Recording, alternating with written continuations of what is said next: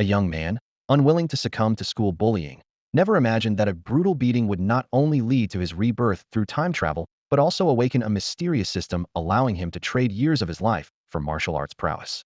In the blood-red dusk, Chen Yuan awoke in excruciating pain in a shadowy corner.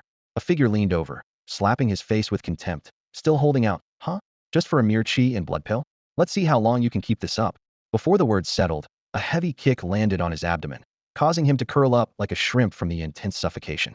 Simultaneously, countless fragments of memory exploded in his mind. This was the Interstellar era, where martial arts flourished, and he was a victim of school bullying.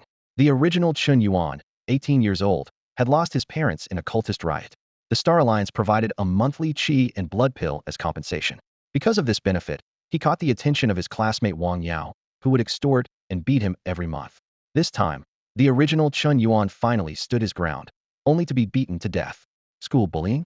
Hell no, I'm not putting up with this. Chen Yuan gritted his teeth and stood up, determined to take a piece of his opponent with him even if he couldn't win. At that moment, a string of light blue text flashed across his vision. Name: Chen Yuan. Martial level: Blood Exchange Stage 1. Lifespan: 35 years. Martial arts: Basic 8 Extremes Thunderblade. Lifespan consumption: Unlimited martial arts deduction. Martial resource consumption: Extend lifespan. In what seemed like a hopeless situation, Chen Yuan's eyes gleamed with determination.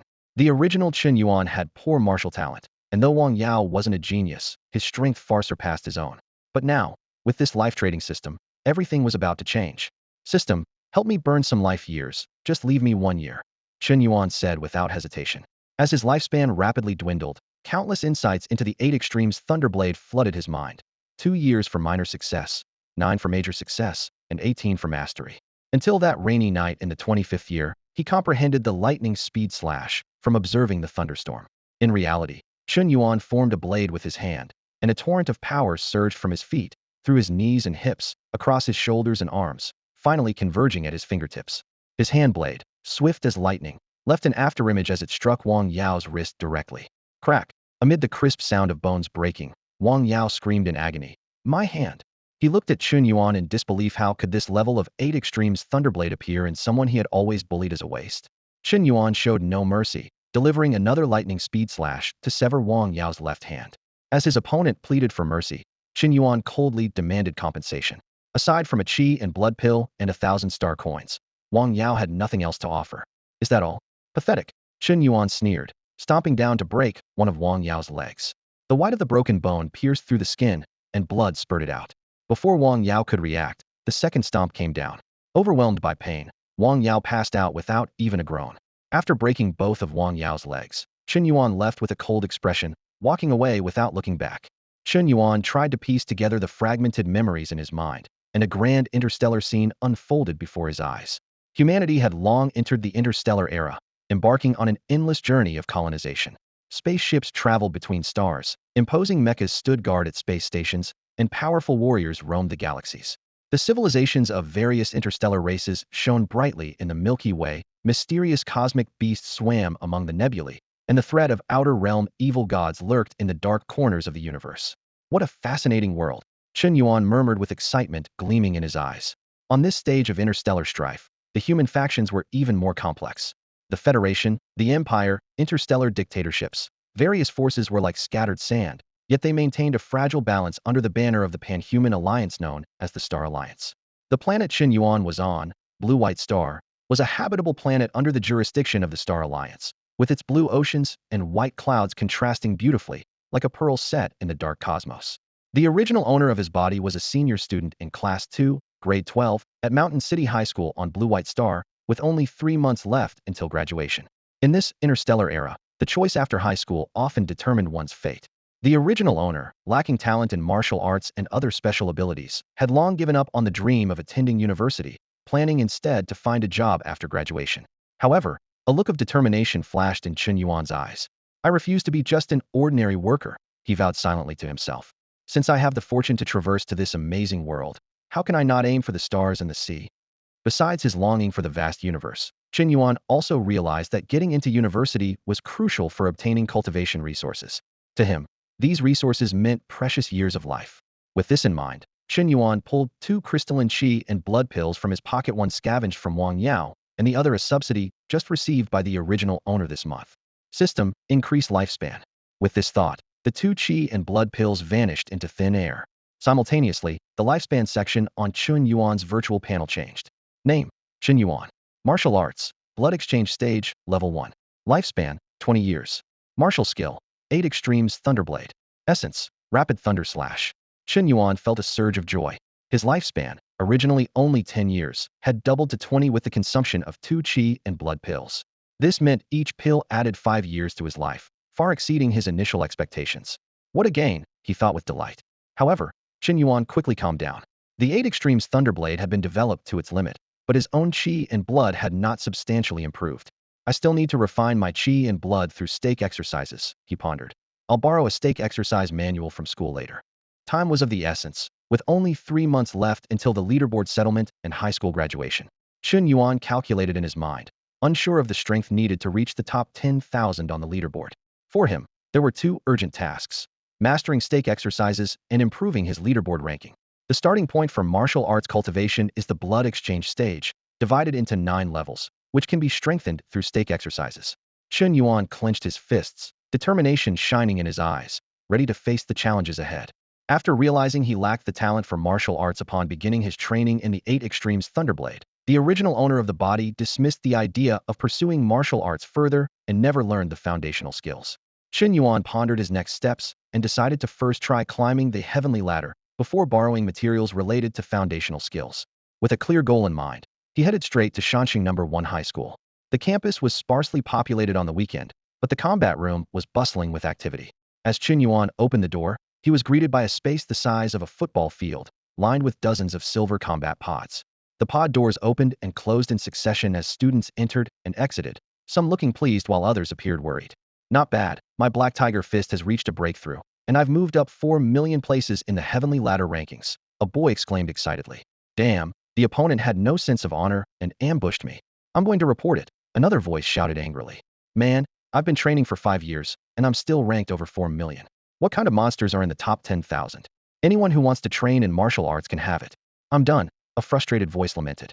Chen Yuan quietly chose a combat pod placed in the corner, took out his student ID, and inserted it into the interface. After a successful scan, he slowly lay inside. Anonymous real name login. Without hesitation, Chen Yuan chose to log in with his real name. Anonymous login wouldn't count towards the heavenly ladder rankings, and his goal was to accurately assess his current level of strength. As the pod door slowly closed, Chen Yuan's consciousness began to blur. It felt like an instant, yet as if ages had passed, before he suddenly awoke. During this brief experience, Chen Yuan learned that the heavenly ladder is a crucial part of the Star Union's educational system and a key method for identifying martial arts talents. On the blue and white star, with nearly 10 billion inhabitants, virtual combat technology has become the real-world platform for countless martial arts talents, aptly named the heavenly ladder, symbolizing the path to the pinnacle. The importance of the heavenly ladder cannot be overstated. Under the Star Union's governance, only those ranked in the top 10,000 on the heavenly ladder are eligible to compete for university admission. Those who emerge from this nearly ruthless selection process are nothing short of the elite among elites.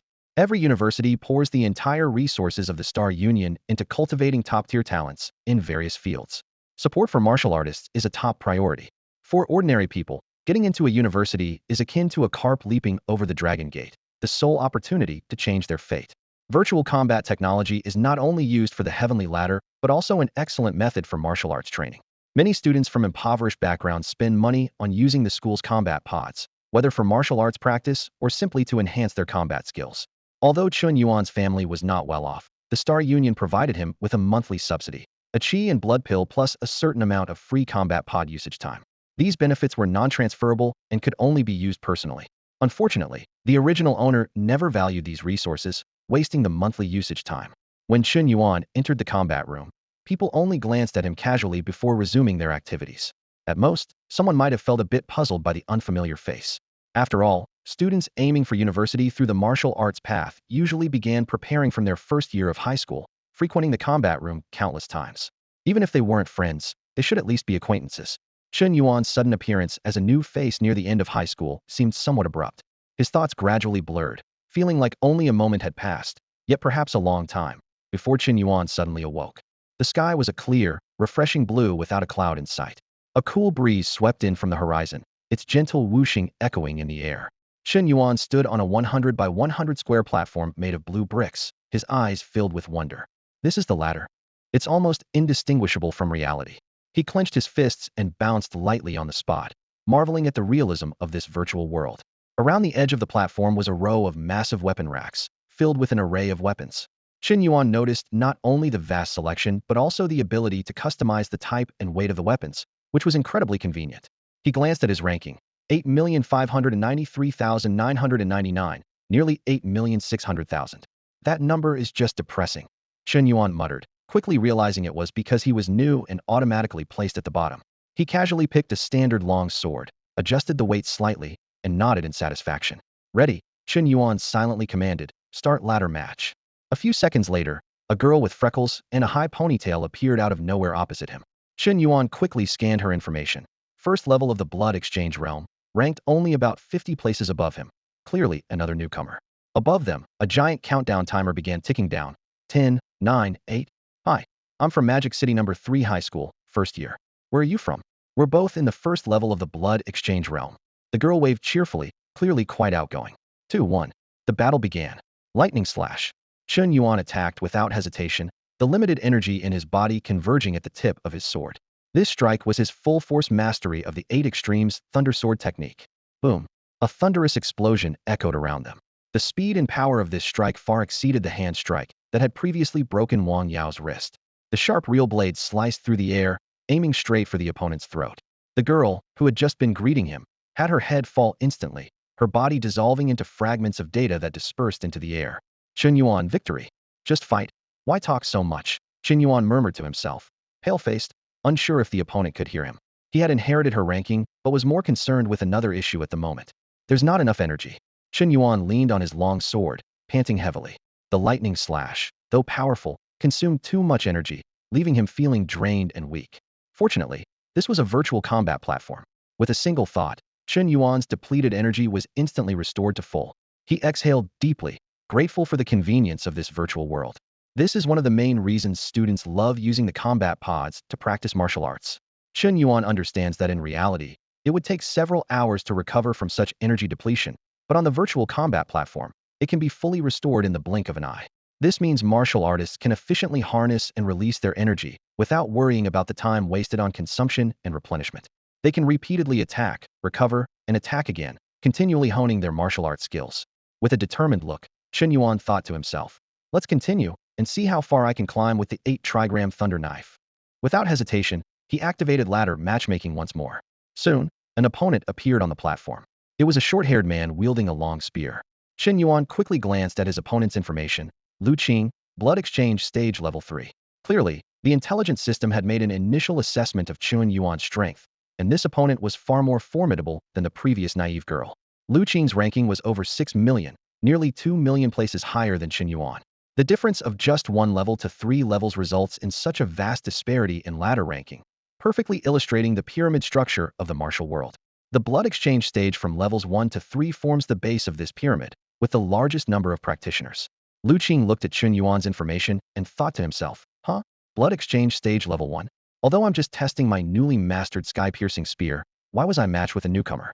But that's fine, kid, you're just unlucky, so don't blame me if I pierce you with one shot. Unaware of his opponent's thoughts, Chen Yuan focused intently on the counter above his head, ignoring this self-assured guy. Seeing Chen Yuan's silence, Lu Qing felt disdainful, thinking, playing the expert? How boring. He gripped his spear tightly, readying himself for combat. 3, 2, 1. The battle began. Lightning swift slash. Chen Yuan shouted, his blade flashing like lightning as it sliced toward Lu Qing. Sky-piercing triple. Lu Qing began to perform his technique, but before he could finish, the blade was already upon him. A thunderous explosion echoed wildly in his ears. Lu Qing's spear clattered to the ground as he felt his energy drain away instantly. Looking down, he saw a horrifying gash across his chest, through which he could see his heart beating. Damn it, beep beep, beep beep beep, rotten fish, you deserve a bad end. Lu Qing mustered his last ounce of strength to curse filled with expletives before dissolving into light and disappearing. Chen Yuan was puzzled. What's this talk about rotten fish? What does it mean? He knew about rotten fish in reality, but wasn't sure if it had the same connotation in this world. However, he didn't dwell on it, quickly restored his energy, and continued matchmaking. He wanted to see his limits. Defeating a blood exchange stage level 3 expert with one strike, Chen Yuan couldn't help but feel these 25 years of life were well spent. The lightning swift slash, derived from the 8 trigram thunder knife, emphasized speed. The first encounter often caught even much stronger opponents off guard. Soon, the system matched him with a blood exchange stage level 4 opponent, stronger than Lu Qing. Yet, they were still caught off guard by Chen Yuan's lightning swift slash, losing their head in defeat. This move was truly effective. Chen Yuan's ranking rose by over 1 million, reaching around 530,000. However, the furious, resentful look from his opponent before disappearing left Chen Yuan scratching his head in confusion. It's just a virtual combat platform, not like I really killed you. Just start over. Why take it so seriously? Chen Yuan muttered to himself, but didn't think too much about it, continuing to match opponents. This time, perhaps the intelligence system sensed something was amiss, as the matchmaking took nearly half a minute. The new opponent was a blood exchange stage level 6 martial artist with a long spear, ranked over 3 million. As the countdown ended, Chen Yuan once again used his signature move, lightning swift slash. Boom. Clang. With a thunderous roar and sparks flying, the piercing sound of metal clashing filled the arena. For the first time, Chen Yuan's lightning swift slash failed to succeed. 8 trigram thunder knife? Martial arts essence. The spearman's hands went numb, nearly losing grip of his weapon, his face showing shock. He hastily checked Chen Yuan's level information, his eyes widening with anger. Blood exchange stage level 1. I hate you people. Beep beep beep beep.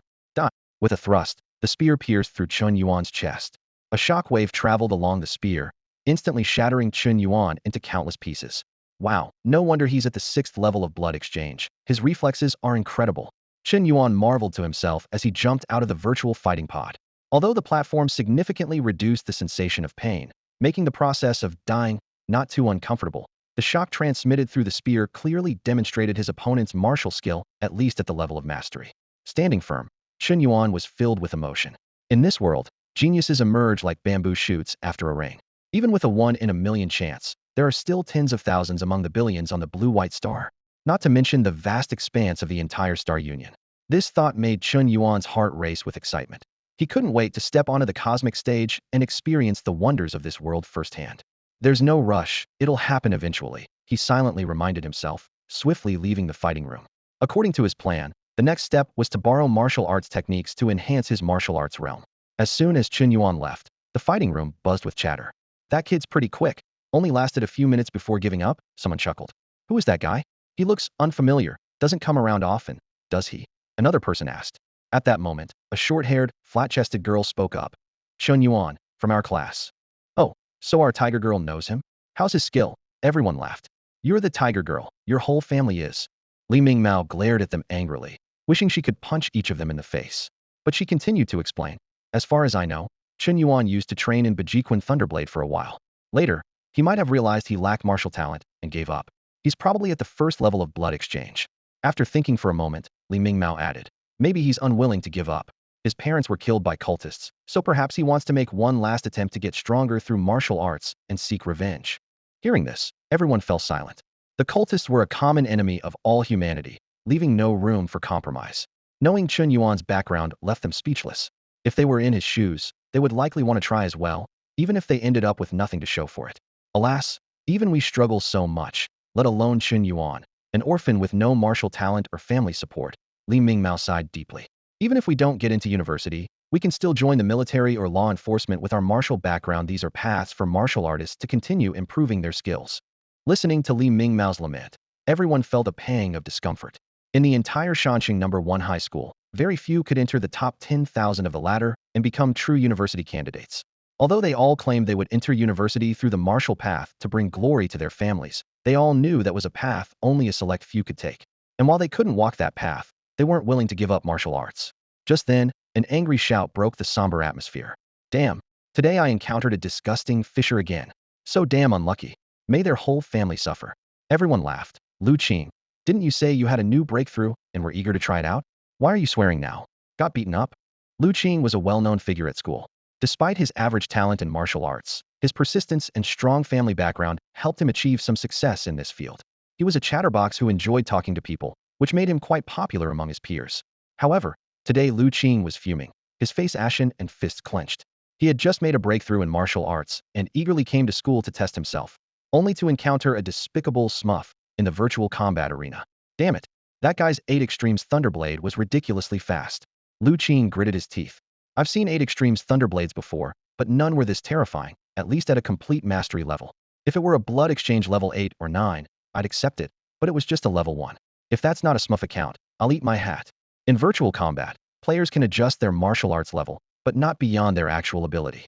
This led many level 8 or 9 experts to secretly create new accounts, appearing at the bottom of the ladder with a level 1 or 2 blood exchange martial arts level, while showcasing masterful skills, at least at a complete level, to easily defeat opponents.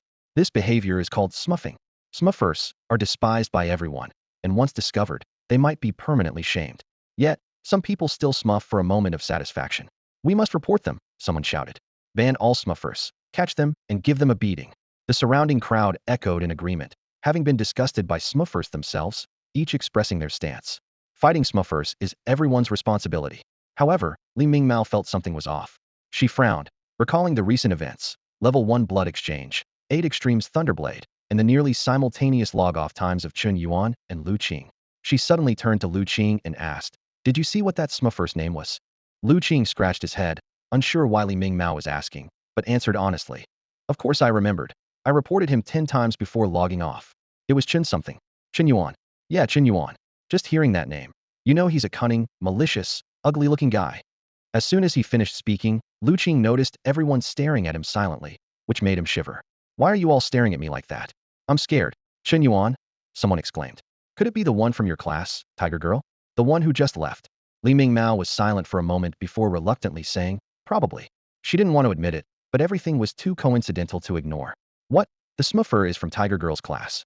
Lu Qing was stunned. Lie Ming didn't correct Lu Qing for calling her Tiger Girl. Instead, she explained, "He might not be smuffing, as it was probably his first time using the combat pod. You just had bad luck running into Chen Yuan. From what you said, his 8 Extremes Thunderblade was perfected, hidden well. No one noticed." Lu Qing was bewildered, unable to believe his luck. "What level is this Chen Yuan? He can't really be a level 1 blood exchange, right? Why would he set it to level 1? It doesn't help with ladder rankings." "Who knows?" Lie Ming chuckled wryly. "Maybe, like you, he just wanted to test his skills? Geniuses always think differently." Inside, Lie Ming felt a mix of emotions. Just moments ago, she pitted Chen Yuan for his lack of martial arts talent and the loss of his parents. Now, she felt like a fool. She was convinced that Chen Yuan was a deeply hidden martial arts prodigy, revealing himself as the ladder ranking season approached. Such things have happened before in the history of the Star Alliance. After all, geniuses are always peculiar. In the martial arts library of Shansheng No. 1 High School, the air was filled with the scent of old books. Chen Yuan stood at the counter, looking intently at the librarian, and got straight to the point. "I need a method to practice stake techniques." The librarian looked up and took the student ID Chen Yuan handed over. A slight frown crossed his face, a hint of surprise in his eyes, but he quickly regained his professional composure. He efficiently registered the information in the system, his fingers flying over the keyboard. Moments later, the librarian retrieved a sleek tablet from a drawer and handed it to Chen Yuan. "These stake techniques have different focuses. Pick one you'd like to learn," he said in a steady, somewhat businesslike tone. "Basic martial arts are free. You can take them all if you want." The librarian paused, a hint of concern in his eyes. "But I must remind you, the purpose of stake techniques is to temper your energy and blood, and one is enough. Biting off more than you can chew won't help." His gaze flicked over Chen Yuan's student ID. "You're already in your senior year. I recommend a technique that focuses on the speed of energy and blood refinement, since you don't have time to waste." Chen Yuan suddenly understood the reason for the librarian's earlier surprise. A Sunta graduate student borrowing basic stake techniques did seem a bit out of place. He nodded politely. "Thank you for the reminder." He took the tablet and began to browse. The tablet displayed information on various stake techniques. Earthquake stake, cloud and rain stake. Earth dragon stake. Chen Yuan's fingers slid across the screen, quickly scanning the characteristics of each technique. Although they all aimed at the same goal, each had its unique aspects. Some focused on enhancing the quality of energy and blood, while others emphasized accelerating the training process. Eventually, Chen Yuan's attention settled on a technique called Great Dragon Stake. This method could continuously refine and purify one's energy and blood, but it required a long time to practice. Chen Yuan thought to himself, "Time? I have plenty of time. If 1 year isn't enough, then 10 years. 100 years. I refuse to believe I can't master it." "Are you sure? Choosing the Great Dragon Stake?"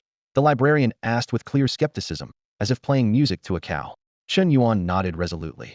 "That's the one. Transfer it to me." The librarian said no more and efficiently transferred the Great Dragon Stake's training method to Chen Yuan's personal terminal. He concluded with, "Train well. I hope to see your name in the top 10,000 on the ladder." "I appreciate your words," Chen Yuan replied politely, though uncertain if it was a genuine blessing or a subtle jibe.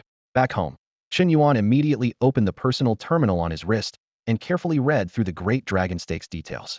He discovered that this technique, like the 8 Extremes Thunderblade he was familiar with, was divided into 4 stages: entry, minor accomplishment, major accomplishment, and perfection.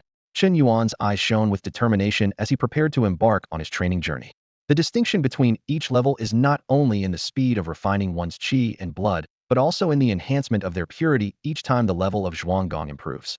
When the Delong Zhuang is perfected, the purity of qi and blood reaches an extremely high level, making the effectiveness of 1 unit of qi and blood comparable to 2 units in other Zhuanggong practices. Chen Yuan took a deep breath, his gaze falling on his personal panel. Name: Chen Yuan. Martial path: first level of blood exchange stage. Lifespan: 20 years. Martial arts: Ba Ji Thunderblade secret technique rapid thunder slash. With only 20 years of life left, Chen Yuan was uncertain if he could perfect the Delong Zhuang. Lifespan is affected by multiple factors: the difficulty of the martial art, personal compatibility, and even inspiration from the unknown. "Let's do this, Brother Tong. Target Delong Zhuang. Start burning life." Chen Yuan encouraged himself internally. Commence deduction. In the first year, Chen Yuan progressed smoothly, easily reaching the beginner's level of Delong Zhuang. His martial stage advanced to the second level of blood exchange stage, leading him to marvel. Zhuanggong is pretty simple, huh? During the second and third years, Chen Yuan persistently practiced Delong Zhuang daily, but found his progress slowed, gradually realizing things were not as simple as they seemed. By the 5th year, perseverance paid off, and Delong Zhuang finally reached a minor level of mastery.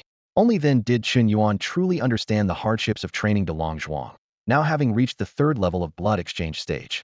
From the 6th to the 13th year, Chen Yuan practiced diligently, achieving the 5th level of blood exchange stage. He felt he was just a step away from a major breakthrough, but couldn't quite make it. This prolonged process helped him understand that he lacked exceptional talent in martial arts. In the 15th year, Chen Yuan finally broke through to the 6th level of blood exchange stage, achieving major mastery of Delong Zhuang. However, he realized that his remaining lifespan was insufficient to complete Delong Zhuang to perfection, forcing him to abandon the pursuit. At the moment Delong Zhuang's deduction was complete, Chen Yuan felt a dramatic change in his qi and blood. What was once a gentle stream had become a rushing river. As his qi and blood surged, his physique also underwent subtle but noticeable changes. He grew slightly taller and more robust, though the changes were small, they were swift and tangible. Is this the power of the 6th level of blood exchange stage? Chen Yuan marveled silently. The quality and quantity of my qi and blood can now crush the previous me tenfold. The effects of Delong Zhuang extended beyond this. As a top-tier foundational martial art, it also strengthened the stability of his lower body. Standing firm, Chen Yuan felt a surge of grounding power. He clearly sensed the flow of force, starting from his feet, passing through his legs, dominating at his waist, forming a complete chain of power. This intangible concept of force had never been so clear in his perception.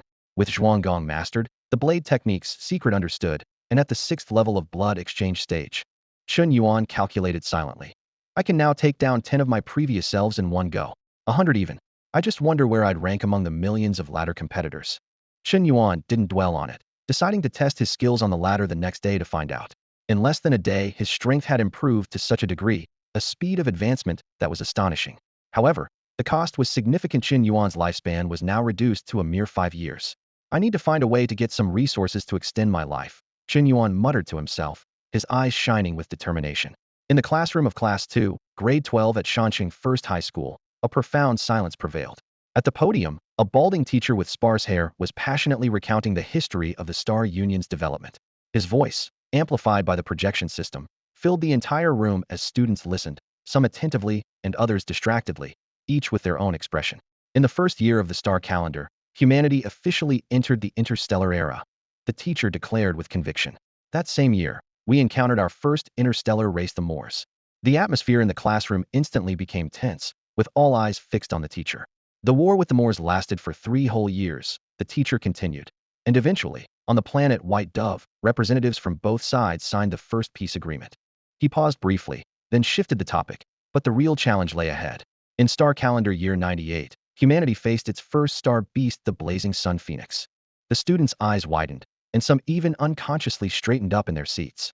This colossal creature fed on stars. The teacher's tone grew somber. and our proud expedition fleets suffered a massive defeat before it. At that moment, humanity realized that the might of individual creatures could rival and even crush our fleets. The teacher went on to discuss the status of martial artists in this era. Although martial artists also needed to attend cultural classes, the academic requirements were not stringent. Historically, the Star Union had never heard of a martial artist failing to get into university due to poor cultural scores. However, the teacher emphasized, the martial path is not the only way. Some people display extraordinary talents in other areas, gaining university admission through exceptional means. Otherwise, how would we research and develop our mecha and virtual combat technologies? The bell signaling the end of the class rang, and students began to pack up. Chen Yuan was busy organizing his backpack when he suddenly heard a clear female voice. Chen Yuan, would you like to go to the combat room together? He looked up to see a short-haired girl smiling at him. Chen Yuan noticed that the other classmates were casting subtle glances in their direction. Who are you? Chen Yuan asked, puzzled.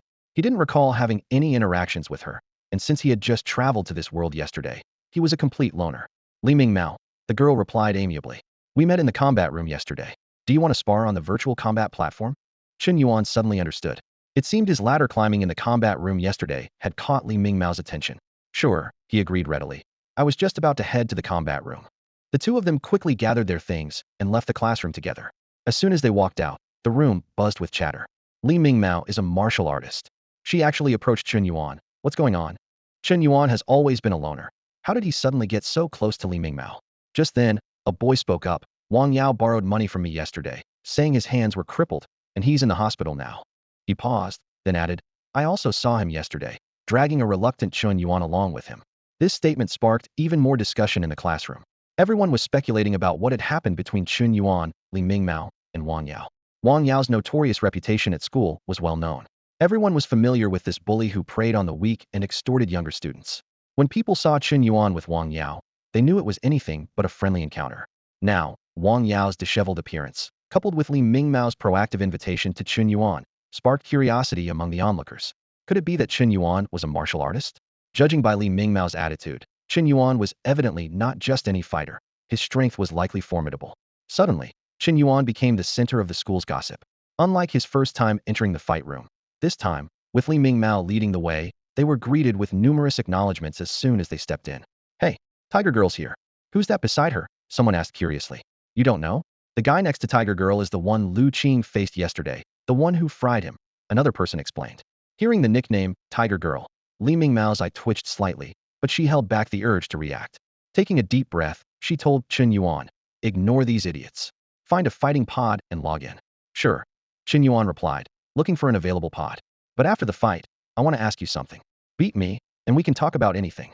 Lie Ming said as she climbed into a fighting pod, inserted her student ID, and closed her eyes. Chen Yuan also entered a pod, his thoughts briefly scattered before he logged into the virtual fighting platform under his real name.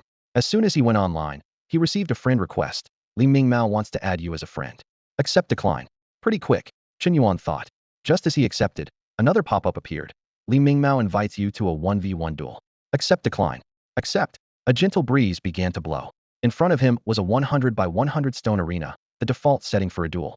If preferred, the settings could be customized, including the size, environment, and even simulating a zero-gravity vacuum.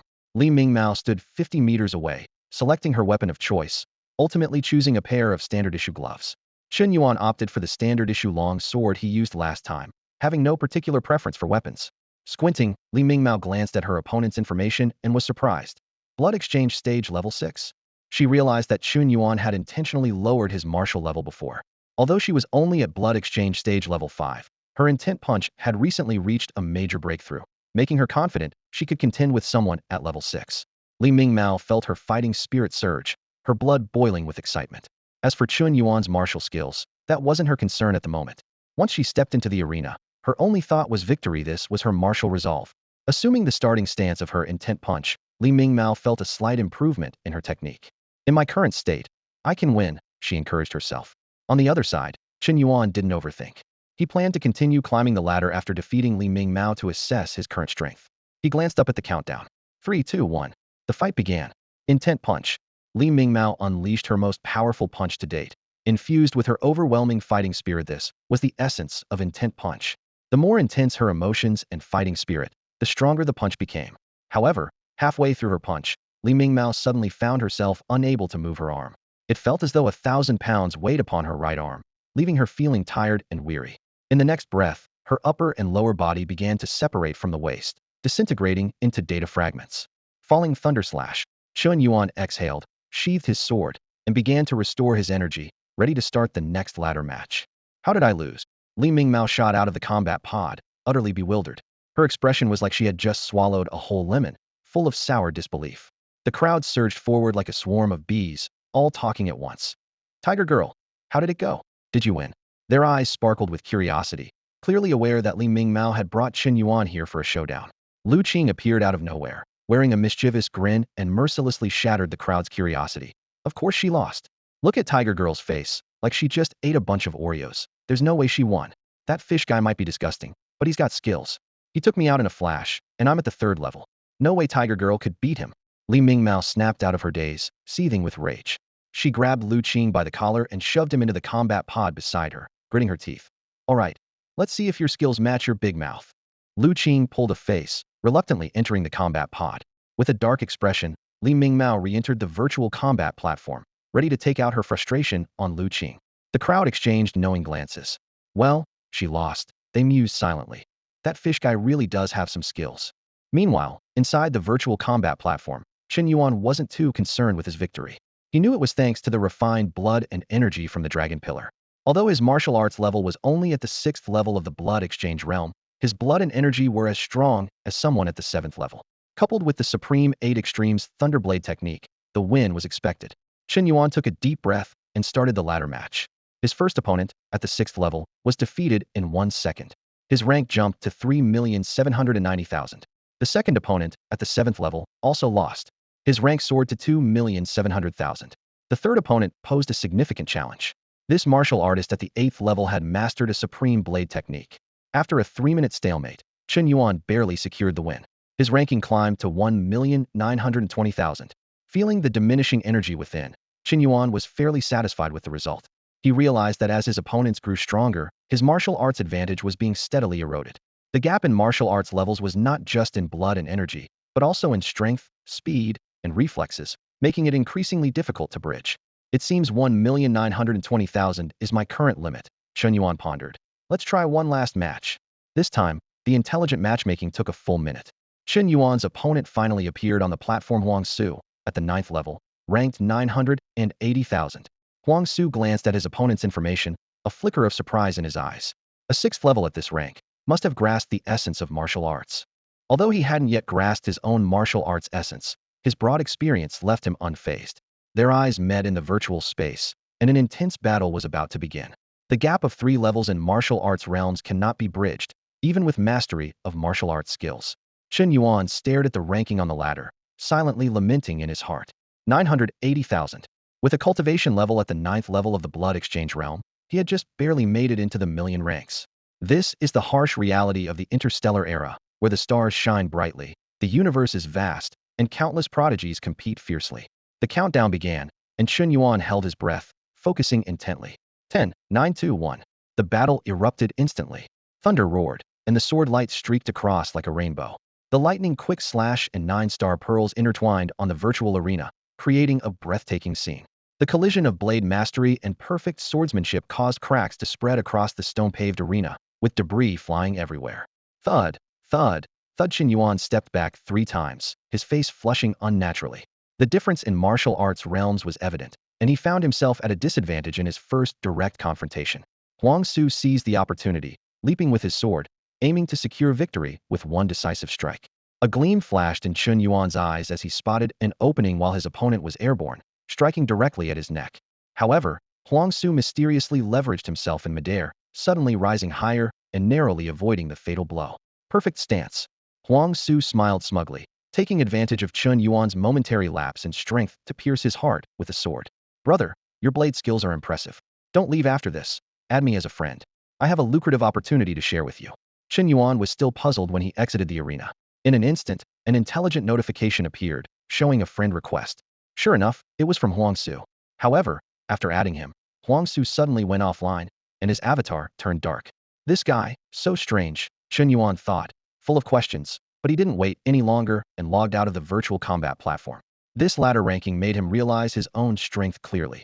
Although he was at the 6th level of the blood exchange realm, his combat power was around the 8th level, yet his chances of winning against a 9th level expert were less than 10%. Chen Yuan calculated silently that he must find a way to acquire more cultivation resources.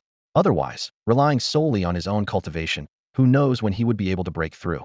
As for the so-called pay-to-win strategy, to him, it was no different from being born with innate martial talent or with a silver spoon. They were just different forms of cheating. Recalling Huang Su's mention of a lucrative job, Chen Yuan couldn't help but feel a bit hopeful. If not for this, he wouldn't have easily added a stranger as a friend. After all, Huang Su was just an opponent he met online, unlike Lie Ming, whom he knew in real life. Upon exiting the combat pod, Chen Yuan found himself surrounded by a group of people. Hey, the fish bomber finally logged out. A voice that was both annoying and somewhat familiar sounded. Fish bomber, you really beat me up badly yesterday. What do you mean by fish bomber? Chen Yuan was puzzled. Although he understood the term fish bombing, he wasn't sure if it meant the same thing as his understanding. After all, the differences between two worlds are inevitable. He looked towards Lie Ming, hoping for an explanation. Lie Ming sighed, pulled aside the shouting Lu Qing from both sides, and began to explain the meaning of fish bombing to Chen Yuan. Chen Yuan finally understood the meaning of the term smuffing. It refers to experienced players creating new accounts to easily defeat beginners. Although Chen Yuan knew he was not guilty of this, he cleverly avoided further questioning by claiming unfamiliarity with the virtual fighting platform. This allowed him to sidestep unnecessary trouble and save himself from having to explain further. His response had the desired effect. People stopped pressing the issue, and even Lu Qing just chuckled awkwardly without pursuing the topic. In this martial arts circle, where strength is the ultimate form of expression, Chen Yuan's defeat of Lie Ming was a testament to his prowess, placing him among the top ranks present. Naturally, no one wanted to provoke him. Lu Qing leaned in closer to Chen Yuan and asked earnestly, Chen Yuan, how do you train to be so strong? What brand of nutritional supplements do you use? Could you share some tips? I'd love to try them. Another person chimed in. What about training centers? I heard your 8 Extremes Thunderblade is impressive. Have you had private lessons? Chen Yuan's remarkable abilities had drawn everyone's attention. Unlike those who need to actively seek topics to fit in, a strong individual only needs to show willingness to join, and they are quickly accepted. At this moment, many were gathered around Chen Yuan, eager to learn his training secrets. Facing their questions, Chen Yuan replied truthfully, nutritional supplements? I can't afford them, so I haven't used any. As for training centers, I wanted to enroll but couldn't afford it either. As soon as he finished speaking, silence fell over the group. They recalled that Lie Ming had mentioned Chen Yuan was an orphan, having lost his parents to cultists, achieving such feats without supplements or formal training. The thought struck everyone. Is this what a genius looks like? If someone like Chen Yuan isn't considered a genius, then what does that make those who consume supplements like water and have regular guidance from trainers? Trash? Incompetent? Sensing the awkwardness, Lie Ming quickly shifted the conversation. Chen Yuan, didn't you say you had something to ask me? Go ahead now. Chen Yuan seized the opportunity and asked, I want to know if there's a quick way for a blood exchange stage martial artist to make money. I've realized that without resources, my training progress is too slow. His words were like a splash of cold water on the group. Lacking resources? Training too slow? If that's slow, what does that make them? Turtles? Although Chen Yuan didn't mean to, his words dealt a heavy psychological blow to them. In truth, Chen Yuan was indeed troubled. Without enough resources to continuously push himself, he could only rely on slow self-training, which made him anxious. Since the original owner of his body knew little about the martial arts world, Chen Yuan had to rely on people like Lie Ming to gather information. After a moment of thought, Lie Ming replied, honestly, there aren't many options for blood exchange stage martial artists. Lu Qing agreed. Typically, working as a guard for merchant ships pays well. With the rise of interstellar pirates, many space traders need to hire strong martial artists. My family's company, though not large, has hired quite a few martial artists for a long time. Standing in the sparring room, Chen Yuan felt a chill in his heart. Working as a merchant ship guard was indeed a good job, but unfortunately, with his current strength in the blood exchange realm, he was far from qualified. Unwilling to give up, he asked, how about being a private tutor? Like teaching some kids martial arts, teaching them how to use a blade. Lie Ming immediately refuted, a tutor? Why not go to a martial arts school? They're more professional. Plus, you don't have the connections for that. You don't know who needs a tutor, and they don't know you're available. No one's going to look for you. Lu Qing chimed in with his own analysis. Honestly, we're not really short on money, and we don't know much about this. Huang Su from Second High is the real expert in this area. Hearing the name Huang Su, Chen Yuan found it familiar, but thought it was too much of a coincidence. Lie Ming sighed. Huang Su seems easygoing, but he has high standards. Without some real skills, he won't pay attention to you. If he wasn't so focused on making money, with his talent, he would have reached the enlightenment realm by now. maybe even ranked in the top 100,000. Chen Yuan asked quietly. Is the Huangsu you're talking about ranked 980,000 on the ladder? Before Li Mingmao and Lu Qing could answer, the door to the sparring room was suddenly kicked open. A man with sharp eyebrows and a stern expression, carrying a long sword on his back, strode in. He scanned the room, and his gaze landed on Chen Yuan, his lips curling into a slight smile. I knew you'd still be in the first high sparring room, Huang Su said cheerfully, addressing Chen Yuan. Chen Yuan asked uncertainly, Huang Su. Everyone was stunned, not expecting Huang Su to come personally. Although he loved money, he wasn't someone who mingled with just anyone. Huang Su grinned, his cold swordsman demeanor instantly vanishing. Yes, it's me, Huang Su. After adding you as a friend, I saw your information showed you were at Shanqing First High, so I came directly to find you. Glad I wasn't too late, you're still here. Chen Yuan cautiously inquired. So, what's this money-making job you mentioned? Huang Su got straight to the point. You've grasped the essence of the 8 Extreme Thunderblade, right? Coincidentally, I know a boss whose son practices the 8 Extreme Thunderblade and is looking for a teacher for his younger son. Interested? Just lend a hand, and I'll owe you a favor. Li Mingmao and Lu Qing were skeptical, wondering if they heard correctly. Lu Qing suddenly realized. Wait, Chen Yuan, the strike you used on me before, was that the essence of the 8 Extreme Thunderblade? That swift strike still haunted him. Li Mingmao finally understood why. Despite being just one realm apart, he was defeated in a single blow by Chen Yuan. They looked at Chen Yuan in shock, waiting for his response. Oh, you all didn't know? Huang Su chuckled, a hint of surprise flashing in his eyes. He glanced around and saw the confusion and curiosity written on everyone's faces. Is mastering the essence of blade techniques really that rare? Chen Yuan frowned, his gaze sweeping over Li Mingmao and the others. Their reactions seemed a bit exaggerated to him. In his understanding, martial artists at the 8th or 9th level of the blood exchange stage typically had mastery of 1 or 2 martial art skills. With some dedication, grasping the essence shouldn't be too difficult. After all, it took him only 8 years to perfect the 8 Extremes Thunderblade, and another 7 years to reach the essence. Logically, mastering the essence should be quite common among experts at this stage. Li Mingmao tried to explain eagerly, but his words came out jumbled, and he could only gesticulate wildly. It's not about rarity, it's more like, how should I put it? His expression was troubled, as if he were struggling to find the right words. Huang Su couldn't bear to watch any longer and cleared his throat, taking over the explanation. Grasping the essence isn't particularly hard, he said slowly, with a touch of expertise in his tone. The key lies in cost-effectiveness. What do you mean? Chen Yuan raised an eyebrow, intrigued. He crossed his arms, ready to listen intently. Huang Su took a deep breath and began to explain in detail. Generally, once you've perfected basic martial arts skills, be it fist techniques, swordplay, blade techniques, or even stance training, your martial arts stage is close to breaking through to the enlightenment stage. At this point, martial artists face 2 choices. He held up one finger. One is to continue spending time refining basic skills to grasp their essence. He raised a second finger. The other is to fully prepare for breaking through to the enlightenment stage. He looked around the group to ensure everyone was paying attention, then continued. Almost all martial artists choose the latter. Entering the enlightenment stage not only significantly boosts combat power, but also allows you to learn advanced martial arts, which is far more worthwhile than spending time on basic skills. Huang Su's tone carried a hint of emotion. So, it's rare to see someone at the blood exchange stage mastering the essence of basic skills because there's no need for it. Like my mastery of swordplay and stance training, it's sufficient at this stage. Chen Yuan nodded thoughtfully, understanding dawning in his eyes. Got it. He then asked eagerly, what about the reward? Preferably paid directly in cultivation resources.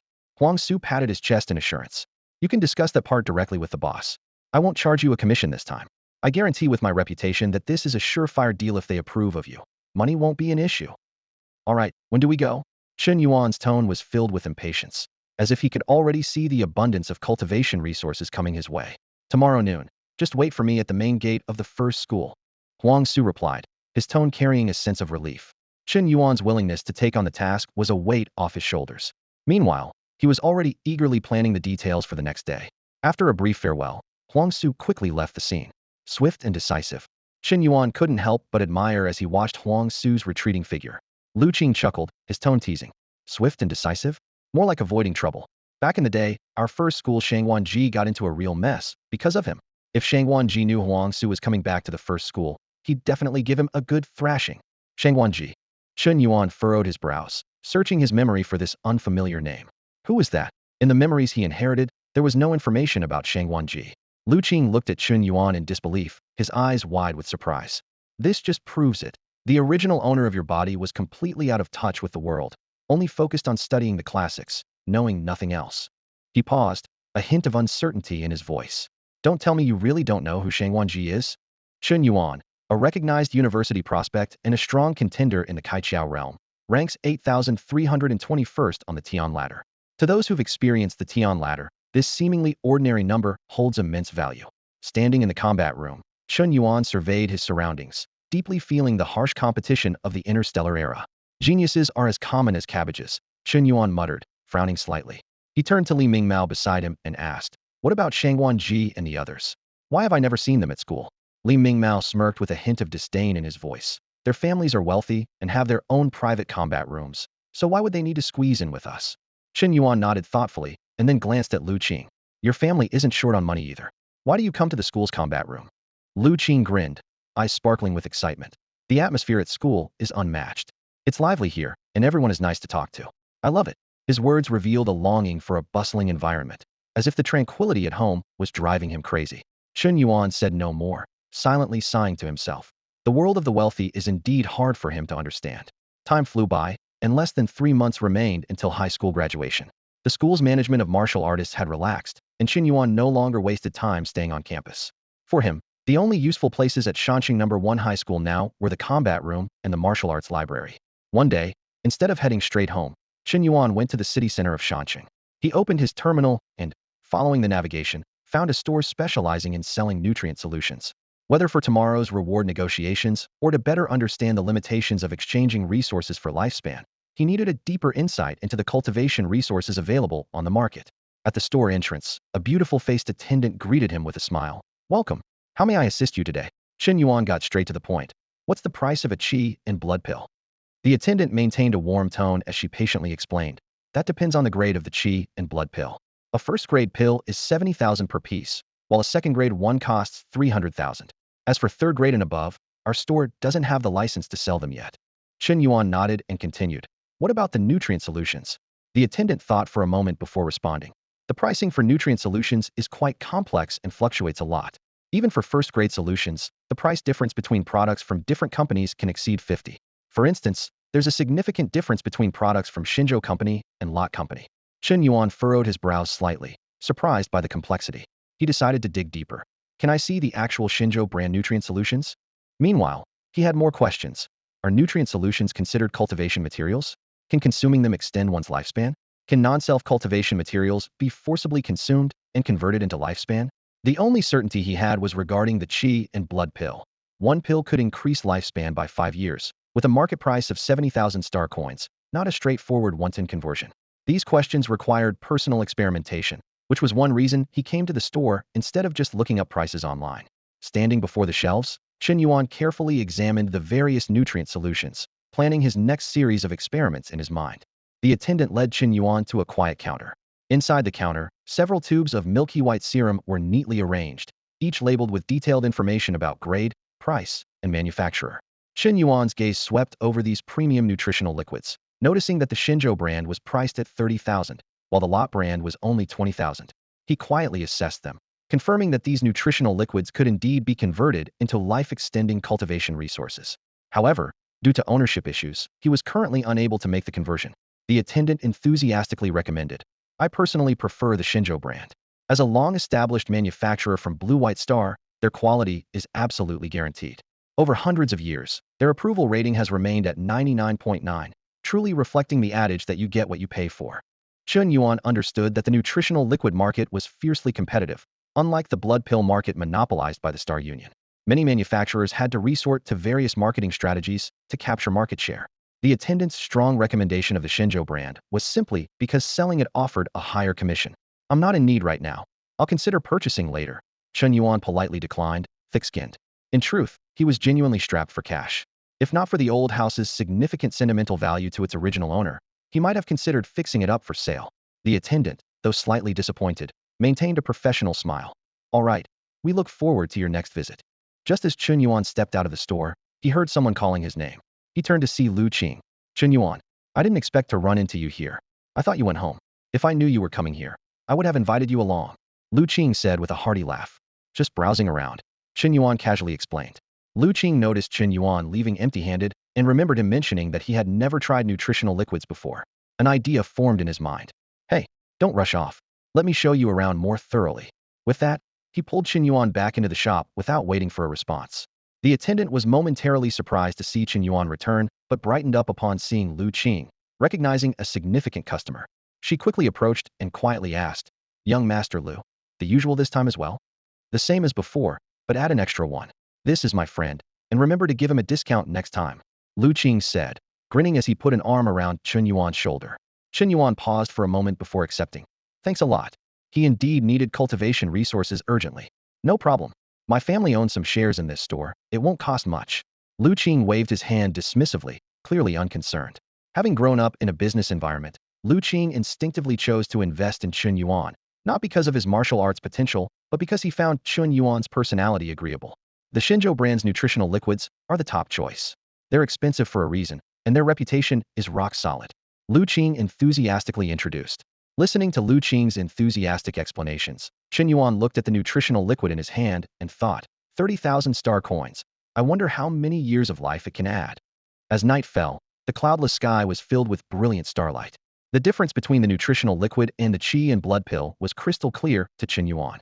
He shook the bottle of grade 1 nutritional liquid in his hand, observing the thick, pale purple liquid that resembled a concentrated broth. Suddenly, the liquid vanished into thin air, leaving only an empty bottle. Chen Yuan immediately checked his personal status. Name: Chen Yuan. Martial arts, blood exchange stage, level 6. Lifespan: 7 years. Martial skills: 8 extremes thunderblade, secret technique, lightning quick slash. Great dragon stance, mastery. His lifespan had increased by 2 years. Chen Yuan quickly calculated in his mind, 30,000 star coins for 2 extra years, whereas the 70,000 star coin qi and blood pill could add 5 years. He concluded that the qi and blood pill was slightly better, offering an additional 121 of lifespan. Regarding the brand of nutritional liquid, Chen Yuan sensed a difference. Although Shenzhou nutritional liquid was 50 more expensive than Lauder, its effects were almost doubled. Using Lauder nutritional liquid might only extend his lifespan by 1 year. In short, the cost-effectiveness ranking was qi and blood pill Shenzhou nutritional liquid Lauder nutritional liquid. System: Life Force. Great Dragon Stance. Chen Yuan commanded, but he had a premonition that 7 years of lifespan was far from sufficient. Reluctantly, he decided to wait until the next day, planning to advance some of his rewards to ensure he had enough lifespan to perfect the Great Dragon Stance, and perhaps even have some to spare.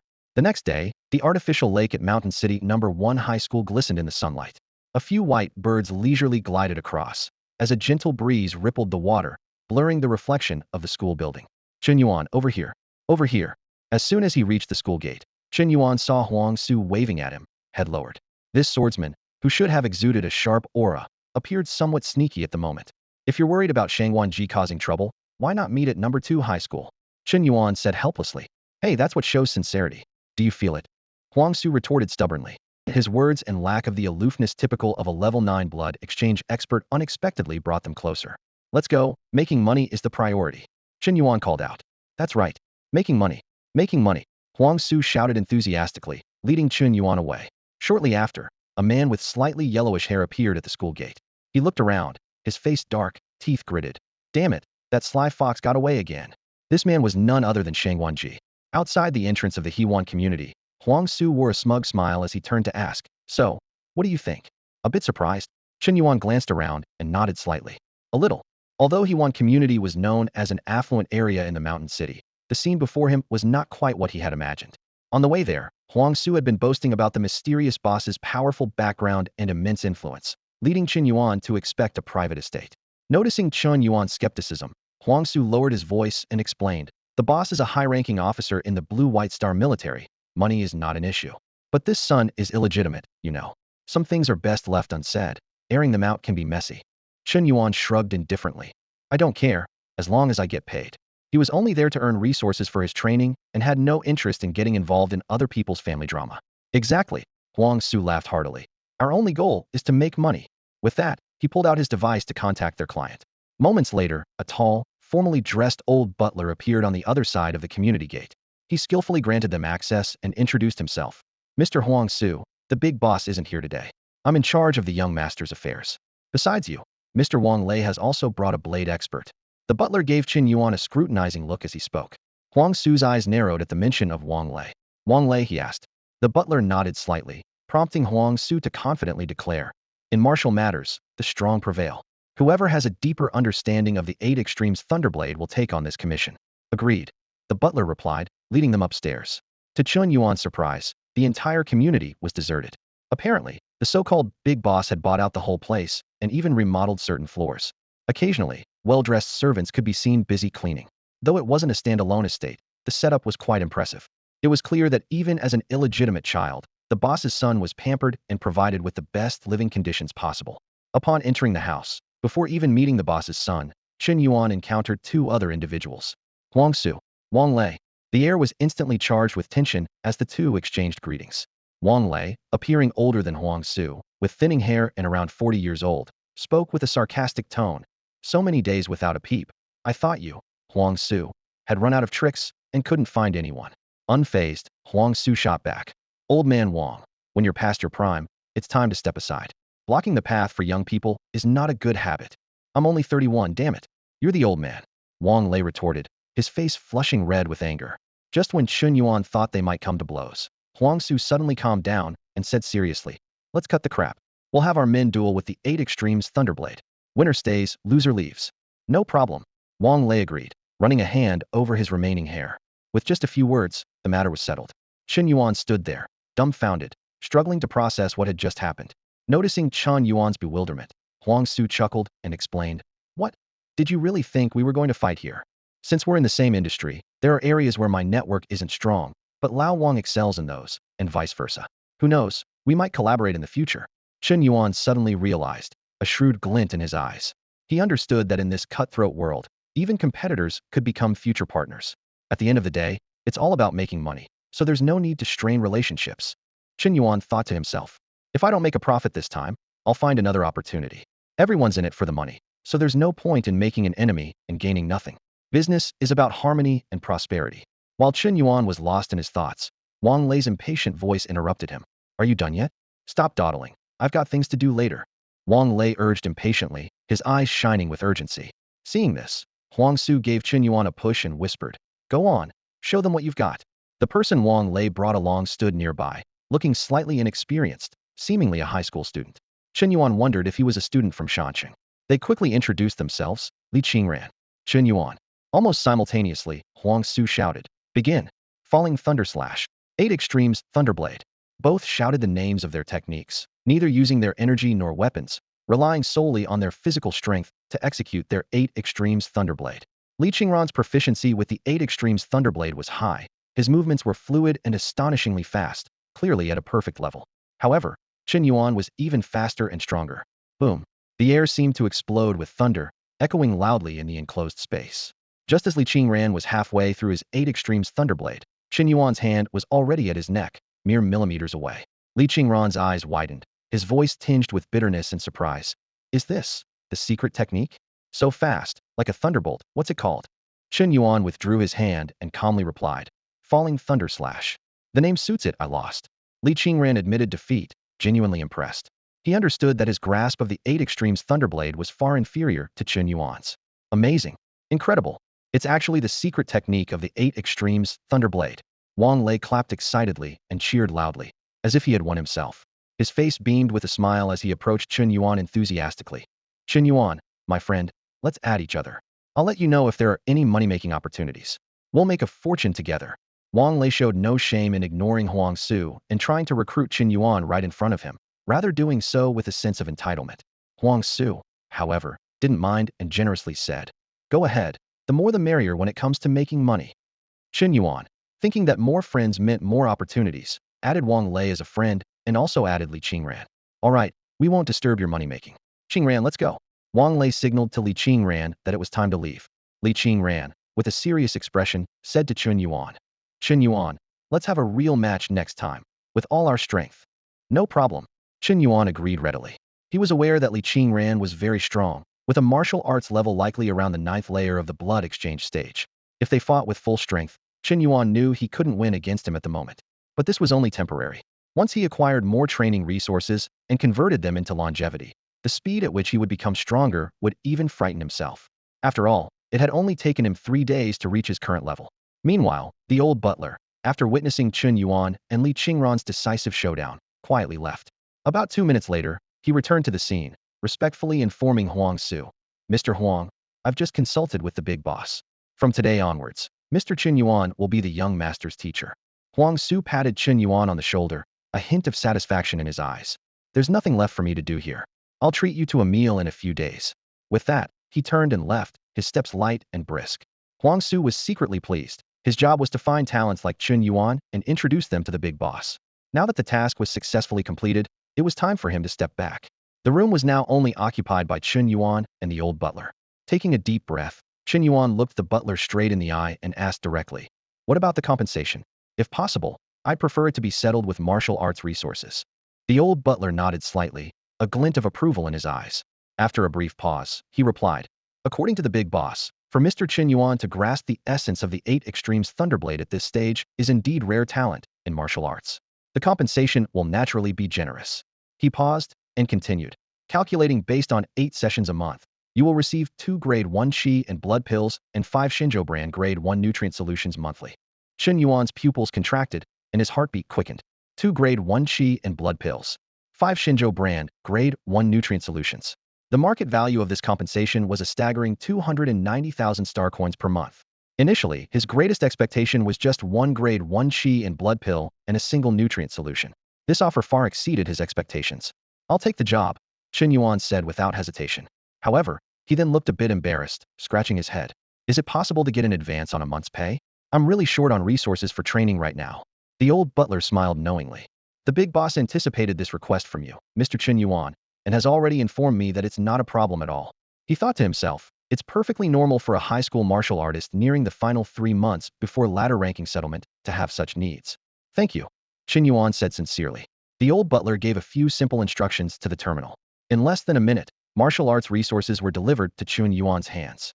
He carefully placed the 2 grade 1 Qi and blood pills and the 5 Shinjo brand grade 1 nutrient solutions into the inner pocket of his clothing, feeling a sense of joy. 20 years of life expectancy secured. With the compensation now in hand, Chen Yuan knew it was time to start working. He said seriously, "Take me to see the young master. I'll start teaching him the 8 Extremes Thunderblade now." "This way, please." The old butler led Chen Yuan to the floor where the young master was.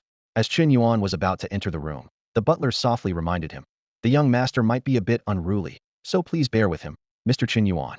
With that, he gently closed the door. As Chen Yuan stepped into the room, he saw a short-haired boy lounging on the sofa. The boy lazily lifted his head, his voice tinged with obvious impatience. "Are you the teacher my cheap dad found for me? We don't interfere with each other. You don't need to bother with me. Just stay until the class is over, and you'll get your money." Information about the boy flashed through Chen Yuan's mind. The big boss's son, named Yang Rui, a middle school student in the 2nd year, with a reclusive and unwelcoming personality. He wasn't angered by the boy's attitude but responded calmly, "I've been entrusted with a task, and I've accepted the payment, so I must teach you well. Otherwise, I won't feel right about taking it." Yang Rui suddenly lifted his head, a hint of defiance in his eyes. "You think you can force me to learn?" Chen Yuan didn't answer directly, but instead mused aloud. "Let me guess why you're so resistant to me teaching you the blade technique. Is it because you're an illegitimate child?" This statement seemed to light a fuse. Yang Rui, like an enraged cat, leaped up from the sofa, glaring at Chen Yuan. "You're the illegitimate child? Your whole family is. I only have a mom, no dad." Chen Yuan raised an eyebrow, displaying a puzzled expression. "Not an illegitimate child? No dad? So you're saying your mom passed away? Does that mean you're an orphan now?" His tone was full of curiosity, seemingly unaware of the potential impact of his words. Yang Rui was stunned, his eyes widening in disbelief. Chen Yuan's words hit him like a heavy hammer, striking his heart with force. Anger flared up instantly, and Yang Rui gritted his teeth, swinging his right fist fiercely towards Chen Yuan's face. However, before his attack could land, Chen Yuan swiftly countered with a side kick, knocking Yang Rui to the ground. He fell heavily, grimacing in pain, clutching his abdomen and curling into a ball. Chen Yuan looked down at him, a mocking smile playing on his lips. "Is that all? You can't even put up a decent fight?" Chen Yuan crouched down, pressing further. "So, is your mom dead or not?" This question seemed to ignite the last bit of defiance within Yang Rui. He struggled to his feet and aimed a kick at Chen Yuan's lower body. Unfortunately, Chen Yuan anticipated this move, easily sidestepping and tripping Yang Rui, sending him crashing back to the ground. With a dull thud, Yang Rui didn't get up this time. He lay still, seemingly having given up on resisting. Chen Yuan crouched down, lightly patting Yang Rui's head, his tone teasing. "I mean no harm, just asking if your mom's dead." Yang Rui's body twitched slightly, But he remained prone, gritting his teeth as he retorted, "Your mom's dead. Your dad's dead. You're the orphan." Chen Yuan's expression suddenly turned calm, even slightly bitter. "I am an orphan. That's exactly why I'm asking if your mom's dead. Otherwise, I'd have nothing better to do." Yang Rui turned his head abruptly, looking at Chen Yuan in surprise. "What? You're really an orphan?" Chen Yuan explained calmly. "My parents were killed by cultists, and I have no relatives. I live alone, but at least I have an old house, so I don't have to pay rent." Hearing this, Yang Rui's attitude softened noticeably. He spoke more gently. "My mom's not dead, but they won't let me see her. 3 years ago." "Stop!" Chen Yuan interrupted decisively. "Knowing your mom's alive is enough. That's all I need to know. I don't want to hear about your family drama, and I don't have the patience for it." Yang Rui opened his mouth, but eventually just sighed, feeling a sense of futility. Chen Yuan continued, "Telling me won't help. I rely on your dad for my paycheck. I can't help you. You'll have to rely on yourself. Just like I want to avenge my parents and can only rely on myself to take down the cultists. I've never expected the Star Alliance to stand up for me, understand?" "Easy for you to say," Yang Rui retorted, but the hostility had left his voice. Chen Yuan pulled a long knife from a nearby weapon rack, tossing it in front of Yang Rui with a clang. "Get up and practice your swordsmanship. Your mom's not dead, so who are you trying to impress with this act? I haven't bullied you. Just because I'm a good person doesn't mean you can make things difficult for me. Whoever bullies you, get stronger and fight back."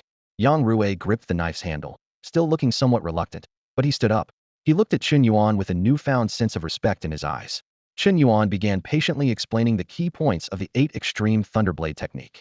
The 8 Extreme Thunderblade is all about speed. So how do you increase speed? The key is in the force. Power comes from the feet, and the legs are crucial. Though Yang Rui maintained a cold exterior, he listened intently. Before long, today's lesson was coming to an end. Chen Yuan gave a final reminder. "Practice on your own. If you have questions, use your personal terminal to ask me. I'll be back in 3 days. If I find you've forgotten everything, watch out for a beating."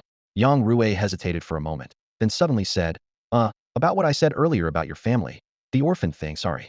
No big deal." Chen Yuan waved it off nonchalantly, turning and leaving with ease.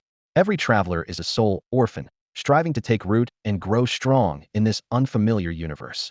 After Chen Yuan left, the atmosphere in the Yang family's old residence subtly changed. The old butler stood outside the study, quietly reporting into his personal terminal. "Master, it seems the young master has changed a bit." He started to actively request lessons on the 8 Extremes Thunder Saber from Mr. Chen Yuan. A steady male voice came through the terminal. That's good." After a brief pause, the voice added, "In some time, I'll meet this Chen Yuan in person to thank him." Just as the words were spoken, Yang Rui appeared out of nowhere, loudly asking, "Uncle Chen, are you talking to my dad?" Before the butler could respond, Yang Rui had already moved closer to the terminal, shouting, "Old Deng, watch out. Once I get stronger, I'll come at you with a saber." The old butler broke into a sweat, hurriedly explaining, "Master, I didn't teach him that." There was a moment of silence on the other end of the terminal before the call was abruptly ended. Meanwhile, Chen Yuan had returned to his own place. Without hesitation, he converted his earnings into 2 qi and blood pills and 5 nutritional liquids. Instantly, he felt a warm current surge through his body, extending his lifespan by 20 years, now totaling 27 years. "Next, I need to perfect the Great Dragon Stance." Chen Yuan took a deep breath and issued a command in his mind. "System, begin life burn." Immediately, memories of martial arts deduction flooded his mind.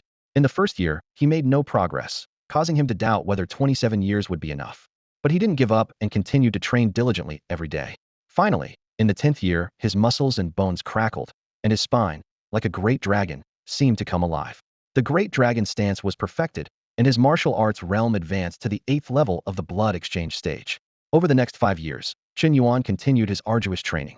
The speed of cultivating the perfected Great Dragon Stance was incredibly fast, with his qi and blood boiling like dragon's breath. In the 15th year, he successfully broke through to the 9th level of the blood exchange stage. However, he was acutely aware that without training methods for the aperture opening stage, further progress would be difficult.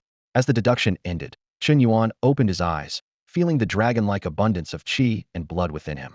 In terms of qi and blood alone, he was now more than twice as strong as he was at the 8th level of the blood exchange stage. The Great Dragon Stance's effect of purifying qi and blood made his qi and blood far more robust than that of ordinary people, strengthening his martial arts foundation. Chen Yuan felt a surge of joy as he looked at his personal status panel. Name: Chen Yuan. Martial arts: 9th level of the blood exchange stage. Lifespan: 12 years. Martial skills: 8 extremes, Thunder Saber, esoteric technique, Thunderbolt slash. Great Dragon Stance perfected. He wondered, Does the Great Dragon stance not have an esoteric technique? Or is my lifespan insufficient to deduce the stance's esoteric technique? But he quickly dismissed this thought. After all, he was already at the 9th level of the blood exchange stage, and even if he comprehended the esoteric technique of the Great Dragon stance, it wouldn't be of much use. It would just be a waste of his lifespan. His next goal was to acquire techniques and martial arts for the aperture opening stage, but such high-grade martial arts required money. Chen Yuan couldn't help but worry about finances, muttering to himself, "Burning life is thrilling, but earning money is a headache. TSK, that kid Yang Rui has it easy, never lacking resources for cultivation." He estimated his own strength. With my current power, Huangsu is no longer a match for me, and I could rank among the top million in the Sky Ladder rankings. However, to break into the top 10,000 and secure a ticket to compete for university admission, relying solely on the blood exchange stage is far from enough. At least the aperture opening stage is needed to even glimpse that level. Chen Yuan recalled the university seed candidates mentioned by Lie Ming and others, like Shang Wanji, who was at the aperture opening stage and ranked 8,321st on the Sky Ladder. This goal seemed distant, but he had already seen the direction in which to move forward. Chen Yuan wasn't overly concerned about the ladder rankings. He knew that even if he did nothing, the martial arts resources he gained from mentoring Yang Rui would be enough to help him break through to the enlightenment realm. At that point, with a bit of effort, breaking into the top 10,000 should be more than achievable. However, that wasn't enough. With such an extraordinary talent system, if I only barely qualify for university, wouldn't that be a disgrace to all who have traveled through time? Chen Yuan pondered, furrowing his brows. I need to find other ways to make money. Just then, a piece of news from Lie Ming hit Chen Yuan like a thunderclap. What? A reward of 100,000 star coins for being in the top 1 million of the ladder rankings. 500,000 for the top 100,000. And those in the top 10,000 can directly sign agreements with universities for substantial subsidies. Chen Yuan's eyes widened in disbelief. It dawned on him that the ladder rankings themselves were a shortcut to wealth. Lie Ming observed Chen Yuan's shocked expression, his face oddly amused, as if he were looking at an alien. You don't think getting into the top million is easy, do you? Let alone the top 100,000, or even the top 10,000. He continued to explain. Anyone who makes it into the top million of the ladder rankings is considered a rare talent, welcomed everywhere, even if they don't get into university. As for the top 10,000, they are the most sought-after university candidates in every high school. To prevent them from being poached by other schools, institutions even sign agreements with students ranging from C to S level. Even a clever agreement offers resources that would make the children of middle-class families envious. Chen Yuan suddenly understood, his eyes gleaming with realization. The path to making money wasn't distant. It was right in front of him. He immediately decided to drop his upcoming classes. What are you going to do? Lie Ming asked in astonishment. What else? Climb the ladder and make money. Chen Yuan replied, striding out of the classroom without looking back. Lie Ming watched Chen Yuan's departing figure, a sense of doubt creeping in. Could this guy's ladder ranking really be nearing the top million?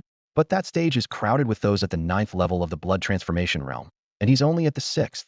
Even if he has mastered the essence of swordsmanship, he couldn't have reached that level, could he? Though this hypothesis seemed absurd, Lie Ming couldn't deny that Chen Yuan had a history of playing weak. Maybe, he muttered to himself. However, just as Chen Yuan reached the entrance of the fighting room, someone blocked his path. Are you Chen Yuan? The person asked, their tone slightly hostile. Chen Yuan frowned, eager to climb the ladder and earn money, not wanting to deal with this unexpected visitor. Who are you, and what do you want? He replied impatiently. You don't know me? The newcomer crossed their arms, sounding surprised. Chen Yuan raised an eyebrow, his expression clearly saying underscore.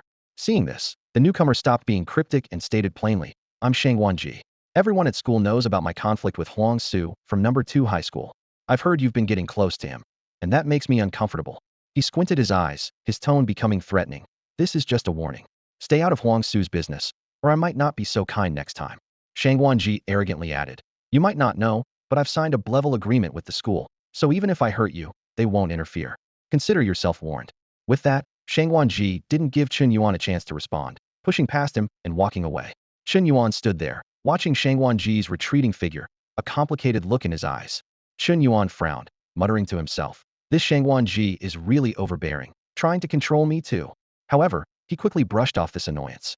The most pressing matter now was climbing the ladder to earn star coins. As he pushed open the door to the combat room, Chen Yuan was immediately pulled aside by Lu Qing. Lu Qing looked around cautiously, ensuring no one was nearby, and then whispered to Chen Yuan. You better be careful these days. Shang Wanji came looking for you, probably because of Huangsu. I'd advise you to steer clear of him. Chen Yuan gave a helpless smile. You're too late. Shang Wanji just came to see me and left.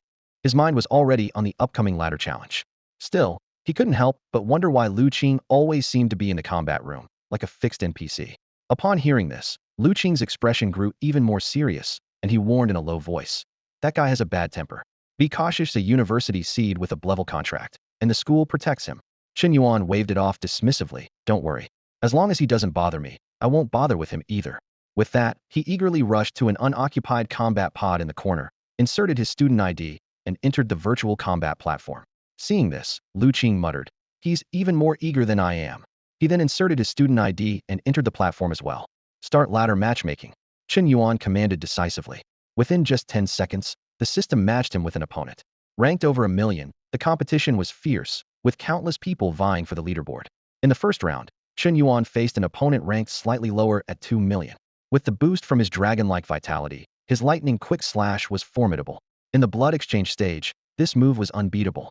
He swiftly defeated his opponent with one strike. Without pausing, Chen Yuan immediately began the second round of matchmaking. Soon, the system announced a match. This time, his opponent was formidable at blood exchange level 9, ranked 92,000. 92,000. Chen Yuan was thrilled. Perfect. Winning this match will earn me 10,000 star coins. From the start, his target was the reward for reaching the top 1,000,000. Without the prowess of the aperture opening stage, he didn't dare dream of the top 10,000 or top 100,000. 10,000 star coins might not seem much, especially compared to the payment for tutoring Yang Rui, but their purchasing power was substantial. The old house back home was worth only 20 to 30,000 star coins. This prize was enough to buy a vitality pill and a dose of Shinzhou's nutrient solution, equivalent to extending his life by 7 years. As his thoughts raced, his opponent appeared in the arena. This was a swordsman named Duo Long, much like Huang Su, but with blue eyes and blonde hair. In the world governed by the Star Federation on the blue and white star, the diversity of races was vast: yellow, white, black, and blue-skinned people, and even the rare she people, humans with some animal traits. Duo Long quickly scanned Chen Yuan's information and understood. He had encountered many opponents who rushed to climb the ladder after just breaking into blood exchange level 9. The next step, the aperture opening stage, was extremely difficult, resulting in a large number of warriors being stuck at blood exchange level 9, far exceeding those at levels 7 and 8 combined. The 9th level of the blood exchange realm is a place where hidden talents and formidable masters gather. Whenever someone reaches this level, they often boast about being invincible. However, upon entering the virtual combat platform, they're frequently defeated by opponents of the same rank, leaving their confidence shattered. This scene is common in the martial arts world. 10, 9, 2, 1. Fight! As the countdown hit 0, Chen Yuan's formidable energy surged within him, like a mighty wave crashing into his long blade. He pushed off with his feet, shattering the stone beneath him and leaving 2 clear imprints. In an instant, Chen Yuan became like a thunderbolt descending in the night, his blade slicing through the air. Boom! Thunderstrike slash. The ultimate move of the 8 extremes Thunderblade Thunderstrike slash was unleashed with full force by Chen Yuan. Regardless of the opponent's strength, he always gave his all. Duo Long was taken aback, thinking, what immense energy. The energy of the person before him was even more robust than his own, despite having trained for 2 years at the 9th level of the blood exchange realm. Before he could process this, the roaring thunder echoed in his ears. Chen Yuan's strike reached the speed limit of the blood exchange realm. Duo Long hurriedly raised his sword to block. Clang! The clash of metal sent sparks flying. One was fully prepared, the other caught off guard. The result was predictable. Duo Long's hands trembled violently, his sword raised high, yet he held onto the hilt with determination. There's still a chance. The sword is still in my hand. I haven't lost yet, he roared internally. However, Chen Yuan smiled coldly. Sorry, you've already lost. Facing the wide-open Duo Long, Chen Yuan's energy burst forth. His long blade rose like lightning, slicing through his opponent effortlessly, as if cutting through butter. Duo Long's body disintegrated into fragments of data, slowly dissipating. Chen Yuan exhaled, the hot breath forming a white mist in the air. His body was red hot, like a searing iron, and it took a moment before he returned to normal. Concentrating my strongest strike, even against an opponent of the same 9th level, a single mistake could be fatal, Chen Yuan thought. He was always cautious, never claiming to be invincible at his level. But with the refined energy from the dragon stance, combined with the 8 extremes Thunderblade and perfected stance skills, he was confident in being among the top of the blood exchange realm.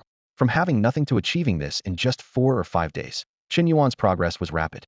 His ambitions had already surpassed this blue and white planet, yearning to step onto the vast martial arts stage of the cosmos.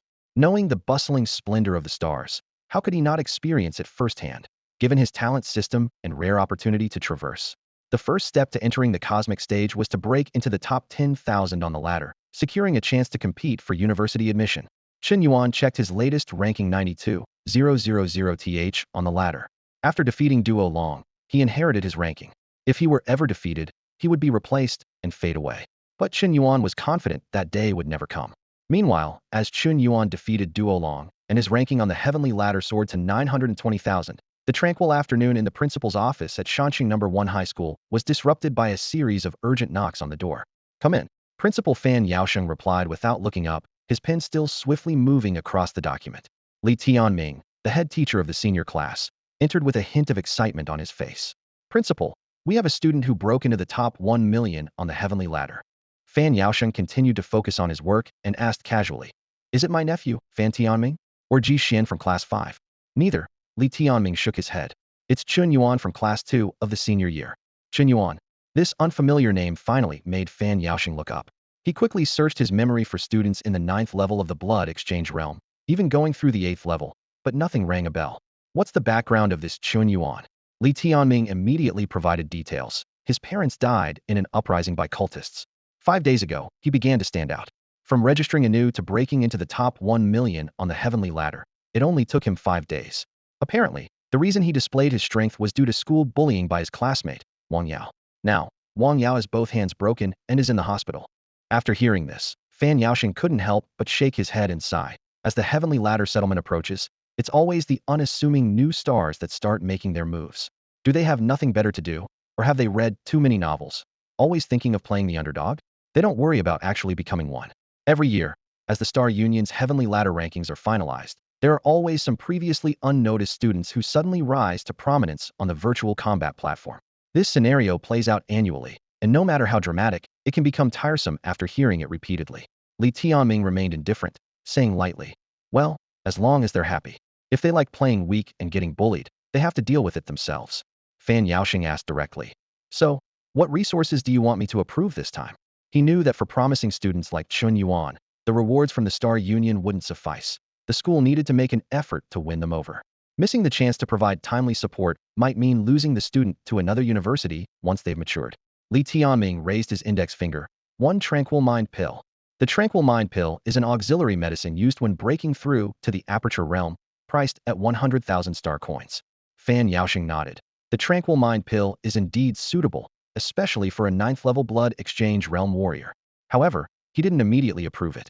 After some thought, he said, "But students like this often hide their true abilities. It's possible he's already broken through to the aperture realm. Let's switch to the aperture nourishing pill. It can be used for both breaking through and nurturing apertures. The aperture nourishing pill is priced at 150,000 star coins." Hearing this, Li Tianming's lips curled slightly. The principal is truly meticulous. Fan Yaosheng touched his bald head, reminiscing about his youthful days with flowing hair. "Ah, if these students could just stay out of trouble, I wouldn't be so exhausted. I hope this Chen Yuan is indeed in the aperture realm and won't make my efforts in vain." Meanwhile, at No. 2 High School, Huang Su, who was quietly taking notes, suddenly received a string of messages. He glanced at them absent-mindedly, but upon seeing the content, his interest was immediately piqued. Chen Yuan made it into the top 1 million on the heavenly ladder, ranked 920,000. Huang Su thought to himself, "That's 60,000 places higher than me. But it makes sense. He's grasped the essence of the blade technique. Yet his martial arts realm is only at the 6th level of the blood exchange realm. It's unusual, no matter how you look at it." Huang Su stood outside the combat room, his brows slightly furrowed. That kid, Chen Yuan, is really keeping a low profile. He thought to himself, determined to fulfill his promise of treating him to a meal once he finished his current tasks, and maybe give him a little surprise. Huang Su was a man of his word and never went back on his promises. Meanwhile, inside the combat room, Chen Yuan logged out from the virtual combat platform. The intelligence system notified him that the reward for being in the top 1 million of the ladder had been credited to his account. 100,000 star coins were directly transferred to his personal terminal, without any complicated approval processes. Chen Yuan didn't continue to match with other opponents. Although he was quite strong at the 9th level of the blood exchange stage, breaking into the top 100,000, where experts of the enlightenment stage gathered, was still quite challenging. He resolved to break through to the enlightenment stage first. As soon as Chen Yuan climbed out of the combat pod, he saw Lu Qing and Lie Ming gathered nearby. Lu Qing's eyes sparkled with curiosity as he teased, "Master Chen Yuan, who hides his true strength, may I boldly ask what your current ladder ranking is?" Lie Ming though equally curious, pretended to be indifferent. It's okay if you don't want to say. Chen Yuan replied candidly. Just entered the 920,000 range and received 100,000 star coins. He saw no need to hide his strength since his progress was swift, and today's rank would be old news tomorrow. Who would have thought that just 5 days ago, he was a pitiful guy being cornered by Wang Yao in the bathroom for blood-cheap pills? Lu Qing first laughed and said to Lie Ming, "See, I told you you were overthinking it." Before he finished speaking, he suddenly turned his head to Chen Yuan, his neck making a cracking sound. He stared wide-eyed at Chen Yuan like he was looking at a monster, exclaiming exaggeratedly, "Whoa, 920,000. Is that for real?" Lie Ming, on the other hand, remained much calmer and asked quietly, "Ninth level of the blood exchange stage?" "As real as it gets, ninth level of the blood exchange stage," Chen Yuan confirmed. "The 8 extreme thunderblade technique?" "Yes." "And your stance training?" "Perfected, can't improve any further." Upon confirmation, Lie Ming felt a deep sense of frustration. She realized once again that the gap between people could sometimes be even greater than that between people and animals. Although she had mentally prepared herself, Chen Yuan's rapid progress was still hard to believe. If Chen Yuan said he broke through to the enlightenment stage in a few days, she might not be too surprised. Once you're used to it, it becomes normal. Despite feeling a bit disheartened, Lu Qing was genuinely happy for Chen Yuan's achievements. He excitedly shouted, "Wow, 100,000 star coins! Hurry up and treat us to a feast." Now his family couldn't say he only hung out with bad influences. After all, he had befriended a martial arts genius. His judgment was spot on. Even though they were shouting about having a feast, Lu Qing eventually suggested they go to the cafeteria for some specialty stir-fried dishes. The three of them chatted and laughed as they headed towards the cafeteria. In the end, the celebratory meal only cost 180 star coins. Yin Xiaopil. The three of them had just walked out of the cafeteria when they ran into the senior year head teacher, Li Tianming. With sharp eyes, Mr. Li immediately recognized Chen Yuan and quickly approached him. "Chen Yuan, how have you been feeling lately? Is your studying going well?" Li Tianming asked warmly, his tone full of concern. Before Chen Yuan could respond, Mr. Li had already pulled out an exquisite jade box from his pocket and solemnly handed it over. "This is a yin xiao pill specially prepared for you by the school. I hope it will aid in your cultivation." Chen Yuan took the jade box, feeling a jolt of surprise. A yin xiao pill. This was a rare item worth 150,000 star coins on the market.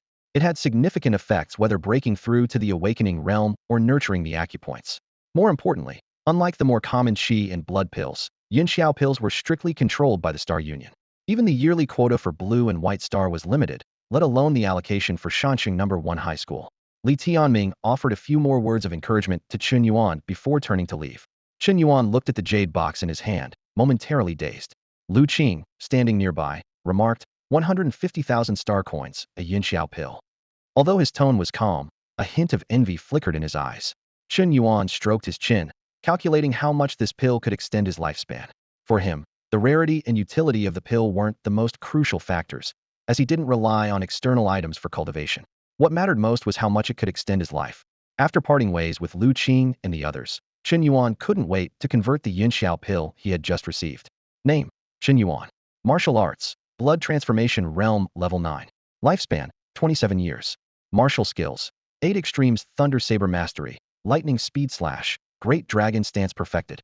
From the original 12 years, his lifespan soared to 27 years. The yin xiao pill, priced at 150,000 star coins, had extended his life by 15 years. A simple calculation showed it was like exchanging 1 year of life for 10,000 star coins, a better value than the qi and blood pills. Unfortunately, this item was rare and not always available for purchase, even if one had the money. Chen Yuan didn't immediately use his life-burning ability.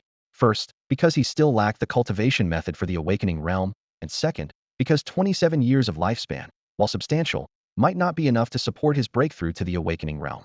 Just then, his personal terminal suddenly popped up with a message notification. Chen Yuan glanced at it casually before closing the terminal. Moments later, Chen Yuan arrived at the martial arts library. The library was sparsely populated, partly because there weren't many martial artists and partly because mastering a single martial art could take years, so few people visited frequently unless they had specific needs. This time, instead of seeking the librarian's help as usual, Chen Yuan headed straight to the self-service inquiry machine and began searching on his own. With his current level of access, he could obtain information on both blood transformation realm and awakening realm martial arts. His first search was for awakening realm cultivation methods.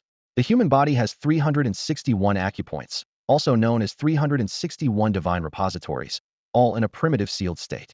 Starting from the awakening realm, the body can resonate with the omnipresent cosmic energy. Practitioners need to use qi and blood like a dragon to break through the seals on the acupoints, allowing them to receive, filter, and absorb free energy from the universe. In this process, not only do qi, blood, and physique experience explosive growth, but some special attributes akin to superpowers may also manifest. In short, attacks will have special effects. The specific manifestation of these effects largely depends on the chosen awakening realm cultivation method. Chen Yuan carefully read the information displayed on the screen. Explosive 8 breathing technique enhances explosive strength upon cultivation, lacks subsequent matching methods, choose with caution. Chen Yuan frowned slightly. The lack of subsequent matching methods meant this technique only covered the awakening realm. Once he broke through to the next realm, he would need to switch to another type of cultivation method. This would not only waste a lot of time, but could also lead to conflicts due to the lack of a consistent system. Chen Yuan gazed intently at the list of martial arts techniques before him, his fingers swiftly gliding across the light screen. He decisively filtered out those that seemed flashy but impractical, focusing instead on the mainstream recommended options. These techniques were mostly crafted by contemporary martial gods, expensive yet comprehensive enough to support long-term training. He mused to himself, techniques at the level of a martial god? Reaching that level isn't just about learning. It requires constant innovation and carving out one's own path. Among the vast population of the Star Union, there are only about 1,000 martial gods. Even a planet like Lie Star doesn't have a single martial god, despite their long lifespans and the accumulation of thousands of years. Suddenly, an option caught Chen Yuan's attention, the Yuan magnetic breathing technique, created by the Thunder Radiance martial god, priced at 100,000 star coins. Just within my budget, Chen Yuan thought happily, and after a moment's consideration, he made his choice. However, when he was about to purchase the accompanying martial arts, he realized his funds had run dry. Chen Yuan shook his head with a wry smile, recalling the old saying, a poor scholar, a wealthy warrior. The cost of training a martial artist could easily push a middle-class family to the brink of bankruptcy. His reward from the million-tier ladder had vanished in an instant. As Chen Yuan was about to leave, a martial art without a grade label suddenly caught his eye. It wasn't its unique, ungraded nature that intrigued him, but the preface by the Dragon Elephant martial god. Mystic Dragon Elephant True Skill, through which I attained the Dragon Elephant martial god realm. I was exceptionally gifted from a young age, and, knowing the difficulty of true skill, I was undeterred and attempted it. The true skill has 13 layers, progressing step by step, with no bottlenecks, and anyone in the world can cultivate it. 3 years for 1 layer, 10 years for 2 layers, 30 years for 3 layers, 100 years for 4 layers. To become a martial god, over thousands of years, with numerous fortuitous encounters, I barely reached the 9th layer. It is said that those who reach the 13th layer of the true skill possess the divine power of 10 dragons and 10 elephants. I have no hope of achieving it in this life. True skill? Evil skill? Only those with extraordinary talent should attempt it. Only those with long lifespans should attempt it. Chen Yuan's eyes lit up. The Dragon Elephant martial god was renowned for his strength among martial gods, and even he had such a view of this martial art, making it truly intriguing. According to the Dragon Elephant martial god, this unconventional martial art requires gradual progress and time accumulation to break through, even with the talent of a martial god. After thousands of years of cultivation, he only barely reached the 9th layer, with 4 more layers to go, lamenting that it was beyond his reach in this lifetime. The divine power of 10 dragons and 10 elephants. Chen Yuan was excited. The Dragon Elephant martial god only reached the 9th layer. If I had that power, I could probably take down a martial god with a single punch. He understood that the dragons and elephants referred to here were the legendary divine beasts known for their strength. Although his own talent was mediocre, even poor, he had plenty of time. No matter how difficult the cultivation, no matter how gradual the progress, is 10,000 years of lifespan enough? If not, then 100,000 years, a million years. As long as martial resources were sufficient, Chen Yuan had no shortage of lifespan. He resolved to invest heavily in his life, determined to master the Mystic Dragon Elephant True Skill to the 13th layer. However, upon seeing the price of the Mystic Dragon Elephant True Skill, Chen Yuan's enthusiasm deflated. The first layer alone cost 200,000 star coins. Worse still, his current school only offered a purchasing channel for the first layer. The remaining 12 layers would require another approach. Perhaps joining the military was an option, as the army surely had the subsequent layers of the true skill. Alternatively, entering a university that gathered resources from the entire Star Union would definitely have the complete version of the true skill. The Mystic Dragon Elephant True Skill is practically tailor-made for me. Chen Yuan was itching to start, but found himself short of funds. Helplessly, he left the martial arts library with only one thought in mind: make money. In the Yuan residential area, Yang Rue wielded a long knife, demonstrating the results of his 3 days of diligent practice to Chen Yuan. Despite some stumbling, He managed to complete a full set of the Ba Ji Thunder Knife. Chen Yuan observed intently, scrutinizing Yang Rui's every move. Not bad. It seems you haven't been slacking off. Chen Yuan nodded, then pointed out some issues. But there are still quite a few mistakes, starting with your force application. Your waist is too stiff. Chen Yuan patiently explained, highlighting many of Yang Rui's shortcomings. Despite Yang Rui's natural talent surpassing Chen Yuan's, both in understanding the Ba Ji Thunder Knife and in refining his energy and blood, Chen Yuan had already grasped the essence of the technique. Correcting Yang Rui's mistakes was as easy as a high schooler solving elementary math problems. Let me try again, Yang Rui said, focusing intently as he adjusted his movements according to Chen Yuan's guidance. Chen Yuan reminded him at the right moment. Don't just mimic what I said. You should find the Ba Ji Thunder Knife style that suits you. Only then will you grasp its essence. He further explained, the Ba Ji Thunder Knife technique is taught the same way to everyone, but the essence that each person grasps is unique. Just like there are 1,000 Hamlets in 1,000 people's eyes, martial arts are the same. Using his own understanding of the lightning fast slash as an example, Chen Yuan suggested that Yang Rui might develop a completely different move, such as the falling flower slow slash. He emphasized that martial arts have no fixed formula. The more powerful the martial artist, the more they focus on innovation because self-created martial arts are the most suitable. While practicing, Yang Rui suddenly asked, "Teacher, what's your ranking on the ladder now?" 920,000. Chen Yuan replied honestly. By this time, Yang Rui could calmly call Chen Yuan teacher, no longer as resistant as when they first met. Yang Rui continued, "My dad said if I get into college, we can bring my mom back. Do you think I can get in?" Chen Yuan took a sip of water and replied calmly, "I'm sure I can get in. As for you, I'm not so sure. What kind of teacher is that? Undermining a student's confidence." Yang Rui retorted discontentedly, "Don't think I don't know. Only those ranked in the top 10,000 on the ladder can enter the university elimination rounds. And you're still at 920,000, a long way to go." Chen Yuan continued to drink water, casually peeling an orange, and said nonchalantly, "A piece of cake." Yang Rui didn't believe him and shouted eagerly, "You're bluffing." Chen Yuan remained silent, simply extending his foot to skillfully trip Yang Rui to the ground. "Don't worry about the future, don't dwell on the past. Just focus on practicing your knife and don't get distracted by other things," Chen Yuan advised sincerely. After leaving the He-Wan residential area, Chen Yuan didn't go straight home. Instead, he walked to the city center of Shancheng. Following the navigation, he found a restaurant called He Xian. The restaurant had 3 floors. The first floor was a hall filled with dining tables, while the second and third floors had private rooms. Chen Yuan headed straight to room 201 on the second floor. Huangsu was already waiting in the room and greeted Chen Yuan excitedly as he entered. "Finally, you're here. How's it going? Is teaching the big boss's son easy? I heard he's a bit stubborn. Has he given you any trouble?" Chen Yuan slowly took off his coat, hung it on a chair, and then sat down to answer. "Yang Rui is not a bad kid, and he's diligent in his studies. You're in for a treat. The earth dragon meat here is top-notch. Be careful not to swallow your tongue." Huang Su laughed heartily, his eyes gleaming with anticipation. Chen Yuan recalled the message he received 3 days ago, an invitation to dinner from Huang Su, who had hinted there would be a surprise. Though he had no idea what the surprise might be, Chen Yuan's purpose was clear: was there to eat.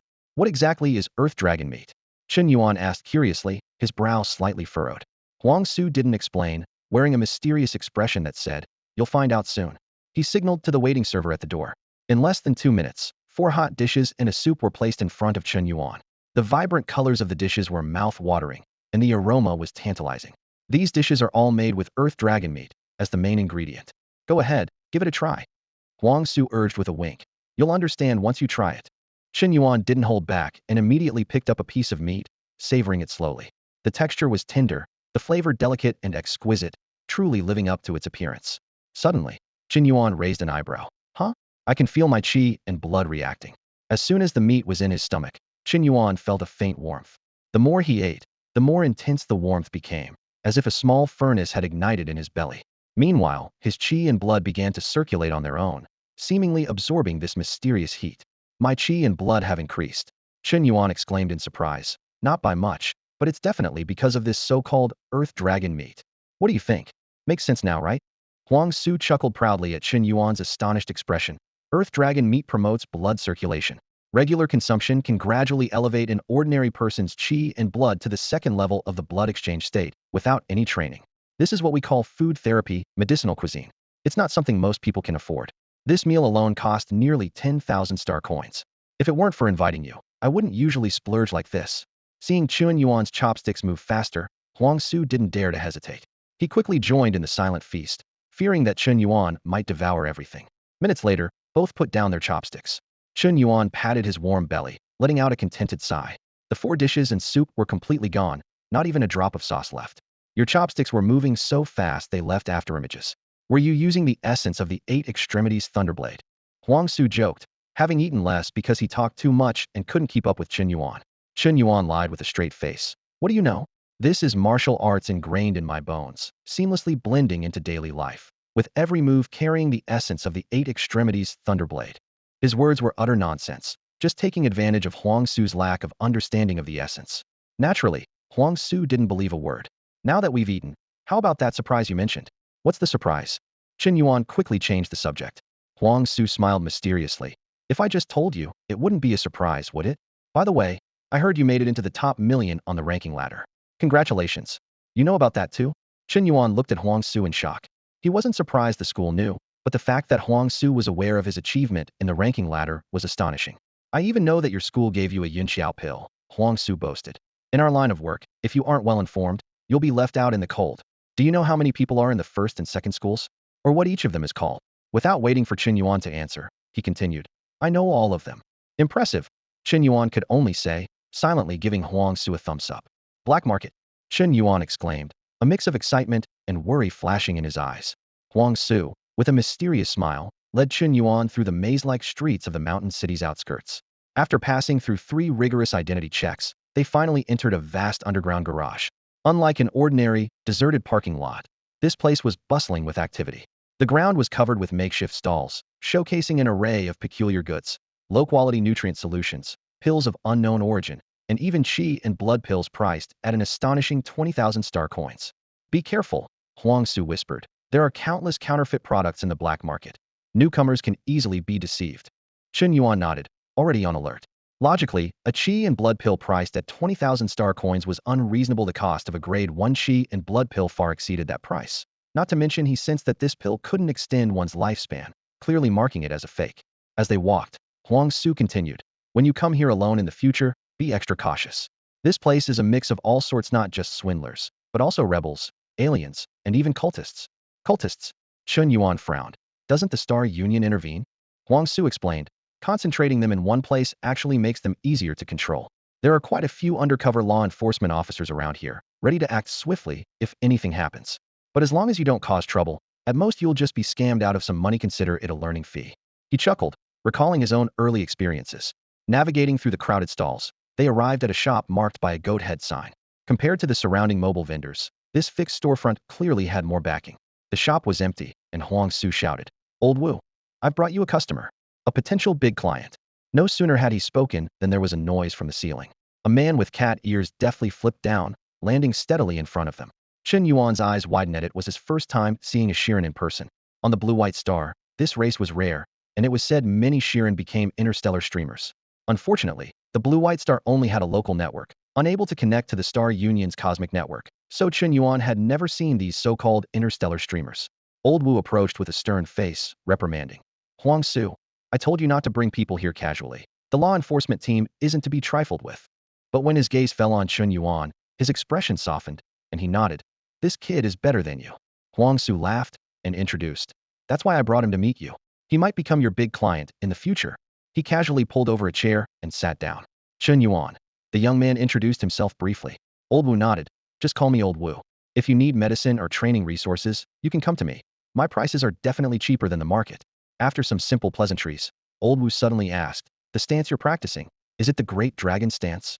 Chen Yuan was taken aback when Old Wu instantly recognized the stance technique he was practicing. This revelation startled him, making him wonder if Old Wu was a hidden master. As he pondered, Huang Su seemed to read his mind and chuckled. Don't overthink it. Old Wu has never practiced martial arts. He's just been around it a lot, and being from Maoshi, his senses are far sharper than a regular person's. I was pretty awestruck by him when we first met too. Huang Su then shifted the topic slightly, furrowing his brow. But you're practicing the Great Dragon stance? It's powerful for purifying chi and blood, but it's so time-consuming that hardly anyone chooses it willingly. Old Wu paid no mind to the information Huang Su inadvertently revealed, his focus entirely on Chen Yuan. His eyes gleamed with excitement, tinged with a hint of greed. The chi and blood cultivated from the Great Dragon stance are richer, like a fine wine aged for decades. He leaned closer to Chen Yuan and lowered his voice. Kid, interested in selling some blood? I'll pay handsomely 10,000 star coins for 100 milliliters. Selling blood. Chen Yuan was shocked and shook his head repeatedly. A warrior's blood isn't something to sell casually. The path of qi and blood relies heavily on blood as a medium.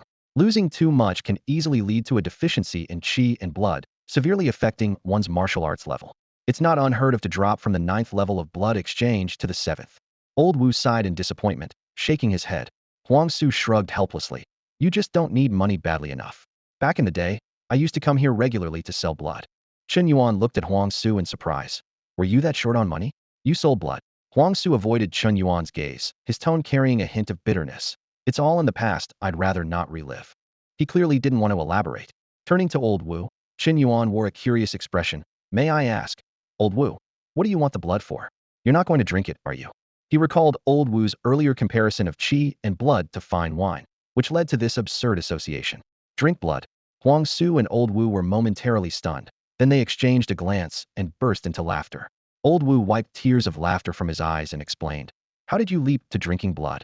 It's for research, of course, and some elixirs require warrior blood as a catalyst, like the qi and blood pill. I'm not practicing any dark arts, nor am I a cultist. What else would I do with blood? Qi and blood pill. Chen Yuan caught the keyword. Do you sell qi and blood pills here? Aren't they strictly regulated by the Star Union? Old Wu patiently explained. I don't just sell qi and blood pills. I can make them myself. It's not that difficult. The Star Union originally got the early recipe from the public and modified it over time to create the current version. But the profit from elixirs is so outrageous that the Star Union monopolized it, prohibiting homemade qi and blood pills. Huang Su added. But the Star Union's domain is vast. They can't control everything. People make them in secret and sell them on the black market. As long as it's not too public, the Star Union turns a blind eye. They even tried to monopolize the nutritional liquid business, but some events forced them to back off. He turned to Chen Yuan, his tone slightly promotional. If you want qi and blood pills in the future, just come to Old Wu. The market price is 70,000, but he sells them for 60,000, with more discounts on bulk purchases. The quality is guaranteed, just as good as the Star Union's. 60,000. That's a 10,000 discount, not a small amount. Chen Yuan calculated silently, admitting that Huang Su bringing him to the black market was indeed helpful. He nodded. I'll be back for sure. However, Chen Yuan wasn't distracted by this information. He looked Huang Su straight in the eye, his tone turning serious. All right, let's get to the point. You didn't just bring me here for a tour, did you? Spit it out. Huang Su's smile vanished, and he exchanged a look with Old Wu. After Old Wu nodded slightly, Huang Su took a deep breath, his tone turning formal. Okay, no more beating around the bush. Let's discuss the main issue directly. You're short on cash, right? We've got a job here that could earn you some money, if you're interested, Huang Su said slowly, his eyes glinting with a hint of mystery.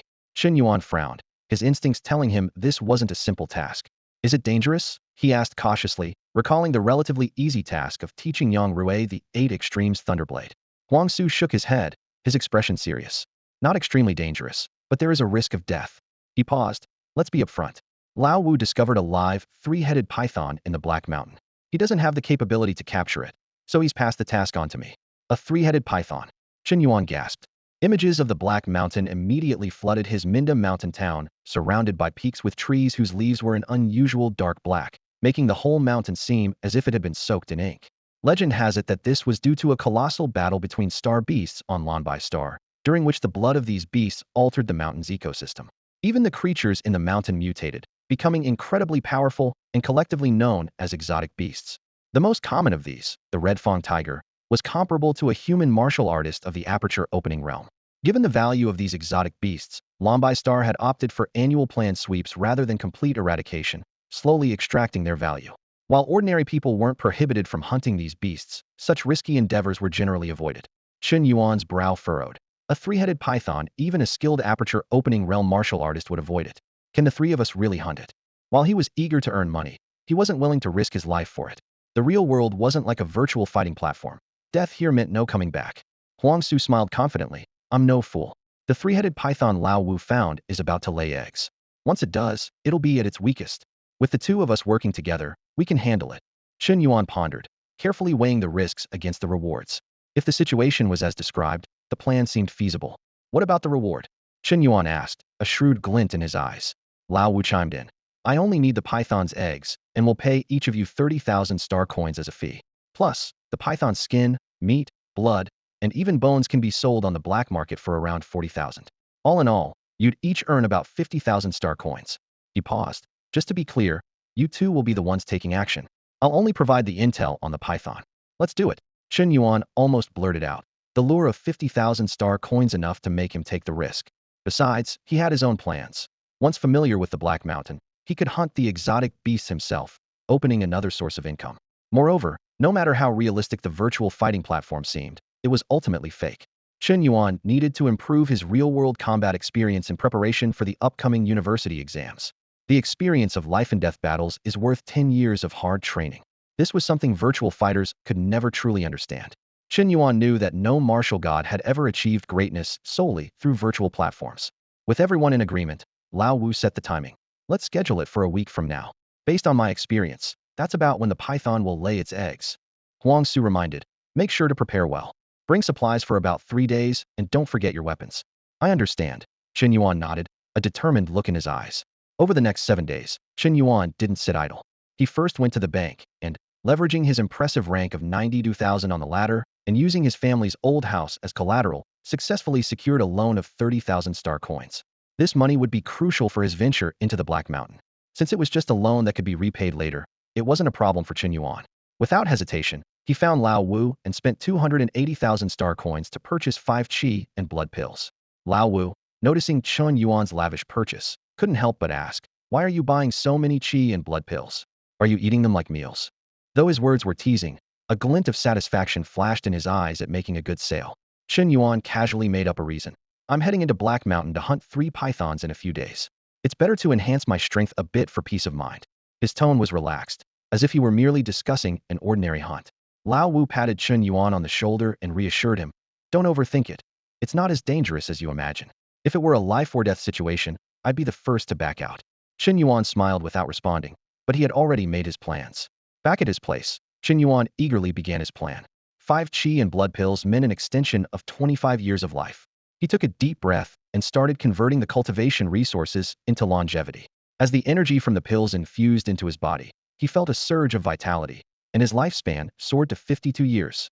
Brother Tongzi, help me break through to the enlightenment realm. Chen Yuan called out in his mind, commencing his arduous journey of trading life for power. In the first year, Chen Yuan cautiously attempted to break through to the enlightenment realm following the principles of the Yuan magnetic breathing technique. However, failure caught him off guard, and his acupoints were damaged, forcing him to recuperate. 5 years later, his wounds finally healed. Chen Yuan gathered his courage to try again, but unfortunately, he failed once more, with his acupoints damaged again. 7 more years passed, and by the 12th year, Chen Yuan, with recovered acupoints, was more cautious. He waited until both his physical and mental states were at their peak before attempting a third breakthrough. Yet, fate seemed to mock him, as this attempt not only failed but resulted in severe damage to his acupoints. After 3 failed attempts, Chen Yuan had to confront his limitations as an ordinary person. However, he did not give up. Instead, he learned from his failures, healing while deepening his understanding of breakthroughs, with his resolve growing stronger. Time flew by, and 30 years passed in the blink of an eye. On this day, Chen Yuan was fully prepared to attempt another breakthrough. This time, his eyes shone with unprecedented confidence. Perhaps it was his newfound mental confidence or the experience gained from his 3 failures, but this time Chen Yuan's breakthrough was remarkably smooth. After 30 years, he finally reached the enlightenment realm. At the moment the breakthrough concluded, Chen Yuan suddenly noticed subtle changes in his senses. Although what he saw and heard seemed the same, he vaguely perceived some new existence. Cosmic energy. Chen Yuan was shocked, realizing this was the mysterious force only martial artists at the enlightenment realm could sense. In addition, Chen Yuan felt a qualitative leap in his strength, speed, and reaction abilities. This was the life transformation brought about by breaking through from the blood exchange realm to the enlightenment realm, the fundamental reason countless people pursued martial arts. Chen Yuan took a deep breath, feeling the powerful energy coursing through him. To wield such immense power within oneself, this is what it means to be a martial artist, he murmured, his eyes gleaming with excitement. Upon checking his status, Chen Yuan was surprised to find his lifespan at 42 years, instead of the expected 22. He quickly realized that the extra 20 years were a bonus from breaking through to the enlightenment realm. This unexpected joy brought a radiant smile to Chen Yuan's face, as if he had won the lottery. He clenched his fist, feeling the surging power within, fully prepared for the challenges ahead. On this day, Chen Yuan entered the gate of Yuan community as usual. Just as he crossed the threshold, His steps suddenly halted, and a chill ran down his spine. The air was filled with a strange aura, and what alarmed him even more was the sensation of several sharp gazes secretly watching him. Chen Yuan silently thanked his breakthrough to the Kaiqiao stage. Otherwise, this subtle anomaly would have been impossible to detect. He cautiously scanned his surroundings, but found no trace of anything unusual. Just as he was puzzled, the old butler walked out with steady steps. Mr. Chen Yuan, the old butler said respectfully. The big boss has returned and would like to meet with you. This statement hit Chen Yuan like a heavy blow to the heart. The big boss, a high-ranking military official, had finally appeared. Chen Yuan instantly understood that those hidden gazes must belong to the experts protecting the big boss. Lead the way, Chen Yuan said in a deep voice. The old butler led Chen Yuan to the top floor, opened the door, and gestured for Chen Yuan to enter alone, then gently closed the door behind him. The big boss in front of Chen Yuan gave an ordinary first impression. If he were placed in a crowd, Chen Yuan would never have thought this person was a military bigwig. His appearance and demeanor were unremarkable and inconspicuous. You must be Chen Yuan. Please make yourself comfortable. The big boss spoke warmly, his voice calm and steady. Chen Yuan didn't stand on ceremony. He walked over to the tea table, pulled out a chair, sat down, and asked directly, "What does the big boss want with me?" "It's nothing special," the big boss explained with a gentle smile, pouring tea for Chen Yuan with his own hands. "I just wanted to meet my son's teacher." Chen Yuan took the teacup and sipped it. Although he knew the tea must be exceptional, his lack of knowledge about tea left him with only one comment. "Delicious." The big boss chuckled. "You're being modest. There are many teachers for Yang Rui, but few can earn his respect. I owe Yang Rui a lot, and as long as he's happy, his abilities don't concern me much." He paused. "So I'd like to sign a long-term agreement with you to continue teaching my son. If you're willing, the salary can be calculated at 5 times the current rate, and it will increase annually. You won't be shortchanged." To the big boss's surprise, Chen Yuan refused almost instantly, with a rather bold reason. "Sorry, soon there will be university entrance exams, and after that, I might not be on Lombai Star, so I won't be able to teach Yang Rui." Implying that he was confident about getting into university.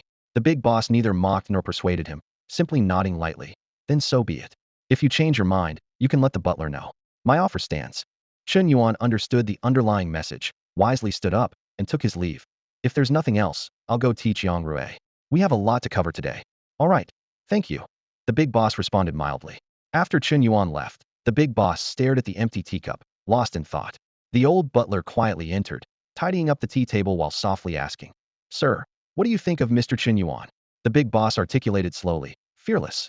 His gaze remained fixed on the empty teacup, destined to either achieve great things or cause great trouble, only stopping in death. Chen Yuan pushed the door open, and the subtle feeling of being watched vanished. Without giving it much thought, he headed straight to Yang Rui's room. Entering directly, Chen Yuan got straight to the point. "I just had a meeting with your father." Upon hearing this, Yang Rui's expression changed dramatically, and he asked nervously, "Oh no, did my dad give you a hard time? I should go talk to him." Chen Yuan's lips curled slightly in a relaxed manner. "You don't think your dad came here just to fire me because he doesn't like me, do you?" "Of course not," Yang Rui retorted, visibly relieved. Chen Yuan's demeanor indicated that the reality was different from what he had feared. Chen Yuan explained, "Your father wants to extend the agreement so I can teach you for a few more years, but I declined." Yang Rui frowned, puzzled. "Why refuse? It's not like we're short on money." "Because the university isn't on Lombai Star, and once I get into college, I won't have time to teach you," Chen Yuan replied calmly. Yang Rui scoffed. "Huh? Ranked 92,000. And you think you can get into college? Dream on. You might as well keep teaching me. Maybe earn more for a wedding fund." His skepticism was evident. Chen Yuan didn't dwell on the topic but instead ruffled Yang Rui's hair. "You have talent, resources, connections, everything you need. Your chances of getting into college are quite good. Keep working hard. Maybe you'll even become my junior one day." He shifted the conversation. "Now, let's see you practice the 8 Extremes Thunderblade. Show me you haven't been slacking." As night fell, Chen Yuan sat cross-legged on his bed, taking deep breaths as he practiced the Yuan magnetic breathing technique, trying to capture the ambient cosmic energy. Cosmic energy comes in various forms, and depending on the breathing technique used, different types of energy need to be captured. The Yuan magnetic breathing technique focuses on capturing energy with a lightning, electric, or magnetic attribute. The human body has 361 acupoints, but they are innately blocked and need cosmic energy to slowly open them. Once opened, these acupoints resonate with the body's blood and energy.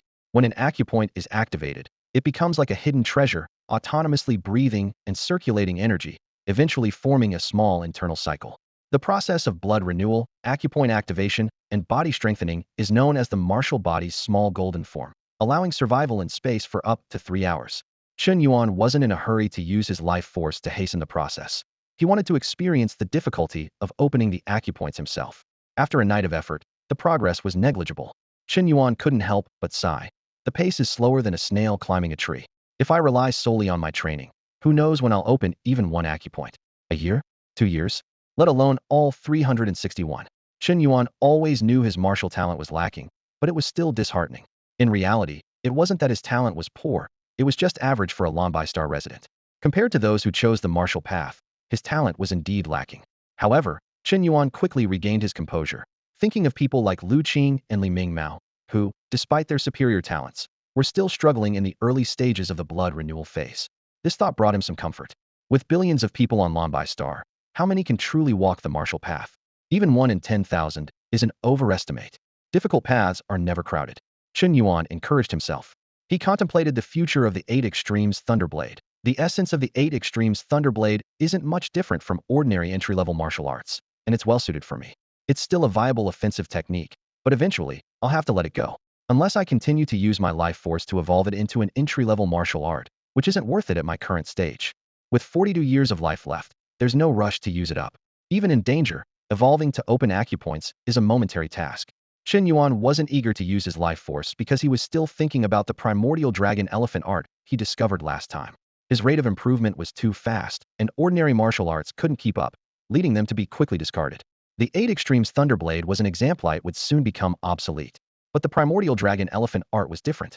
Even martial gods found it challenging to reach the 13th level, making it a suitable long-term practice for Chen Yuan, always remaining relevant. With ample life force, he could continually evolve it. One day, he might reach the 13th level and possess the power of 10 dragons and 10 elephants. Who could challenge him then? Chen Yuan resolved. Once I take down 3 pythons and earn enough star coins, I'll exchange them for the first level of the primordial dragon elephant art. I want to see just how difficult it really is, that even the dragon elephant martial god lamented its challenges. At the agreed time, Chen Yuan slung a backpack filled with 3 days' worth of water and supplies over his shoulder and gripped a standard longsword that had drained all his savings. He marveled at the convenience of virtual combat platforms, but quickly reminded himself that the path of a true warrior must be honed through real battle experience. Huang Su and Lao Wu were already waiting at the rendezvous point, next to a rugged off-road vehicle. As soon as Chen Yuan got into the car and was still settling his backpack, he noticed Huang Su's tense expression. Huang Su had his legs braced against the front seat and was gripping the handle tightly, as if bracing for a fierce battle. Before Chen Yuan could react, a powerful force pushed him back into his seat. The car's rear emitted 4 streams of blue flames, like a miniature volcanic eruption, unleashing astonishing power in an instant. The scenery outside the window turned into streaks of light, flashing by at incredible speed. Lao Wu, sitting in the driver's seat, had his cat-like ears twitching with excitement. He shouted wildly, his expression suddenly manic.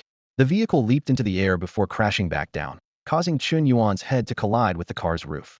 He exclaimed at the dangers of the modified vehicle and quickly mimicked Huang Su's posture to secure himself.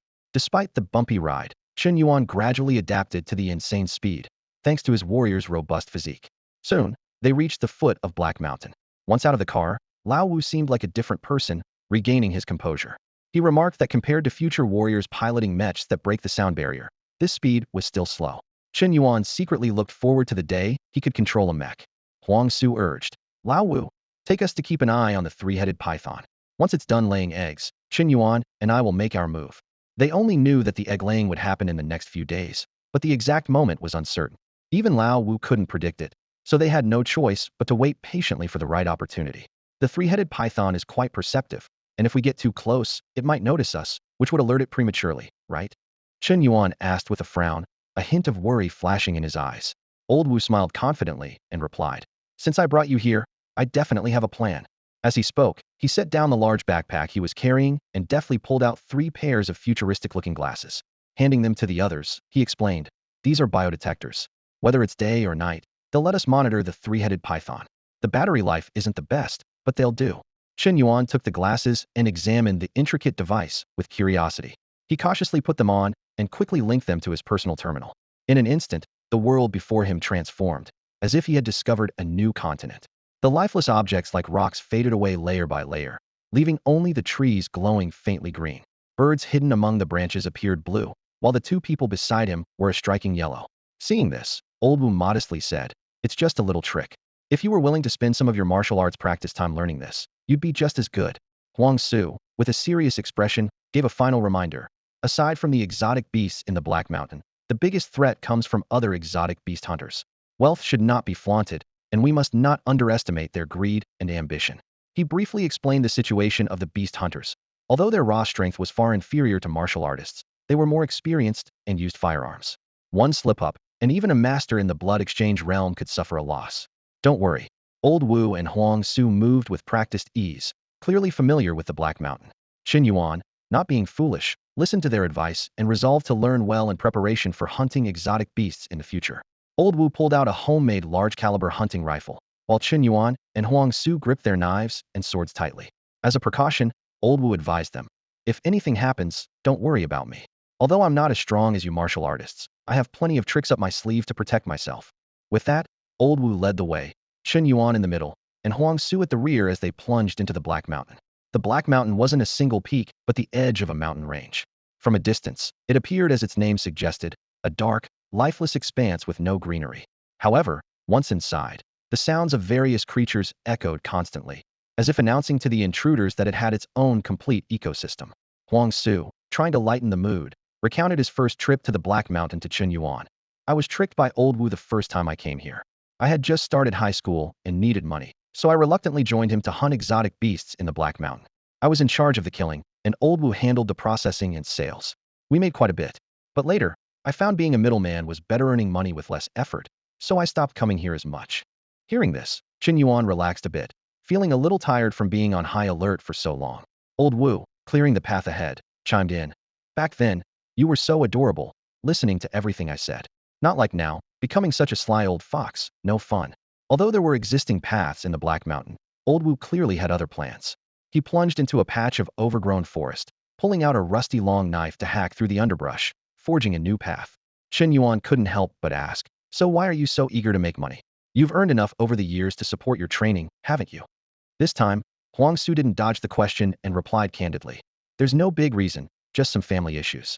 My mom needs money every month for her treatment, so I have to earn it." His tone was casual, as if discussing the most ordinary thing. Huang Su continued, "Now that my skills have improved and my connections have expanded, making money is much easier. It was tough back then, borrowing money everywhere and diving into anything that seemed profitable, suffering many silent losses." Chen Yuan shook his head and sighed. "You've had it rough, but it seems like you've pulled through." Huang Su tilted his head, retorting, "You think I've had it rough? You're worse off than me." Chen Yuan pondered for a moment, and had to admit Huang Su was right. From Huang Su's perspective, Chen Yuan's parents had died in an accident, leaving him alone to venture out and earn resources for martial arts. Indeed, he had it worse than Huang Su. But as a transmigrator, Chen Yuan had never really been conscious of that aspect. A black snake with a triangular head shot out, but was instantly grabbed by its head and crushed in one swift motion. Chen Yuan was left holding the snake's body and handed it to Lao Wu, asking, "Does anyone buy this? What's it worth?" Lao Wu glanced at it and shook his head. "Some old folks might like to use it for making snake wine, but without any special properties, I wouldn't take it." Chen Yuan shrugged and casually tossed the snake carcass onto a nearby tree. He knew that while the Black Mountain was full of venomous snakes, they posed no threat to martial artists. Martial artists had an incredible resistance to common toxins, and even swarms of mosquitoes and ants that bothered hunters could be easily dealt with by a slight surge of their energy, making such minor nuisances negligible. Huang Su, growing impatient, asked again, "Lao Wu, when are we getting there?" "Almost there," Lao Wu replied with a hint of helplessness in his tone. "This is the fourth time you've said almost there," Huang Su said, eyes wide with disbelief. "It's been almost 3 hours since you first said it. How is this almost?" Chen Yuan understood that Lao Wu had a tough job. They had to carve out a path, which naturally slowed their progress. Suddenly, Lao Wu, who was leading the way, stopped and signaled to the others. Chen Yuan and Huang Su understood immediately and put on the life detector's glasses with a mechanical vibe that Lao Wu had given them. Their vision layered into a spectrum of green, blue, and yellow, with a very noticeable elongated signal in a striking reddish yellow. "Three-headed python," Chen Yuan whispered in shock. "An adult one." This beast had 3 heads and was nearly 18 meters long, capable of swallowing an adult human whole. Its tail could easily snap a half-meter diameter tree trunk in half with a single swipe. For ordinary people, encountering such a ferocious beast was nearly a death sentence. Its skin could absorb and store energy, rendering standard firearms ineffective against it. Such beasts, survivors of layers of mutations, were both powerful and valuable, drawing many beast hunters daring enough to venture into Black Mountain.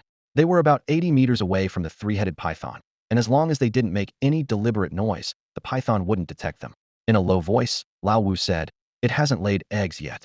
Let's stick to the plan. I'll spread out and keep watch. I'll take the night shift, and you two can take turns in the morning." With that, he disappeared into the forest on the left. This was the plan they had agreed upon. Lao Wu lacked martial prowess and relied on his gadgets, while Chen Yuan and Huang Su were the key forces in taking down the three-headed python. Huang Su took a sip from a water bottle and said, "Looks like we'll have to wait. I'll keep watch first, you get some rest. I'll wake you up later." Chen Yuan nodded, ate a little, and then closed his eyes to rest. He didn't fall into a deep sleep but stayed alert, ready to awaken at the slightest noise. Though his sleep wasn't restful, he had no other choice. Chen Yuan didn't distrust Huang Su and Lao Wu. He simply preferred to rely on himself, keeping all variables within his control. Thus, the three took turns keeping watch, closely monitoring the three-headed python's movements, waiting for the perfect moment to strike. As the three-headed python approached its egg-laying period, it exhibited minimal activity, so nothing unexpected occurred. Huang Su was secretly amazed at how Chen Yuan could handle the quiet so well. Over the 2 days, this novice hunter, entering the Black Mountain for the first time, showed no signs of impatience. This composure made Huang Su think to himself, "This guy must be a born hunter." By evening, the fiery sunset was half hidden on the horizon, and a dusky twilight spread like a thin veil over the land. Suddenly, Chen Yuan and Huang Su felt a surge of alertness. They had keenly detected something unusual. The three-headed python was about to lay eggs. "Don't rush," Huang Su said in a low voice. "The moment it finishes laying eggs is when it's at its weakest." Chen Yuan nodded and succinctly reminded, "Go all out. Aim for a kill with one strike." At that moment, Old Wu's voice came through the personal terminal. "Keep it discreet. Make as little noise as possible, or else we might attract other exotic beast hunters and unnecessarily complicate things." According to Old Wu's experience, the egg-laying period for the three-headed python, unlike ordinary snakes, takes about 5 to 8 hours. The three of them waited in silence as time ticked away until the early hours of the morning. In the night sky, a bright crescent moon hung high, and the surroundings were silent, broken only by the occasional sound of insects.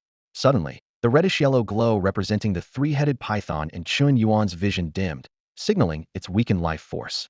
Shortly after, a pale yellow, oval glow appeared beside the python. "Go." Old was excited yet hushed. Raspy whisper came through the terminal. Without needing further prompting, Chen Yuan and Huang Su were already poised to strike. They launched their attacks simultaneously, a lightning slash and a 9-star barrage. Yet, in the instant of their attack, both were startled. They sensed from each other's aura that they had reached the initial stage of the awakening realm. The 80-meter distance vanished in a flash under their feet. Chen Yuan moved like a swift lightning bolt, while Huang Su was like a falling meteor, leaving 2 faint white trails in the air. The three-headed python, having just laid its eggs, could only raise its head slightly and flick its tongue. In the next moment, 2 shadows crossed paths. A muffled sound, like soft fabric being cut by scissors, was heard. The python's body paused, and 2 of its heads split open, crashing heavily to the ground and stirring up clouds of dust. "Strike again." Chen Yuan kicked off the ground, twisting his body as his energy surged, aiming for the last head of the python. With a swoosh, the final snake head detached from its body, soaring high into the air. The towering snake body collapsed powerlessly to the ground, with purple blood gushing from the 3 severed necks, splattering everywhere. A nauseating stench began to fill the air. Chen Yuan let out a long breath. Huang Su walked over quickly, remarking, "If it were a fully intact three-headed python, even with both of us in the awakening realm, it would have been tough to win." Moments later, Old Wu came rushing out, eagerly and carefully packing the warm snake eggs into a bag. As he worked, he instructed, "The snake meat isn't very useful. Peel off the skin and collect the gall and blood. These 3 parts make up most of the three-headed python's value." Chen Yuan and Huang Su immediately got to work, skinning and collecting the snake's blood. Soon, 2 large bags stuffed with snake skin were ready, each of them carrying one. Old Wu carefully placed the snake gall into a glass jar, wrapping it meticulously with foam. As the 3 of them finished packing and were about to leave, Chen Yuan suddenly felt a surge of alarm. His long knife shot up like lightning, the blade instantly shielding his head. With a sharp clang, a blinding yellow spark erupted in the dark night. Following that, a loud gunshot shattered the silence. "Damn it! Why didn't the alarm go off?" Old Wu exclaimed as he dove to the ground. Huang Su sneered, "Are you talking about those outdated tripwire alarms? They're relics from ages ago, and you're still using them." 3 armed figures slowly emerged from the woods, stopping about 50 meters away. Huang Su, still in the mood for sarcasm, remarked, "Well, look at that. We've run into beast hunters." "I always said," Old Wu, Your jack-of-all-trades approach would get us in trouble sooner or later. Chen Yuan's face turned grim. He knew that even for a novice martial artist, getting hit by firearms in non-vital areas would at most result in minor injuries. But a shot to the head or heart would be fatal, even for someone at his level. The bullet just now had been aimed directly at his head, intended for a kill. The bald man leading the other group eyed their bulging backpacks and the remains of the massive serpent carcass hungrily. Rare prey like this wasn't something they encountered often, and few dared to hunt such a beast that ordinary firearms couldn't harm. With such a golden opportunity, they weren't about to let it slip away. You two must be martial artists, right? The bald man said. Let's talk this out. According to the old rules, we split it 50-50, and everyone leaves in peace. Chen Yuan and Huang Su exchanged a glance, silently asking, should we fight or not? Sensing their hesitation, the bald man fired a warning shot into the air.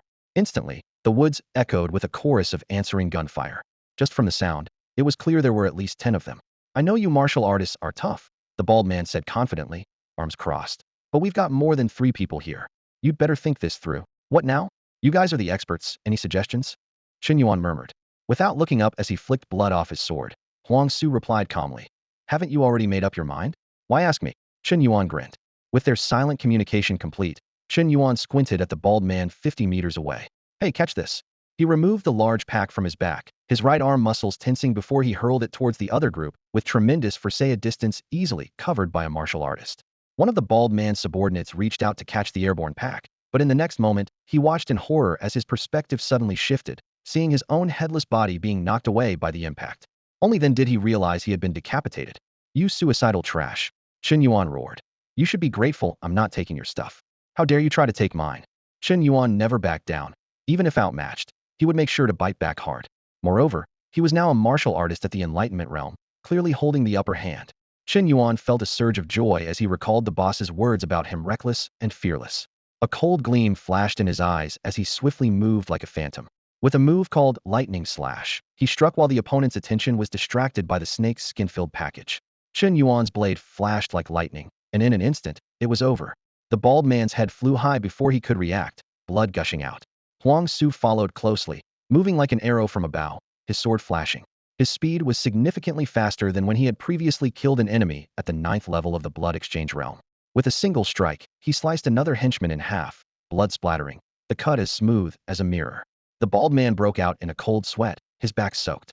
He realized that if that blade had been aimed at him, he wouldn't have been able to react, and would have been dead for sure. But who among those daring to hunt beasts in Black Mountain was truly afraid of death? The fearful wouldn't even step into Black Mountain. Want a bloodbath? Bring it on, the bald man roared. Brothers, don't hold back. Kill them. He aimed his gun at Chen Yuan, pulling the trigger. He knew being close to a martial artist meant certain death, but he trusted his brothers would avenge him. Since becoming a beast hunter, he had been ready to die. Chen Yuan and Huang Su moved in unison, diving into the bushes to avoid the expected hail of bullets. However, the gunfire they anticipated never came. Chen Yuan was puzzled, having braced himself to take a few bullets, yet the guns had jammed. Only the bald man managed to fire a shot, which Chen Yuan dodged with a roll. Are they having a fallout? Or is the bald man trying to trick us? Huang Su speculated silently.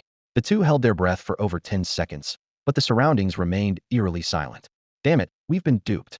Chen Yuan shouted angrily, leaping out like a tiger, landing a heavy kick on the bald man's face. Yet, there was still no response from the surroundings. The once synchronized gunfire had not sounded even once. My brothers? Where the hell did my brothers go? Why aren't they shooting? The bald man muttered in confusion, having given up resistance upon being subdued by the two martial artists. With his strength, there was no chance of escape. He put on quite the act. I didn't see any flaws. Huang Su emerged, questioning his observation skills. Two martial artists at the enlightenment realm fooled by a loser. Brothers, the bald man began, but was cut off by a slap from Chen Yuan. Still pretending at this point. You're committed, I'll give you that. At this moment, Old Wu stepped forward, his expression grave. He might not be faking it. Something's seriously wrong. What do you mean? Chen Yuan frowned. What do you mean something's wrong? Just then, Chen Yuan noticed something unusual. The three-headed python they had skinned and drained of blood, now just a heap of flesh, was slowly wriggling. Blood-red lines began to appear on the ground, resembling the veins of the earth, converging on the remains of the python. The End Church. Old Wu uttered the name slowly, his voice filled with fear. This method of manipulating corpses can only be from the End Church. Huang Su's face changed dramatically. Then he realized. The three-headed python was a creation of the End Church. We accidentally killed it, triggering the End Church's trap prematurely. Retreat, retreat, retreat. Chen Yuan hurriedly shouted, slinging his backpack over his shoulder as he and the others sprinted away.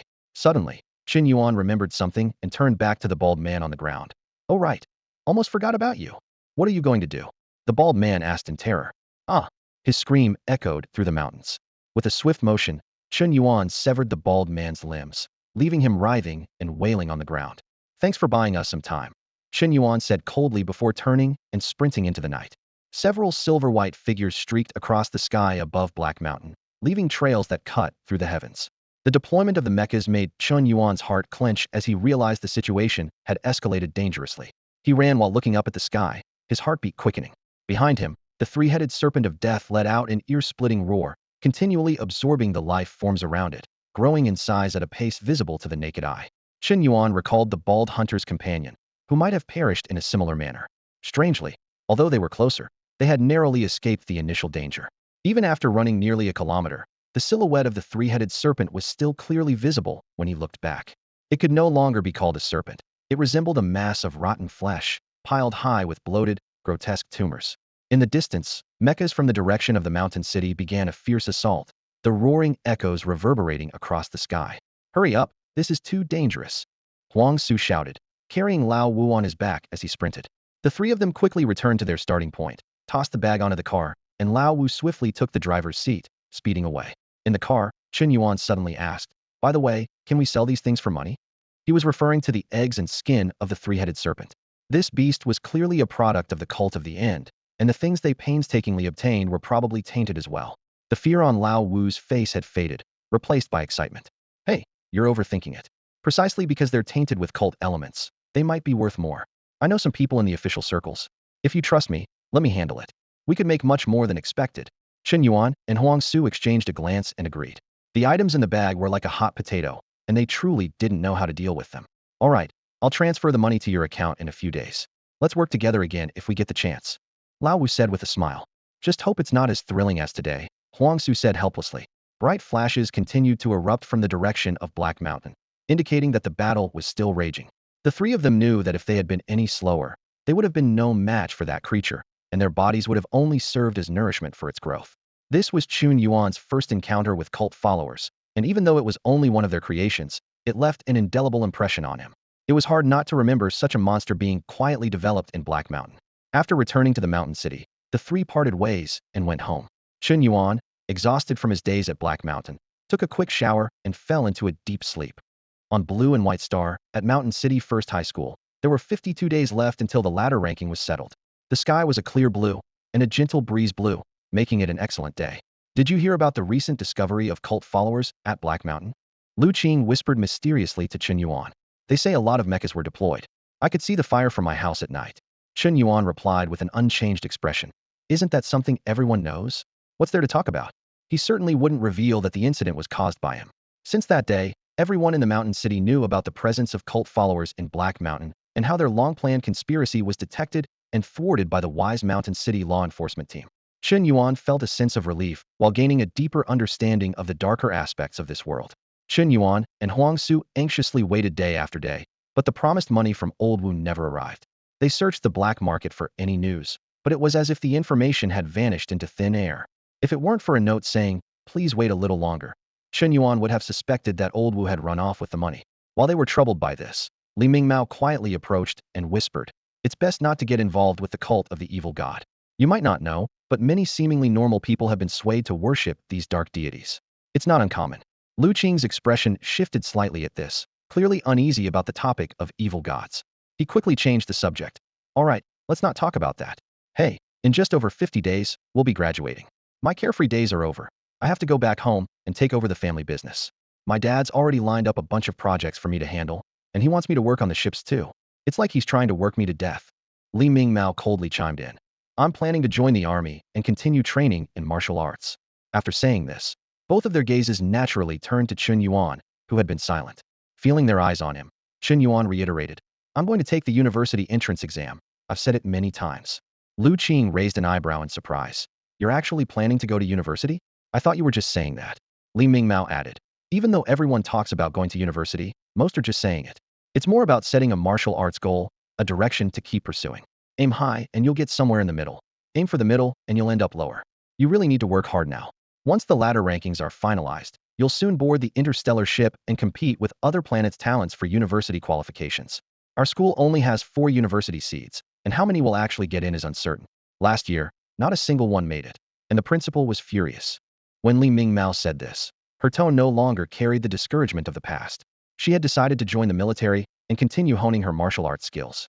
Even if she couldn't get into university, it was better than giving up entirely. Chen Yuan confidently replied, I remember the university assessments are broadcast live, right? Just cheer for me then. You're quite confident. Lu Qing sighed, shaking his head. Lie Ming lay down in the combat pod, closed her eyes, and prepared for a battle, not forgetting to remind him. You should make it into the top 10,000 on the ladder first. 3 days later, Chen Yuan finally received a transfer from Old Wu. When he saw the account balance, he gasped 800,000. This far exceeded his expectations. After counting it several times to be sure, hope ignited in his heart. Without hesitation, Chen Yuan headed straight to the martial arts library. He finally bought the first level of the Hun Yuan Dragon Elephant art he had longed for. Looking at the remaining 600,000 in his hands, a bold idea struck him. Convert it all into qi and blood pills to boost his lifespan. With a substantial sum in hand, Chen Yuan felt a surge of confidence. He had never been so wealthy, and it gave him an unprecedented sense of security. Although the trip to Black Mountain had been perilous, the rewards were satisfying. However, Chen Yuan had decided against hunting beasts for money again. He was worried that the cultists might target him, especially since they had killed the 3-headed python that the cult had long planned for, drawing the attention of the Mountain City law enforcement. After careful consideration, Chen Yuan decided it was safer to stay in Mountain City. He planned to find Old Wu to exchange his money for qi and blood pills and consume them all in one go today. He was convinced that this enhancement would bring a significant breakthrough in his abilities. With this hopeful vision, Chen Yuan hurried to the black market. But just as he was about to reach his destination, a group of imposing individuals suddenly blocked his path. The leader flashed an ID in front of Chen Yuan and said coldly, We're from the Star Alliance's Department of Faith Research. We need you to come with us. Department of Faith Studies? What's that? Chen Yuan frowned. A disturbing thought flashing through his mind, could the black market have been busted?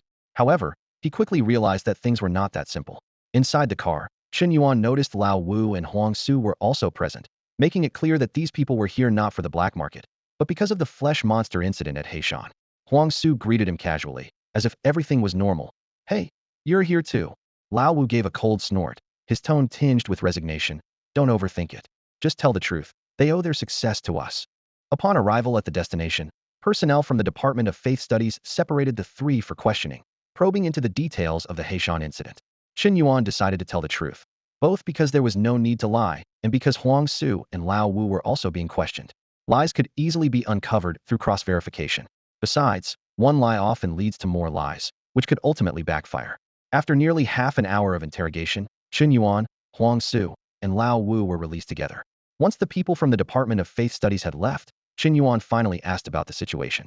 Lao Wu shrugged helplessly and explained, the Department of Faith Studies specializes in researching foreign evil gods. They've probably been watching us since I sold those 3 python eggs. You know the rest. Fortunately, nothing major happened. Chen Yuan nodded in understanding and then turned to his main purpose for the trip, buying cultivation resources. However, when he mentioned spending 600,000 to buy qi and blood pills, Lao Wu was shocked, his eyes wide. Are you crazy? Spending 600,000 on qi and blood pills? You can't eat these like food, they'll lead to drug resistance. Lao Wu explained that taking qi and blood pills repeatedly in a short time would lead to diminishing returns, and in severe cases, they might become completely ineffective. Even Huang Su, standing nearby, couldn't help but glance over at this request. Chen Yuan didn't want to elaborate and said straightforwardly, I have other uses for them. Just tell me if you're selling or not. Otherwise, I'll find someone else. Lao Wu weighed the options and was ultimately swayed by the profit. Sell? Sell. I'll give you 12 qi and blood pills, okay? Only a fool wouldn't make money. He added. And you know what? If I hadn't been busy looking for buyers lately, I might not even have this many in stock. You're in luck. Deal. Chen Yuan agreed readily. The 80,000 star coins he had just acquired were quickly spent, but in his view, this expense was of great significance. 12 qi and blood pills meant an increase of 60 years in lifespan, which, combined with his remaining 42 years, totaled 102 years, officially breaking the century mark. Back home, Chen Yuan eagerly converted the qi and blood pills, feeling his lifespan surge by 60 years. He carefully studied the first layer of the Hun Yuan Dragon Elephant True Skill Manual. Once he fully understood it, he closed his eyes and silently called out in his mind, System, start the first layer of Hun Yuan Dragon Elephant True Skill. Let's begin. In the first year of the process, Chen Yuan was keenly aware that the Hun Yuan Dragon Elephant true skill emphasized gradual progress. Even if a year might be wasted, he remained steadfast in his practice, determined to discover just how profound this martial art, deemed difficult even by the Dragon Elephant martial god, truly was. In the 10th year, you notice you've gained 10 kilograms, possibly due to your practice of the Hun Yuan Dragon Elephant technique. You're not entirely sure, but this change excites you, as it indicates progress in your training. Chen Yuan stands before the mirror, examining his transformed physique. After a decade of hard practice, he's gained 10 kilograms, yet there's no visible change in his form. He clenches his fist lightly. His arm still appears the same, but feels more solid. Is this the effect of the Hun Yuan Dragon Elephant technique?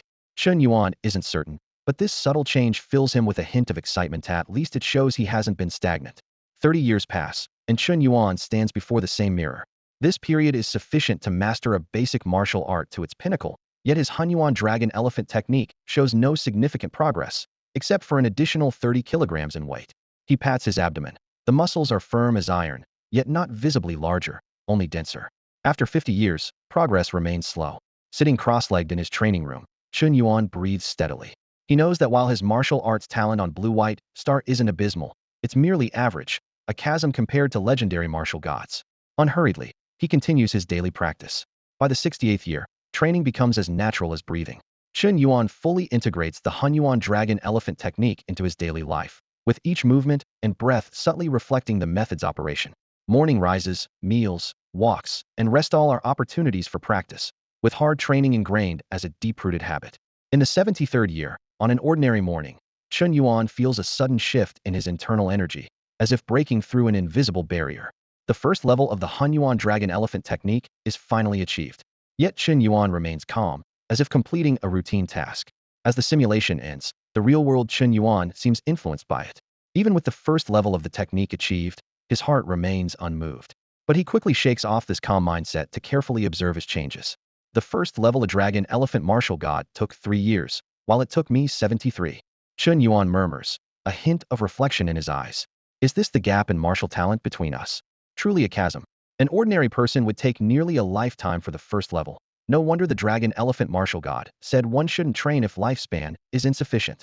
He stands and walks to the window, gazing at the distant sky. But it's said that when a martial artist reaches the golden core stage, they can reshape their martial foundation. While not instantly becoming a martial prodigy, it would be a vast improvement. Reflecting briefly on the martial god's astonishing talent, Chen Yuan feels no envy.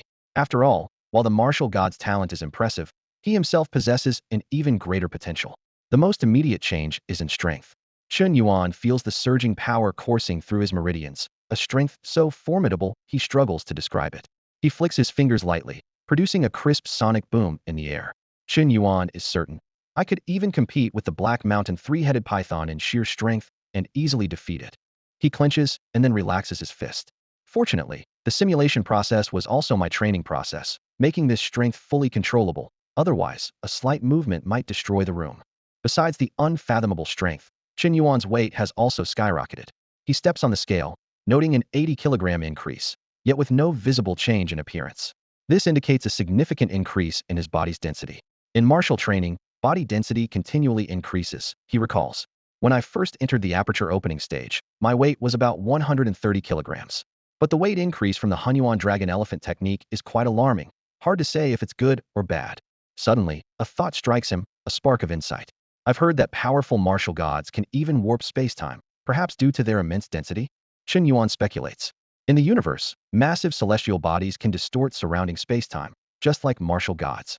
Yet, as he's not a martial god, he remains unsure of the specifics. Looking at the panel showing 29 years of remaining lifespan, Chen Yuan unhesitatingly chooses to continue risking his life. Yuan Magnetic Breathing Technique. The simulation begins.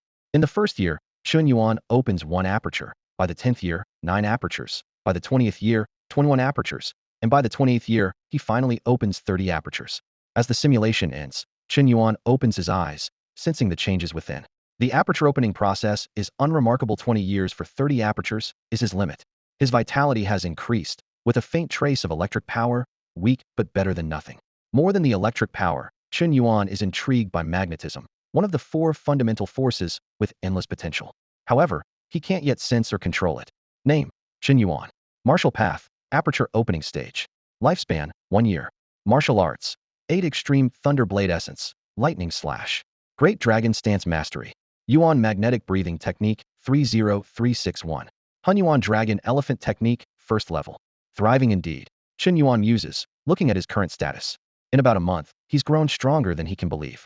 Nowadays, a war god paired with a dedicated divine-level mech is formidable enough to combat adult space behemoths, standing at the pinnacle of individual combat power in the universe. Chen Yuan sat in the classroom, attentively listening to a lecture on the history of the Star Alliance's development.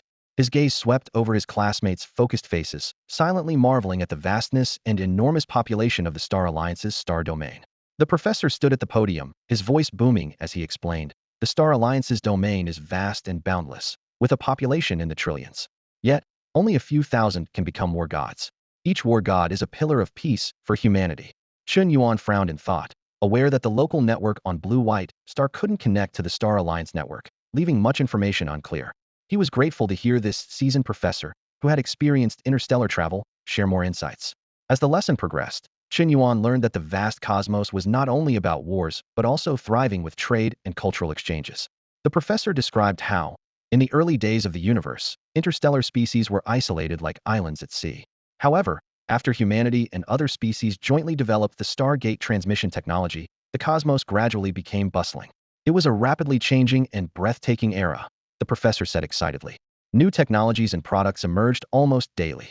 As the class drew to a close, the professor surveyed the classroom and said earnestly, "Blue-White Star is large, but it's small compared to the universe. I hope you all get a chance to venture into the cosmos and witness its current grandeur." When the bell rang, Chen Yuan turned to Huang Su beside him and suddenly asked, "Huang Su, have you ever left Blue-White Star and ventured into the universe?" Huang Su paused, thought for a moment, and replied, "I haven't been out there. But if you want to see the universe, you could buy a sightseeing ticket on a starship for a little money, just like a vacation." Chen Yuan shook his head. "That's not what I meant." He struggled to articulate his thoughts. A simple sightseeing trip wasn't what he was after. "Forget it, let's not talk about this." Chen Yuan stood up, heading towards the arena. "Come on, let's have another match," Huang Su complained. "Come on, you're trying to wear me out." Despite his words, he picked up his sword and followed. Recently, Chen Yuan rarely entered the virtual combat platform, and his ladder ranking hadn't improved much. He was more focused on real-life combat. After the battle with the three-headed python, Chen Yuan realized the significant difference between virtual and real combat. Surviving a bloody battle is worth 10 years of hard training. This saying became increasingly clear to Chen Yuan. While virtual combat could enhance martial arts experience, real combat honed the nuances of blood and energy flow, reactions to crises, and recovery after battle things virtual combat could never match. University assessments also prioritized real combat and never considered virtual fighting. Therefore, Chen Yuan often sought out Huang Su for real sword fights. Currently, only Huang Su could match him. Even if Lu Qing and Lie Ming fought him 100 times, it wouldn't help Chen Yuan improve. Of course, during their matches, Chen Yuan and Huang Su didn't use the profound Hun Yuan dragon elephant techniques, or even their full energy.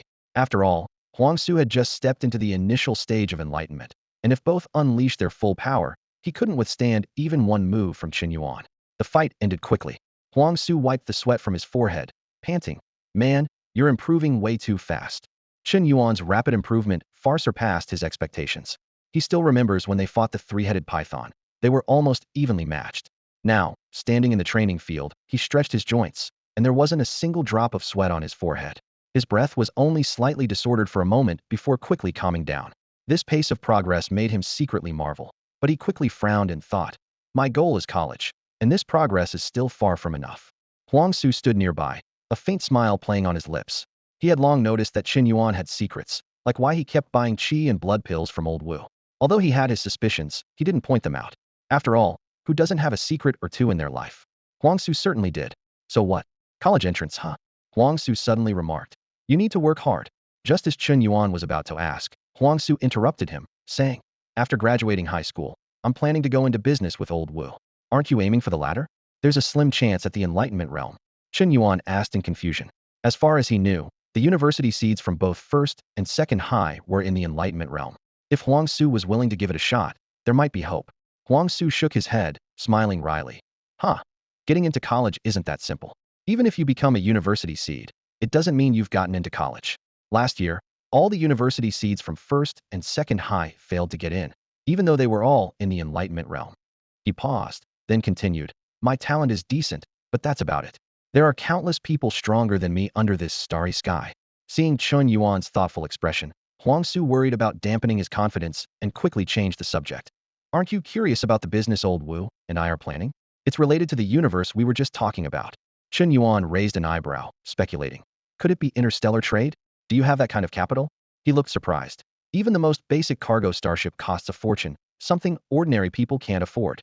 Interstellar trade? You really think highly of me. Huang Su was a bit speechless, then bluntly said, Old Wu and I are planning to become interstellar streamers. Chen Yuan looked puzzled. Interstellar streamer? The combination of these words sounded odd to him. Huang Su grinned. Huh. Didn't see that coming, did you? I never thought I'd end up in this line of work either. He explained. Our blue-white star is on a local network, so there are hardly any interstellar streamers here. But on the Star Union's network, interstellar streamers are quite common. With special devices, you can experience what interstellar streamers do, seeing, hearing, smelling, like you're really there. He continued, Old Wu is from the Shi race, and while their talents aren't outstanding in most areas, they're perfect for being interstellar streamers. We're planning to recruit a group of Shi people, and with the connections Old Wu and I have, it's a promising venture. Huang Su gave Chen Yuan a grateful look. I have you to thank for helping us secure a key investor. Without that, many issues would have been difficult to resolve. Chen Yuan nodded thoughtfully, understanding that everyone has their own path and choices. Huang Su's martial arts talent was top-notch on Blue-White Star, and he could have succeeded in the military or in politics on the planet. But everyone has their own ambitions. Then I'll wish you and Old Wu great success in advance. Chen Yuan said with a smile, clasping his hands. Thanks for the good wishes. Huang Su replied with a smile, then joked, if you ever get tired of martial arts, come find me and hire you as a streamer. Upon hearing this, a determined gleam flashed in Chen Yuan's eyes. Tired? How could I be tired? Practicing martial arts is really interesting. At Lanbai Star, Mountain City No. 1 High School, there were only 43 days left before the ladder ranking results were finalized. The sense of urgency hung over the campus like an invisible force. Standing at the entrance of the combat room, Chen Yuan's eyes gleamed with determination. After refining his skills through sparring with Huang Su, he felt ready to make a full sprint towards the ladder rankings. Chen Yuan contemplated the situation. The lucrative rewards for reaching the top 100,000 and top 10,000 in the ladder rankings were like a mountain of gold beckoning to him. The failure at Black Mountain had shattered his previous plans, and a stable source of income had become a mirage. With no earnings for several days, he was more eager than ever to make a breakthrough in the ladder rankings. With my current strength, even without using the Hunyuan Dragon Elephant True skill, I should be able to make it into the top 10,000, Chen Yuan thought to himself. Although those in the top 10,000 were all adept in the Kaiqiao realm, there were still discrepancies in skill. Having opened 30 apertures, Chen Yuan's strength far surpassed that of newcomers to the Kaiqiao realm. Recalling how Huang Su had a chance to enter the top 10,000 upon first reaching the Kaiqiao realm bolstered his confidence. The 8 Extremes Thunderblade technique was incredibly powerful in Chen Yuan's hands. This self-created move was more suited to him than ordinary martial arts, enabling him to unleash its full potential. Chen Yuan knew that with this technique, he was on par with those who had been in the Kaiqiao realm for years. Today, I am determined to break into the top 10,000. Chen Yuan clenched his fist, making a firm resolution. Just then, a commotion erupted inside the combat room. Lu Qing, his face bruised and swollen, grumbled as he rubbed his face. Damn, no respect at all. My dad and his dad do business together. We even shared a table at a banquet once. Once I inherit the family business, I'll hire some bodyguards to teach that Shang Wanji a lesson, show him what I'm made of. Lie Ming stood nearby, looking pale and unsteady. He kept a cold expression, regretting his earlier actions. I thought Shang Wanji would show some respect, so I tried to mediate for Chen Yuan. But instead, I got humiliated. Lu Qing sighed and explained to Lie Ming. Yesterday, Shang Wanji was lurking in the combat room, clearly up to no good. Thinking I had some rapport with him, I tried to ease the tension between him and Chen Yuan. But Shang Wanji attacked at the slightest provocation, and when you stepped in to stop him, he defeated you with a single move and left you injured. Shang Wanji's warning before leaving still echoed in their minds. I warned Chen Yuan, but he didn't appreciate it. Don't blame me. You two seem close to that kid. Make sure to tell him it was me who did this. Let him come find me himself, or I'll beat you every time I see you. Everyone in the combat room had witnessed the previous day's events, creating a tense atmosphere. Chen Yuan, standing at the door, listened to the conversation with a furrowed brow, realizing that he faced challenges not only from the ladder rankings, but also from the threat posed by Shang Wanji. The atmosphere in the training room was tense. A sigh from Lu Qing broke the silence, drawing everyone's attention. Lu Ershao, Tiger Girl, why are you getting involved in this mess? A voice suddenly spoke up. Chen Yuan thinks he's strong and causes trouble, so why are you meddling? You might just end up getting snubbed. Recently, Chen Yuan's strength has increased, and he's become more distant from you. He doesn't even come to the training room often. The speaker paused and continued. Neither Shang Wanji nor Chen Yuan are good people. They look down on those of us with mediocre talent just because they're strong. They're two of a kind. Lu Qing, Lie Ming Mao, you consider Chen Yuan a friend, but he might not feel the same about you. He might even want to stay far away from you. Hearing this, Lu Qing's eyes widened in anger, and his eyebrows furrowed. Nonsense. Chen Yuan's just been busy lately. Lie Ming Mao quietly said. Let's just stay quiet. It's just because we're not as strong. Seeing this, the others chose not to say more. If Lu Qing weren't well liked, they wouldn't have spoken up. After all, Shang Wanji and Chen Yuan weren't close to them, and if the two fought, it would just be entertainment. At that moment, a familiar voice came from behind. Lu Qing, Lie Ming Mao, what's going on? Chen Yuan had just arrived, catching snippets about Shang Wanji. Although he didn't know the full story, seeing Lu Qing and Lie Ming Mao's injuries gave him a clue. Lu Qing was startled, not realizing when Chen Yuan had arrived. He stammered, it's nothing serious. Tiger Girl and I were just sparring, and now we're discussing the aftermath. Lie Ming Mao remained silent, arms crossed, still brooding over the gap in strength. Did Shang Wanji do this? Because of me? Chen Yuan directly voiced his suspicion, clearly not buying Lu Qing's incoherent explanation. Lu Qing hesitated, confirming Chen Yuan's guess. Chen Yuan, Lu Qing and Lie Ming Mao stood up for you and got beaten by Shang Wanji. Someone in the crowd confirmed Chen Yuan's suspicion. Very well, very well. Chen Yuan said with a dark expression. I was planning to climb the ranks slowly, but it seems I don't need to bother now. With that, he turned and left the training room. Chen Yuan, what are you going to do? Lu Qing asked anxiously, sensing something was amiss. Without looking back, Chen Yuan replied, I'm going to pay them back for you. Oh no. Lie Ming Mao realized the situation. She had faced Shang Wanji before and knew that Chen Yuan was no match for him. Even if Chen Yuan had reached the awakening stage, Shang Wanji had broken through to that stage in the second half of his sophomore year. A year of accumulation had only made him stronger. They wanted to stop him, to persuade him to avoid confrontation, but as soon as they stepped outside, Chen Yuan's figure was already gone. The people in the training room, sensing the impending drama, quickly abandoned their exercises and followed. Hurry up, we'll miss the show if we're late. Chen Yuan's going to fight Shang Wanji. Chen Yuan suddenly realized he didn't know where to find Shang Wanji. Which class was he in? He grabbed a random student and quietly asked. The student looked bewildered and somewhat reluctant. He knew of Shang Wanji's reputation, but being grabbed like this wasn't pleasant. However, when he met Chen Yuan's gaze, he felt like a beast was staring him down, making him tremble involuntarily. A martial artist, and a very strong one, he thought, stammering. Shang Wanji is in Class 8 of Senior Year 3. Third floor of Building 5. Just follow the signs, and you'll find it. Thank you. Chen Yuan released him and disappeared in an instant. At Shan City High School, in Class 8 of the senior year, the class break was underway. Some students were busy with their studies, while others chatted. In one corner by the window, everyone kept their distance. That was Shang Wanji's spot, known for his temper. Even classmates faced his wrath if they upset him, and many had suffered without daring to speak up. Shang Wanji. Suddenly, a figure appeared at the classroom door. Who? Can't you see I'm? Shang Wanji's face showed irritation upon hearing someone call his name. But before he could finish his sentence, he heard the swishing sound of a blade cutting through the air. He quickly leaped back, narrowly avoiding a long knife that sliced through the air, splitting the desk in front of him in two. Chen Yuan. Shang Wanji looked up and recognized the intruder. It was none other than Chen Yuan. Chen Yuan kicked open the classroom door with a bang, sending wood splinters flying as Shang Wanji's desk shattered. You're looking for trouble. Shang Wanji shot to his feet, eyes blazing with anger. He hadn't even gone to confront Chen Yuan yet, and this guy dared to provoke him first. You're just a worthless fool, like a stubborn mule. I couldn't be bothered with you before, but now you dare to push your luck. Chen Yuan sneered, pointing his long knife directly at Shang Wanji's face. Infuriated by the series of actions, Shang Wanji drew his sword with a roar. You think I'm afraid of you? As their weapons clashed, the classroom echoed with a resonant hum like a giant bell.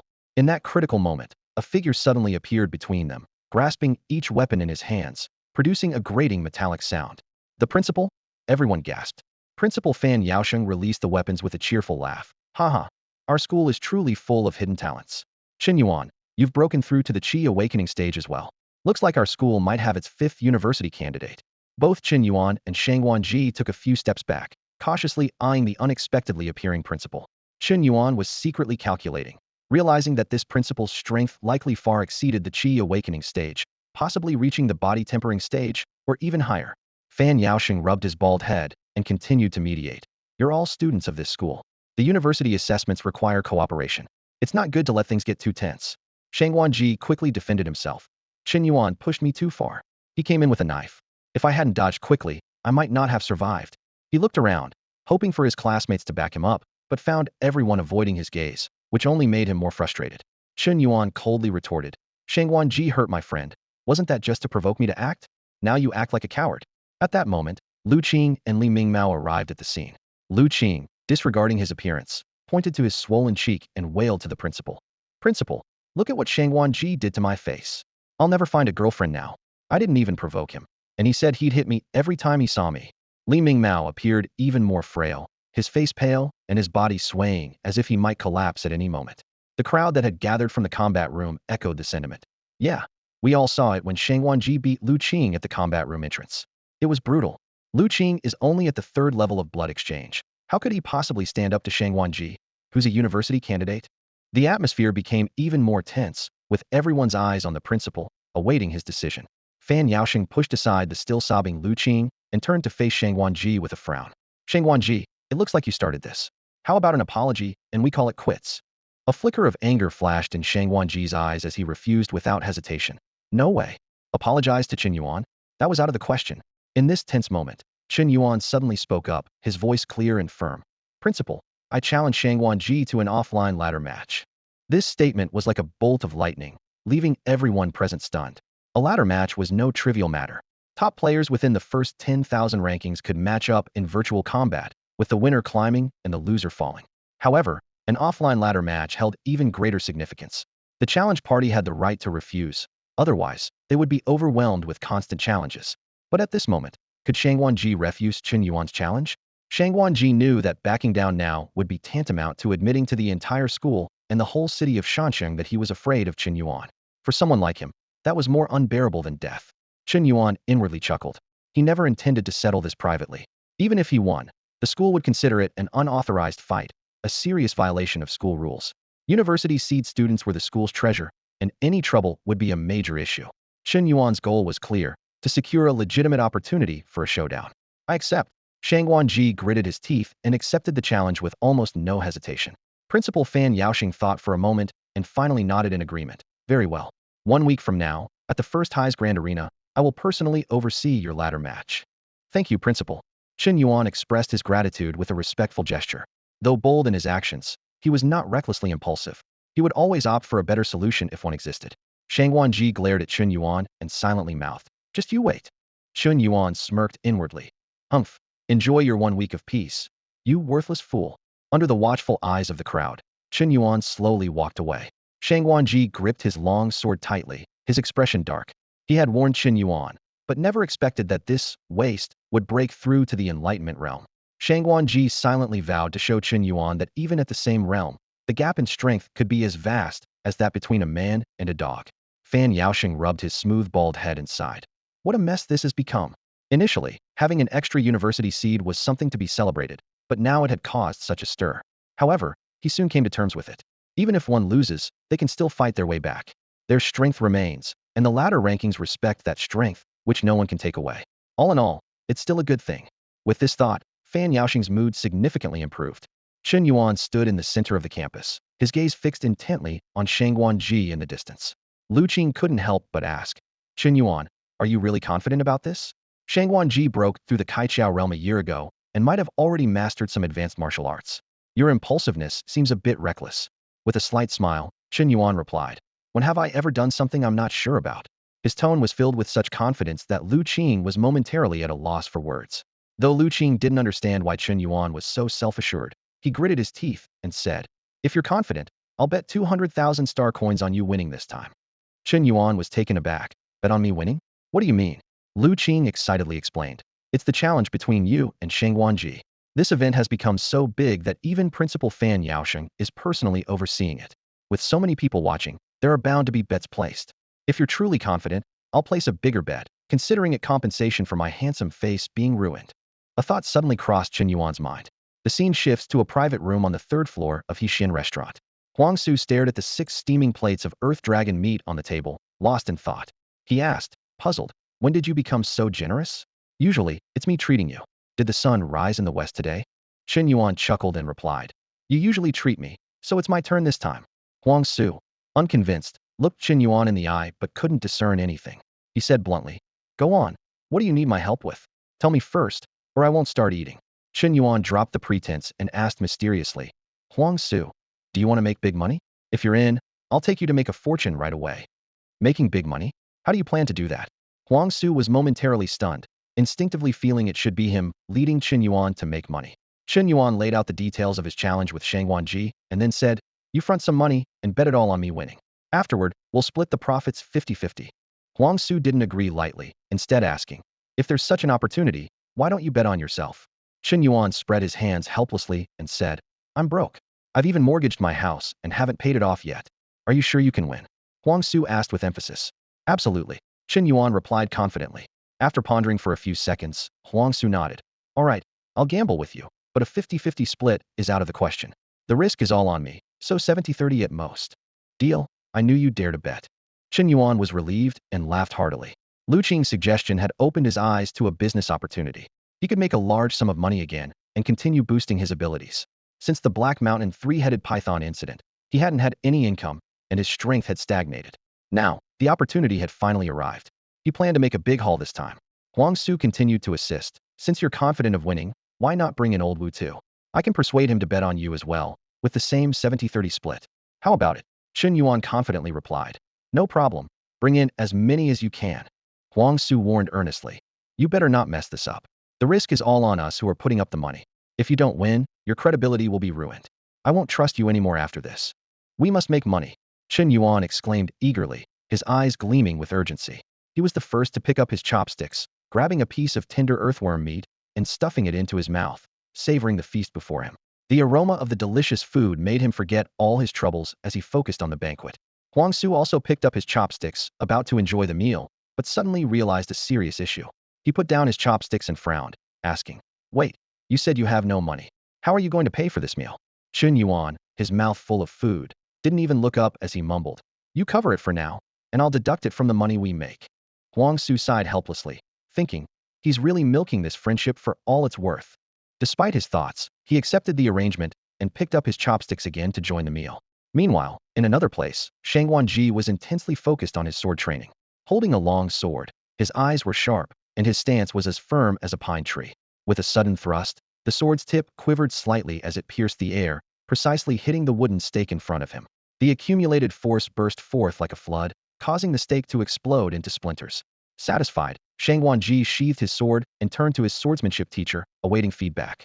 The teacher praised, Shang Wanji, your starburst sword technique has reached the realm of comprehension. Concentrating all your power at a single point is truly formidable. This was not mere flattery, but a fact. In the martial arts grading system, the enlightenment realm marks the start of mastering graded martial arts. From the first grade, each grade is divided into 4 stages: initial, comprehension, micro, and mastery. Each stage represents the level of understanding and skill in martial arts, with vastly different power levels. Shang Wanji's exceptional talent in swordsmanship had allowed him to master the first-grade starburst sword technique to the comprehension stage, surpassing most enlightenment realm experts. The martial realm and martial arts realm complement each other. The former is the foundation for martial artists, and the latter is the means of output, both indispensable. My teacher flatters me. I'm still far from reaching the university's threshold. Shang Wanji replied modestly. However, a hint of pride appeared on his face as his lips curled slightly. As one of the university's potential candidates, he indeed had reason to be proud. Without such talent, even bathing in nutrient solutions daily wouldn't raise his strength ceiling much. His swordsmanship teacher reassured, Don't be disheartened. The university assessment isn't solely about realms. Many factors influence it, including luck. Just perform earnestly, and even if you don't get in, no one will blame you. Being on the university assessment platform already proves your talent. Even if you don't enter the university, with your family's support, you can still make a mark on Blue-White Star. Even someone as proud as Shang Wanji had to admit that he might not secure a spot in the university, as there were many competitors stronger than him. But he quickly regained his confidence, a fierce determination flashing in his eyes. However, on Blue-White Star, I'm recognized as a genius. It seems I've been dormant too long, letting some believe they could surpass me. In the latter challenge a week from now, I'll show them what a true genius is. Thinking of the upcoming challenge, a fierce glint appeared in Shang Wanji's eyes as he gritted his teeth and said, Chen Yuan, just wait. He had never suffered such a setback, and in his view, someone like Chen Yuan was born to be trampled underfoot. Yet now, this nobody dared to challenge him. This was all because he seldom acted after entering the enlightenment realm, leading people at school to forget his strength. Seeing this, his swordsmanship teacher reminded him, I've heard about the incident at your school. That Chen Yuan is just an orphan. As long as you perform steadily, defeating him is easy. Remember, don't let anger cloud your judgment. Only your will can control your body, not any emotion. Shang Wanji took a deep breath, suppressing his anger, and respectfully cupped his hands, saying, I will remember my teacher's teachings. I, Shang Wanji, will win. His voice was firm and powerful, his eyes shining with determination to succeed. A week later, the area around the grand arena behind Mountain City First High School was buzzing with excitement. This battle, crucial for ranking among the top 10,000 in the ladder, was set to feature the current university seed, Shang Wanji, against the relatively unknown Chen Yuan. News of the challenge spread like wildfire, drawing even those usually indifferent to the martial arts world, all eager to witness the spectacle. The stone stands surrounding the arena were packed with spectators from all walks of life. Among them were martial arts prodigies and university seeds from other high schools in Mountain City. They had come out of curiosity, as university seeds in Mountain City were rare and had often competed against each other. But Chen Yuan was an exception, sparking widespread interest. In one corner of the stands, a few familiar faces were chatting. Lie Ming, it's been a while.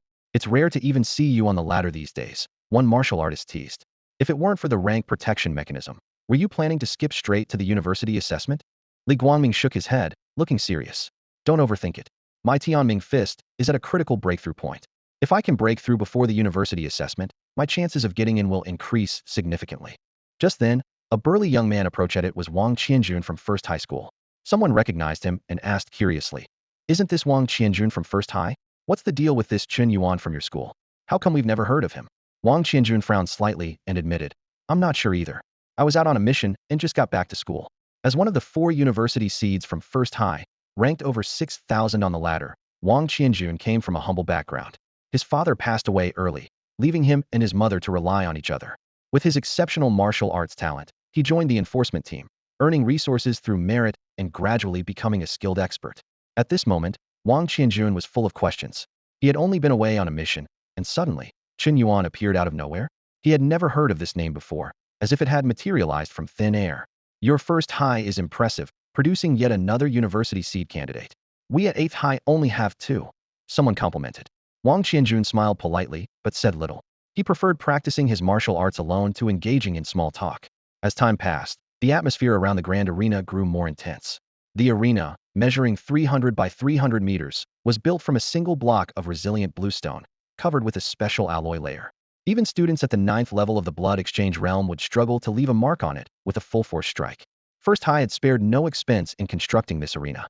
By now, the stone seats around the arena were completely filled, with thousands of spectators holding their breath in anticipation of the start of this ladder challenge. The campus of Yizhong was bustling with activity as students, teachers, and leaders from other schools gathered together to warm up for the upcoming ladder challenge. While the martial artists were in the spotlight, the majority were still ordinary students, eagerly anticipating this rare competition. Suddenly, a familiar call interrupted Principal Fan Yaosheng of Yizhong's thoughts. Old Fan, this is your 5th university seed, right? You're really lucky. Fan Yaosheng turned around to find the smiling face of the principal from Yizhong. Fan Yaosheng frowned and said, Hey, it's just a couple of students having a match. Why are you here joining the fun? The Yizhong principal chuckled, patting his beer belly, and explained, What are you talking about? With 5 university seeds from Yizhong, I surely had to come and congratulate you. Fan Yaosheng snorted, clearly unimpressed. The Yizhong principal winked and whispered, Haha, you saw right through me. Let's chat in your office later after all this. We can also discuss the university assessments.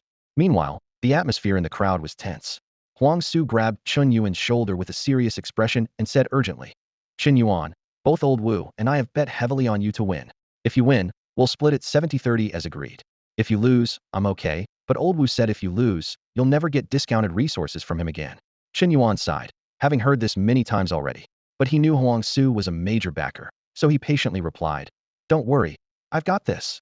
After a moment, he added, When I spar with you, I hold back because I'm afraid of accidentally hurting you. This time rest assured.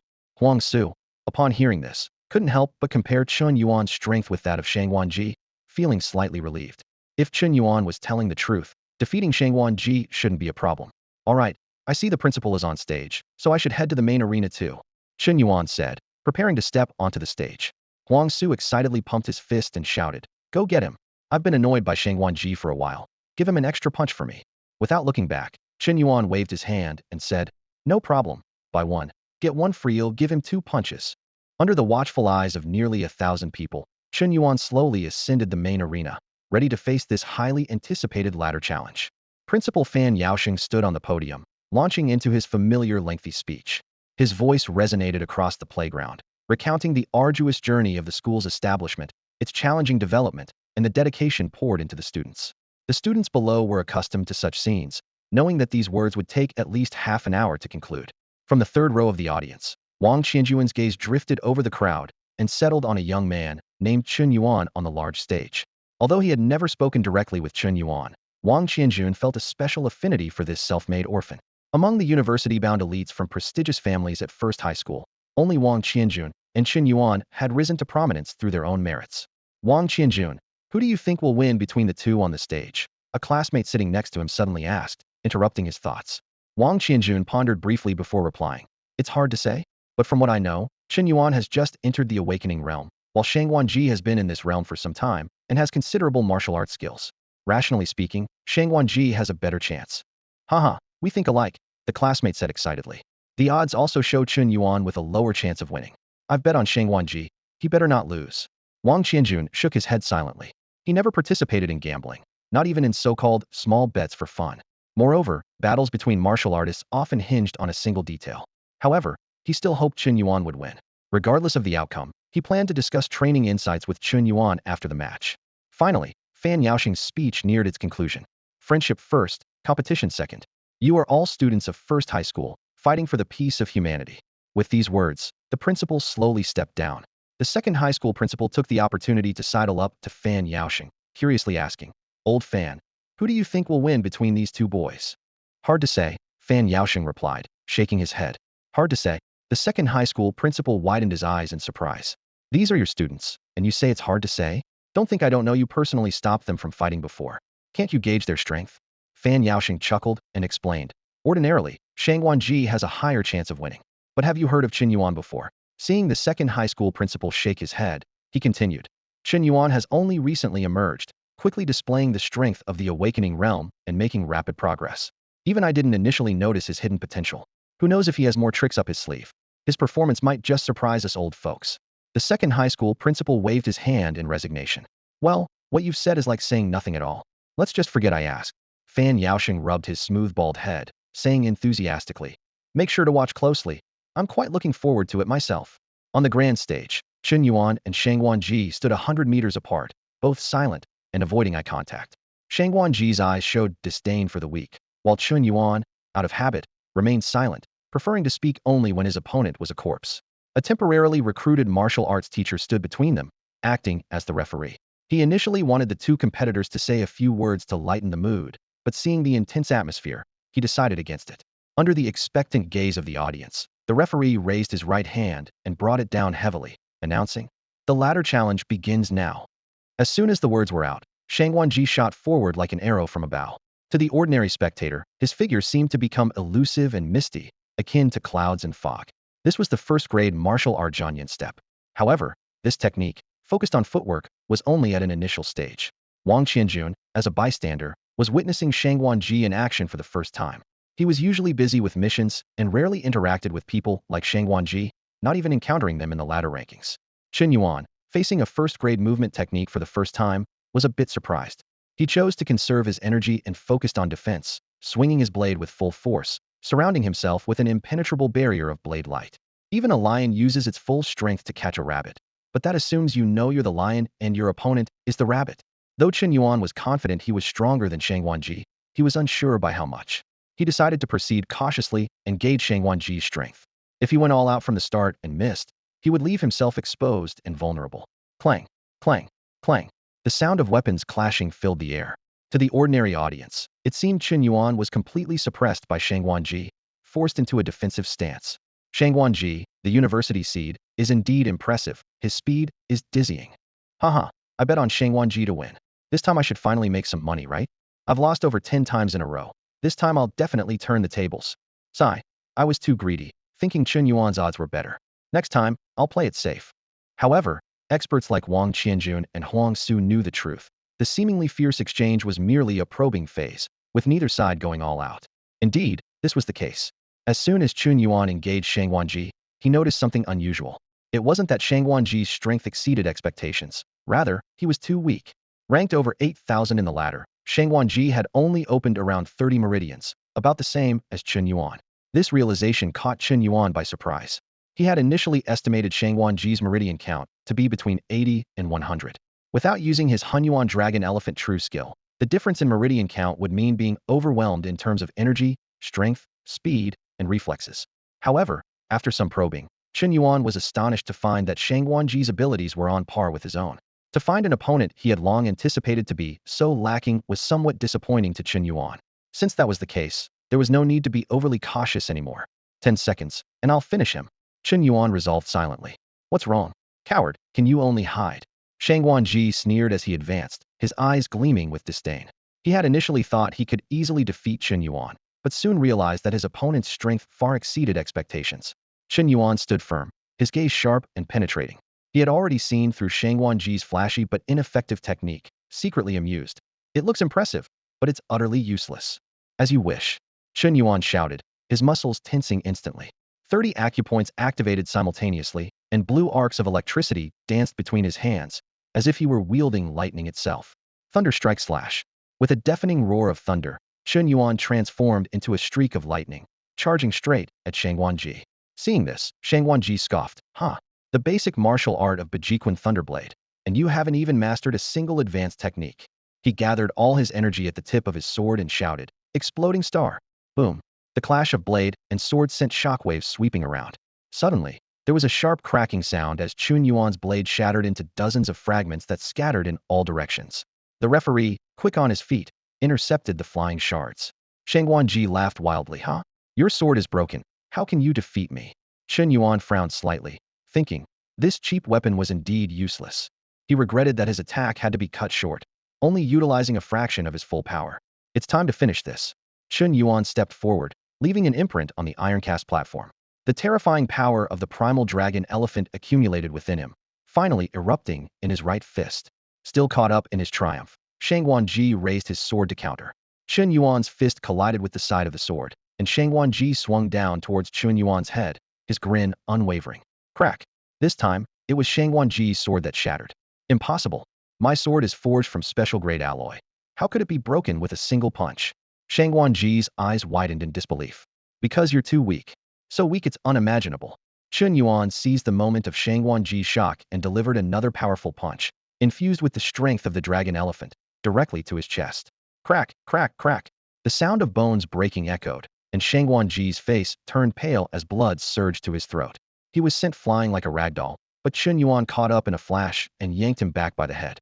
This breathtaking scene, from Chen Yuan's sword shattering to Shang Wanji being blasted away, happened in just 2 seconds.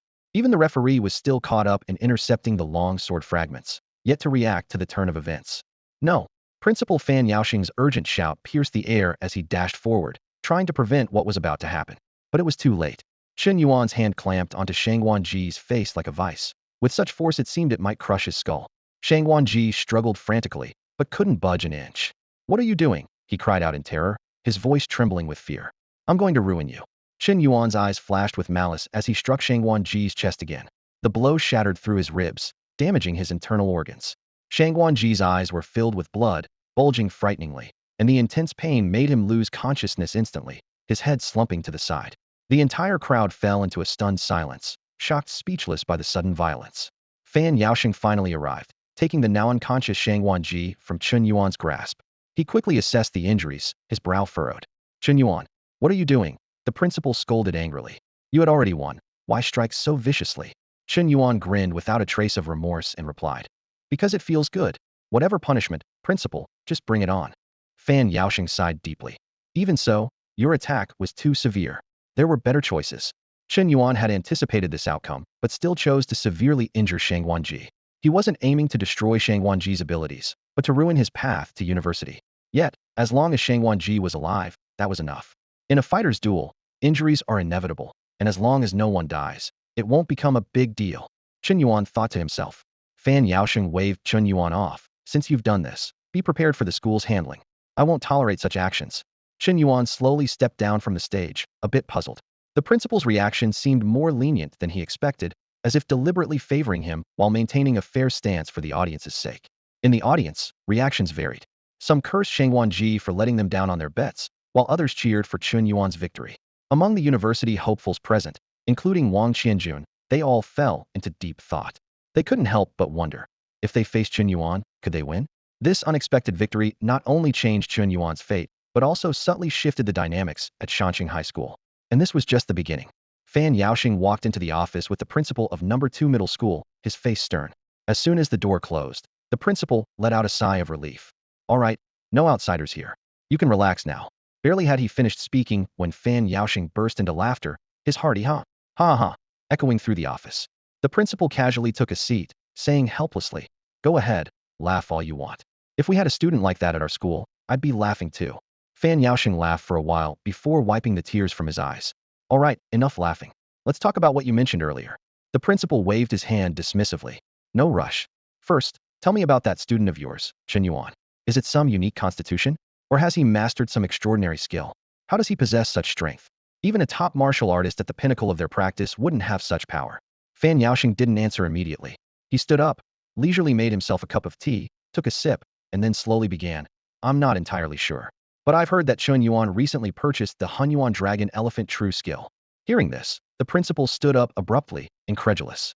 Could it be that Chen Yuan has mastered the Hunyuan Dragon Elephant True Skill? Fan Yaoxing put down his teacup and began to explain the origins of the skill. This martial art became famous because of the dragon elephant martial god, attracting countless prodigies from the Star Union to practice it. However, its difficulty was far beyond expectation, with even the most gifted taking centuries to master from the 4th level onward, resulting in minimal success. This led to the decline in its popularity, and now it is rarely practiced. Fan Yaoxing said thoughtfully, "It's only been a little over 10 days since he bought the 1st level of the Hunyuan Dragon Elephant True Skill. Are you dreaming, or am I? Do you really think he mastered the 1st level in just over 10 days? The principal quickly calmed down, realizing how absurd his earlier thoughts were. If Chen Yuan had truly mastered the 1st level in such a short time, he would have been revered throughout the Star Union. Even the Dragon Elephant Martial God took 3 years to master the 1st level. So what do you think?" the principal asked impatiently. "It can't just be innate strength, right? That kind of strength is just too much." Fan Yaoxing didn't hold back any longer and stated directly, "I suspect Chen Yuan likely has a special constitution, most probably the Taotai Divine Body." The Taotai Divine Body. The principal's pupils contracted, but he quickly regained his composure. The office fell silent as both men pondered this astonishing possibility. Though the gluttonous divine body is rare, it's still more believable than mastering the primordial dragon elephant technique in just a few days. The principal of No. 2 High School frowned in thought and couldn't help but repeat, "The rumored body that can devour everything and rapidly enhance its own power, the gluttonous divine body?" Fan Yaoxing nodded, his eyes gleaming with excitement, and said deliberately, "Devour everything, nourish oneself. A powerful physique, enormous strength." He paused and continued to explain, "Moreover, I've secretly investigated Chen Yuan. Recently, this kid has been crazily accumulating wealth and purchasing various cultivation materials, which he consumed in no time. I suspect that Chen Yuan awakened the gluttonous divine body within the past year or two. Buying the primordial dragon elephant technique seems more like a cover for his gluttonous divine body." The principal of No. 2 High School stroked his chin, deep in thought. After pondering for a moment, he said, "You know, this possibility isn't low at all. Although there are still many gaps, this explanation is probably the most fitting one at the moment." He shook his head. "It can't be that Chen Yuan truly mastered the primordial dragon elephant technique in just a few days. That's too unscientific. The rumored gluttonous divine body fits much better, especially since throughout the history of the Star Alliance, there have been many individuals with special constitutions." Fan Yaoxing added, "The gluttonous divine body isn't unheard of. There have been several instances in the history of the Star Alliance. It's said that the dragon elephant martial god possessed this body, which is why he could practice the primordial dragon elephant technique to the 9th level, though the truth of that is unknown." Fan Yaoxing laughed heartily and said nonchalantly, "Anyway, Chen Yuan is a student of No. 1 High School. Whether he's got the gluttonous divine body or not, since he wants to keep it a secret, I won't expose him. It's an unspoken understanding among us. Last year's university candidates were a total washout, but with Chen Yuan as this year's surprise, at least we have one spot secured, which makes me feel at ease." He paused. Although Chen Yuan's actions were a bit ruthless this time, it's no big deal. After all, the potential value he demonstrates is far more important than that of Shang Wanji. The principal of No. 2 High School's eyes lit up as he suddenly remembered something and quickly said, "Oh, speaking of which, I wanted to discuss something with you about these students. How about we form an alliance between number 1 high school, number 2 high school, and other schools in Shanxing for the university assessments? Last year was a disaster, and we need to make up for it this year. Fan Yaosheng was a bit surprised and asked, an alliance? Haven't the schools in Shanxing always been allied? The principal of number 2 high school shook his head, with a hint of dissatisfaction in his voice. The alliances you mentioned are too flimsy. Every time students enter the university assessments, the so-called alliances become empty promises, and they basically fight on their own. What I want is a unified front, where students advance and retreat together. Fan Yaosheng nodded in understanding, but still had his doubts. The idea sounds good. But those students may not listen to us. Once they're in the university assessments, what can we do if they want to act independently? The principal of number 2 high school's eyes lit up, and he explained thoughtfully, hey, we can offer incentives, find those students who are willing to listen, and have our schools contribute some resources to make them sign a joint front agreement. Fan Yaosheng frowned, not very optimistic about the idea. Incentives, huh? That won't be very tempting for those backed by families. At most, it might work on students lacking cultivation resources, like Chen Yuan and Wang Qianjun. Although the principal of number 2 high school was somewhat disheartened, he persisted. Do what we can and leave the rest to fate. It's better than doing nothing. Honestly, last year's disgrace for all the schools in Shanxing was too much, or I wouldn't be so eager to achieve something this year. Fan Yaosheng saw the principal's determination and nodded in agreement. All right, it can't hurt. Who knows, it might just work out. The principal of number 2 high school's eyes sparkled with hope as he quickly said, I'll contact the other old guys, and we'll discuss it together. We can't face another embarrassment. With that, he hurried off, leaving Fan Yaosheng to ponder the feasibility of the plan alone. Chen Yuan stepped down from the large arena, sweat still clinging to him, when he saw Huang Su running towards him with an excited expression. Huang Su's voice was filled with excitement. Chen Yuan, you've been hiding your skills well. Even Shang Wanji couldn't beat you. Huang Su shouted while running. We've hit the jackpot this time. Old Wu just sent a message thanking you on his behalf. Chen Yuan wasn't too concerned about that. He was more interested in his own earnings. Curiously, he asked, how much did we make? What's my share? This match was undoubtedly the most profitable for Chen Yuan so far. Not only were there shares from Huang Su and Old Wu, but there were also rewards from the ladder rankings and an upcoming contract with Yizhong. Adding it all up, Chen Yuan couldn't imagine how much his lifespan could increase all at once. Huang Su answered excitedly, you should get about 800,000. The money should be transferred to your account by the day after tomorrow. Chen Yuan was taken aback. He had made 800,000 without any investment, which was 30 of the total income. This meant that Huang Su and Old Wu together had earned close to 2 million. A simple bet had yielded such a huge sum, which was like free money, much more than risking his life hunting exotic beasts in Heishan. Chen Yuan smiled and said, no worries, a few days delay is fine. After multiple collaborations, a basic trust had been established between them. Although Huang Su liked making money, it wasn't purely for the sake of money, which was very important. Huang Su laughed. Hee hee. Earning this amount before leaving was a relief since I was quite tight on cash. Chen Yuan, you're my lucky star. Chen Yuan paused, then asked, leaving? When are you planning to go? Huang Su's smile faded. We'll be leaving in a week. The procedures at Erzhong are complete, and Old Wu and I are almost ready. Chen Yuan knowingly asked, not staying on Lie Star? Huang Su complained, Lie Star is too remote. Even the Star Union network is hard to connect to, so there's no way I can pursue a career as an interstellar streamer. He continued, Old Wu plans to take me to his hometown, Shima Star, first to recruit some Shima people as the first batch of interstellar streamers, and then start a company. Old Wu has experience in this, and I'll learn gradually. Maybe the next time you see me, I'll be a shareholder in a big company. Chen Yuan smiled after a brief silence. Sounds great. If things don't work out for me, I'll come find you and maybe become a streamer too, just to make a living. Although it was a joke, Chen Yuan knew he didn't have many friends in this world, and Huang Su barely counted as one. They got along well, but unfortunately, they would part ways in a week. Huang Su replied cheerfully, no problem, just look me up anytime. Both knew that meeting again would be difficult, and Chen Yuan's comment about seeking him out was just a joke. Chen Yuan's talent had already been revealed in his battle with Shang Wanji.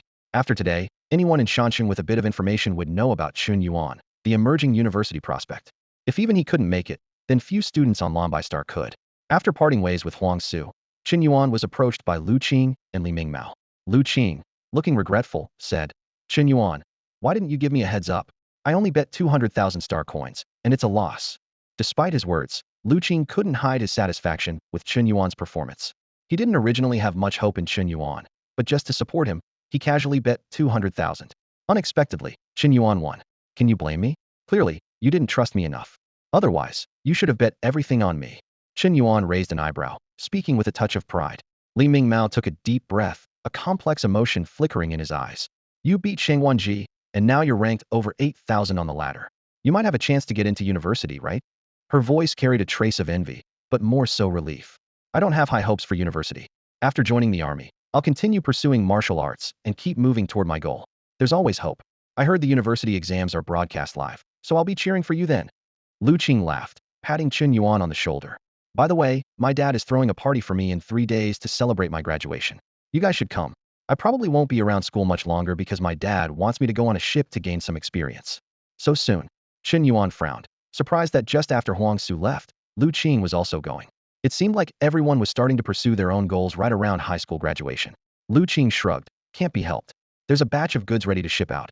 So my dad figured why not now? Besides, staying at school for the next few weeks wouldn't be much use for me.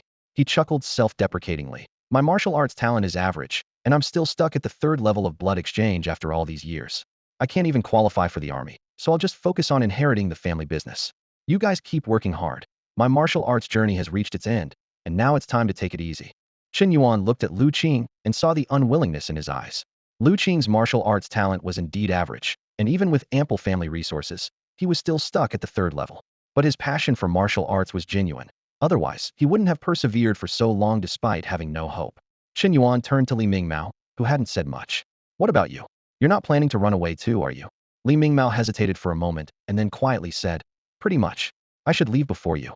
I've already signed up for the Blue and White Star Border Guard, so I probably have about 10 more days. Everyone's leaving, huh? Looks like I'm the last one to go. Chen Yuan couldn't help but feel a bit nostalgic. It wasn't sadness, since they weren't parting forever, but it did feel like things were changing. The ladder ranking and high school graduation happened simultaneously, and within 3 days of the results, those eligible for university exams will board a starship headed to the exam location. In this sense, Chen Yuan was indeed the last to leave. It felt a bit like his past life at college graduation, silently watching as roommates left one by one for jobs or internships. I'm not dead, so why is it getting so sentimental? Lu Qing broke the silence, laughing heartily. Remember to come to the party in 3 days. There'll be plenty of good stuff you can't normally get.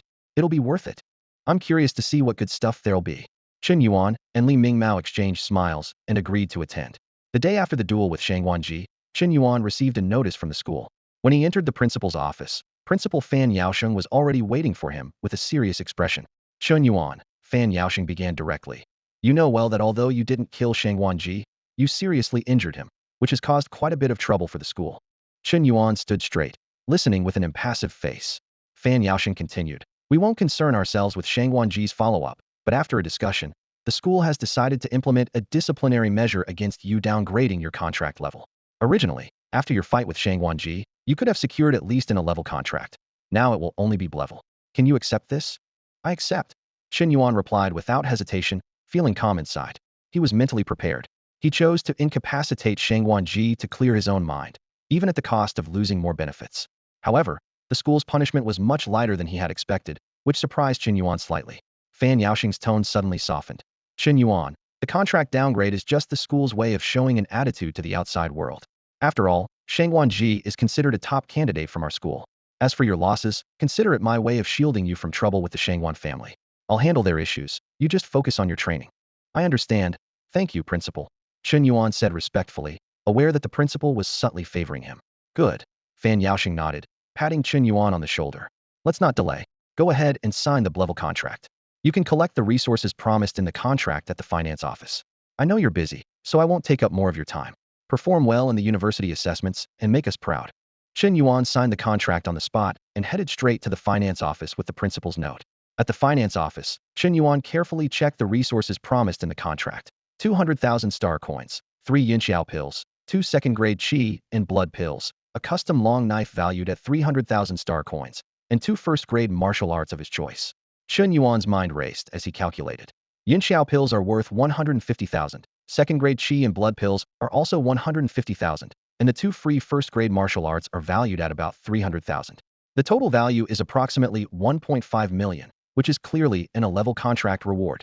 It was evident that this was the principal's secret arrangement, publicly announcing a B-level contract while actually providing a level contract value. In addition, Chen Yuan had other income. His salary from the big boss this month, 2 qi and blood pills, 5 nutrition liquids, a reward of 500,000 star coins for ranking in the top 10,000 on the ladder, and the final subsidy from the Star Alliance, one first-grade chi and blood pill. Chen Yuan had been saving these resources to use all at once. However, the Star Alliance subsidy and the big boss's support were only for the last month. Afterwards, he would need to focus on the university assessments. Suddenly, Chen Yuan remembered an important matter.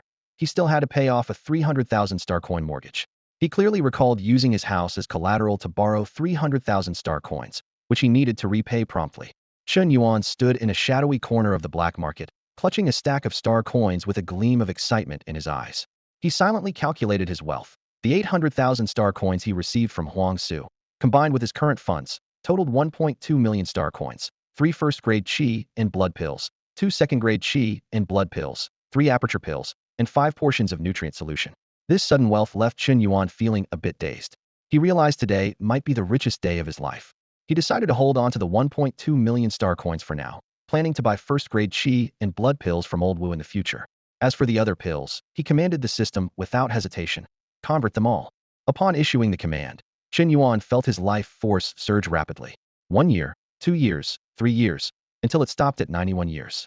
He frowned slightly, calculating in his mind. The market price for second-grade chi and blood pills and aperture pills was the same, 150,000 star coins each. Yet, an aperture pill could increase his lifespan by 15 years, while a second-grade chi and blood pill only added 10 years, making it less cost-effective than a first-grade chi and blood pill. No wonder aperture pills were so scarce and strictly controlled by the Star Union. Despite the seemingly substantial number of pills, they only converted to a lifespan increase of 90 years. Chen Yuan's gaze fell on the remaining 1.2 million star coins, pondering. If he used them all to purchase first-grade chi and blood pills, at 60,000 star coins each, he could buy 20 pills, equating to a full 100 years of life. With this thought, Chen Yuan approached Old Wu's stall. When he made his request, Old Wu's expression froze, filled with disbelief. 1.2 million star coins. You're using it all to buy first-grade chi and blood pills. Old Wu exclaimed. Kid, are you eating these pills like meals? Even if you're in a rush, second-grade pills are much more effective than first-grade ones. Why not consider buying the second-grade? Chen Yuan replied impassively. I have my reasons. Can you sell them or not? He was tired of making excuses. From the start, he hadn't planned to hide his strength. Chen Yuan knew that only by converting martial arts resources into lifespan could he grow stronger at an astonishing rate. If he chose to hide his abilities, who would notice him? Who would invest in him? Where would his martial arts resources come from? The school's level contracts weren't enough, and big bosses wouldn't offer high salaries. Huang Su wouldn't have even crossed paths with him initially. Chen Yuan understood that hiding in the shadows while expecting respect and recognition was contradictory. He needed to actively pursue opportunities and declare to the world that he was a genius worth investing in. Only then could he strengthen faster. His battle with Shang Wanji was just the beginning of showcasing his talent. Old Wu wanted to persuade him further, but Huang Su stopped him with a gentle shake of his head. As a martial artist, Huang Su understood Chen Yuan's exceptional talent better than Old Wu. But since Chen Yuan didn't bring it up himself, Huang Su wouldn't pry. That was the most appropriate way to interact. Old Wu, if Chen Yuan needs them, sell them to him, Huang Su said with a smile. It's 1.2 million star coins, after all. You could make a decent profit. Old Wu snapped out of his daze and nodded. Sell? Why not sell? But my stock is low, and he'll need to restock elsewhere. ITLL take about 2 days to get them. This might be my last business deal on Blue and White Star before I leave with Huang Su. Hearing this, Chen Yuan quietly said, remember to notify me in advance. They'll see you off. Of course, we won't forget you. Huang Su responded with a smile. After leaving the black market, Chen Yuan hurried to repay a loan of 300,000 star coins.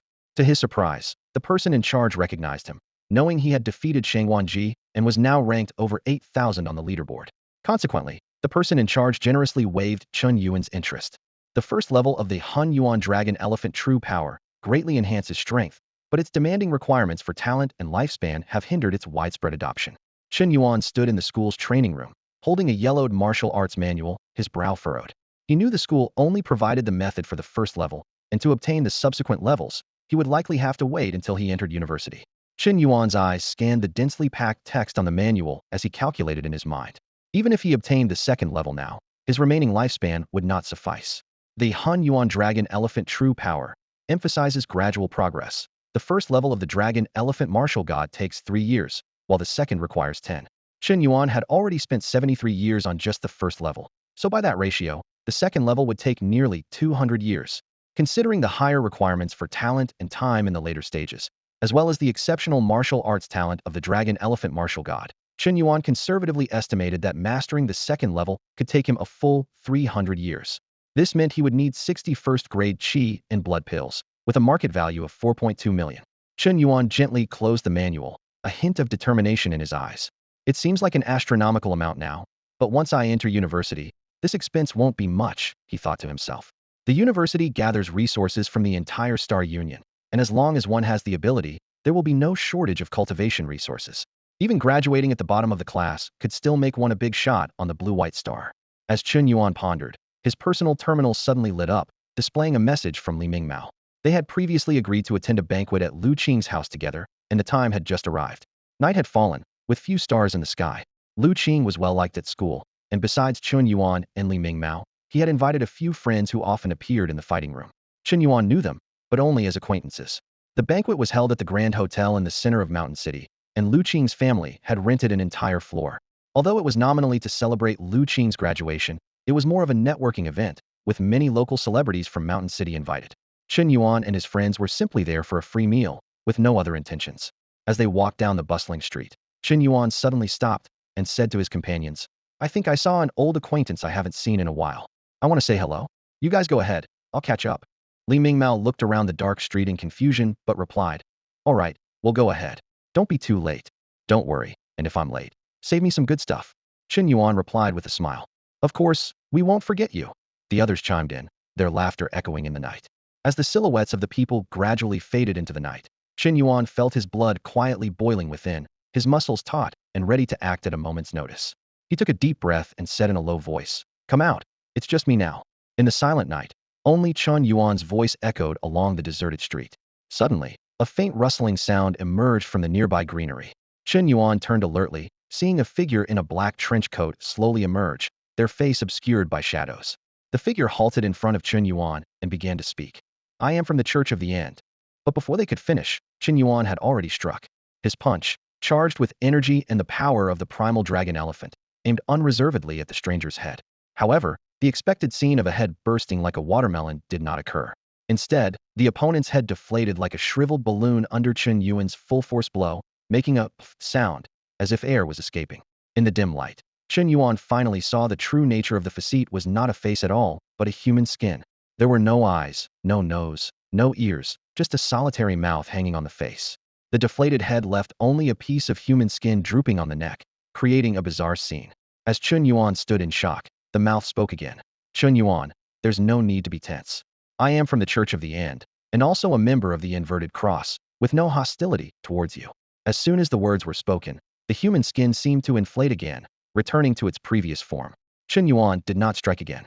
Besides realizing he might not be able to kill his opponent, he was intrigued by the inverted cross mentioned by this balloon person. This organization seemed to belong to none of the known cults. "I can't defeat you, and you can't harm me.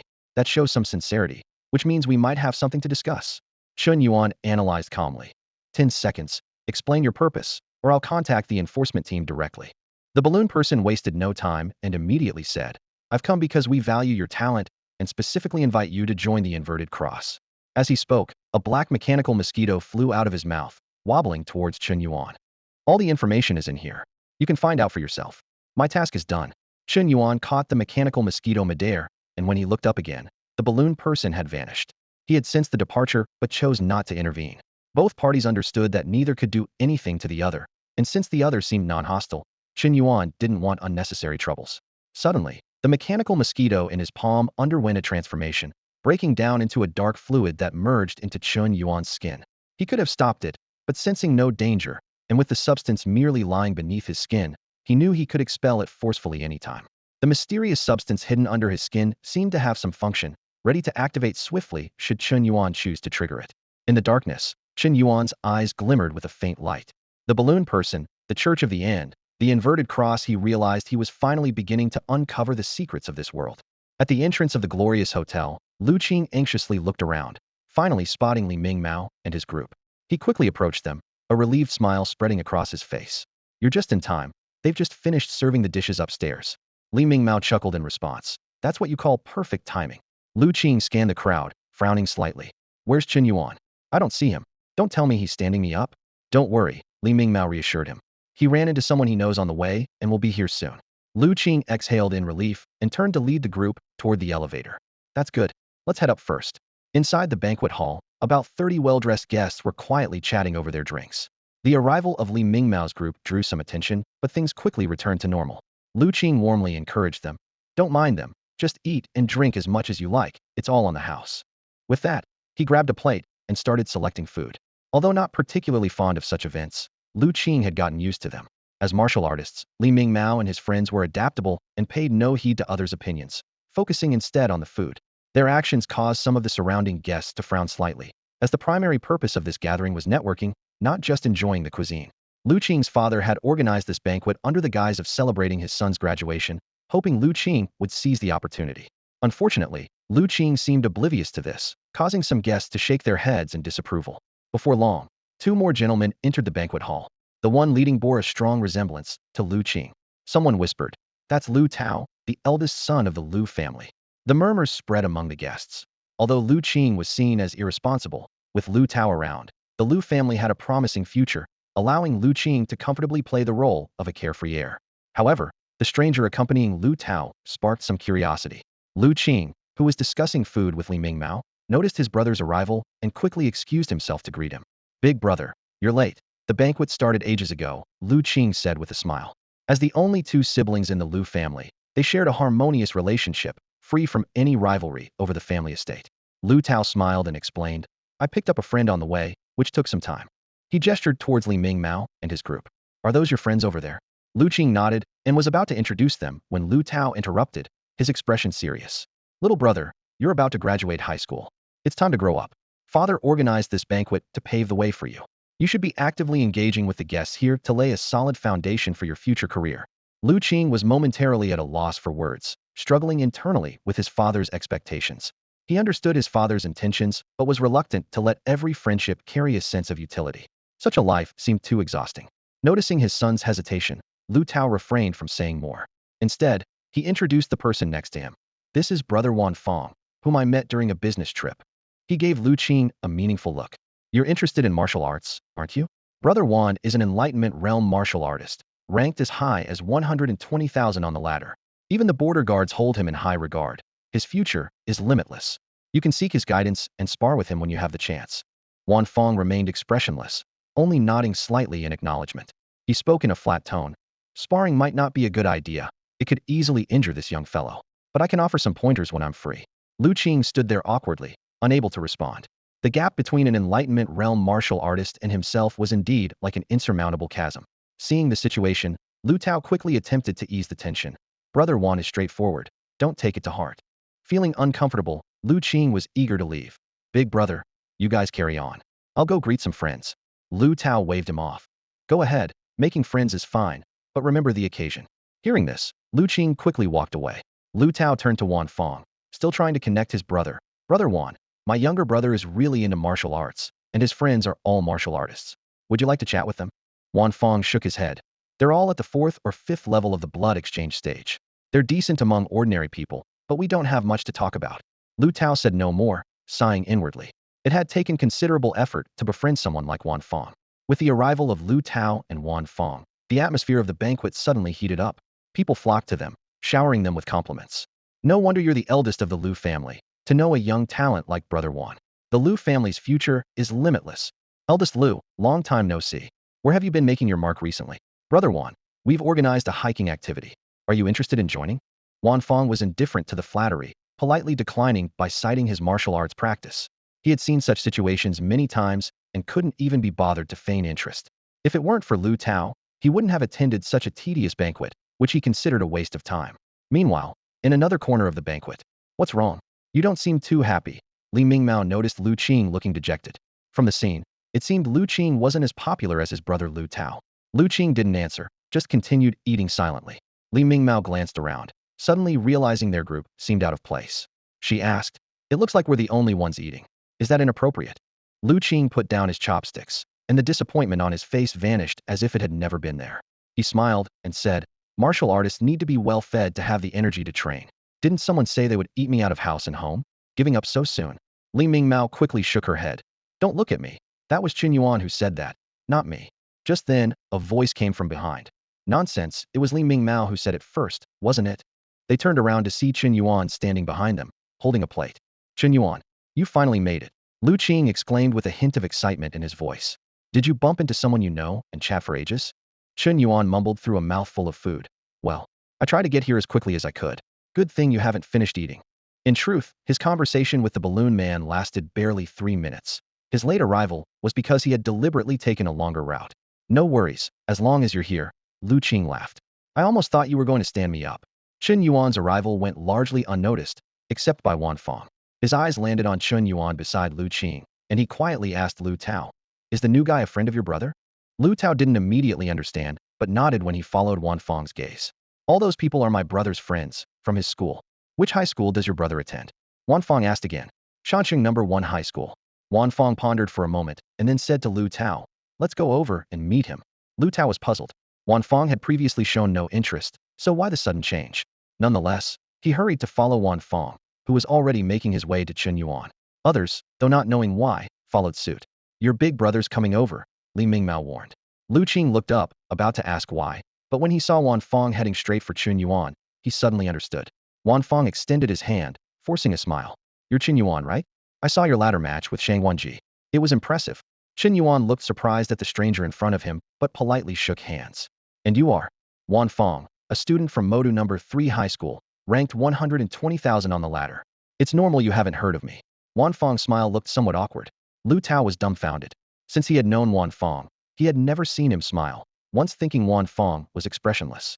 Moreover, who exactly was this Chen Yuan to make Wanfang approach him so warmly? Lu Tao quickly pulled the confused Lu Qing aside and quietly asked, is Chen Yuan your friend? What's his background? He had just returned and knew nothing about the happenings at Shanxing number 1 high school.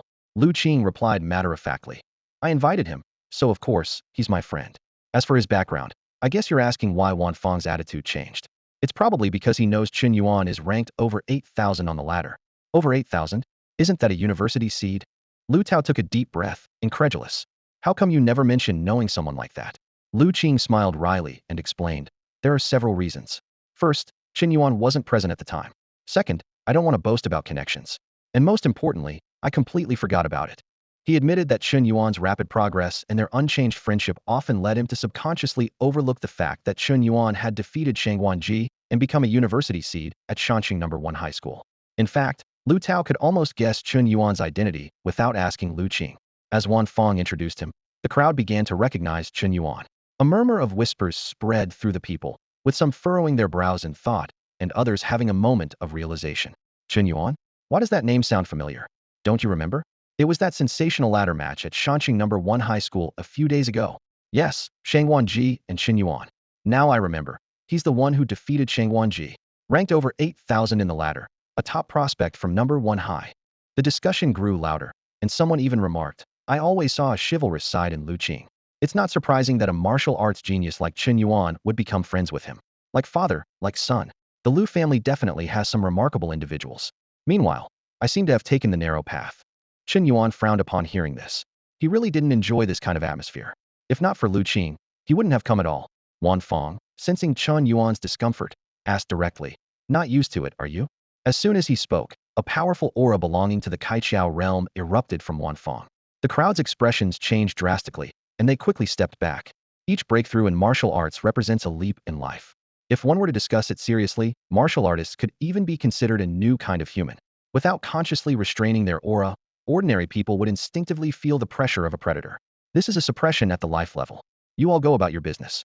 I have important matters to discuss with Mr. Chen Yuan, Wanfang said calmly. Upon hearing this, the crowd tactfully stepped back, leaving them with ample space for conversation. Chen Yuan observed quietly, noting that Wanfang had just entered the Kaiqiao realm, with strength comparable to Huang Su, if not slightly less. However, his actions undeniably highlighted the unique standing of martial artists in the Star Union. What do you want with me? Chen Yuan asked directly. Wanfang responded warmly. I'm not a university prospect, nor do I compete with you.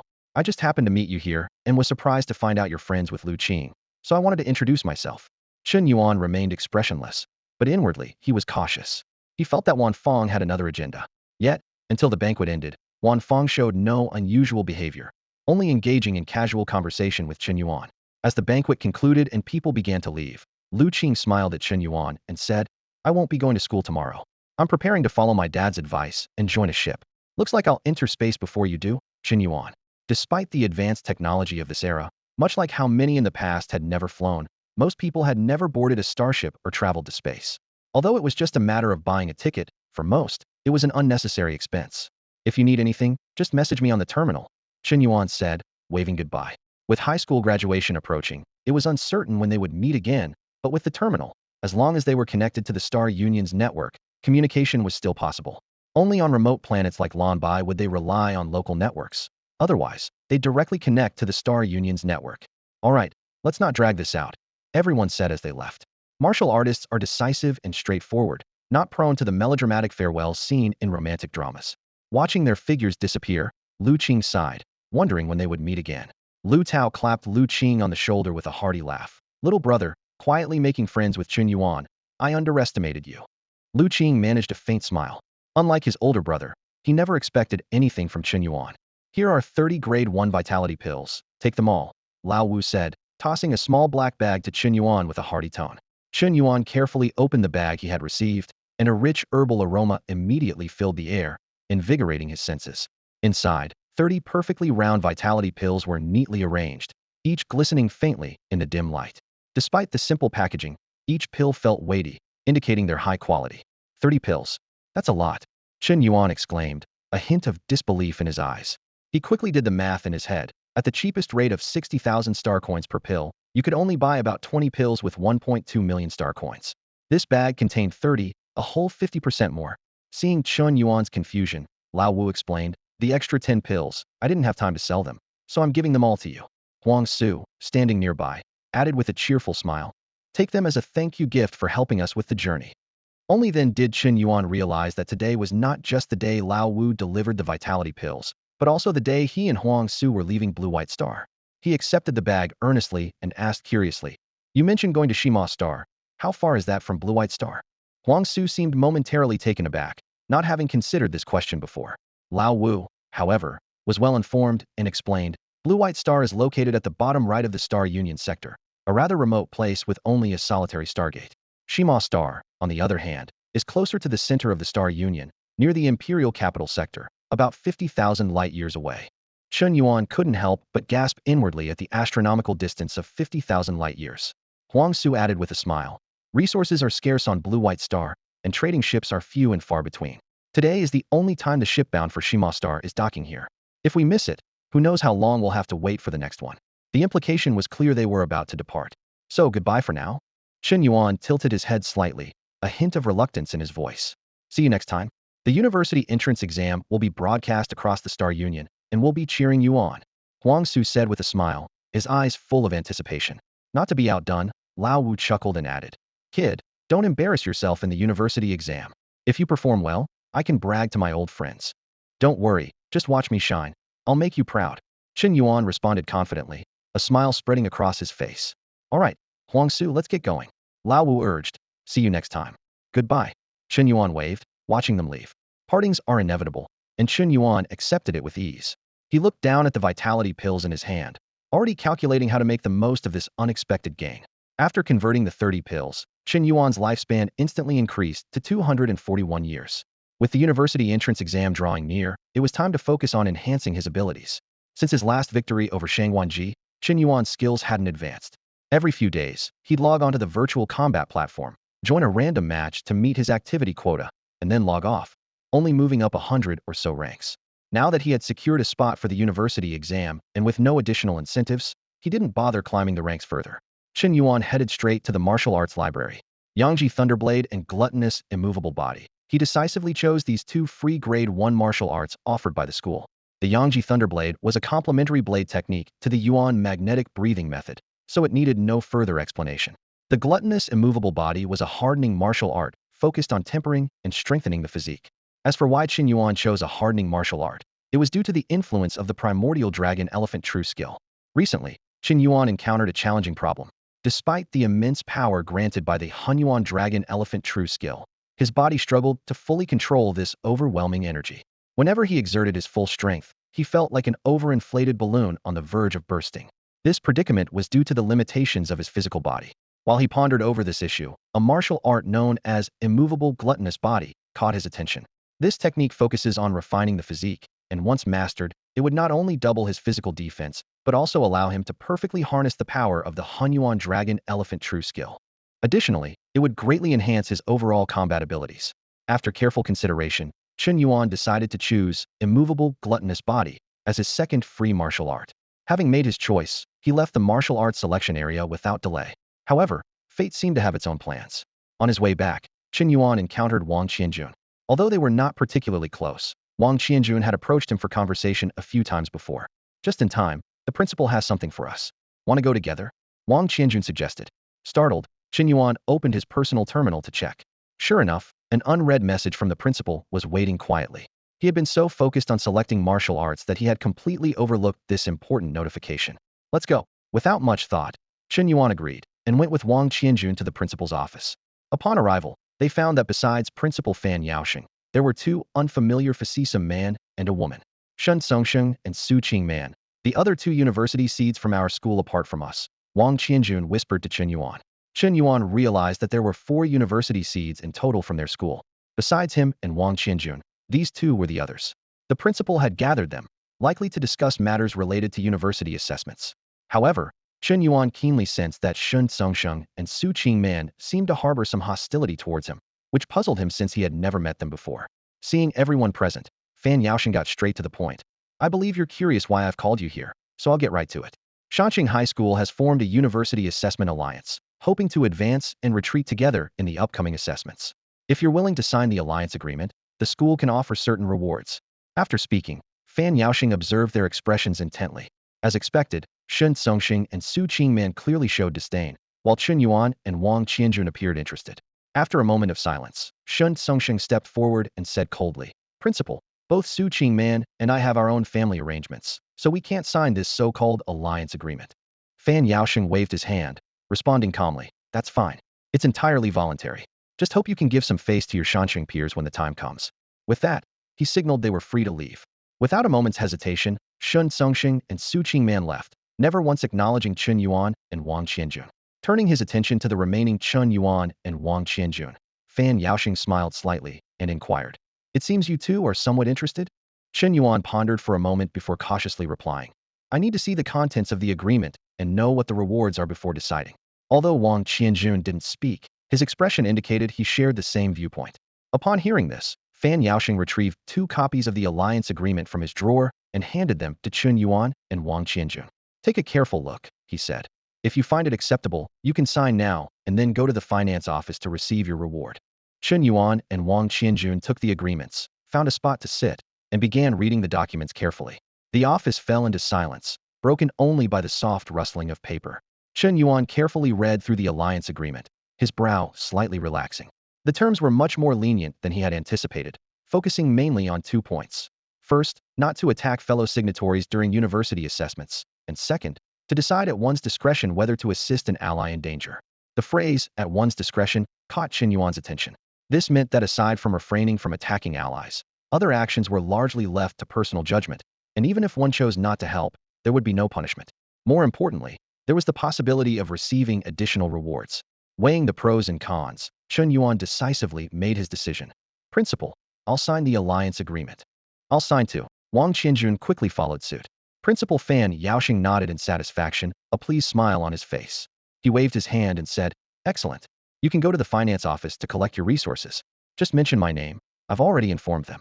Shortly after Chen Yuan and Wang Qianjun left, the senior year director, Lie Ming, entered the principal's office. Fan Yaoxing smiled and asked, guess who signed? Lie Ming wore an expression that said, isn't it obvious? And replied directly, Chen Yuan and Wang Qianjun. The likes of Shun Songxing and Su Qingman from those influential families don't care for these cultivation resources. Plus, they have backup plans arranged by their families for the university assessments, so signing an alliance would only tie their hands. Fan Yaoxing felt a bit deflated. Just as you said, it was Chen Yuan and Wang Qianjun. When they collected their resources from the finance office, Chen Yuan noticed something interesting. The rewards he and Wang Qianjun received were not entirely the same. It wasn't a difference in value, but in purpose. Chen Yuan received mainly consumable pills, while Wang Qianjun's rewards were diverse, even including a second-grade martial art. Chen Yuan thought to himself, why does it feel like these rewards were tailored specifically for me by the principal? Before parting ways, Wang Qianjun suggested to Chen Yuan. How about we spar in a few days? There's an old saying, sharpening your skills before a battle, even if not perfect, is still beneficial. Chen Yuan readily agreed. No problem. The two went their separate ways and headed home. Standing at his doorstep, Chen Yuan's mind was filled with thoughts, eagerly anticipating the upcoming spar.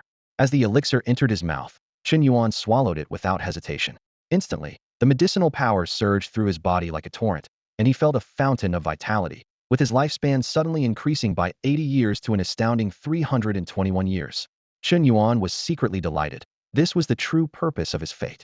System, let's burn some lifespan, he ordered decisively. Max out the gluttonous body and the extreme thunderblade. With over 300 years of life as a backing, Chen Yuan was filled with heroic spirit, viewing the two first-grade martial arts as mere trifles. The cultivation journey of the gluttonous body began. In the first year, Chen Yuan delved into this body-hardening technique with fervor, only to discover that the complexity of first-grade martial arts far exceeded that of basic ones. It wasn't until the 8th year that he barely stepped into the initial stage. 20 years passed in the blink of an eye, and through relentless practice day and night, Chen Yuan finally broke through to the enlightened stage. Another 20 years later, he reached the subtle stage. However, starting from the 50th year, he encountered a bottleneck, unable to progress in the gluttonous body. Time flew by, and in the 71st year, inspiration struck like lightning through the fog. The years of diligent practice finally bore fruit, and the gluttonous body broke through to the transformation stage. Immediately, Chen Yuan turned to the cultivation of the extreme thunderblade. Perhaps due to his previous comprehension of the limit-breaking essence of the 8 extremes thunderblade, this path was much smoother. In just 5 years, he reached the initial stage. By the 12th year, he attained the enlightened stage, and by the 30th year, he broke through to the subtle stage. Finally, in the 55th year, the extreme thunderblade also reached the transformation stage. The memories of cultivating the two first-grade martial arts surged like a tide in Chen Yuan's mind, while his body underwent astonishing changes. His height shot up, and his weight and muscle density increased dramatically, gaining a full 50 kilograms. The muscles beneath his clothes were like cast steel, brimming with explosive power. As his vital energy surged, his skin glowed with a faint golden hue, as tough as iron. Chen Yuan's eyes gleamed with sharpness. Using his hand as a blade, he slashed down suddenly. In an instant, a string of white arcs danced like a long tail, propelling the hand blade down at an incredible speed, leaving a faint white trail in the air. Sizzle. The sound of air being scorched erupted, and a burnt smell permeated the room. On the wall several meters away, a long, slender charred mark appeared abruptly. Witnessing this incredible power, Chen Yuan retracted his hand with satisfaction. He took a deep breath, determined to invest the remainder of his lifespan into the cultivation of the magnetic breathing technique. System, enlighten me. The cultivation of the magnetic breathing technique commenced. In the first year, 1 aperture opened. 20 years later, 19 apertures were activated. A century flew by, and 95 apertures had been opened. Finally, after 194 years, Chen Yuan successfully opened 180 apertures. Including the previous 30 apertures, Chen Yuan had opened a total of 210 apertures within his body. Torrential vital energy surged like a flood, raging through him. Blue arcs, as thick as a thumb, began to appear around Chen Yuan, a unique product of the magnetic breathing technique. The 210 apertures within him simultaneously absorbed and stored these blue arcs. Feeling the surging power within, Chen Yuan's eyes shone with confidence, as if the entire world was under his control. At this point, Chen Yuan's combat strength had increased several times over. His martial arts level had reached the Kai Chiao stage, significantly extending his lifespan. After a year of rigorous training, he had mastered the Yuan magnetic breathing technique, reaching a progress of 210,361. He had also begun to grasp the basics of the Hunyuan Dragon Elephant True Power, achieving the first level of Yang polarization. Additionally, both his Thunderblade and Taotai immovable body had reached the pinnacle of first-grade mastery. Standing on the field of Shanxing No. 1 High School, Chen Yuan took a deep breath and thought to himself, with my current strength, I should have no trouble excelling in the university entrance exams. This will be my first step into the universe. His gaze traveled beyond the distant mountains, as if he could already see the boundless possibilities of the cosmos. Time flew by, and Chen Yuan's life became regular and fulfilling. He often took time to guide Yang Rui in blade techniques. This gifted young man had already mastered the basics of the 8 extremes Thunderblade. Meanwhile, Lie Ming and others chose to join the military, and Chen Yuan made a point to see them off. At their farewell, everyone urged Chen Yuan to perform well in the university exams and bring honor to Shanxing No. 1 High School. Lie Ming smiled and said, on the day of the university exams, we'll all be waiting to see your performance. Chen Yuan jokingly replied, You better watch closely. My performance will definitely be something you can boast about to your comrades. Lie Ming waved goodbye, saying, I'll be waiting. With that, he turned and left. By this time, Huang Su, Old Wu, Lie Ming, and Lu Qing, the four people Chen Yuan was most familiar with, had all left Shanqing before him. In the training field of Shanqing No. 1 High School, Chen Yuan was engaged in an intense sparring session with Wang Qianjun. Chen Yuan delivered a punch that forced Wang Qianjun back, followed by a sweeping kick with white electric arcs dancing along his leg, striking hard against Wang Qianjun's crossed arms. Wang Qianjun stumbled back several steps, barely steadying himself at the edge of the large platform. Shaking his numbed, trembling hands, he couldn't help but exclaim, Are you sure you weren't holding back when you fought Shang Wanji? Chen Yuan easily jumped off the platform, laughing. Couldn't it be that I've just gotten stronger recently? Wang Qianjun rarely teased. You're just bragging. On a distant pavilion, Principal Fan Yaosheng and Li Tianming watched the sparring match. Li Tianming, with binoculars in hand, exclaimed, Wow, is the Taotai divine physique really that terrifying? Chen Yuan seems stronger than Wang Qianjun. Fan Yaosheng explained. Why else would I give Chen Yuan so many elixirs? The Taotai divine physique, as long as there's enough resources early on, strengthens at a rate beyond ordinary imagination. Despite his words, Fan Yaosheng was also quite astonished at Chen Yuan's rapid progress. He closely observed Chen Yuan's performance, contemplating. His vitality and physique seemed to have undergone a qualitative change. Is the Taotai divine physique really this extraordinary? Although his understanding of various divine physiques was limited, Chen Yuan's display allowed him to glimpse a fraction of its potential. Such truly terrifying talent. Fan Yaosheng murmured to himself. If it's Chen Yuan, he might just have a chance to get into one of those 3 top universities. Li Tianming's ears twitched slightly as he turned incredulously to the principal of Yizhong beside him. You said Chen Yuan has a chance to get into those 3 universities? That's impossible. His voice was filled with doubt. Even if he has a divine body, Chen Yuan's awakening was too recent, and he lacks training resources. His current strength is only slightly better than Wang Qianjuan's. Fan Yaosheng leisurely rubbed his smooth bald head, a mysterious expression on his face. Who knows? He shrugged. The latter results will be finalized soon, and the university exams will follow right after. Let's just wait and see. A slight smile appeared on his lips. Either way, having someone like Chen Yuan from Yizhong is definitely a big win for us. The scene shifts to Huan community.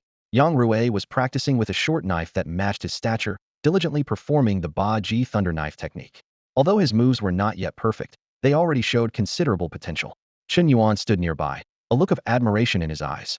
Entering the basics in about 2 months, your talent on Blue and White Star is quite impressive, he sincerely praised. In Chen Yuan's view, Yang Rui was indeed a martial arts prodigy, with talent even surpassing Wang Qianjun.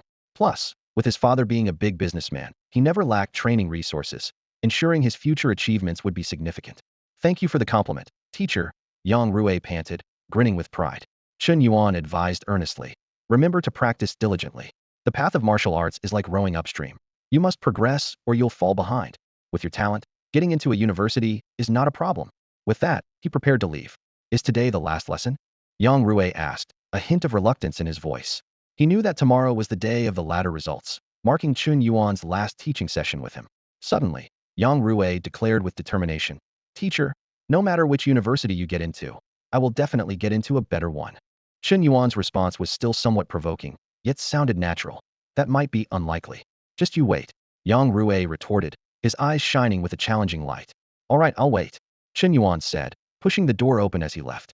At the doorway, the big boss was waiting outside, with someone behind him, Wan Fong, whom they had met once at the Lu Qing banquet. Chen Yuan, we meet again. Wan Fong forced a grin. Oh, it's you. Chen Yuan nodded, looking at the big boss, sensing he had something to say. The big boss got straight to the point. If you don't make it, you can come back and continue teaching Xiaorui. The salary will be the same as before. Chen Yuan laughed nonchalantly, leaving with just 3 words. Not gonna happen. As they watched Chen Yuan's departing figure, Wan Fong suddenly chuckled. He's quite confident, isn't he? Recklessly so, the big boss replied, then led Wan Fong into Yang Rui's room. Waiting for them was a pouting Yang Rui. Upon seeing them, he immediately demanded, Dad, I want to practice with the knife. I want to go to university. A better one than Chen Yuan's. The next day, the sun shone brightly with not a cloud in the sky. Shanqing Yizhong announced the graduation of its senior students, and simultaneously, the latter rankings were finalized. Chen Yuan's final ranking was set at 8,122, qualifying him for the university exams. Meanwhile, an interstellar spaceship from beyond the stars landed at the only spaceport on Blue and White Star. The university exams had officially begun. The next day, the rankings for the heavenly ladder were finalized. Chen Yuan received a notification from the school, informing him that Principal Fan Yaosheng would personally lead the team to escort them to the Interstellar port, where they would board the spaceship heading to the university examination site. When Chen Yuan arrived at the school's grand arena, he saw Wang Qianjun crouching alone on the steps.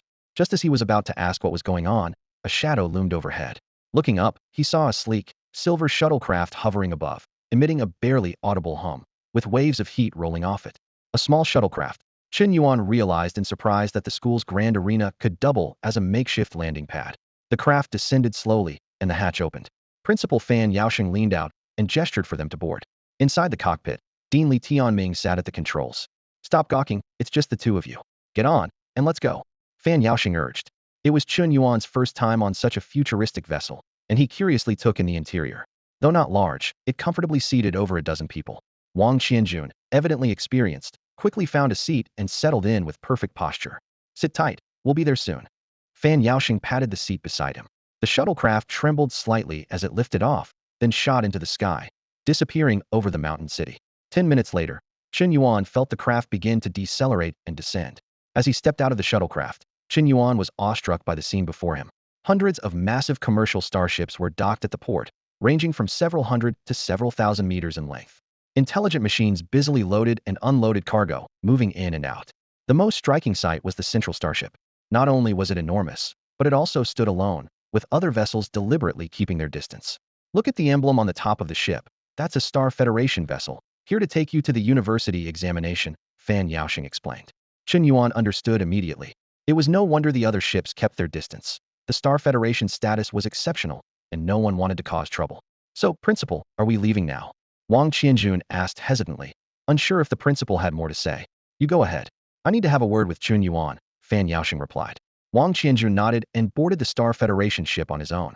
"Principal, if you have something to say, please go ahead. I should be getting on the ship as well," Chen Yuan said frankly. Fan Yaosheng was silent for a moment. After Wang Qianjun had moved away, he gently patted Chen Yuan's shoulder. "Chen Yuan, I know you've got quite a few tricks up your sleeve. I don't have many requests, just that you help Qianjun out when you can, without affecting yourself. More friends mean more opportunities. If Qianjun encounters difficulties, lend him a hand. You know his character. He's someone who repays kindness." Chen Yuan maintained his composure and replied calmly, "Principal, I'll do my best." Fan Yaosheng gave a relaxed smile and gently nudged Chen Yuan. "Chen Yuan, go board the ship. Let's leave the world and all." Inside, Chen Yuan remained calm. It was no surprise to him that the principal saw through his hidden strengths, as he hadn't intentionally concealed anything except for the life-risking system. He firmly believed that with achievements laid out, scholars would naturally speak for him. As he thought, to earn respect, one must display corresponding strength. If you're willing to play dumb, being treated as such is inevitable. The principal's last words resonated deeply with Chen Yuan, aligning perfectly with his own thoughts. This university assessment was the perfect opportunity to announce his presence to the entire Star Union. He wanted everyone to know that beneath this starry sky, there was an extraordinarily talented Chen Yuan. Want to invest in him? Better do it early, or he won't care. Chen Yuan strode onto the interstellar spacecraft, the scene before him defying his expectations. Instead of a mechanical interior, there were rows of rooms resembling those of a high-end hotel. A sweet-voiced intelligent service robot approached. "Mr. Chen Yuan, the journey will take 3 days. Your room is on the 2nd floor, please follow me." Chen Yuan nodded instinctively, then realized it wasn't necessary. Life in the mountain city made it hard for him to appreciate the advanced future technology. But today, standing at the interstellar port and boarding this ship, he suddenly realized this was indeed an era of interstellar colonization and technological advancement. And this was just a remote, unnoticed corner of the Star Union. Guided by the robot, Chen Yuan arrived at his room on the 2nd floor. Just as he was about to open the door next to his suddenly opened, and Wang Qianjun stepped out. Seeing Chen Yuan next door, Wang Qianjun was slightly surprised, and then said, "Just in time, I have something to tell you." Chen Yuan paused his movements. "What is it?" Wang Qianjun got straight to the point. "I saw Shang Wanji when I boarded the ship earlier. His room is right above ours." Shang Wanji. Chen Yuan was quite surprised. He managed to make it back into the top 10,000 of the ladder? He clearly remembered the injuries Shang Wanji had sustained, and even after so many days of recovery, Shang Wanji's strength likely couldn't reach 70%. Chen Yuan's initial attack was meant to incapacitate Shang Wanji, preventing him from participating in the university assessment. Wang Qianjun noticed Chen Yuan's calm reaction and was puzzled. "Shang Wanji hates you to the core now. Aren't you worried?" "Worried?" Chen Yuan smiled confidently. "What's there to worry about? He's just a defeated opponent. In his view, if someone he had already defeated could still pose a threat, then his life-risking talent might as well be given to a pig. Regardless of what tricks Shang Wanji might try, Chen Yuan was confident he could defeat him again. Seems like I was overthinking, Wang Qianjun chuckled. Rest up. In 3 days, the real challenge begins, and it won't be a peaceful ride. Chen Yuan nodded, opened his room door, and walked inside. The room was approximately 50 square meters. Though small, it was fully equipped with all the essentials. Chen Yuan curiously examined the compact yet well-appointed space, his gaze settling on a control panel on the wall. He lightly touched his terminal, establishing a connection with the room's intelligence system, and issued a command: activate the panoramic view feature. As soon as he spoke, Chen Yuan witnessed a fascinating scene. One wall of the room began to turn transparent, as if a thin veil was being gently lifted. In an instant, the outside view became clear, resembling a giant floor-to-ceiling window that had suddenly appeared. Chen Yuan couldn't help but admire. This feature is really something. If we enter space, it would be wonderful to enjoy the cosmic scenery. With great interest, Chen Yuan began to explore the other features of the room one by one. Time slipped by quietly as he explored, until the last rays of the sunset faded away and night began to spread. Suddenly, Chen Yuan felt a slight tremor.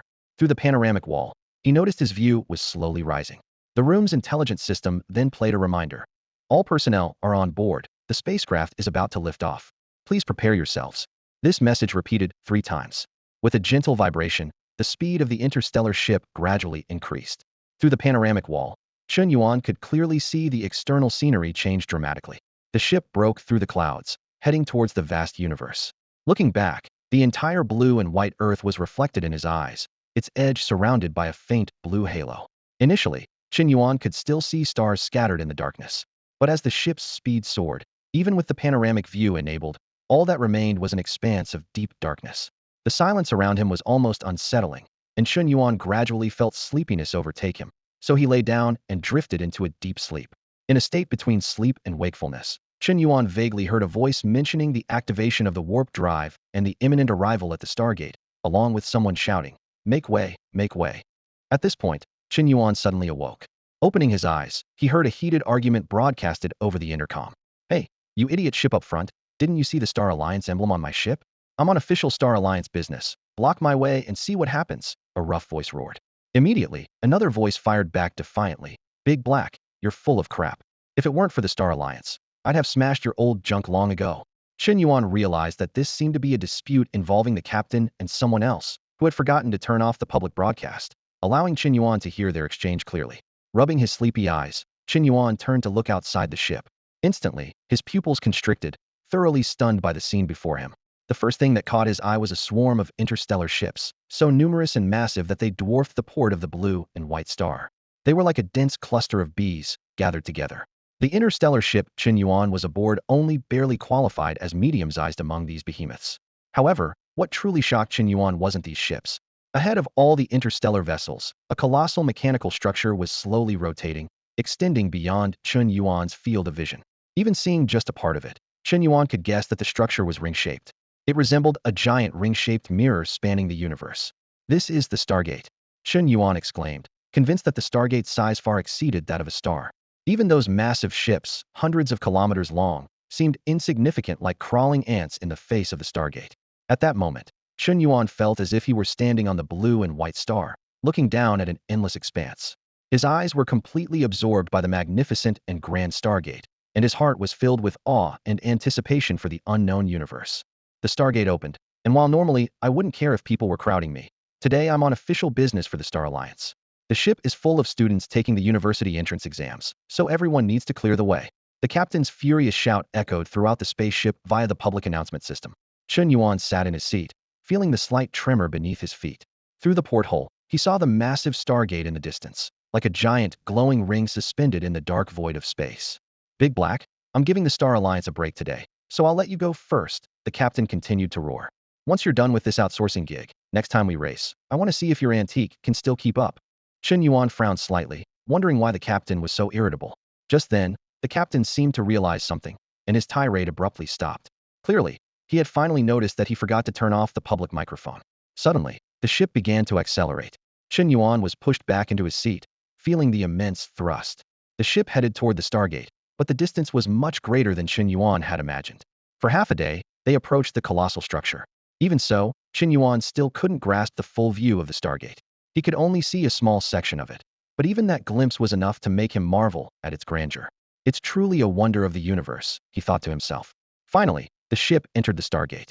Instantly, the view outside the porthole turned into pure darkness.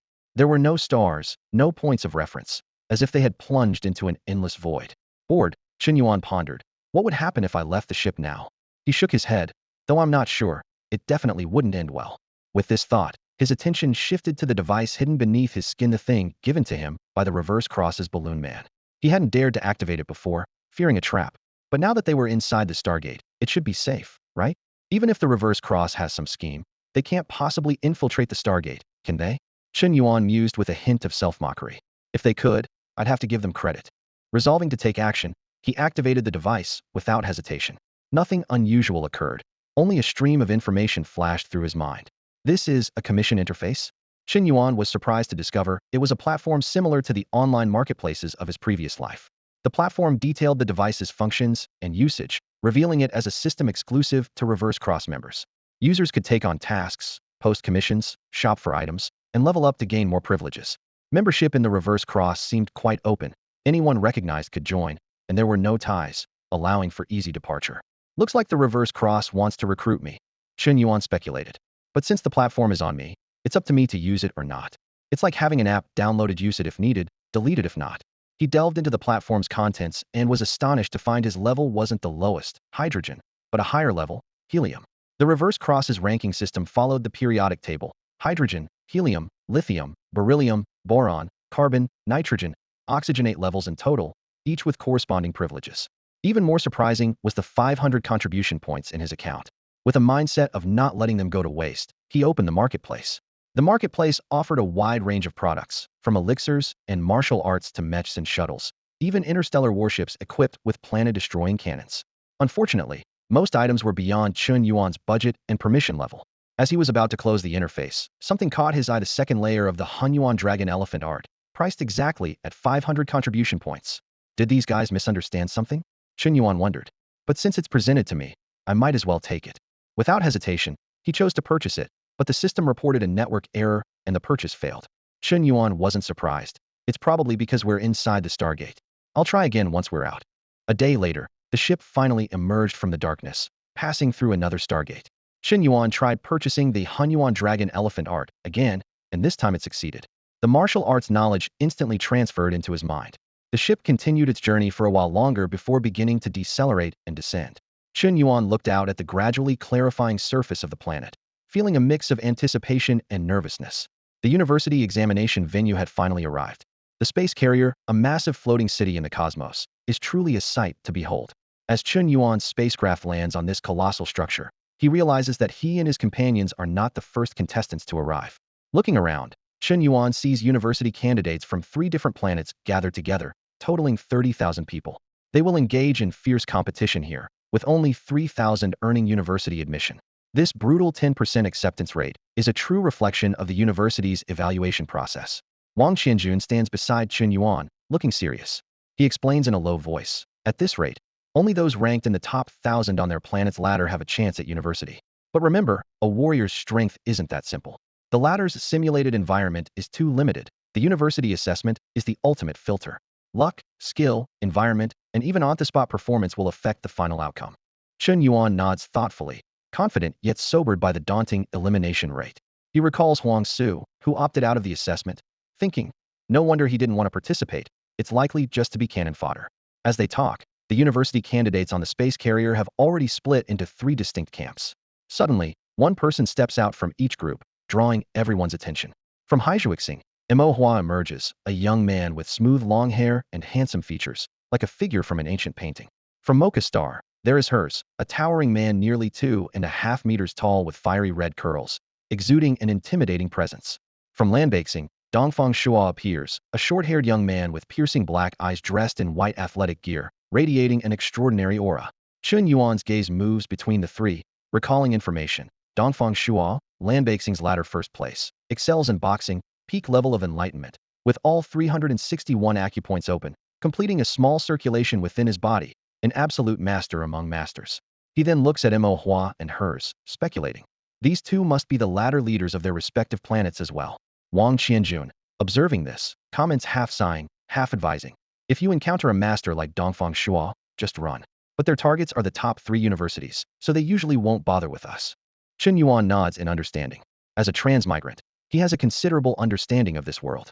The Star Alliance's domain is vast, with 160 universities, the top being Imperial University, East Shine University, and Star Abyss University. Talents like Dongfang Shu naturally set their sights beyond ordinary universities. Chen Yuan quietly calculates the strength gap between himself and Dongfang Shuo. Although his number of opened acupoints is less, his unique advantages lie in the Hunyuan Dragon Elephant True Skill and 2 consummate martial arts. However, he knows that if Lanbaixing's latter leader Dongfang Shuo lacks consummate martial arts, it would be a rarity. It's likely that Dongfang Shuo has already advanced a martial art to the 2nd grade, making its power equally formidable. The relationship between martial arts realms and skills is not a direct correlation. Among the vast population, there are always some exceptional talents who can elevate their martial skills to the 2nd rank even at the initial stage. However, these statistics are ultimately theoretical.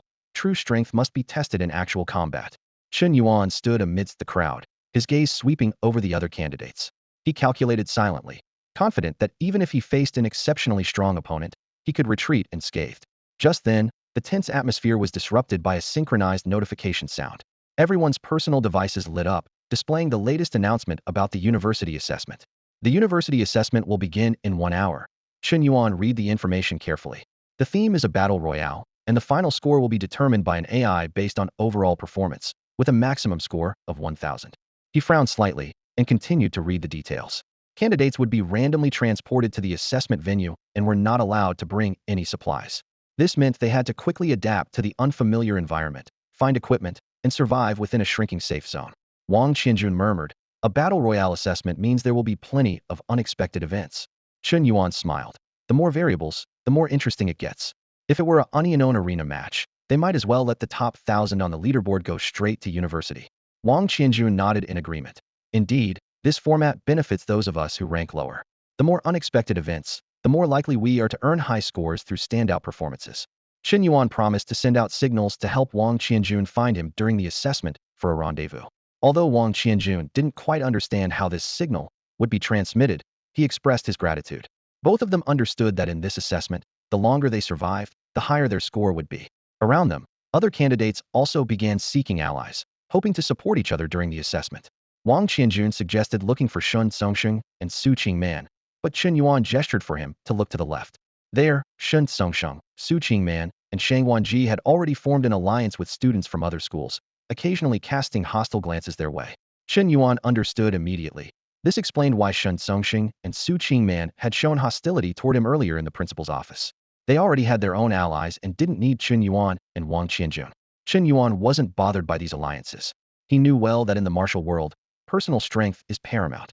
Just like Dongfang Shuo, who ranked first on the leaderboard, even 50 people ranked outside the top 100 combined wouldn't be his match. Such temporary alliances often crumble when faced with true powerhouses. Despite the battle royale format introducing more unpredictability, Chen Yuan knew that the strong still held an absolute advantage. In this brutal competition, only true strength could determine the final outcome. An hour passed in the blink of an eye. The force field launcher was ready, and Wang Qianjuan's voice came through the communicator. Chen Yuan, avoid strong opponents for now. We'll regroup later. Although Wang wasn't particularly close to Chen, the principal's request compelled him to stand by Chen. Chen nodded slightly. You be careful too. Before he finished speaking, an invisible wave erupted from above the aerospace carrier, and the force field locked onto all participants. Chen relaxed his body, allowing the force to accelerate his descent. Suddenly, a breathtaking scene unfolded before him. What had been obscured by the massive, city-sized aerospace carrier was now clearly visibly an artificial continent, floating in deep space. This continent defied Chen's understanding of the world. There were no stars, no satellites, not even a complete planet, just a landmass quietly suspended in the void.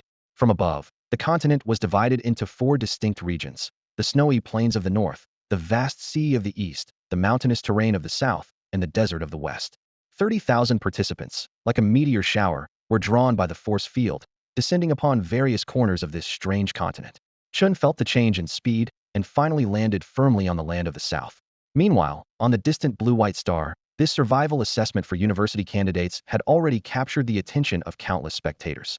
Interstellar broadcaster Chen Yuan once a resident of the Blue-White Star, was preparing to live comment on this university assessment. This year's theme is a battle royale. Looks like your wishes have come true, Chen Yuan said excitedly to the camera, secretly pleased that this broadcast would surely attract a large audience. Battle royale assessments always piqued viewers' interest, and this one promised to be a lucrative opportunity. Chen Yuan was filled with excitement, his eyes fixed on the comments in the live stream. The viewers were clamoring for him to shift the camera towards Dongfang Shuo, the top-ranked player on the Blue and White Stars leaderboard. He obliged immediately, and the scene switched to show Dongfang Shuo standing in a vast desert. The intelligence system seemed to have meticulously arranged the competition, placing the three most threatening contestants in different regions. Dongfang Shuo was in the western desert, Imo Hua was in the eastern sea, and He Ersi was in the southern borderlands. Although it was a pity to miss their direct confrontations, Chen Yuan knew that as the edges of the continent crumbled under the battle royale mode, everyone would be forced to converge at the center, inevitably leading to a thrilling showdown. At that moment, Dongfang Shuo encountered his first opponent, a blonde, blue-eyed seed contestant from Mocha Star University. Between them was a plant bearing 3 crimson fruits resembling strawberries, known as zhu fruit, one of the ingredients for qi and blood pills. Chen Yuan Dongfang Shuo's real identity stood silently, observing the zhu fruits. He knew, thanks to the system's bestowed sixth sense, that these fruits could be converted into lifespan for him. The blonde man saw Chen Yuan standing still and mistakenly thought he hadn't found a weapon yet. He clashed his fists together with a dull thud and grinned. Looks like you haven't found a weapon yet, kid. Do you know why examinees aren't allowed to bring weapons? Chen Yuan calmly replied. Because it balances out the disadvantage of fist cultivators? He briefly explained the importance of weapons at the aperture stage and the advantages of fist cultivators without weapons. The blonde man was a bit surprised but quickly decided to test Chen Yuan's strength. He moved swiftly, charging at Chen Yuan with a lightning-fast punch. Boom! The blonde man's fist was effortlessly caught by Chen Yuan, his strength seemingly vanishing into thin air. Chen Yuan applied slight pressure, causing a cracking sound from the man's fist, and his face turned grim. After assessing his opponent's strength, Chen Yuan released his grip. The blonde man staggered back, asking in disbelief, "Why don't you fight back?" Chen Yuan smirked slightly and said, "Gather cultivation resources and hand them over to me, and I can ensure you make it to the finals." The blonde man scoffed, doubting Chen Yuan's capabilities. Without further words, Chen Yuan picked a zhu fruit and pretended to eat it. In reality, the fruit instantly converted into 3 years of lifespan, bringing his total to 10 years. Enough talk, since I'm letting you go, scram, Chen Yuan said impatiently before turning and heading towards the center of the continent. Before leaving, he left his name, telling the blonde man that if he encountered strong enemies, he could seek him out, provided he brought sufficient cultivation resources in exchange. The blonde man watched Chen Yuan's departing figure, still in disbelief. Despite his skepticism about Chen Yuan's words, a thought crept into his mind. What if? Since discovering the presence of cultivation resources on this continent, Chen Yuan's strategy has completely changed. He realized that searching for resources alone was inefficient, so he decided to leverage the help of others. Chen Yuan cleverly devised a plan: defeat his opponents but not eliminate them, thereby establishing trust and facilitating trade.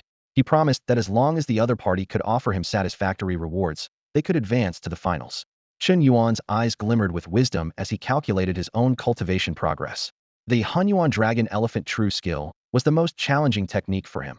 The first level had taken 73 years, and the second would require at least 300. He secretly hoped to take advantage of this university examination opportunity to master the second level. Meanwhile, he was also anxious about the progress of the Yuan magnetic breathing technique, having only opened 210 acupoints, still far from completing the minor cycle of 361. Suddenly, a rumbling sound interrupted Chen Yuan's thoughts. The ground trembled slightly, reminding him of the examination's progress. The shrinking circle had begun. This temporarily assembled continent was starting to crumble from the edges, gradually diminishing in size. Chen Yuan couldn't help but marvel at the extravagance of the Star Union, spending lavishly on a one-time examination venue. Yet he also realized his own naivety. In the technologically advanced Star Union, this might be a trivial task. Chen Yuan perked up his ears, catching the sounds of battle ahead. Cautiously approaching the source, he witnessed an intense fight unfolding. Qian Xiao, a large yet surprisingly agile examinee, was facing a life-and-death challenge. A scorching fist, wreathed in flames, grazed his face, the searing heat curling his short hair instantly. Qian Xiao desperately flipped backward, trying to create distance, but his opponent's attacks were relentless. Suddenly, a massive, thick sword, the size of a door, came hurtling through the air. Qian Xiao hastily raised his blade to meet it. With a sharp crack, Qian Xiao was sent flying like a ball, rolling several times on the ground before managing to get back on his feet. covered in dust and looking utterly disheveled. His face was etched with pain and despair. Damn it, if it weren't for bad luck and my teammates being scattered, you two punks from Mocha Star wouldn't even think of troubling Grandpa Qian. Qian Xiu stood up angrily, his face flushed red as he spat out curses. Opposite him stood a pair of Mocha Star twins, robust and muscular, exuding a fierce aura. The twins remained silent in the face of his tirade. They exchanged a glance and then charged towards Qian Xiu like beasts unleashed, ready to deal with this foul-mouthed fat man once and for all. However, just as they were about to reach him, they suddenly halted, casting wary glances at the dense forest behind Qian Xiu. Qian Xiu's eyes widened, and a glimmer of hope ignited within him. He turned to see a figure dressed in blue and white emerging slowly from the forest. As a blue-white star native, Qian Xiu immediately recognized the newcomer. He hurriedly shouted, "Brother, those two are from Mocha Star. If we join forces, we can definitely take them down." The Mocha Star twins found themselves in a dilemma. They realized that in an unknown match, the fat man had a slight edge. Now with a blue-white star person entering the fray, the situation turned even more unfavorable for them. However, Qian Xiu's hope quickly turned to despair. The newly appeared blue-white star person merely stared coldly at the long knife in his hand, saying, "Nice knife you got there." Qian Xiu immediately understood that this person was here to seize his weapon. Feeling utterly unlucky, caught between a rock and a hard place, Qian Xiu clung to his last shred of hope. He hurled the long knife towards the newcomer, shouting, "Take the knife. Just help me out of this mess." To his surprise, the person caught the knife and nodded at him. "All right." Chen Yuan, the unexpected blue-white star arrival, was secretly delighted. He had been considering how to acquire the long knife, not expecting the fat man to willingly offer it to him. Chen Yuan turned towards the Mocha Star twins, holding the knife. The twins suddenly felt a chill run down their spines. They had a special bond that heightened their sense of foreboding in moments like this. "Forget the fat guy, deal with him first," the older twin shouted, leaping into the air with a heavy sword. The younger twin then stomped the ground, creating a small crater, and shot out like a cannonball, his fists wrapped in flames, striking fiercely. Chen Yuan remained unfazed. His golden-tinged left hand suddenly reached out, catching the flaming fist. The fire scorched his skin but didn't cause even a hint of damage. In his right hand, the knife crackled with blue lightning, swirling around his arm, ready to strike. The descending heavy sword carried immense power as it came crashing down. With a thunderous sound, a visible shockwave radiated outward. The grass and plants within a few meters of Chen Yuan were uprooted by the gust, flying into the distance. The twins were each knocked back dozens of meters. What terrifying physical strength! What overpowering primal force! The twins were shaken to their core. Their proud coordination seemed futile against this man. What shocked them even more was that Chen Yuan hadn't budged an inch. Who is this guy? He's not on the list the principal gave us. The twins recalled the threat list from their principal, but realized this powerful figure wasn't on it. They were left in deep confusion.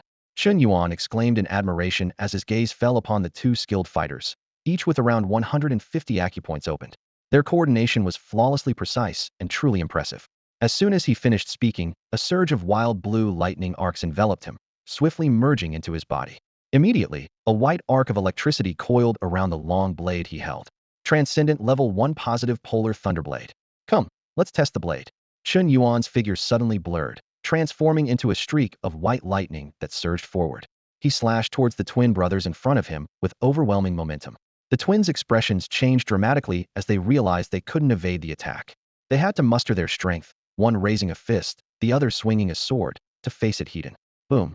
A thunderous explosion shattered the air, and the tree stump at the center of the clash exploded instantly. The outcome of the duel was indisputable, a near one-sided annihilation.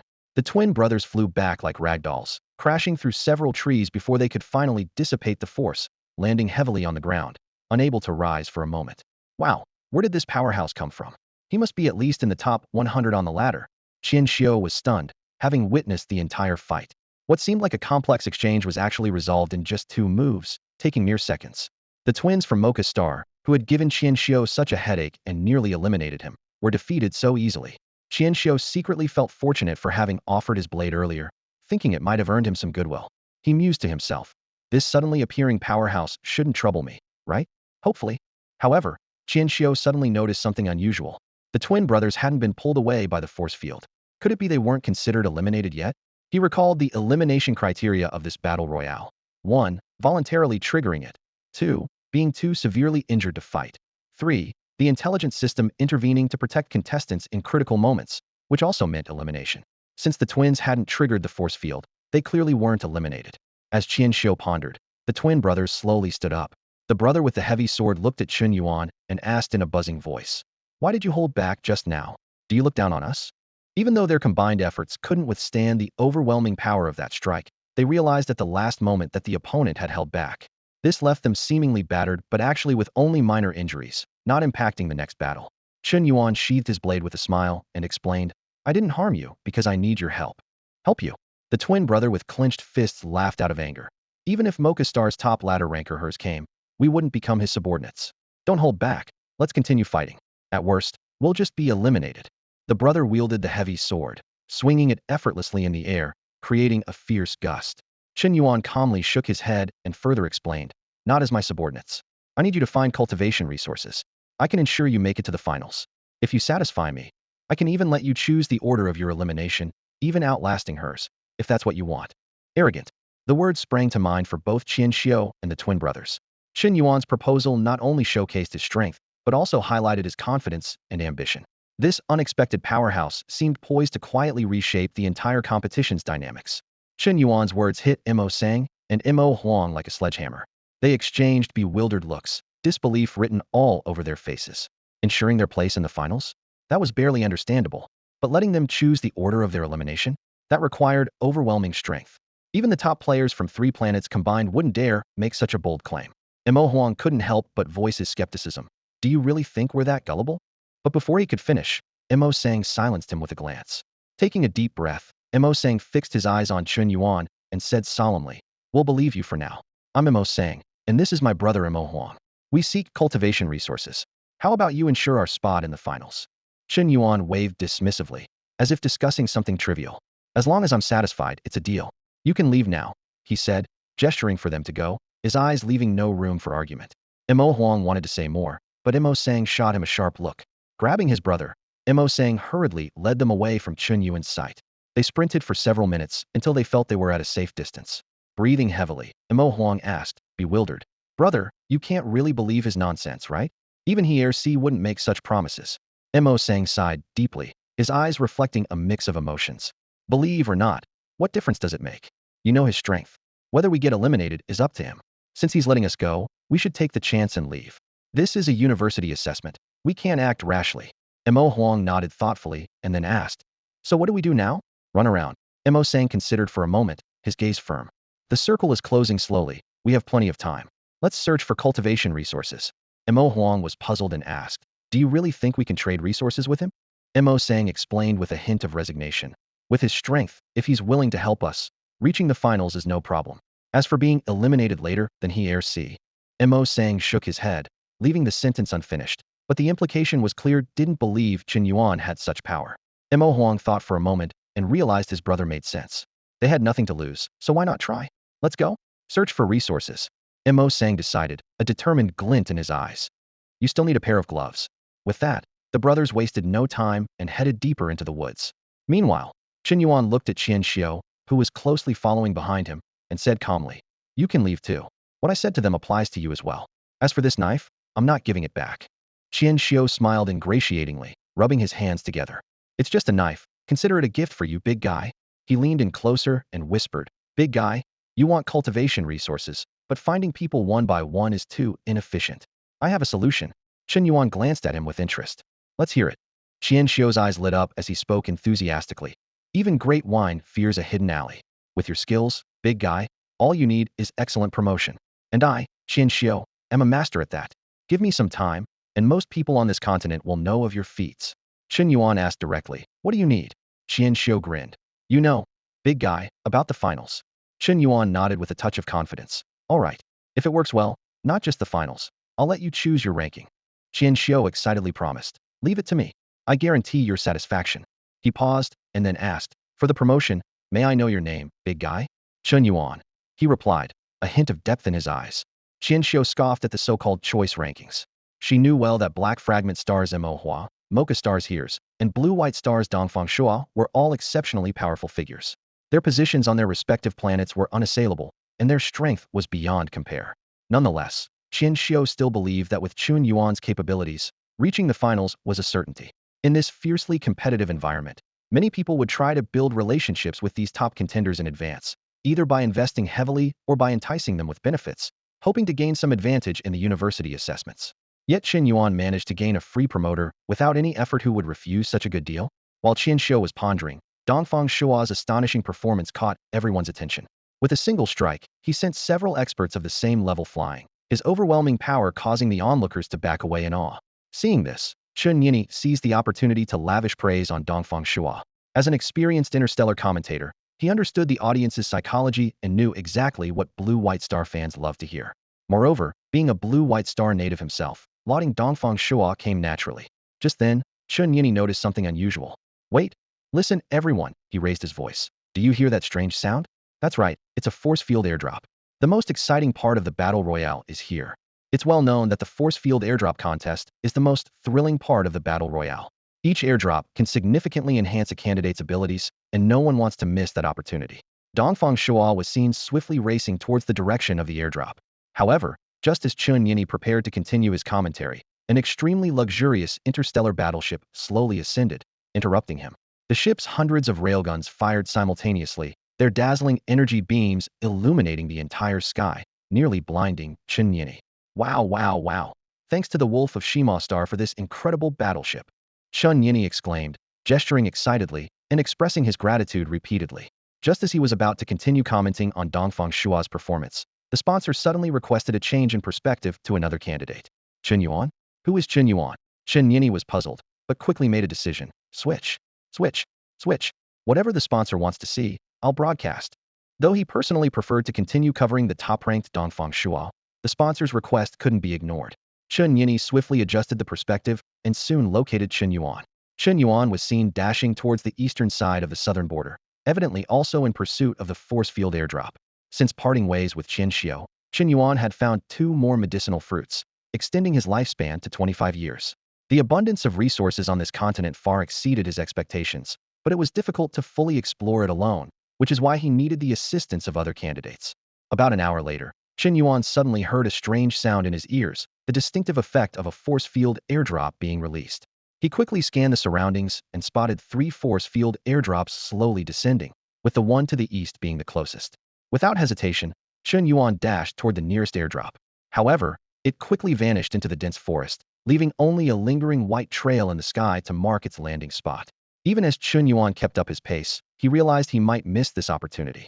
Force field airdrops were randomly deployed across the continent, often snatched up by waiting candidates the moment they landed. Having lost so much time, his chances of success were slim. Just then, an explosion sounded from the direction of the airdrop, not far from Chen Yuan. Soon after, a blond man emerged from the woods, clutching a metal box, looking disheveled. Seeing someone blocking his path, the blond man despaired. But upon recognizing Chen Yuan, a glimmer of hope sparked within him. Desperate, he shouted, "Brother, I've got plenty of cultivation resources, help me." This blond man was the first candidate Chen Yuan had defeated upon landing. Marveling at the coincidence, Chen Yuan responded, "I'll help you." No sooner had he spoken than 5 figures burst out behind the blond man. They had clearly overheard Chen Yuan, and one shouted, "I knew he had an ally. Let's take the airdrop first, then discuss how to split it." These 3 men and 2 women, dressed in varied attire from different planets, had formed a temporary alliance to seize the airdrop. They fanned out, surrounding Chen Yuan in an arc, and launched their attack. Undaunted, Chen Yuan shouted, "Bring it on. Take this." His energy surged, white arcs of electricity crackling over his body, and his long blade struck, like lightning, toward the 5.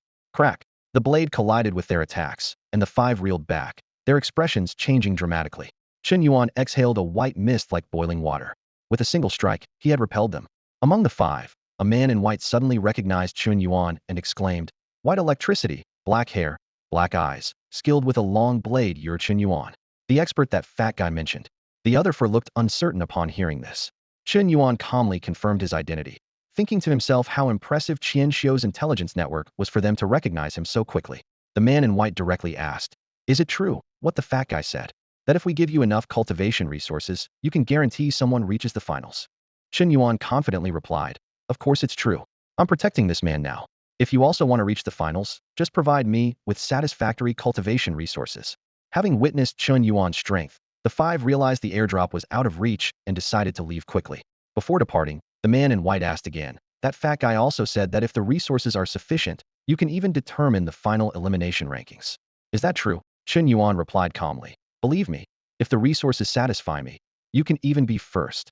The man in white gave Chen Yuan a deep look before leading the others away. The remaining four, fearing Chen Yuan might eliminate them, also fled swiftly. Now only Chen Yuan and the blonde man holding the force field airdrop remained, both unsure of what would happen next. Carl, a blonde man ranked 7,122nd in the Mocha Star ladder, handed the force field drop to Chen Yuan with a hint of reluctance in his eyes. He knew that without Chen Yuan's help, he would have already been eliminated. Offering the force field drop was both a gesture of gratitude and a way to avoid potential conflict. Chen Yuan accepted the black metal box, about the size of a shoebox, feeling its hefty weight. He examined the Star Union emblem on top before pressing down firmly. Click PSSSH. As white gas hissed out, the corners of the force field drop sprang open, revealing its treasures, a weapon slightly larger than a standard handgun, akin to a hand cannon, and a green capsule the size of a thumb, resting quietly inside. Carl couldn't help but glance over, his pupils dilating in shock as he exclaimed, "That's a laser gun and a concentrated life capsule. You recognize them?" Chen Yuan asked. He had heard of laser guns, but the capsule exuded a powerful vitality that intrigued him. Carl looked at Chen Yuan in surprise. "You don't?" A laser gun is a formidable weapon that can severely injure even a peak-level martial artist in the enlightenment realm. As for the concentrated life capsule, its healing power is extraordinary. An injured martial artist can recover in minutes after taking it. As he spoke, a pang of envy struck Carl, causing him to turn away. Suddenly, he felt something placed in his hand. It was the laser gun. "Carl, I don't need the laser gun, you keep it. I'll take the concentrated life capsule," Chen Yuan said quietly, while inspecting the force field drop for any hidden compartments. Carl, unable to believe it, tucked the laser gun into his pocket, finally convinced that Chen Yuan truly intended to help him reach the finals. "I also found some cultivation resources. Do you need any?" Carl eagerly laid out the resources he had gathered in front of Chen Yuan. "Not bad." Chen Yuan glanced over them and, without hesitation, took them all. Then, he asked seriously, "What rank are you aiming for?" Carl was momentarily stunned, not having expected any return for handing over the resources he had painstakingly gathered, simply grateful for the gift of the laser gun from Chen Yuan. Suddenly, Carl had a moment of clarity as realization flashed in his eyes. He understood that Chen Yuan was referring to the ranking of the last person eliminated in the Battle Royale mode. In this mode, the final overall score considers many factors, but it is universally acknowledged that survival time is the most crucial. The later you're eliminated, the higher your final score will be. Carl's mind raced as he comprehended the meaning of this ranking. The first place is the last contestant to be eliminated, the second is the second to last, and so on. He had great confidence in Chen Yuan's abilities and believed Chen Yuan could lead him to the final rounds. However, regarding the elimination ranking decision, Carl always thought Chen Yuan was either joking or throwing out a gimmick he didn't intend to follow through on. After all, as long as they survived to the finals, no one could criticize a change of heart. But at this moment, Carl suddenly realized Chen Yuan seemed to be serious. Chen Yuan's voice interrupted Carl's thoughts. "Of course, this capsule can guarantee your spot in the finals, and the remaining cultivation resources can determine your ranking. How high do you want to go?" His tone carried an air of certainty. Carl cautiously asked, "So, first place, is that possible?" This request meant even Chen Yuan would have to be eliminated before him. Chen Yuan nodded, a glint of confidence in his eyes. "Of course it is, but these resources alone aren't nearly enough." He admitted he wasn't concerned about the ranking because he needed to control the finals entirely, and points would not be an issue then. In his view, cultivation resources were what truly mattered. Carl was momentarily speechless. From this person before him, he saw unparalleled arrogance. But he understood that if one's strength matched this arrogance, it was absolute domination. Although he wasn't sure if Chen Yuan possessed such strength, it didn't stop him from trying. "I'll take a gamble," Carl decided internally, knowing he had nothing to lose. "Chen Yuan, I'll go look for resources then. If I get a chance, I'll spread the word about you," Carl said with a hint of excitement in his voice. Chen Yuan smiled. "All right, if you run into trouble, come to me." He could tell that Carl was finally starting to believe in him. After Carl left, Chen Yuan quickly got to work. He converted the concentrated life capsules he had obtained and the resources Carl had gathered. Instantly, he felt a surge of powerful life force within him, extending his lifespan from 25 years to a staggering 150 years. The concentrated life capsules accounted for 100 years, while the remaining cultivation resources added another 25 years. "Now it's time to advance. My martial arts level has been stagnant long enough," Chen Yuan thought to himself. He knew that to control the finals and dominate, his current strength was far from sufficient. Facing even one top-ranked fighter was challenging, let alone three. This continent, where the university assessment took place, was far richer than he had imagined. With his initial plan set in motion, it was time to enhance his strength. Only with strength could he ensure the smooth execution of his future plans. System, let's start the life-burning process, Yuan magnetic breathing technique. Begin activation. Commence deduction. Chen Yuan resolved, throwing himself entirely into cultivation. As time passed, Chen Yuan's strength continuously improved. In 10 years, he broke through 11 apertures. In 20 years, 23 apertures. In 50 years, 58 apertures. In 80 years, 90 apertures. Until the 135th year, he had broken through all 361 apertures, completing the minor celestial cycle and perfecting the Yuan magnetic breathing technique. At the moment the deduction ended, Chen Yuan felt the 361 apertures in his body operate in an indescribable pattern, inhaling and exhaling cosmic energy. Naturally flawless, was Chen Yuan's first thought. The cosmic energy and vital force, along with all 361 apertures in his body, began to operate autonomously without Chen Yuan's conscious control. In mere seconds, the energy and vital force he had just consumed were fully restored. Chen Yuan's senses became acutely sharp, and every movement in his surroundings appeared clearer than ever before. With all 361 apertures opened and the minor celestial cycle complete, this was the pinnacle of the aperture opening realm. A surge of powerful confidence welled up in Chen Yuan's heart, and he firmly believed that those top-ranked fighters from various planets, once considered overwhelmingly powerful, were now no match for him. Chen Yuan was sprinting towards the force field drop, but he was still far away. Chen Yuan felt a twinge of disappointment, worried about missing the most exciting part. He glanced at the number of viewers in the live stream, noticing a significant drop. He thought to himself that it was understandable, as fans naturally preferred to watch the top players from each planet. However, the situation quickly took a turn. Chen Yuan's performance gave Chen Yuan an unexpected surprise. Suddenly, a blond man appeared on screen, seemingly acquainted with Chen Yuan. Chen Yuan quickly looked up some information and discovered that this man was named Carl, from Mocha Planet. Just then, 5 people approached, clearly eyeing the force field drop in Carl's possession. They attacked immediately but were swiftly defeated by Chen Yuan with a single strike. This scene left Chen Yuan astonished, silently regretting his earlier underestimation. The live stream audience was also in an uproar, exclaiming in surprise and bringing a surge of traffic. The force field drop was opened to reveal a laser gun and a concentrated life capsule. Chen Yuan thought that with the laser gun and Chen Yuan's skills, reaching the final round should be no problem. To his surprise, Chen Yuan handed the laser gun to Carl. This move left Chen Yuan puzzled, as well as the audience in the live stream. Without any sound, no one understood what was happening. If Chen Yuan had given the weapon to someone from Lie Ming planet, it might have been understandable, as they could have been friends or allies. But giving it to someone from Mocha planet was perplexing. The live stream chat exploded with comments. He's clearly from our Lie Ming planet, but he's helping someone from Mocha planet. Traitor, switch the channel, switch the channel. We'll unfollow if this continues. Angry comments flooded in, with fans feeling both disappointed and angry at Chen Yuan's actions. Chen Yuan sighed internally. Just when things were looking up, this unnecessary action ruined it all. He checked the time spent on Chen Yuan and felt it was enough.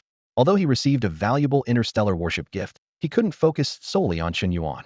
After enduring negative feedback for so long, he felt he had done justice to the gift from the boss of Shima Star Wolves. Alright, everyone calm down. Let's switch back to Dongfang Shua's perspective. Chen Yuan quickly changed the topic. Once the screen switched, Dongfang Shua was seen having fought fiercely and securing a force field drop as well. When the drop was opened, Chen Yuan exclaimed, "Wow! A legendary find." The live stream was once again abuzz, with legendary find comments flooding in like snowflakes, scrolling fast enough to dazzle anyone. This unexpected joy seemed to temporarily distract the audience from their discontent with Chen Yuan, as everyone's attention shifted to Dongfang Shua's astonishing discovery. Hell suddenly heard the urgent voice of his teammate. There's a guy named Chen Yuan. They say if you give him enough cultivation resources, he can guarantee you a spot in the finals, and even determine the final ranking. This statement was met with laughter from the team. Other members chimed in with ridicule. Ha ha, guaranteeing a spot in the finals and deciding the final ranking? Not even Hells would dare say that. Who spread this crazy rumor? I bet it's a scam to trick weaklings out of their resources, then backstab them and get them eliminated. It's a double-edged sword. Someone excitedly suggested. Boss Hells, this Chen Yuan is too arrogant. They say he's somewhere in the southern region. Should we go and mess with him? I want to see if he can last 3 moves against me. Hells showed no emotion, quietly adjusting the dark energy gauntlets on his hands. These were weapons he had obtained from a force field drop, significantly boosting the user's strength, enhancing his power by over 30%. In response to his subordinate's mockery, Hells coldly said, "Don't waste time. My only opponents are Dongfang Shua and Mo Hua. In the final round, I will duel them until only one remains." He paused, then continued, "Chen Yuan? Humph. A nobody, not worth our attention. If he's truly capable, he'll naturally make it to the finals, and then I'll defeat him myself. If he can't even make it to the finals, it'll save me the effort." Meanwhile, Chen Yuan encountered over a dozen people on his journey but had no conflicts. These people were all seeking his help to secure a spot in the finals. Sir, I heard you can guarantee a spot in the finals. Here are my cultivation resources, please accept them. And mine too. I don't care about the ranking, as long as I get to the finals. You can eliminate me then. Chen Yuan accepted all the cultivation resources and converted them into lifespan. In no time, his previously depleted lifespan surpassed the 100-mark threshold. Indeed, there's strength in numbers. It's much more convenient than searching for resources myself, Chen Yuan thought with delight. At this rate, I'll soon meet the lifespan requirement for the second level of the Hunyuan Dragon Elephant True Skill. If it weren't for this university assessment, who knows how long it would take to gather so many resources. Most of those seeking Chen Yuan's help were weaker candidates. Because of their lack of strength, they came with a desperate hope that he could help them. Otherwise, with their own abilities, they'd soon be eliminated and lose their chance to enter the university. With nothing to lose, they decided to take a chance, hoping it might work out. Stronger candidates, on the other hand, didn't believe in these rumors. They only trusted their own abilities. At this moment, the group of weaker individuals, united because of Chen Yuan, kept a cautious distance, following him closely. Suddenly, Qianxiu appeared in front of Chen Yuan, proudly saying, "How's my promotion work, big guy?" He was accompanied by a man and a woman, presumably his teammates. Not bad. Chen Yuan acknowledged Qianxiu's efforts, knowing the importance of rewarding those who help him. He promised, "After the finals, I'll give you a choice of the 30th place. Your two teammates can also be guaranteed a spot in the finals." Qianxiu laughed, still a bit skeptical of Chen Yuan's capabilities. However, he had another purpose for being there. "Big guy, I found something good, but I need you to take action." "Cultivation resources?" Chen Yuan asked. "Not just cultivation resources, but also plenty of weapons and equipment that can greatly boost your strength," Qianxiu said excitedly. Chen Yuan's eyes lit up, and he immediately said, "Lead the way." In a forested area, surrounded by eager contestants seeking treasure, lies a deep, ebony-like pool, tranquil and profound. The pool's edge is lined with jagged rocks covered in slippery moss. Occasionally, a gentle breeze stirs the surface, creating small ripples. The pool's surface is calm, but beneath it, unseen currents swirl. The vague silhouette of a giant beast can be seen gliding through the water, emanating a chilling aura of danger. The contestants hold their breath, fully alert. Several brave contestants have already attempted to dive for the treasure, but within seconds of entering the water, they were pulled out by an unseen force, unable to glean any useful information. "Why don't we try draining the water?" someone suggested hesitantly. Why don't you do it?" another retorted mockingly. "Aren't you afraid the black-scaled dragon might leap out and take a bite?" This proposal was quickly dismissed, and tension and anxiety hung heavy in the air. At that moment, Chen Yuan and Qianxiu arrived on the scene. They saw a group of indecisive contestants gathered around the pool, reluctant to act rashly yet unwilling to give up the treasure. Suddenly, a splash broke the stalemate. A short-haired woman, wielding a long staff, boldly dove into the pool. "Xiaowuna, ranked 59th on the Black Fragment Star ladder," someone shouted. "We can count on Black Fragment Star. Well done, no points lost." Xiaowuna's actions seemed to ignite a spark. Some contestants, their thoughts racing, shouted, "I'll help you," and followed her into the water. Qianxiu sneered. Xiaowuna is one thing, but these others, with their limited abilities, think they can snatch the chestnuts from the fire? Truly foolish. Chen Yuan watched the water silently. Understanding the true intention of those who followed Xiaowunato, let her draw attention while they attempted to seize the treasure. As Xiaowuna and her group plunged into the water, the surface erupted into waves, occasionally bursting with large splashes. "There's a black-scaled dragon underwater, a very powerful mutated creature," Qianxiu explained to Chen Yuan. "Many experts have gone down before, but all failed. And what treasure is there?" Chen Yuan was only interested in this aspect. Qianxiu answered bluntly. "The most significant is the Tianyi stone embedded in the dragon's head. It can quickly bring someone into a state of perfect harmony, greatly enhancing combat or cultivation. Besides the Tianyi stone, there are various weapons and equipment at the pool's bottom that significantly boost one's abilities, not to be missed." After speaking, Qianxiu stepped aside. With his abilities, he couldn't compete for such treasures. It was up to Chen Yuan's skills. Meanwhile, Qianxiu's two teammates whispered, "Qianxiu, can we trust this guy? He seems like he's full of hot air, saying he'll get us to the finals and even rank you in the top 30. Aren't you usually smart? How could you be so gullible now?" Hearing their doubts, Qianxiu remained silent, sneaking a glance at Chen Yuan, ready to see how he would handle the black-scaled dragon. Despite their hushed voices, Chen Yuan heard everything clearly but didn't mind. He was still weighing one question. The Tianyi stone, how much lifespan could it add? Would it compare to a concentrated life capsule? Generally, fantastical-sounding items aren't ordinary, and the lifespan they had shouldn't be negligible. As Qianxiu had just stepped back, an invisible force field suddenly descended. The warriors who hoped to seize the opportunity were instantly captured and slowly lifted into the air. Their injuries were shocking. Some were covered in blood, and one had even lost an entire right arm, creating a scene of utter devastation. Suddenly, a deafening roar erupted from the depths of the pool, sounding like a cow's bellow yet possessing incredible penetrating power. The water's surface exploded, sending countless droplets flying, as a massive beast, resembling a dragon and measuring several dozen meters in length, burst forth. It was covered in thick, black scales, the legendary black-scaled Jiao. At the same time, the disheveled figure of Xia Wuna emerged from the water. However, before she could catch her breath, the black-scaled Jiao opened its gaping maw and lunged at her. In the nick of time, the force field reappeared and forcefully rescued Xia Wuna. This meant that Xia Wuna, ranked 59th on the Black Fragment Star ladder, was eliminated. The black-scaled Jiao roared angrily at the sky, its eyes gleaming with anthropomorphic fury and resentment. If it could speak, it would likely be hurling curses. The onlooking candidates exchanged stunned glances. Even Xia Wuna lost. This black-scaled Jiao is too powerful. We can't possibly defeat it, someone lamented. Damn it. The treasure is right there, the Tianyi stone that can forcibly elevate someone to the Heavenman Unity realm. Don't worry, another whispered reassuringly. Our leader from Mo Star, hers, is on his way.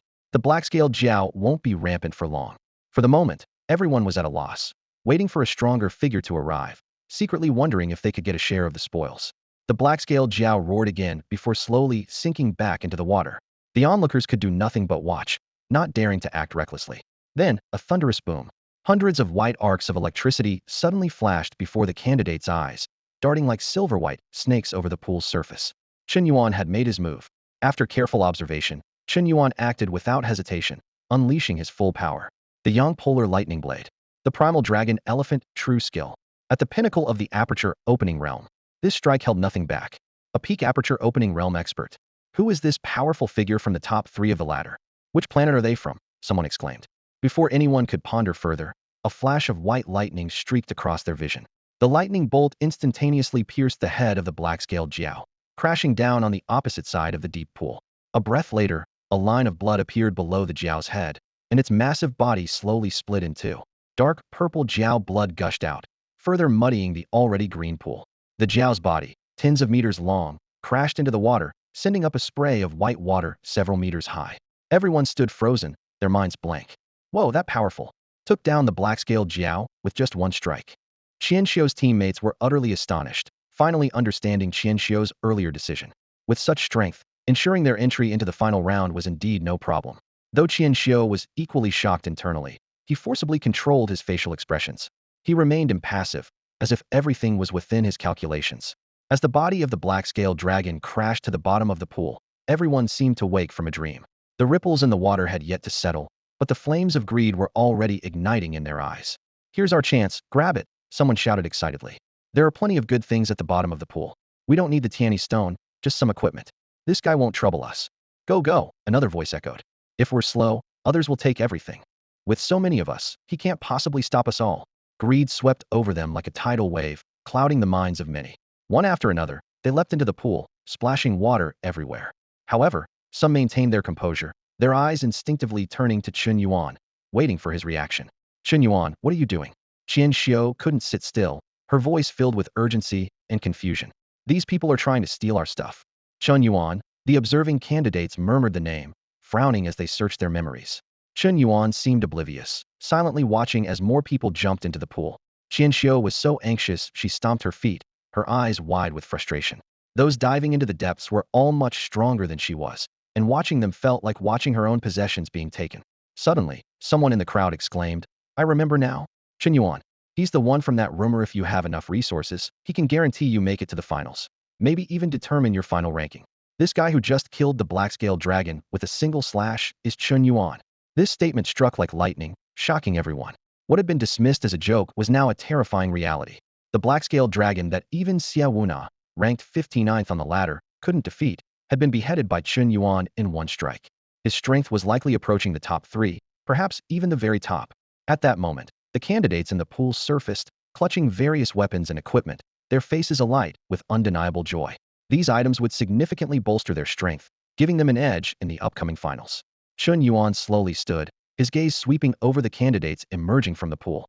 His voice was calm yet icy. Your usefulness ends here. Before he finished speaking, familiar white arcs of electricity flashed before the candidate's eyes. This time, the target was not the black-scaled dragon, but themselves. Faced with this terrifying attack, they truly felt the suffocating pressure, as if confronted by a natural enemy, with every cell in their bodies screaming to flee.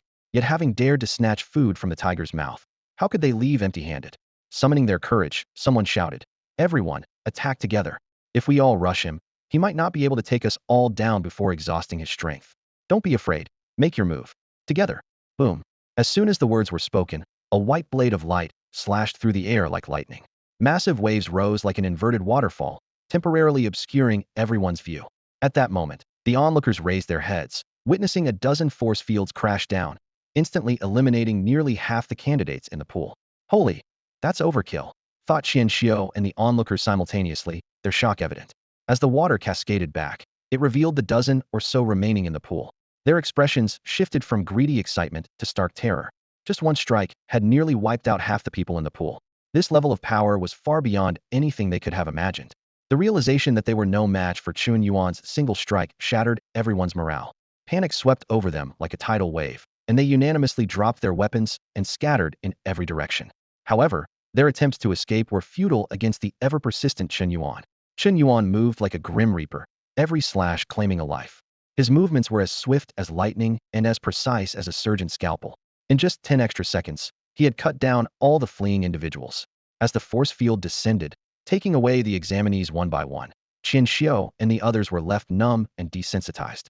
The last examinee attempted to invoke the name of hers for mercy, but was cut down by Chen Yuan before he could finish speaking. If not for the timely descent of the force field, he would have certainly been beheaded.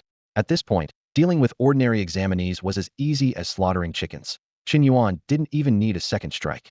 "Wow, you're incredible," Chen Yuan exclaimed, bouncing over to Chen Yuan, showering him with praise. He was completely awed. Chen Yuan's display of power was at least at the third level of the ladder, with potential to contend for the top spot. Chen Yuan silently resolved to stick closely to this powerful ally. Chen Yuan ignored Chen Yuan's flattery and simply instructed, "Go collect those weapons and equipment. They'll come in handy later." With that, he unhesitatingly dove into the depths of the pool. Moments later, he resurfaced, holding the head of the black-scaled dragon. The Tianyi stone, a milky white stone the size of a thumbnail, had been lodged inside the dragon's head. It took considerable effort for Chen Yuan to extract it. Without hesitation, he placed the Tianyi stone in his mouth, pretending to chew while secretly converting it. Much like the previous life-condensing capsules, the Tianyi stone could be converted into 100 years of life. At this point, Chen Yuan's lifespan had reached an astounding 200 years. This was far more satisfying than the arduous process of saving up for blood-boosting pills back on Blue White Star. Witnessing this, Chen Yuan couldn't hide his astonishment. "Why did you eat the Tianyi stone?" Chen Yuan feigned confusion, furrowing his brow. "Isn't it meant to be eaten?" His recent habit of pretending to consume various resources had led him to instinctively treat the Tianyi stone as food. Chen Yuan hesitated before explaining. "This thing requires mental communication to help someone enter a state of unity with heaven and man. Eating it shouldn't be a problem, right?" He pondered for a moment, unsure if it could truly be consumed. Chen Yuan waved it off nonchalantly. "No worries, I can communicate with it just fine in my stomach. It works the same." "All right." Chen Yuan shrugged helplessly. Facing the formidable Chen Yuan, he had no choice but to trust his judgment. Chen Yuan turned his attention to the pile of weapons and equipment on the ground, which had been retrieved from the pool by the examinees he had eliminated. Not only had these people helped him retrieve the gear, but they had also provided him with elimination points, making them good people in his eyes. Although the weapons and equipment were useless to Chen Yuan, he had other plans. After allowing Chen Yuan to select a few items, Chen Yuan's gaze swept over the group of onlookers. These individuals hadn't participated in the treasure hunt, and Chen Yuan had no interest in eliminating them. To him, they were walking storage units of cultivation resources. To the astonishment of the onlookers, Chen Yuan began laying out the weapons and equipment, marking each with an approximate price. He announced loudly, "Come take a look. Huge sale. Selling weapons and equipment. Only accepting cultivation resources. First come, first served." This was Chen Yuan's plan: set up shop right there and trade for cultivation resources. The onlookers exchanged glances, their interest piqued. While cultivation resources couldn't be immediately converted into combat power, these weapons and equipment could significantly boost their strength. However, just as they were about to inquire about prices, an unusual aura suddenly descended. It was the aura of hers, the top ranker of the Mokar Star ladder. The sudden appearance of He was like a bomb dropped into a calm lake, instantly igniting the atmosphere. Among those recently eliminated by Chen Yuan were some of He's subordinates. making the situation suddenly tense. The surrounding candidates, who were originally planning to purchase weapons and equipment from Chen Yuan, quickly stepped back to create an open space, their eyes gleaming with excitement at the impending spectacle. They quietly calculated. If he C1, those items would be out of reach, but if Chen Yuan emerged victorious, things would get interesting. However, most believed that Chen Yuan's chances of winning were slim. Despite Chen Yuan's strength, which could easily place him in the top 3 of the ladder, he C was the undisputed top contender on Mocha Star's ladder. Rumor had it that even the combined strength of those ranked 2nd to 10th couldn't match he C's formidable power. Such was the terrifying gap of being number 1. He C approached slowly, his imposing figure and dragon-like muscles on his exposed arms exuding an intimidating strength. From their first encounter, Chen Yuan had suspected that he C, like himself, had mastered a high-level martial art. He C's gaze first swept over the pile of weapons and equipment before locking onto Chen Yuan. Their eyes met, and a tense atmosphere filled the air. "Are you Chen Yuan?" He C asked coldly. "And you're He C?" Chen Yuan replied, maintaining his composure. He had expected He C to be a straightforward brute, but was surprised by his cautious probing. At that moment, one of He C's men couldn't hold back and stepped forward angrily. "Damn it, kid, my boss asked you a question." Yet before he could get close, He C stopped him with a gesture. He C, still expressionless, continued. "The scouts I sent before, you eliminated them?" Feigning thoughtfulness, Chen Yuan then grinned. "Are you referring to the last one I eliminated? I remember he mentioned his boss was He C. It's unfortunate. He wanted to seize treasure but lacked the strength, unable to withstand even a casual strike from me." This was a blatant provocation. He C's men were instantly enraged, unable to believe Chen Yuan's audacity. And Chen Yuan, just as they suspected, was doing it on purpose. His plan was nearly perfect, with Chen Xiu's promotional work well executed. Most people had heard of his bold claims to guarantee entry into the finals and even determine final rankings. Now everything was in place, except for the crucial catalyst He C. Chen Yuan needed to leverage He C to prove his strength, to show everyone he could fulfill his promises, and to trust him with their precious cultivation resources. He C, provoked, sneered. "Good, very good. I intended to deal with you in the finals, but since you've come to seek your own doom, I'll oblige you." No sooner had he finished speaking than He C's physique suddenly expanded, his loose clothing ballooning out as if ready to tear. The air thickened with tension as the surrounding candidates held their breath, anticipating the start of this epic showdown. A massive crater, 100 meters wide, erupted beneath their feet as Helle streaked by like lightning, his right fist clad in dark energy gauntlets, whistling through the air. Chen Yuan laughed heartily, his blood boiling as he clenched his fist and advanced Hedon. Both abandoned martial arts, relying solely on their honed physiques for a pure contest of strength. Boom! Their fists collided, resembling the crack of thunder. An invisible shockwave spread like an explosion, causing the ground to tremble and dust to rise. Grass blades were uprooted, and fragments of stone and earth flew in all directions, whistling through the air. Chen Yuan and Helle's were both sent flying backward, their feet digging into the ground until they were knee-deep, finally coming to a stop. The onlookers were dumbfounded, staring at the scene in disbelief. Chen Yuan could actually hold his own against Helle's. In a situation that was originally a three-way stalemate, a dark horse suddenly emerged, astonishing everyone. However, Qian Xiu suddenly jumped in, shouting loudly, "You're too narrow-minded." Chen Yuan uses a blade, while Helle's is a fist fighter with dark energy gauntlets. This isn't a tie. Chen Yuan clearly has the upper hand. The crowd awoke from their daze, realizing they had overlooked a crucial detail. Helle's teammates immediately retorted, "Nonsense. This was just a test. Neither side was going all out. So how can you draw such conclusions?" They turned to Helle's, only to find him standing silently with his hands behind his back. A teammate urgently asked, "Boss, what do you think?" Helle's shook his head and said, "There's no need for both of us to get injured here. Chen Yuan isn't my only opponent." He had to acknowledge Chen Yuan's strength, but remained confident he wouldn't lose. Engaging in a life-or-death battle now would only benefit Mo Hua and Dongfang Shua. "Chen Yuan, I'll see you in the finals," Hele said calmly before leading his team away. Qian Xiu excitedly approached Chen Yuan, exclaiming, "Boss, you can actually match the top of the ladder on Mokar Star. Our blue and white star has such a master too." Chen Yuan ignored Qian Xiu's praise, simply watching Hele's departing figure, thinking to himself, "I might have underestimated him." Hele's is cautious and considers the bigger picture, choosing to retreat. "Unfortunately, with this retreat, you've lost the 1% chance you had to defeat me." Chen Yuan's lips curled into a slight smile. With Hele's involvement, his plan was now flawless. As Chen Yuan anticipated, his tentative encounter with Hulse was enough to boost everyone's trust in him. Soon after, a lively trading fair unfolded before the crowd. "Chen Yuan, I have a 9-leaf flower. Can I trade it for your molecular chainsaw sword? I have thorn rose berries. Can I buy these gauntlets with them?" What if I add 5 more vermilion fruits? Amidst the clamor of bargaining, Chen Yuan, though not well-versed in weapons and equipment, had Qian Xiu by his side to oversee the deals.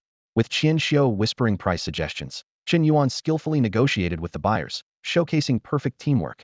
In no time, a pile of weapons and equipment was exchanged for a substantial amount of cultivation resources. Under the watchful eyes of the crowd, Chen Yuan began a jaw-dropping performance. He consumed the cultivation resources one after another, seemingly devouring them, but in reality, he was covertly converting them into lifespan. The onlookers were astounded. Who exactly is this Chen Yuan? How can he swallow so much cultivation material without needing to digest it? The most terrifying thing is that he hasn't exploded. Such a massive amount of energy stored in the body at once would have made anyone else burst. Could it be some kind of special physique? No wonder he's so formidable.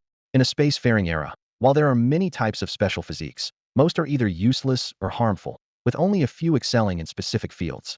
Chen Yuan's audacious consumption of cultivation resources would have led to his demise, if not for a special physique. This realization made the crowd understand why Chen Yuan always emphasized the importance of cultivation resources.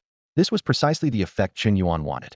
His rapid increase in strength was too noticeable to hide, so he chose to reveal it, letting others speculate about the reasons. Don't ask, it's a special physique. What kind of special physique? Naturally born. Chen Yuan chuckled to himself. He knew that as long as he could demonstrate his value, others would be inclined to support him, and that was enough. Just then, a familiar voice interrupted Chen Yuan's thoughts. Chen Yuan, does the deal about the final ranking still stand? Looking up, Chen Yuan saw the twin brothers, Mo Sang and Mo Huang, who had previously sparred with Qian Xiu. At this moment, Mo Sang was standing in front of him, carrying a small bag and eagerly awaiting his response. Of course, it does, Chen Yuan replied with a smile. What rank do you want? Tell me. Mo Sang cautiously answered. I'd like to buy a rank around 1,000. Is that possible? With only 3,000 people being admitted, securing a rank around 1,000 was more than satisfactory for him. After all, without Chen Yuan's help, he and his brother might not have even reached the finals. I'll take one rank lower than my brother. Mo Huang impatiently interjected. Chen Yuan glanced at the backpack the brothers brought, filled with cultivation resources. Although the lifespan conversion wouldn't be much, only about 20 years in total, since they were among the first clients, Chen Yuan decided to offer them a slight discount. Around 1,000th place? No problem. Chen Yuan nodded in agreement. Go join the group of people behind me. You don't need to worry about being eliminated. He pointed to a group of weaker yet hopeful candidates trailing behind him, nearly 100 in number. All of them shared the same goal, seeking Chen Yuan's assistance to secure a spot in the final rankings. Chen Yuan's intimidating presence was like an invisible barrier enveloping the entire examination venue. His piercing gaze swept over the group of onlooking examinees, silently assessing their strengths. Those who had persisted until now undoubtedly had the potential to reach the finals. This peculiar continent had no distinction between day and night. Although there was no sun, it was always bathed in ample light. Chen Yuan estimated that they had been there for about 2 days. Most of the candidates had been eliminated, leaving only those with strong abilities or hidden aces up their sleeves. Chen Yuan predicted that in another day, on the 3rd day, the continent would shrink to the size of a small town, marking the start of the final round. He raised his voice, letting it echo through the woods. Let me be clear, buying a rank now and buying one at the last minute are worlds apart in price. If you want a good rank, you better act now. Unexpectedly, Chen Yuan's words attracted quite a few candidates. They came to purchase ranks, ranging from 100th to 2,000th place. This was the result of Chen Yuan forcing her hand. After that battle, Chen Yuan's strength was recognized. Even if some didn't fully believe he could determine the final rankings, they took a chance, like buying a lottery ticket. For those who didn't purchase ranks, Chen Yuan didn't make things difficult. He knew that in the final round, these people would eventually be eliminated. He had plenty of patience. With the help of many, Chen Yuan's lifespan advanced rapidly. From the original 200 years, he broke through the millennium mark. A full 1,000 years of life. Chen Yuan silently checked his status. Name: Chen Yuan. Martial path: Enlightenment realm. Lifespan: 1,000 years. Martial arts: Yuan magnetic breathing technique 361-361. Hun Yuan dragon elephant true skill first layer. Yang pole thunderblade first grade perfection. Tao Tai immovable body first grade perfection. Chen Yuan weighed the situation in his mind. With his current strength, he could defeat hers, but he would definitely get injured. And to control the entire situation and determine the final rankings, hers was not the only opponent. There were others like Dongfang Shuo, Mo Hua, and even more formidable fighters. It's time to continue burning lifespan. Chen Yuan thought to himself. System: burn lifespan. Hun Yuan dragon elephant true skill. Second layer. Begin deduction. Time flew by. 100 years passed. and the progress of the Chen Yuan Dragon Elephant true skill was slow, but Chen Yuan was not anxious. He knew that this martial art required gradual progress, and persistence would yield results. At 300 years, Chen Yuan originally thought he could master the second layer, but he realized he was terribly mistaken. The progress was not even halfway. After 500 years, Chen Yuan truly understood why even prodigies like the dragon elephant martial god lamented the difficulty of mastering this skill. At 700 years, every bit of progress was hard-earned, but Chen Yuan finally felt the second layer nearing completion. In the 750th year, the second layer of the Chen Yuan Dragon Elephant True skill was finally perfected. The moment the deduction was complete, Chen Yuan felt a transformative change in his internal power.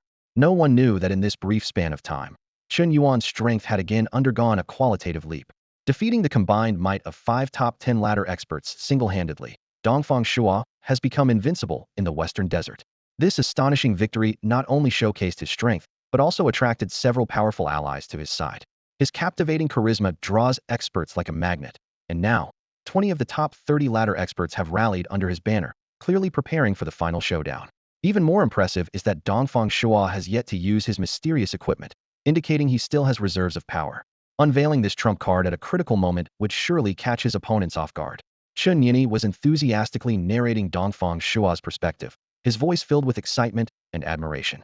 Suddenly, a dazzling interstellar warship streaked across the sky, instantly capturing everyone's attention. The ship bore the message switched to Chen Yuan in flashing letters. Squinting to read, Chen Yuan initially thought it was another grand gesture by the boss of the Shimo Star Wolves, but it turned out to be from a mysterious figure known only as the Big Boss. At that moment, Chen Yuan was surprised to see a surge of fans flooding into his live stream, all eager to watch Chen Yuan. What puzzled him even more was that many of these fans were his loyal followers of 10 years, all true Lie Star residents. What's going on? Chen Yuan wondered. Aren't they supposed to be interested in watching the strongest, the ladder's number one? When I broadcasted Chen Yuan before, the viewership dropped significantly. Why have these fans suddenly changed their minds? Though confused, Chen Yuan quickly switched to Chen Yuan's perspective, knowing that making money was the priority. However, the scene before him left him stunned. Chen Yuan had encountered her as Hedon, and the tension between them was palpable, ready to erupt at any moment. Before Chen Yuan could process what was happening, the battle commenced. To everyone's shock, Chen Yuan managed to hold his own against hers. This outcome left Chen Yuan wide-eyed in disbelief. Hers was a pugilist master, equipped with dark energy gauntlets. How could Chen Yuan possibly match him?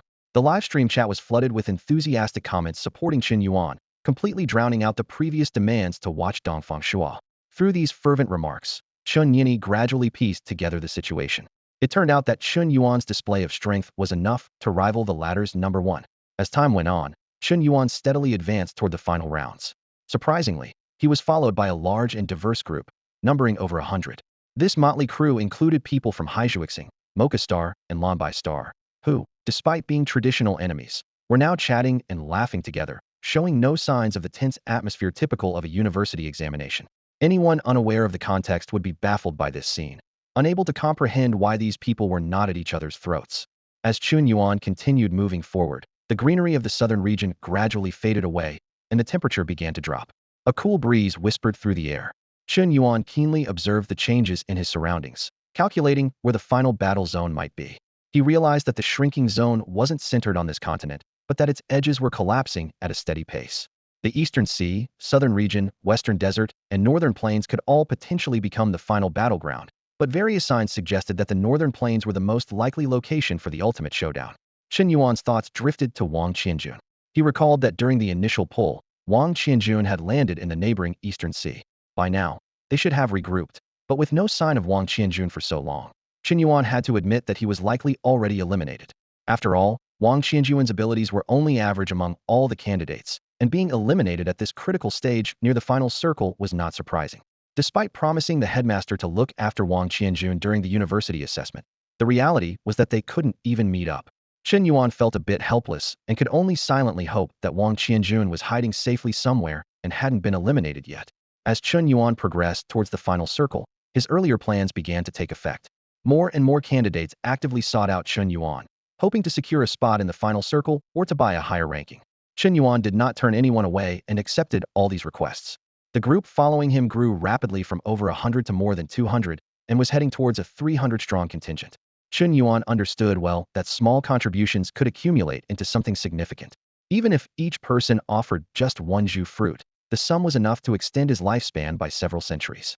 In fact, the situation was even better than he anticipated. His lifespan had soared from the initial 250 years to over 800 years. And this wasn't the limit. As more people joined his ranks, his lifespan continued to increase. Leading this massive group, Chen Yuan presented an imposing spectacle that deterred anyone from attacking them lightly. If one could view the entire scenario, it would be clear that the southern region was currently home to the most candidates. This was because candidates in the other three regions were constantly battling for elimination points, with someone being knocked out every moment. Meanwhile, in the southern region where Chen Yuan was, most of the weaker candidates voluntarily sought his protection to reach the final circle. This large group displayed an unusual scene. There was no fighting. Instead, they chatted happily, creating a somewhat bizarre atmosphere. However, Chen Yuan was not deceived by this facade. He understood that the relationship between him and these people was merely transactional, subject to change at any moment. As long as he maintained his advantage, they would follow. The moment he showed any weakness, the group would undoubtedly disband and descend into chaos. Chen Yuan knew this was why other top contenders hadn't cast a wide net to recruit candidates. This group, with its varying levels of strength, appeared formidable but was as fragile as a house of cards, ready to collapse at the slightest touch. A single skilled opponent could quickly dismantle them. Chen Yuan's strength was the key to the group's unity. If he failed, they would scatter like leaves in the wind. Just then, a hum interrupted Chen Yuan's thoughts. Everyone instinctively looked up to the sky as the last batch of force field drops began to descend. Chen Yuan quickly scanned the sky and spotted two descending force field drops, one closer and one farther away. Chen Yuan made a swift decision and turned to Qian Xiao, giving her instructions. Qian Xiao, take them to the closer force field drop, and I'll handle the farther one. To everyone else, Qian Xiao was the closest to Chen Yuan, and they acknowledged her position out of respect for him. With hundreds of people vying for one force field drop, nothing should go wrong. Qian Xiao immediately understood Chen Yuan's intention, gave him a thumbs up, and responded enthusiastically. Got it. I'll make sure it's done right for you. With that, she led the large group towards the closer force field drop. Meanwhile, Chen Yuan chose to go alone, racing towards the distant force field drop. He knew that time was of the essence and that he had to reach the destination as quickly as possible to avoid being beaten to it. As Chen Yuan's figure gradually disappeared into the distance, this race against fate officially began. Buzzing in his ears, Wang Qianjun panted heavily as he ran, constantly glancing warily at the sky. Not far away, a force field drop was slowly descending, like a beacon of hope. Wang Qianjun chuckled bitterly to himself. It was another force field drop, but given his current strength, even if he got it, he couldn't keep it. However, this drop presented him with an opportunity. A glint of determination flashed in his eyes. This was the perfect chance to shake off the pursuers behind him. His mind raced, calculating how to use this opportunity to reunite with Chen Yuan, all the while worrying if Chen Yuan had already been eliminated. Sensing the dwindling energy within him, Wang Qianjun gritted his teeth. If things continued like this, it was only a matter of time before he was eliminated by the group chasing him. He glanced back. 7 people pursued him like cats after a mouse, including Shang Wanji, Shen Songshen, and Su Qingman. Recalling the encounter on the first day, Wang Qianjun felt a wave of bitterness. Shang Wanji and his companions had approached aggressively, demanding to know Chen Yuan's whereabouts. Although Wang Qianjun wasn't foolish, he still found himself besieged by the three. In the end, he had to break through at the cost of minor injuries, and then hide in a dugout to evade capture and heal. Now, forced to reappear, Wang Qianjun found himself facing Shang Wanji and his group once more, but this time they had 4 additional allies. Leading them was Wan Qinglai, a top-ranked expert in the Blue-White Stars ladder rankings. Facing such an assembly, Wang Qianjun had no choice but to unleash all his cards to escape. A desperate thought flashed through his mind. This time, he might not make it to college. Apart from barely surviving until now, he hadn't gained any extra points, not even basic resource collection points. Even if he reached the finals, his score would be far from enough. Wang Qianjun understood that his only chance now was to earn some elimination points. But he also knew that as the competition progressed, only the best of the best remained. If he could avoid becoming someone else's elimination points, he'd be extremely lucky, let alone coveting the elimination points of these top players. Shaking off the pursuers was his immediate priority. Wang Qianjun forced himself to calm down, focusing all his energy on reaching the force field drop. Meanwhile, his pursuers also noticed the slowly descending force field drop in the sky. Shang Wanji shouted a reminder, "Brother Wan, it's a force field drop. Wang Qianjun is heading that way too." Wan Qinglai sneered, immediately seeing through Wang Qianjun's intention. Trying to use the force field drop to create chaos and escape? Wishful thinking. He understood the allure of the force field drop for every candidate. It could contain crucial equipment that might decide the outcome. All right, enough playing around, especially you, Shang Wanji. Wan Qinglai said impatiently. That Chen Yuan might have been eliminated ages ago, and Wang Qianjun is of no use now. Shang Wanji, you're still short on elimination points. Taking out Wang Qianjun should just about cover it. Otherwise, once we're in the finals, even I can't guarantee keeping you all safe. Shang Wanji retorted defiantly. Brother Wan, you did take the money after all. He was still fixated on getting revenge on Chen Yuan. Wan Qinglai shot a glare at Shang Wanji, a hint of impatience flickering in his eyes. In a low voice, he said, I took the money from your Shangwan family with a promise to help you get into college. As for Chen Yuan, I'll help if I'm in the mood. But do you think I have time to play cat and mouse right now? If you don't want to get into college, that's up to you. Either way, I won't return anything I took from your family. Shang Wanji was left speechless by his words and could only nod silently. Seeing this, Wan Qinglai immediately turned to the others and shouted sternly, Stop hiding your strength. Give it your all, or someone else will beat us to the force field drop. As soon as he finished speaking, he shot forward like an arrow, his speed increasing dramatically. The others, seeing this, gritted their teeth and pushed their limits to keep up with Wan Qinglai. Their figures darted through the forest like a pack of racing cheetahs. Ahead, Wang Qianjun glanced back, seeing Wan Qinglai and the others closing in. A trace of anxiety appeared on his face. His energy was nearly depleted, and it was only a matter of time before they caught up. His eyes kept darting to the force field drop descending from the sky, calculating the distance and time. I wonder if the force field drop can distract Wan Qinglai and the others. Otherwise, this might be as far as I go, Wang Qianjun thought with some reluctance, though he didn't blame anyone. He tried to comfort himself, thinking, being over 6,000 on the ladder, my chances of getting into college were low anyway. Getting in would be a pleasant surprise, but not getting in is expected. He worked hard to stay calm and accept the possible outcome. As Wang Qianjun had anticipated, when he was about to reach the landing site of the force field drop, it was still drifting slowly in the air. At that moment, he suddenly sensed dozens of powerful martial presences around him, each at least ranked in the hundreds on the ladder, some even in the top 100. These experts remained hidden in the dense forest surrounding the drop point, waiting for the right moment. Wang Qianjun felt like a sheep wandering into a pride of lions, momentarily at a loss. Just then, he heard rapid footsteps behind him as Wan Qinglai and his group finally arrived. Phew, Wang Qianjun, let's see you escape now. Shang Wanji exhaled deeply and then laughed triumphantly. However, Wan Qinglai's expression turned serious. He had keenly sensed the powerful presences hidden around them, each as strong as he was, some even stronger. Indeed, those who have survived this far are no pushovers. Wan Qinglai thought, then gave Shang Wanji a look, signaling him to deal with Wang Qianjun first to secure the elimination points.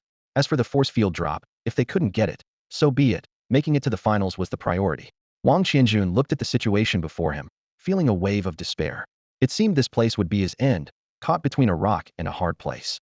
The force field drop still floated in the air, everyone waiting for it to land, knowing it would trigger a monumental battle. Wan Qinglai couldn't wait any longer. His gaze fell on Shun Tsungsheng and Su Qingman, and he ordered in a low voice, Don't waste time. The longer we delay, the more things can change. You two help Shang Wanji eliminate Wang Qianjun. All right. Shen Tsungsheng and Su Qingman replied briefly, then moved towards Wang Qianjun. At this moment, Shang Wanji could no longer care about news of Chen Yuan. His eyes were filled with a desire for elimination points. Wang Qianjun took a deep breath, preparing for a desperate fight. Just then, at the critical moment, a familiar voice suddenly spoke in Wang Qianjun's ear, startling him. When did this person get so close? Wang Qianjun, I thought you were out. I wouldn't know how to explain that to the principal. Wang Qianjun spun around and, upon seeing who it was, exclaimed in delight. Chen Yuan. Chen Yuan. Wang Qianjun's voice echoed with delight across the clearing. His eyes were locked onto the familiar figure not far away, filled with surprise and joy. Chen Yuan, the person he had been searching for, appeared right before him as if by fate. Shang Wanji's reaction was far more intense. His eyes flared with hatred, and he ground his teeth audibly. The enemy who had once severely injured him during the heavenly ladder duel now stood just a short distance away. The dull ache in Shang Wanji's chest seemed to resurface, a wound that his family had spent a fortune to heal. Without it, he might have missed this crucial university assessment. Chen Yuan calmly surveyed the surroundings, quickly assessing the situation. He had anticipated that Shang Wanji and his group would cause trouble during the assessment, but he hadn't expected Wang Qianjun, an innocent party, to be caught up in it. Chen Yuan furrowed his brow, quietly planning his next move. Wang Qianjun lowered his voice and quickly warned, Chen Yuan, be careful. Their leader is Wan Qinglai, a top fighter ranked over 300 in the heavenly ladder. His tone conveyed confidence in Chen Yuan's abilities. clearly indicating that the principal's warning had made him realize Chen Yuan was not as simple as he seemed. Heavenly Ladder 300 plus, thanks for the heads up. Chen Yuan nodded appreciatively, then looked up at the force field airdrop about to land. Time was running out, and the situation was about to change. Although Shang Wanji was eager for action, he dared not act rashly. He turned to Wan Qinglai, hoping for support from the skilled fighter. Unexpectedly, Wan Qinglai ignored Shang Wanji's plea. Wan Qinglai stepped forward a few paces and cupped his hands towards Chen Yuan, saying, I didn't expect you to be a friend of my brother. Since that's the case, why don't we call it quits? As fellow citizens of Blue and White Star, if you're willing, we could join forces to seize the impending airdrop and split the supplies evenly. What do you say? Wan Qinglai's proposal left Shang Wanji flustered. Brother Wan, he called out urgently, his voice filled with anxiety and unease. The sudden shift in the situation caught him off guard, and the opportunity for revenge seemed to be slipping away. Quiet. Wan Qinglai snapped impatiently at Chen Yuan, a flicker of irritation flashing in his eyes. If it weren't for the reward, he would have long eliminated this annoying rich kid. Chen Yuan raised an eyebrow, surprised to find quite a few smart people around. But he had no intention of beating around the bush with them. He pointed directly at Shang Wanji, his tone cold and hard. You hurt my friend, don't think you can get away. Wan Qinglai glanced at Shang Wanji, gritting his teeth as he said, Shang Wanji is all yours. From now on, we'll stay out of each other's way. Shang Wanji's face turned pale, shocked at being abandoned so quickly. He shouted, Wan, you took my father's money. If you dare to touch me, my father will never let you off.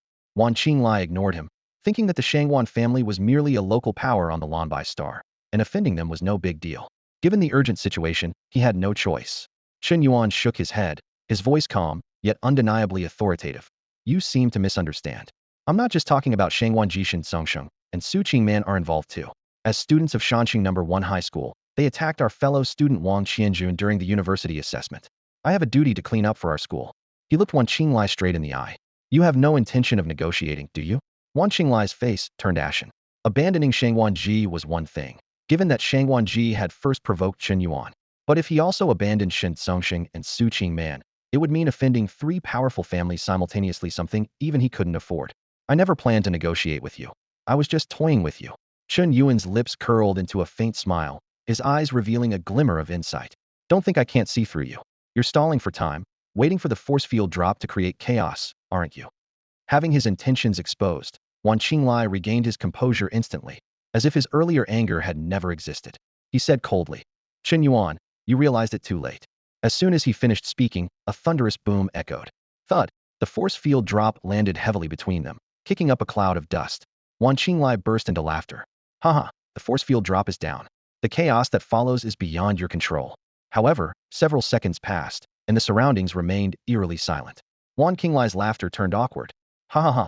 The anticipated scene of numerous experts fighting over the force field drop didn't occur. Those hidden powerhouses seemed to have vanished into thin air. Poof! Chen Yuan calmly stepped forward and opened the force field drop in front of Wan Qinglai. With a burst of cold air, a long case popped out. Inside lay a sword about 1.2 meters long, resembling a Tang Dao. Wang Qianjun leaned in and whispered, a powered saw blade sword. Chen Yuan grasped the hilt, applying slight pressure, and the blade began to tremble. The edge seemed to be covered in countless tiny, invisible serrations, vibrating with a hum. As he increased his strength, the vibrations grew more intense, emitting astonishing heat. The blade turned increasingly white, reminiscent of pristine snow, yet exuding a terrifying burning sensation. Wan Qinglai grew more puzzled and shouted to the surroundings. You hiding in the shadows, don't you want this force field drop? It's a powered saw blade sword, capable of slicing through the defenses of a body-strengthened warrior, a decisive weapon. Doesn't anyone want it? Team up with me against Chen Yuan, and I'll give it to you entirely. I won't take a thing. With each shout, Wan Qinglai's heart sank further. He began to realize a terrifying truth. What kind of situation would make these hidden experts, as strong as or stronger than him, not dare to snatch the force field drop? It would be the presence of an absolute powerhouse. Someone so formidable that they extinguish any ambition or desire for the prize. Wan Qinglai looked at Chen Yuan, who was testing the powered saw blade sword, his eyes changing dramatically. A chilling realization dawned on him. Why were those ready to fight for the force field drop now holding back? Because they all feared Chen Yuan. Wan Qinglai found himself in a difficult position when confronted by Shang Wanji's provocation.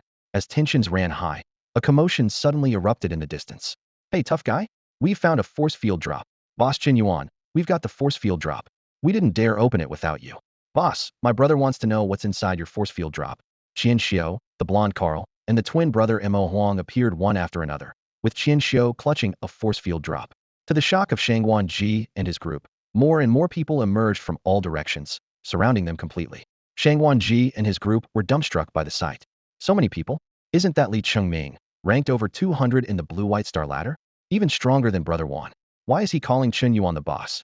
It wasn't just people from blue-white star. Examinees from Mocha Star and Black Fragment Star were also present, all looking up to Chen Yuan. Nearly 300 people glared at Shang Wanji's group of 7 like hungry wolves.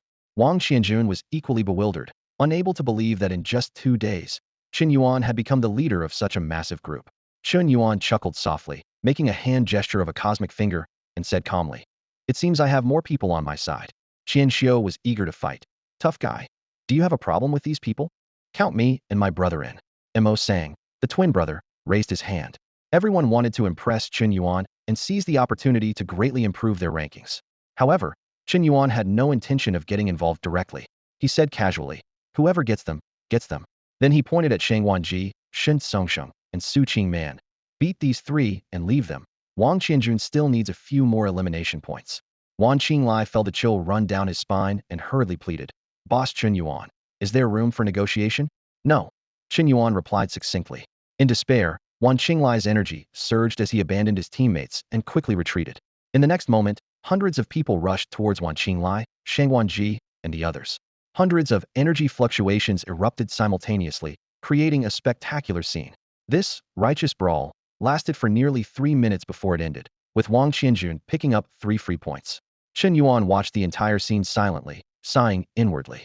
Although there were a few experts leading the charge, most people were afraid of being the first to fall, prioritizing their own safety. This disorganized behavior left Chen Yuan feeling helpless about the makeshift team he had assembled. In this battle, Wan Qinglai and his team fought with their backs against the wall, risking everything, while their opponents almost managed to break through and escape. "Mengnan bro, it's done." Qian Xiu grinned, eyes gleaming with excitement. He added with a hint of pride, "I snagged a kill, a pretty skilled one at that. This boosts my elimination points significantly." Chen Yuan surveyed the surroundings, asking sharply, "Where's the force field drop?" Chen Yuan, "Boss, the force field drop is with me," Carl said, running over with a metal box. Chen Yuan took the box and opened it without hesitation. Unlike the power saw blade, inside lay 2 items. One was their old friend, a laser gun, identical to the one Carl had. Without a word, Chen Yuan tossed it to Wang Qianjun. Qian Xiu watched enviously but could only look on. The other item was a pill. Chen Yuan didn't examine it closely and swallowed it immediately. Instantly, he felt a warm energy circulating within him, ultimately extending his lifespan back to 1,000 years. This was the value of the university assessment. A few days gains equaled, if not exceeded, decades worth of achievements. "Wow, Mingnan bro, that's a 3rd-grade blood boost pill." Qian Xiu stamped his foot in frustration, his voice full of regret. "It could temporarily double your vitality, but leaves you weak for about a month. It would have been a trump card for the final round. You can't just take a blood boost pill like that." However, Chen Yuan's expression remained unchanged. He nodded slightly to Qian Xiu, indicating he understood. After a while, Qian Xiu was surprised to notice that Chen Yuan showed no signs of a blood surge. "It seems Mingnan bro really has a unique constitution," Qian Xiu thought to himself. "He seems to be able to absorb any pill or cultivation resource directly to enhance his strength. This kind of energy-absorbing physique, I know of hundreds, but which one is Mingnan bro? I'll have to ask my grandfather after the university assessment." Boom. Everyone turned to see the soil at the boundary rapidly collapsing, revealing the silent, dark depths of space. "It's time for the final round," Chen Yuan said, his eyes reflecting anticipation. To him, the previous battles were merely skirmishes. Meanwhile, in the southern frontier, Hells took a deep breath, feeling the biting cold air fill his lungs. This chill seemed to clear his mind, reigniting his fighting spirit. "The final round is finally here. Chen Yuan, let's see who's stronger when we give it our all." Hells murmured to himself, his eyes flashing with determination. Since he had voluntarily stepped back, rumors spread in the southern frontier that he was inferior to Chen Yuan. Even his teammates seemed to harbor such doubts, though they didn't voice them out of respect. "Stay sharp," Hells suddenly shouted. "I'll show you what a true Mocha Star lion is." His teammates, invigorated by his words, regained confidence in their leader. In the western desert, Dongfang Shuo led 28 experts, each ranked within the top 100 or even top 50 on the ladder. Most were from the blue and white star, with only a few from Mocha and Black Fragment stars. "Let's work together," Dongfang Shuo encouraged again. "If we can defeat Hells and Mo Hua, I don't need the elimination points. They're all yours." "All right," the group responded in unison. Dongfang Shuo thought to himself, With this team and that weapon, I'll definitely be the top in the university assessment. His eyes shone with confidence. In the East Sea, Mo Hua walked alone on the snowy ground. A palm-sized sea snake peeked out from his sleeve, only to retreat quickly, startled by the cold. I don't need elimination points, Mo Hua said calmly, aware of the East Sea candidates hiding from him. Don't bother me, and I won't trouble you. As soon as he finished speaking, the surrounding candidates scattered like a receding tide. Mo Hua exhaled a breath of white mist, his gaze fixed ahead. The final round seems to be just ahead. Before him lay a vast, snow-covered mountain range, seemingly awaiting the fierce battles to come. Chen Yuan's live stream is absolutely exploding right now. Fans are flooding in like a tidal wave, eager to catch a glimpse of the dark horse, Chen Yuan. The chat is scrolling at breakneck speed, and the gift animations are lighting up the screen so much that Chen Yuan's eyes are nearly dazzled. He can't help but marvel at his foresight in seizing this once-in-a-lifetime opportunity. Thanks to the Big Boss and the Space Wolf of Shima Star, my two godfathers, for the interstellar battleships. Chen Yuan exclaimed excitedly. To all the new viewers, this is Chen Yuan's exclusive livestream. If you don't like it, feel free to leave. The stream's popularity continues to climb as Chen Yuan takes a deep breath and resumes his commentary. Ladies and gentlemen, we've finally reached the most exciting part of the battle royale, the final circle. Surprisingly, it's set on a snow-capped mountain, adding to the intense atmosphere. We initially thought it would be a three-way standoff among Dongfang Shuo, Mo Hua, and Heersi, but Chen Yuan has emerged, turning it into a four-way showdown. On screen, Chen Yuan leads a team of nearly 300, marching boldly into the snowy terrain. Their footsteps leave clear trails in the thick snow as they charge towards the majestic mountains in the distance. Chen Yuan looks up at the snow-covered peaks, shimmering with a golden hue under the sunlight, resembling a magnificent painting. He exhales a breath of white mist and thinks to himself, this snowy mountain is quite a fitting place for a final showdown. Chen Yuan continues his commentary. Chen Yuan's forces are the largest, with nearly 300 people, a formidable presence. While numbers alone don't guarantee victory, they certainly boost morale. Now, let's wait and see who will come out as the true number one in this university assessment. Warriors from the East Sea, Western Desert, and Northern Plains eye Chen Yuan's group warily, their minds filled with questions. They whisper among themselves. What's with this crowd?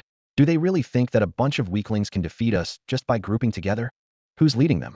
Judging by his attire, he looks like someone from Blue and White Star. How did he gather so many people, thinking they can dominate just because of their numbers?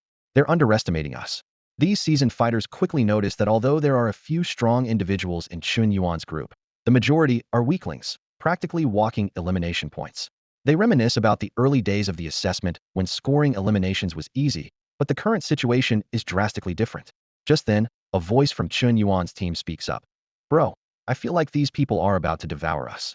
As soon as those words are spoken, a tense atmosphere envelopes the entire snowy final circle. All factions are poised for action, and an intense battle is about to erupt. Qian Xiuxin felt a tremor of fear, fully aware that any competitor in the final round could easily overpower her. You saw right, they're out to get you. Chen Yuan said bluntly, his voice carrying a warning. Boss Chen Yuan, we've paid the protection fee. You have to look out for us. Mozong quickly moved beside Chen Yuan, pulling his brother who was nervously looking around, his eyes pleading. Boom. As they spoke, the snow suddenly exploded, and three figures burst out from beneath their feet. The snowflakes transformed into razor-sharp darts, whizzing towards Chen Yuan, tracing deadly arcs in the air. Ha ha ha, you cowardly bunch, we'll take those elimination points. The voices of the Snowfield brothers disappeared into the swirling snow, their stealth skills making them hard to track. It's the Snowfield brothers from Mocha Star. Mozong recognized them immediately and explained urgently. They're among the top 100 on Mocha Star's ladder. They grew up in the far north of Mocha, and the Snowfield is their forte. The three are inseparable, and even the top 10 ladder contestants avoid confronting them. Amidst the incoming snow darts, Mozong quickly pulled his brother to dodge in advance. Qian Xiuxin's face changed, and she followed Mozang's lead, knowing she couldn't withstand the deadly darts. Other contestants watching from the shadows were frustrated, realizing the Snowfield brothers had seized the advantage. With their snow dart technique, they could easily eliminate dozens of weaker contestants, racking up significant elimination points. Perfect. The troublemakers came right to us, Chen Yuan said calmly, a cold smile playing on his lips. A surge of energy erupted from Chen Yuan's body, unleashing intense heat that instantly turned the surrounding 50 meters of snow into a pool of water. The incoming snow darts melted into sparkling droplets, then evaporated into a thick white mist, obscuring everyone's vision. Damn, he's a martial artist at the peak of the enlightenment realm. Retreat, came the panicked shout of the Snowfield brother leader from within the dense fog. Hiss. With a flash of blue arcs in the mist, a terrifying blade light flickered briefly, and the white fog exploded, dispersing into the air. Everyone looked, only to see the Snowfield brothers, who had just been boasting about claiming the elimination points, now lying peacefully in the snow. All three were motionless, their skin charred, emitting a faint smell of burnt flesh. Buzz. Three force fields descended, pulling the defeated Snowfield brothers away. Who is this guy? Besides Dongfang Shuo, is there another such figure on Lonbai Star? Damn it.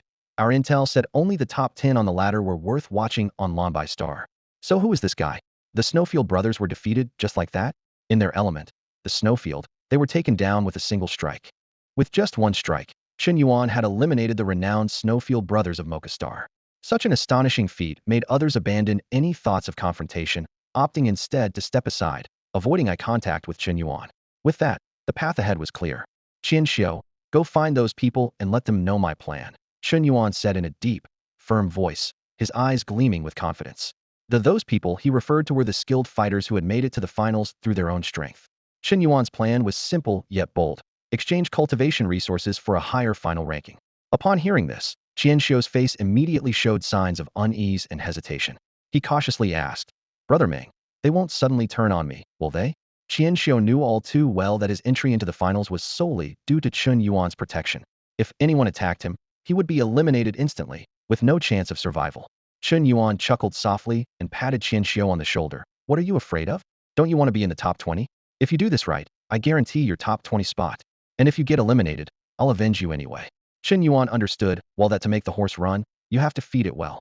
Qian Xiu hesitated for a moment before finally nodding in agreement. All right, Brother Ming, keep an eye on things and back me up if you can. With that, he turned to seek out the skilled fighters. However, Qian Xiu was cautious, keeping a distance and raising his voice to communicate with others. Communication, however, did not go smoothly. Most people scoffed at Qian Xiu's words and headed towards the snow mountain without a backward glance. In the end, only 6 people followed Qian Xiu to meet Chen Yuan. A man from the blue and white star stood at the forefront, his eyes filled with skepticism. He asked, is it true that if we hand over a certain amount of cultivation resources, you can determine our final rankings? Chen Yuan recognized this person as Song Hao, ranked 13th on the blue and white star's ladder. Although both were from the blue and white star, Song Hao had never heard of Chen Yuan. It was surprising since someone who could take down the Snowfield brothers with one strike shouldn't be unknown. Chen Yuan nodded confidently. Yes, that's what I said. Song Hao's tone was firm as he continued to question. Do you understand what you're saying? Deciding everyone's ranking means you have control over the entire situation. Dongfang Shuo, hers, Mo weren't they all top-tier fighters? Can you really defeat all 3 of them? Of course I can. Chen Yuan replied directly, then asked, so, what will it take for you to believe me? A glint of cunning flashed in Song Hao's eyes as he suddenly drew his sword and pointed it at Chen Yuan. It's simple to make us believe you. Take one strike from me without any harm, without using a weapon, and we'll believe you. The other 5 echoed. Take one strike from Song Hao, and we'll believe you. We'll give you all the cultivation resources we've saved up until now. Chen Yuan agreed without hesitation. All right. He handed his powered chainsaw sword to Qian Xiu for safekeeping, clasped his hands behind his back, full of confidence. He also stated his condition. However, you all need to help spread the word and get more people to join me. How about that? Chen Yuan knew that Qian Xiu was too weak to convince others. But Song Hao was different. This group of 6 came from 3 different planets, and winning their trust demonstrated Song Hao's prestige and influence. Song Hao pondered for a moment before responding. Deal. Take this strike from me, and before the final showdown, I'll bring at least 15 more people to join you. He assumed a stance, his entire power retracted within, like an ancient and unyielding stone. Wang Qianjun, standing nearby, quietly revealed Song Hao's identity. Meteor Sword Master Song Hao. It wasn't until the opponent made a move that Wang Qianjun recognized him, his face unusually serious under the snowy light. He quickly approached Chen Yuan, lowered his voice, and said, Meteor Sword Master Song Hao, ranked 13th on the ladder. His most famous battle was when he used the Meteor Sword to injure Dongfang Shuo, causing him to recuperate for a month. Be very careful. Chen Yuan nodded slightly, his gaze locked on Song Hao. He didn't need Wang Qianjun's reminder to see that Song Hao was gathering strength. This kind of move was almost useless in a normal fight. The enemy would never patiently wait for the build-up to complete and would surely strike early to interrupt. But if there was enough time to complete the build-up, the power of this sword would be terrifying. Song Hao's aura rose like a tidal wave, and the snow around him compressed and lowered several times under the invisible pressure. Snowflakes suspended in the air around him, as if time had frozen. Chen Yuan, be careful. As soon as the words fell, The power accumulated within Song Hao erupted like a dormant volcano. A sword thrust forward, the air pressure from the sword tip lifting countless snowflakes, giving Chen Yuan a palpable sense of the shock of a meteor crashing down. But that was all. Momentum was ultimately just momentum, not an actual meteor falling to Earth. Boom! Chen Yuan's right foot stomped heavily, and the hundreds of spectators felt the ground tremble slightly, their faces showing disbelief. What immense power! Hunyuan Dragon Elephant True Power. 750 years of cultivation, someone exclaimed. Chen Yuan's palms spread wide, pressing forward as if to crush the air, which fled with a sharp whistle. Clang! Song Hao's sword, like a meteor from the sky, was caught by Chen Yuan's waiting bare hands. The unstoppable force of the meteor came to an abrupt halt. Crack! Song Hao's sword shattered. I've lost, Song Hao admitted with a bitter expression, dropping the sword, now broken into several pieces, and respectfully bowing. That was a good sword strike, Chen Yuan acknowledged with a nod. Without the immense strength granted by the Hunyuan Dragon Elephant True Power, he might not have been able to catch it unscathed. Song Hao gave a wry smile, a flash of memory in his eyes. He had once hoped to defeat Dongfang Shuo with this sword, but failed. Chen Yuan was even more astonishing, catching his charged strike barehanded without injury, possessing at least one top-tier physical martial art. Not to mention the sudden burst of immense power, which was truly terrifying. This made Song Hao believe that Chen Yuan was far stronger than Dongfang Shuo, by a considerable margin. When did Blue-White Star produce such a figure? He marveled inwardly. Indeed, the Star Alliance has countless talents. One must never be arrogant or complacent, but strive harder. Song Hao encouraged himself, decisively handing over all the cultivation resources his team had gathered to Chen Yuan. As promised earlier, on the way to the snowy mountain, Song Hao brought along 20 people for Chen Yuan, 5 more than agreed. Since entering the finals, Chen Yuan had received resources from only 26 people, yet his lifespan increased by 600 years. Such is the efficiency of the strong. At this moment, Chen Yuan's total lifespan had reached 1,600 years. 1,600 years should be enough, he assessed internally. With everything ready, Chen Yuan led hundreds of people to the top of the snowy mountain. At the peak, all the remaining candidates from the entire continent had gathered, and with Chen Yuan's large entourage, they were undoubtedly the most prominent force. Chen Yuan, this time I will defeat you. Herschel stood up boldly, his eyes burning with fighting spirit. Is he Chen Yuan? Dongfang Shuo thought as he stood up. I've never encountered him on the ladder, but to make Herschel so wary, he must be extremely strong. The finals are here, finally a chance for a good fight. Mo Hua smiled confidently, standing alone with his sword. At the finals, if these top-ranked ladder fighters didn't make the first move, no one else dared to. Chen Yuan accepted the powered sawblade sword from Qian Xiu and stepped forward alone to face the 3 top ladder fighters. For people, how do we fight? Mo Hua broke the silence first, raising his sword slightly. I'll fight Chen Yuan. Don't interfere. Herschel clashed his fists, sparks flying, his voice like thunder. Then I'll take on Mo Hua. Dongfang Shuo, holding a spear, smiled.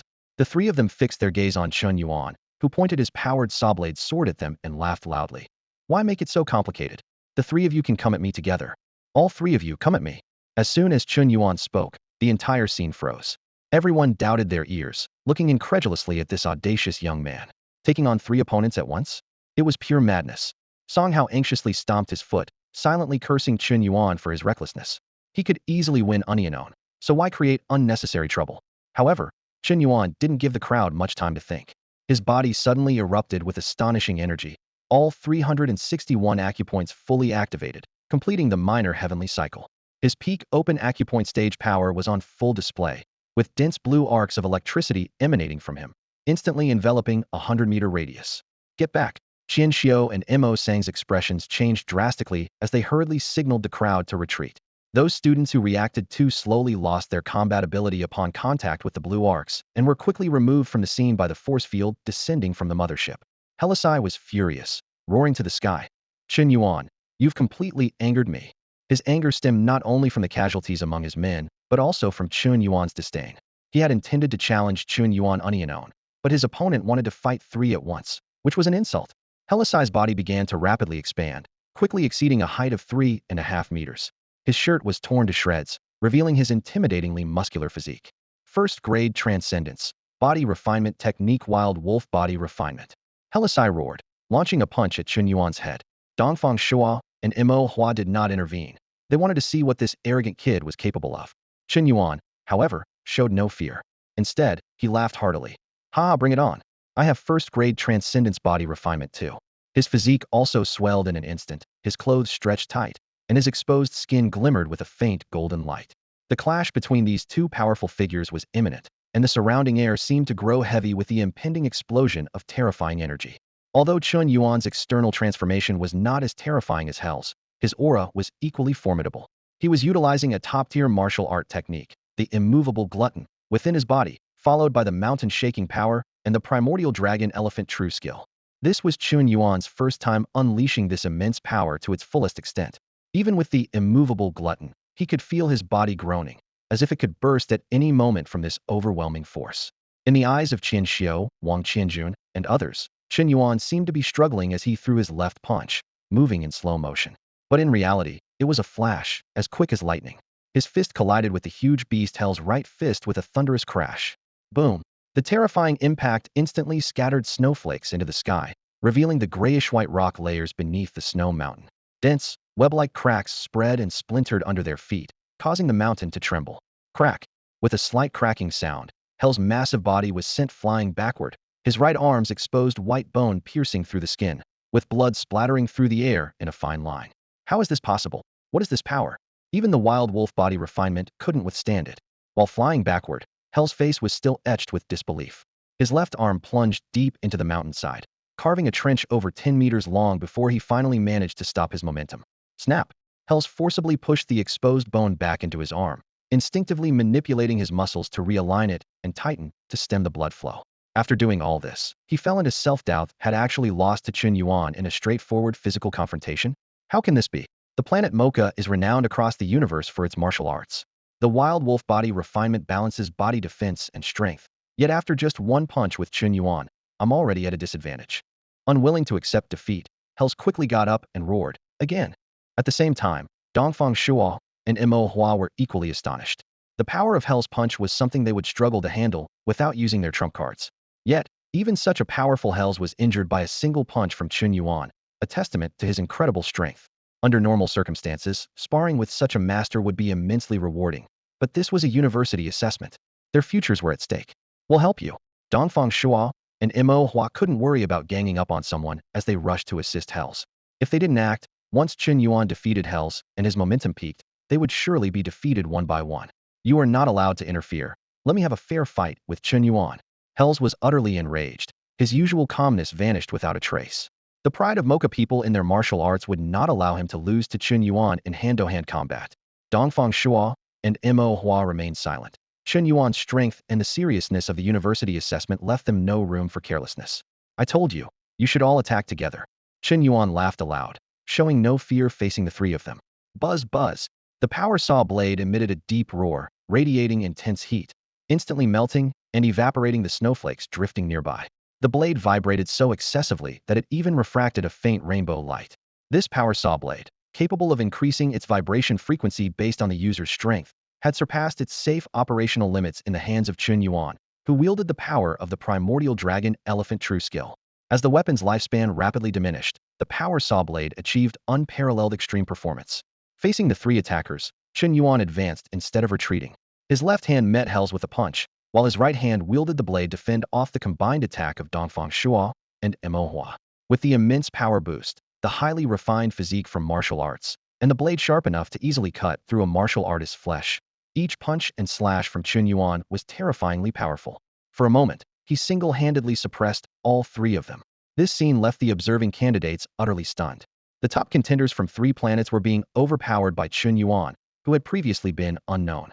If not for witnessing it firsthand, they would never have believed such an absurd situation could occur. They wouldn't even dare to dream of it. At this moment, not only were the students participating in the university assessment stunned by the battle, but nearly 1 billion people from Lambai Star, Haizhui Star, and Mocha Star were also focused on this decisive final match. When Chen Yuan managed to hold his own against three opponents and even exert absolute dominance, everyone was left in shock. A prodigy like this exists on Lambai Star, an audience member exclaimed. Go. Quickly investigate the background of this Chen Yuan, a prominent figure urgently commanded. Could he be the son of some Earth Martial Saint? I don't recall Lambai Star producing any Earth Martial Saints. Could he be an illegitimate child? Contact the authorities of Lambai Star. I want all the information on Chen Yuan within a minute, another powerful figure impatiently ordered. The influential figures following the university assessment were all intrigued, some eager to establish a connection with this young prodigy. while others were simply curious about Chen Yuan's background. However, when Chen Yuan's information was presented to them, they were all taken aback. Parents killed in a cultist uprising, and he's now an orphan, a prominent figure muttered incredulously.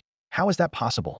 Without exceptional talent, resources, or background, how could he have grown into such a formidable force? Despite the clear evidence in front of them, most were inclined to trust their own assumptions. Chen Yuan must be the illegitimate child of an Earth Martial saint. Such a controversial detail must be deeply hidden, they insisted. Yet, reason suggested that the information they held was likely true.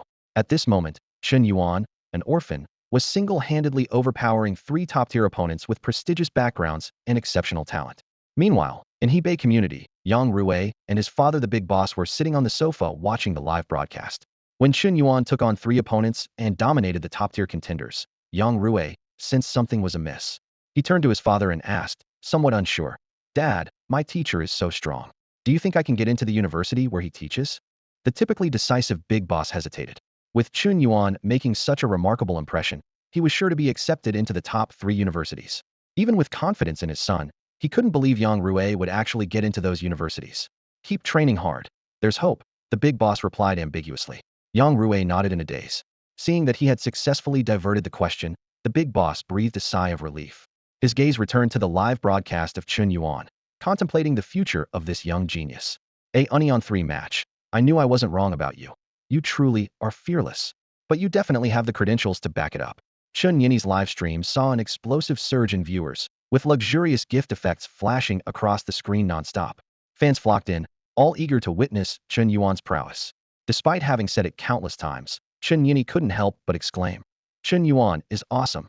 Suddenly, his eyes lit up, and he chuckled. "Hey, speaking of which, Chen Yuan and I share the same last name, Chen. We must be destined to meet." He laughed at his own remark. Because he was the first to live stream Chen Yuan's match, Chen Yini's stream attracted a massive influx of newcomers and casual viewers, all drawn by Chen Yuan. A significant portion of these viewers became his loyal fans, bringing him considerable profit. Chen Yini was not only grateful to Chen Yuan, but also made sure to thank the big bosses who allowed him to rebroadcast, including the owners of Zymoxing Star Wolf. Unfortunately, after Chen Yuan's rise to fame, these bosses chose to disappear from the spotlight. Once he was back in the zone, Chen Yini continued to commentate on this epic Onion 3 showdown. With his martial arts background, he couldn't analyze the intricate details, but it didn't stop him from making the match sound thrilling. Chen Yuan wields the Nine Heavens Thunderblade in one hand and the Salvation Demon Fist in the other, facing 3 top-tier ladder masters simultaneously. What a character hers is, with his incredible physique, yet he couldn't withstand even one punch from Chen Yuan. Inside a deep space cargo ship, Lu Qing stood in front of Chen Yini's livestream screen with his hands on his hips, looking proud. "That's my good buddy Chen Yuan. Your boss here once went hundreds of rounds with him. I was careless, though, and lost by just one move. I must admit, Chen Yuan's talent far surpasses mine." In front of him, among a group of merchant ship crew members, someone candidly asked, "Little boss, who exactly is Chen Yuan? If you can go hundreds of rounds with him, you must be at least among the top 100 on the blue and white star ladder, right? Why aren't you taking university exams instead of sailing with us?" Lu Qing was momentarily speechless, struggling to find a suitable reason. Everyone burst into laughter, and the long-suppressed atmosphere inside and outside the merchant ship was filled with joy. Seeing this, Lu Qing couldn't help but smile. Though the deep space of the universe is majestic, it becomes mundane over time. The universe is more often filled with eternal solitude and darkness, and prolonged suppression can lead to mental issues and sharp conflicts. This light-hearted atmosphere was precisely what Lu Qing had intended to cultivate. "Chen Yuan, you've become so strong. I remember when I managed to exchange a move with you." Lu Qing's heart was reignited with hope, and the martial spirit he was about to give up on flared up again. "Training in martial arts. Regardless of how far I can go, I seek no regrets. Next time I meet Chen Yuan, I'll challenge him again. Test my sky-piercing spear." On Blue and White Star, at a border defense military base, a group of female soldiers who had just finished training gathered around, constantly adjusting the projection equipment in front of them. Finally, with a soft click, they began to cheer excitedly. "Lie Ming, we've finally connected to the Star League network. Didn't you say your friend Chen Yuan is a university seed? Come see if we can find Chen Yuan's perspective." Lie Ming wiped her hands, wrapped a towel around her neck, and hurried over. The tension of the finals enveloped the entire viewing room. A slightly plump girl with short hair suddenly spoke up with a tone full of sarcasm. "Lie Ming's friend is probably out by now. Let's watch my idol Dongfang Shua instead. He's handsome and the top player on the blue and white star ladder. Getting to the finals is a piece of cake for him." Her words were dripping with mockery towards Lie Ming. clearly indicating a significant conflict between them. Her comment immediately resonated with the other female soldiers. We want to watch Dongfang Shua too. Dongfang Shua, the top player on the ladder. It'd be amazing if he could be my boyfriend. Their enthusiastic calls echoed throughout the room. On the blue and white star, Dongfang Shua was a household name, and the female soldiers were eager to watch from his perspective. Lie Ming stood to the side, her face filled with helplessness. There was only one projection device, and with so many people requesting to watch, she couldn't oppose them. She consoled herself internally. I'll catch the replay next time I'm on duty. Despite this, she felt somewhat uncomfortable, having failed to keep her promise to Chen Yuan. The projection soon switched to Dongfang Shua's perspective. Dongfang Shua is so handsome, someone exclaimed. However, as the screen unfolded, some observant viewers began to notice something amiss. Wait, isn't Dongfang Shua supposed to be the top player on the blue and white star ladder? Why is he teaming up with players from 2 other planets to take down someone from our blue and white star? Isn't that a bit of a betrayal? This discovery caused a stir. Yeah, it's not very honorable to win 3 against 1, someone complained. But soon, another voice caught everyone's attention. But Dongfang Shua's opponent is really strong. Handling a 3 unknown with ease. Let me see who this is. Chen Yuan. Chen Yuan? Isn't that the name of Lie Mingmao's friend she mentioned earlier? Someone recalled. Mingmao, come take a look. Is this your friend Chen Yuan? Lie Mingmao, initially disinterested, rushed to the projection upon hearing Chen Yuan's name. On screen, Chen Yuan was single-handedly battling 3 top players, including Dongfang Shua. It really is Chen Yuan. Lie Mingmao murmured in disbelief, her eyes glued to the screen. This discovery caused an uproar in the viewing room. What?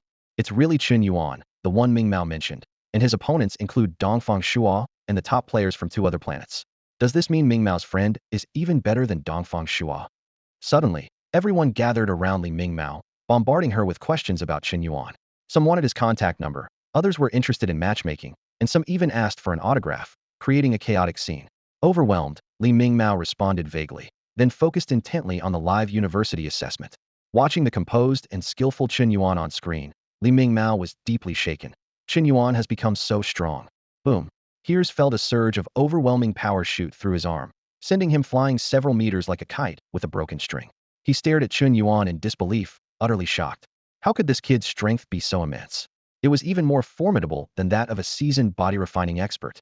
Forcing himself to calm down, Hears quickly weighed the pros and cons. He knew that without teaming up with Dongfang Shua and Mo Hua, he was bound to lose if he fought alone. The sharp pain in his right hand made him reluctantly admit that his proud wild wolf body refining technique could no longer withstand Chen Yuan's terrifying brute force. At that moment, Mo Hua and Dongfang Shua attacked simultaneously. Drunken forgotten book, Mo Hua murmured, his sword light sharp as a cold star, his figure elusive. 9 shadows of the frightened dragon. Dongfang Shua swung his spear, resembling a soaring dragon, instantly conjuring 9 spear shadows in midair that converged into one. The 2 flanked Chen Yuan from left and right, showcasing their signature techniques with the full power of their peak cultivation.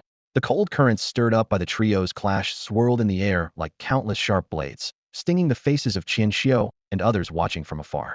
They knew all too well that if they faced either Dongfang Shua or Mo Hua, even hundreds of them together might not be able to withstand them.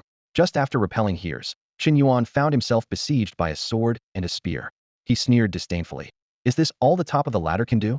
He slightly opened his mouth, seemingly inhaling the surrounding air like a whale swallowing a school of fish. The blue arcs of electricity around him vanished instantly, replaced by a surge of white arcs that intertwined with the searing power saw in his hand. Yang Pole, transforming Thunderblade. Driven by the dragon elephant true power, the transforming Thunderblade at its peak cultivation unleashed its formidable might. Boom. Knife, sword, and spear clashed fiercely in midair. The already barren gray-white mountain was now riddled with cracks and crumbling rocks, countless fragments flying like bullets. With a crack, Dongfang Shua's spear suddenly snapped, the spearhead embedding deeply into the rock, leaving only a small portion trembling slightly. Immediately after, 2 figures were sent flying backward one after another, Dongfang Shua and Mo Hua. Despite their efforts to conceal it, the unnatural flush on their faces betrayed their injuries. Weak, too weak. Chen Yuan's tone was filled with impatience. Is this all the top of the ladder has to offer? You 3 are so disappointing. Hurry up and show me your trump cards. Make me feel some pressure. From afar, Qian Xiu watched in shock, thinking to himself, why does the macho guy seem so arrogant? Even I feel like wanting to beat him up. He's clearly in control, so why not just keep suppressing them? What exactly is Chen Yuan thinking? Song Hao frowned slightly, puzzled. Although he hadn't known Chen Yuan for long, he definitely didn't think Chen Yuan was someone who liked to waste words with his enemies. What was the deeper meaning behind this provocation? Carl muttered under his breath. Don't you guys think Chen Yuan kind of resembles those villain bosses in movies? You know, the ones who love to monologue at critical moments and end up getting defeated by the protagonists. As soon as he finished speaking, Sang shot him a sharp glare and retorted sternly. What nonsense are you spouting? Chen Yuan is so strong. There's no way he could fail. Carl shrank back, silently grumbling to himself. He had invested a lot of cultivation resources in Chen Yuan, hoping that Chen Yuan would dominate the competition and secure him a good ranking. At this moment, the situation on the battlefield was clear. Chen Yuan was single-handedly suppressing 3 top-ranked competitors, convincing most of the audience that his strength was enough to control the entire match and ultimately determine their rankings. Everyone held their breath, eagerly anticipating Chen Yuan's victory. Suddenly, a deafening bang echoed through the arena. Sensing the danger, Chen Yuan turned abruptly before the gunshot sounded, his long blade swiftly drawn. A dark metal projectile, more accurately, a cannonball, was sliced in half, narrowly missing him and embedding into the rocks behind him, kicking up clouds of dust. Narrowing his eyes, Chen Yuan quickly identified the attacker and their weapon. Those people brought by Dongfang Shua, and an electromagnetic sniper rifle, he thought. Since university assessments prohibited carrying weapons, this electromagnetic sniper rifle was either scavenged or included in a field drop. Chen Yuan recalled that he had also retrieved a similar weaponized laser gun from a field drop, but had tossed it to Carl. For Chen Yuan, such weapons were unnecessary. Courting death, Chen Yuan shouted furiously, his figure flickering like a specter as he appeared before the gunman. With a slash of his blade and the force field following, the gunman was swiftly eliminated. This scene once again proved that for a true warrior, the fighter themselves is the most formidable weapon. In the blink of an eye, one of the 28 warriors brought by Dongfang Shua was down. However, the remaining 27 did not retreat. Instead, they launched an assault on Chen Yuan. At this critical moment, Dongfang Shua suddenly shouted angrily to those around him. What are you all waiting for? Don't forget Chen Yuan's promises to those weaker than us. If he wins, you'll all be under the thumb of a bunch of weaklings. Are you willing to accept that? I, Dongfang Shua, will never accept it. His words were like a thunderclap, snapping the spectators out of their contemplation. Indeed, if Helis, Dongfang Shua, and Mo Hua, the top 3 ladder players, lost, they would stand no chance against Chen Yuan. At that point, they'd be at his mercy, subject to his decisions. Everyone had heard about Chen Yuan's previous declarations. If that came to pass, they'd all find themselves under the control of a group of weaker individuals. This thought ignited a strong sense of discontent and resentment among the crowd. Dongfang Shua was indeed clever, as just a few words had stirred up their anger.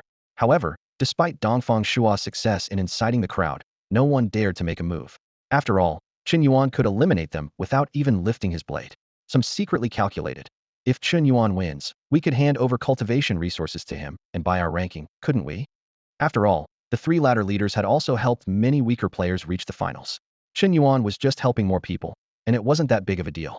Seeing his skilled fighters being eliminated in mere moments, Dongfang Shua grew anxious. Those fighters were supposed to be his trump card for securing first place, but now he couldn't afford to hold back. He shouted, "Damn it, if you have any tricks, use them now, or all 3 of us will be out." At this point, Dongfang Shua realized that defeating Chen Yuan was imperative. The situation was changing rapidly, and the original plan had been disrupted. Only by going all out could they hope to turn the tide. Dongfang, Mo Hua, and He exchanged glances, a hint of bitterness in their eyes. They had originally thought the finals would be a contest among the 3 of them, but unexpectedly, Chen Yuan emerged, making them feel like mere foot soldiers banding together to fight a game boss. He took a deep breath, breaking the silence first. He knew that without giving his companions hope of victory, none would dare to act rashly. So, he decided to ignite that spark of hope. He pulled a dark red pill from his pocket and swallowed it without hesitation. The bloodburst pill. Dongfang Shua's pupils contracted in shock. This pill could forcefully unleash one's energy and blood, though it had side effects. But at this moment, there was no time for such concerns. At worst, he could recuperate for a longer period afterward. However, He didn't stop there. He growled softly, blood ignition's secret technique. In an instant, He's aura surged, breaking through his limits. The violent energy stirred the air, and an invisible force whirled around him. Blood-red particles spewed from his pores, enveloping him in a thin mist. His body expanded again, reaching nearly 5 meters in height. His presence was filled with power and ferocity, resembling a true, human-shaped blood beast. I can now rival a body-tempering realm expert for a short time. He's voice was hoarse. Use whatever means you have, or you might not even get a chance to strike. Before he finished speaking, He was already striding forward. Each step left a massive footprint on the rocky ground.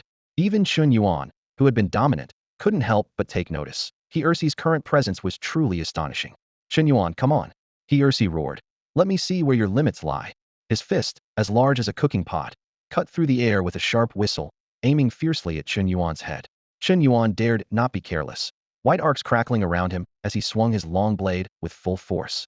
Boom. With a loud crash, droplets of blood splattered. Chen Yuan took a step back, while He-Ursi retreated 3 steps. Not bad for a punch. Chen Yuan spoke slowly, a hint of admiration in his tone.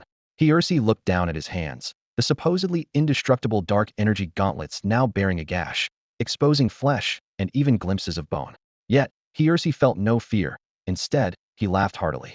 He saw Hope Chen Yuan, who had seemed overwhelmingly dominant, was now less so. The advantage was no longer absolute. Like a towering mountain hidden in the clouds, He-Ursi finally glimpsed its peak. In other words, he saw the possibility of victory. What are you waiting for? He-Ursi raised his fists high, his face full of excitement, shouting to those around him. With everyone's strength, we can win. Chen Yuan is human too. He can be hurt. He can be defeated. What is there to fear? Come with me. I'll hold the front for you. Before he finished speaking, He-Ursi charged at Chen Yuan again, swinging his giant fists, actually managing to hold Chen Yuan at bay. Boss Hers, we're here to help you. Hers teammates, fueled with passion, charged onto the battlefield, weapons in hand. Inspired by Hers' rousing words, they believed Chen Yuan was not invincible. The powerful figures on the scene were also moved by this momentum. A spiky-haired man, wielding a spear, shouted, Hers, even though you snatched my force field drop, your words resonate with me. I'll lend you a hand. With that, he leaped forward, thrusting his spear at Chen Yuan. Chen Yuan easily parried the attack and was about to counter the spiky-haired man when Hers intervened, forcing Chen Yuan to abandon his move and face Hers instead.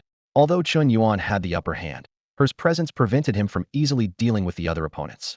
Hers' dark energy gauntlets were battered, his fists covered in cuts, and blood dripped continuously. Yet, he paid no heed to his injuries and charged at Chen Yuan once more. This scene profoundly impacted the students present, igniting their fighting spirit. Hers, I'm with you. Count me in too. I won't let weaklings trample over me. Another dozen or so experts joined the fray. With the addition of over 20 people brought by Dongfang Shua, nearly 40 individuals surrounded Chen Yuan. However, as a martial arts master, Chen Yuan was unfazed by such an assault. Among them, only Hers posed any real challenge to him. Bring it on. More of you. Fight me. Chen Yuan laughed heartily, his energy, arcs of electricity, and stamina seemingly boundless. Each strike carried terrifying power. Only Hers could barely withstand him. The others were swiftly eliminated, leaving trails of force fields in their wake. Seeing this, Imohua realized he could no longer stand idly by. I must step in, he thought. If this continues, both Hers and these people will be eliminated by Chen Yuan alone. Moreover, the effects of the Blood Rage pill and the unique secret technique Hers used are time-limited. With a flick of his long sleeve, a sea serpent with a large head and small body emerged. Dongfang Shua exclaimed, That's a sea abyss beast. Aren't university assessments supposed to prohibit bringing pet beasts? Imohua smiled slightly and explained, Couldn't I have tamed it in the eastern sea of this continent? As he spoke, he tossed the sea abyss beast into the air. The creature grew rapidly in the wind, reaching over 20 meters in length in an instant. Its massive head exuding a fishy gale, its presence imposing. Little Mo, let's defeat Chen Yuan together. Imohua spoke gently to the sea abyss beast, stroking its scales. The creature responded with a low growl, seemingly in agreement. Then, let's go together. Imohua's long hair fluttered as he stepped forward, sword in hand, heading straight for the center of the chaotic battle, targeting Chen Yuan. The sea abyss beast let out an earth-shattering roar as it followed its master into the fierce confrontation. With the addition of the abyssal beast and Imohua, the battlefield suddenly became tense. Chen Yuan felt the pressure around him surge like a tidal wave, especially from the thick-skinned abyssal beast. Although it wasn't particularly strong in attack and moved slowly, it was more troublesome than Hells. This gave Hells, who was already struggling to cope, a chance to catch his breath, and the balance of victory began to tilt towards Chen Yuan's opponents. No, I have to help Chen Yuan. Wang Qianjun, seeing the dire situation, was ready to rush out immediately. He knew that making it to the finals was all thanks to Chen Yuan, and watching his benefactor face so many strong enemies alone made him anxious. Even though he understood his own power was limited, he had to lend a hand, or his conscience wouldn't be at ease. Wang Qianjun, don't. Song Hao stopped him in time, shaking his head solemnly. Remember Chen Yuan's instructions. No matter how critical the situation, we must not intervene. He has his own strategies and the strength to resolve the crisis. Do we just stand by and watch Chen Yuan get surrounded? Wang Qianjun was unwilling, clenching his fists. At this moment, Qianxiu stepped forward. Song Hao, I think we should help Chen Yuan. even if it's just to cheer him on. The blonde man, Carl, gripped the laser gun Chen Yuan had given him and agreed. Exactly. Making it to the finals is already a pleasant surprise, and universities we weren't confident about are now a sure thing. Even if we get eliminated, we've already gained so much. Since we're here, what's there to fear? The twin brothers, Mo Sang and Mo Huang, also smiled and said, at worst, we'll be eliminated. We've already exceeded expectations. Their words garnered nods of agreement from many. For these people, without Chen Yuan, they might have been eliminated early on, missing out on witnessing the finals entirely. Now that they've gained so much, what's there to fear about elimination? Let's see who's brave enough to act. Unexpectedly, Song Hao, expressionless, drew his sword, pointing it at everyone. Do you think I'm a coward? If it were useful, I would have joined the battle long ago. What can you useless people do if you go up there? You'd only create more trouble for Chen Yuan. Song Hao mercilessly chastised them, disregarding their pride. Anyone on that battlefield is no weaker than me. If you want to help Chen Yuan, you have to get past me first. If you can't even beat me, how can you help Chen Yuan? With nothing but brainless enthusiasm. His gaze was sharp as a knife, sweeping over everyone. No one dared meet his eyes, let alone make a move. Who was Song Hao? Ranked 13th on the blue-white star ladder, the renowned meteor sword master. Even Dongfang Shua had suffered at his hands due to carelessness. Let me tell you, Song Hao continued. Chen Yuan and I have already discussed this. If anyone ignores the advice and joins the final battle, forcing Chen Yuan to protect you, I, Song Hao, will personally send you back to the Sky Mothership. This unyielding reprimand surprisingly cooled Wang Qianjuan's initial fervor. He lowered his head and quietly retreated back into the crowd. He forcibly suppressed the impulse in his heart and approached Song Hao. Song Hao's words were like a bucket of cold water, making everyone acutely aware of their own inadequacies and strength. Song Hao is right, he said gravely, his gaze sweeping across each of their faces. We lack the strength, and recklessly getting involved would only burden Chen Yuan. Right now, the only thing we can do is trust him. There was a hint of self-deprecation in his voice. Who would have thought that the seemingly insignificant Chen Yuan could lead us into the final rounds? And who could have predicted that he would be capable of taking on 3 top-ranking opponents by himself? Since Chen Yuan is confident, we should wait for the good news, as he suggested. Wang Qianjuan's attitude was undoubtedly the most convincing. As someone closest to Chen Yuan, his calmness offered some reassurance to the others. They waited silently, considering that even if Chen Yuan lost, they had nothing to regret. At worst, they could seek revenge for him later, even though the idea felt somewhat futile. At that moment, a strange aura suddenly swept across the battlefield. Everyone's attention was drawn to a single direct Iona dark red mech.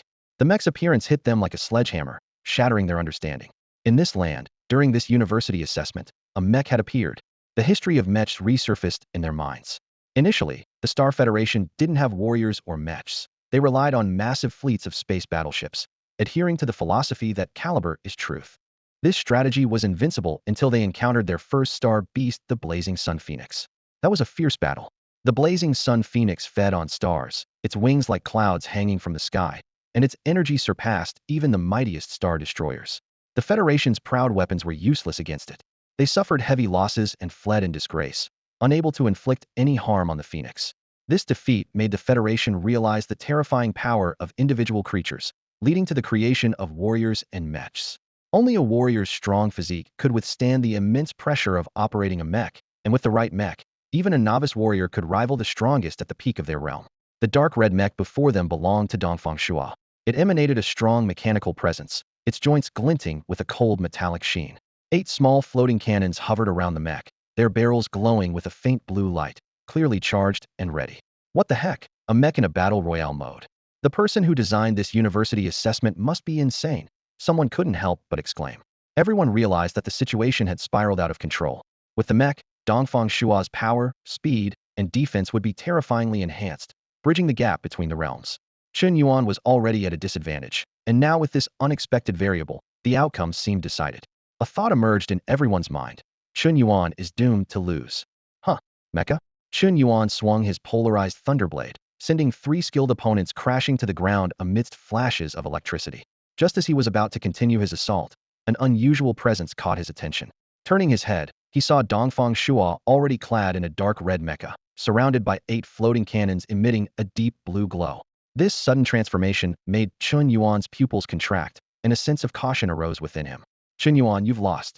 Dongfang Shua's voice barely reached him before 8 deep blue beams shot across 100 meters, exploding with a thunderous roar in front of Chen Yuan. Boom, boom, boom. The continuous explosions were deafening, and the terrifying shockwave forced those who had been attacking Chen Yuan to scatter. The aftermath of the blasts kicked up clouds of dust, obscuring everyone's view. Dongfang Shuo walked forward slowly, the slightly distorted voice from his mecha echoing around. Chen Yuan, I admit you're strong, but you were defeated by your own arrogance. Even if I have this mecha, I doubt I could match you at your full strength. But alas, there's no if in this world. At this moment, all the exam candidates had their eyes fixed on the lingering dust. Had the formidable Chen Yuan, like the ultimate boss of a game level, really been defeated by their combined efforts? A sense of regret filled their hearts. When the dust finally settled, the sight before them made everyone gasp. A massive crater over 10 meters deep had formed in the ground, its edges starting to melt, covered with a layer of dark red, scorching rock. Just as everyone thought the battle was decided, a coughing sound came from the bottom of the pit. The force field hasn't appeared. Chen Yuan isn't defeated yet, someone realized and shouted. He's still not down. This is endless, isn't it? Others exclaimed, both surprised and frustrated. Bang! Chen Yuan leaped out of the pit. Where their eyes fell, they saw his chest, a horrifying wound oozing the smell of charred flesh. Yet, instead of being weakened by such severe injuries, Chen Yuan seemed even more invigorated. This is the pressure I wanted. Just a little more. I can feel it. Just a little bit more. With eyes gleaming with excitement, Chen Yuan glanced at Helisai, Dongfang Shuo, Mo Hua, and the others. Come, fight me. Despite his dwindling energy, Chen Yuan was unfazed, charging at them. The familiar white arcs of electricity erupted around him once more, signaling a dire threat to everyone present. At that moment, the battle entered a fever pitch once again. Anodized Thunderblade. Dongfang Shuo's voice echoed across the battlefield. Don't worry, Chen Yuan is at his wit's end. If we join forces and surround him, his energy will deplete, and he will surely lose. No sooner had he spoken than the 8 floating cannons around Dongfang Shuo launched another fierce attack. However, Chen Yuan, who was well prepared, dodged skillfully, not only evading the attack, but also counterstriking the crowd with a swift slash. An invisible force field suddenly descended, instantly eliminating another expert from the battlefield. Damn it, I'll hold the front. You guys give me some support. Helisai shouted, feeling the effects of his medicine and secret techniques slowly wearing off. If Chen Yuan wasn't dealt with soon, he feared he would be the first top-ranked fighter to be eliminated. Mo Hua glanced at the nearby abyssal beast, noticing its slightly panicked expressiona psychological scar left by Chen Yuan's previous brutal assault. Although the abyssal beast had tough skin and was hard to beat, it couldn't withstand Chen Yuan's relentless attacks. Its body was now covered with dozens of wounds, each cut deep, bleeding profusely. The intense pain made the massive creature twist uneasily. Xiao Mo, let's go together. Mo Hua shouted. Despite its lingering fear, the abyssal beast, trusting Mo Hua, flicked its tongue and followed Helisai towards Chen Yuan. Everyone, charge. This time we will defeat Chen Yuan. Dongfang Shuo called out, as the 8 floating cannons beside him combined to form a dark red spear. The connection points glowed with a faint blue light, the spearhead aimed directly at Chen Yuan. Attack! Chen Yuan is at his limit. I refuse to believe he can win this time. If Chen Yuan still wins, I'll eat my hat standing on my head, someone yelled. I'll join you. Others chimed in, shouting to boost morale and convince themselves that victory was within reach. Facing the seemingly invincible and tireless Chen Yuan, they had long lost confidence. After all, despite their efforts, Chen Yuan appeared unfazed while their own numbers dwindled, inevitably leading to discouragement. Bring it on! Chen Yuan roared, desperately extracting every ounce of energy. His 361 acupoints absorbed cosmic energy at their maximum rate. Even though he had achieved a small cycle where his energy and cosmic power could automatically recover, this frantic depletion was too much to sustain. After eliminating over 10 experts, Chen Yuan's energy was nearly exhausted. The attackers could clearly feel his strikes weakening. He's finally wearing down, they thought, invigorated by the realization. Everyone, attack together, don't hold back. Chen Yuan is out of energy, he can't win this time, someone shouted. Finally, Chen Yuan is going to lose. May the starry sky martial god ensure nothing goes wrong. Let's finish this. I can't face Chen Yuan anymore. Let's wrap this up and tally the scores. At that moment, a blue energy bullet shot from the tip of Dongfang Shua's spear, grazing Chen Yuan's left side and carving out a chunk of flesh. The blood evaporated before it could spill, cauterizing the wound instantly, saving Chen Yuan the trouble of stopping the bleeding. Seizing the opportunity, Helisai mustered his strength and punched Chen Yuan hard in the chest, sending him crashing into a rock, debris flying everywhere. Mo Hua followed up with a thrown sword, but Chen Yuan rose again, slicing the sword away with a single stroke. Almost there. Again. Again. The crowd shouted in unison. At this moment, Chen Yuan resembled a cornered beast, still fighting, but clearly on the verge of defeat. Watching from the sidelines, Song Hao felt his palms sweat, as if he were the one facing the onslaught. Chen Yuan, if you have any tricks left, use them now. Don't really lose, he silently prayed. He wasn't alone in his thoughts. Wang Qianjun, Qian Xiu, Carl, and other onlookers were all swept up in Chen Yuan's fighting spirit, feeling as if they were the ones battling against the odds. Chen Yuan's situation was precarious, and it seemed the scales of victory were tipping. Chen Yini felt a mix of emotions, reflecting on the roller coaster journey he'd been on. Initially, the boss of Moxing Ji Lang insisted he shift his livestream focus from Dongfang Shua to Chen Yuan. Despite his reluctance, the generous gift of a starship from the boss compelled him to comply. However, as viewer numbers dwindled, he quickly reverted to focusing on Dongfang Shua. Over time, the dynamic shifted. The boss' generous gifts and the growing demand from fans to focus on Chen Yuan, especially after he held his own against Hells, even gaining an advantage, presented Chen Yini with a golden opportunity. He became the first interstellar streamer to cover Chen Yuan exclusively and skyrocketed to fame. During the Interplanetary University exam involving Blue White Star, Black Fragment Star, and Mocha Star, Chen Yini maintained high popularity. However, as Chen Yuan's battle became increasingly difficult and defeat loomed, his livestream audience became divided. One faction admired Chen Yuan's courage in facing top-tier opponents alone, while the other mocked him for his arrogance, blaming him for ruining a promising situation. Haha, I knew Chen Yuan would mess up, one detractor boasted. I saw it from the start. He lacks the mindset of a true champion. He deserves to lose. If it were me, I'd easily outmaneuver these top players. There's no way I'd lose. Another voice chimed in. This year's top ranks seem overrated. Dongfang Shua, Mo Hua, and Hells, all supposedly top tier, and yet Chen Yuan put them in their place. They're nothing. If I were at the top, I'd have eliminated Chen Yuan long ago. No way would he be this cocky. As the disparaging comments against Chen Yuan increased, his supporters began to fight back. Chen Yini's live stream became another battleground, with both sides fiercely arguing, tensions running high. Faced with this situation, Chen Yini frowned. Such heated debates should have been beneficial for him, as controversy often drives traffic and fills his pockets. Yet, for some reason, a growing anger simmered within him, intensifying as the situation escalated. Perhaps it was a sense of camaraderie as a fellow Blue-White Star citizen, or maybe genuine admiration for Chen Yuan's prowess. But Chen Yini made an unexpected decision, decided to jump into the fray himself. Who do you think you are? Chen Yini roared in anger.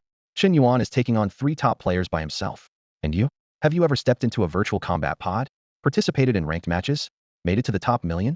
And you think you could do better? You probably haven't even taken the university exam. What right do you have to mock Chen Yuan? Just because you can talk. His tone grew increasingly fierce, undaunted by the backlash from the detractors. If you're so dissatisfied, look down on Chen Yuan. Fine, after the university exam, why don't you publicly challenge him? I don't even expect you to win. Just having the guts to challenge him would earn my respect. Next time you show up in my stream, I'd call you a hero. Chen Yini's sharp rebuke hit the detractors like a punch, striking at their insecurities. His stance was firm, leaving no room for rebuttal.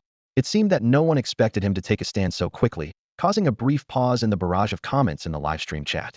But soon after, the trolls flooded the chat like a swarm of locusts, spewing venomous words. With a sharp look in his eyes, Chen Yini decisively ordered, "Moderators, mute all these people. They're a bunch of expletive." With the command to silence them, the chat went quiet, as if someone had pressed the mute button. At that moment, Chen Yini felt a surge of satisfaction, like downing a large glass of ice water on a scorching summer day, refreshing and exhilarating. However, after the initial thrill, a hint of regret crept in. Was this move detrimental to gaining more followers? Whatever, I've already said what I wanted, so be it. Chen Yini decided to let it go. The arrow had already left the bow, and taking it back would only lead to self-humiliation. So, he continued to focus on narrating Chen Yuan's battle. Meanwhile, Chen Yuan's situation was becoming increasingly perilous. The top 3 ladder players had all revealed their trump cards. Hers was using drugs to boost his power, Ma Hua was controlling a sea beast, and Dongfang Shua had donned a mech suit. With dozens of other top-ranked players eyeing him like wolves, Chen Yuan found himself surrounded. Despite his exceptional skills, he was struggling to keep up. At this moment, those watching, including Liu Qing and Lie Ming, were all worried for Chen Yuan. Only the big boss, looking at his anxious son Yang Rui, pondered, this kid wouldn't do something without a plan. Could he have another card up his sleeve? The once snowy mountain had been transformed by the fierce battle. All the snow had melted, exposing the gray-white rocks, which were now pockmarked and littered with debris. Chen Yuan, give up already. You are destined to lose this time. Dongfang Shua declared confidently. Since acquiring the mech from the force field drop, he felt victory was assured. If not for the unexpected factor of Chen Yuan, hers and Ma Hua combined wouldn't have been a match for him in the final battle. In the face of Dongfang Shua's taunts, Chen Yuan remained silent, continuing to wield his blade. Despite his dwindling strength and worsening injuries, the powerful energy from the dragon elephant True Kung Fu still had a remarkable effect. Out of the original 50 attackers, only Dongfang Shua and 2 others, along with 15 remaining fighters, were barely holding on. These 15 fighters were starting to hesitate, their faces showing doubt and conflict. They were truly frightened. Originally, they thought they could easily wear Chen Yuan down, but now, more than 30 of them had fallen. This is absurd. Just absurd, someone muttered under their breath. Screw it, you guys fight among yourselves. I'm out. From the start, I shouldn't have gotten involved. I don't care about being stepped on by the weak. Whoever wants to fight can fight. I'm leaving. People began to voluntarily withdraw, and even those who stayed had their morale severely diminished by Chen Yuan, rendering them almost useless. This was a stark contrast to their initial vigor and determination. You've come 99 steps, and now you're quitting at the final one? Dongfang Shua was surprised but indifferent. No matter, with or without you, it's all the same. In Dongfang Shua's eyes, Chen Yuan no longer posed much of a threat. He started contemplating how to deal with hers and Ma Hua next. Hers and Ma Hua had similar thoughts. They exchanged glances, understanding each other without words. Once Chen Yuan was defeated, Dongfang Shua and his mech would undoubtedly be the strongest opponent. Both were in poor condition, so they naturally had to team up against Dongfang Shua. Although they were still working together against Chen Yuan, they each had ulterior motives. However, at that moment, Chen Yuan, who had been retreating under their attacks, suddenly grinned. Finally, it's here. For some reason, an ominous feeling suddenly crept into the hearts of Dongfang Shua and the others. As warriors, they all have great faith in their instincts. Helston sensed something was wrong, cold sweat dripping from his forehead. He shouted, "No holding back, we'll settle our scores later. Let's eliminate Chen Yuan now." Upon hearing this, Mo Hua lost his previous composure and calmness. His long sword swung relentlessly, slashing fiercely at Chen Yuan. He gritted his teeth and said, I know. Dongfang Shua also felt a surge of irritation and stopped hesitating. He roared internally, "Mech! Damn it! Overclock for me!" Instantly, the dark red of the mech faded, replaced by a bright red, like arterial blood, slowly covering the entire mech. Boom! Dongfang Shua's speed and strength skyrocketed, and the long spear in his hand flared with blue light, charging straight at Chen Yuan. He thought to himself, this move was originally reserved for the 2 of you. However, Chen Yuan chuckled softly, too late. Amidst the intense battle and immense pressure, he had captured that fleeting opportunity. Brother Tongzi, once again, I'll need your help, Chen Yuan called out in his mind. This time, I'm betting it all 600 years of lifespan, all in. Brother Tongzi, show me your limits. Begin the deduction. Warriors are born for battle. Only amidst the flames of war can they transform and be reborn. After intense combat, and under tremendous pressure, Chen Yuan seized that opportunity. Combining it with his martial arts knowledge, he vaguely sensed something. He clung to this indescribable, fleeting inspiration, trying to understand what he had realized. After spending 200 years, Chen Yuan began to understand where that opportunity came from. Part of it stemmed from the Yang polarized thunderblade, he had learned. In reality, the white electric arcs that had dissipated due to his exhaustion reappeared, swirling around him. Dongfang Shua, Helston, Mo Hua, and others were shocked, their faces showing strong unease. What is this? How has Chen Yuan's vitality returned? They all had this question in their minds.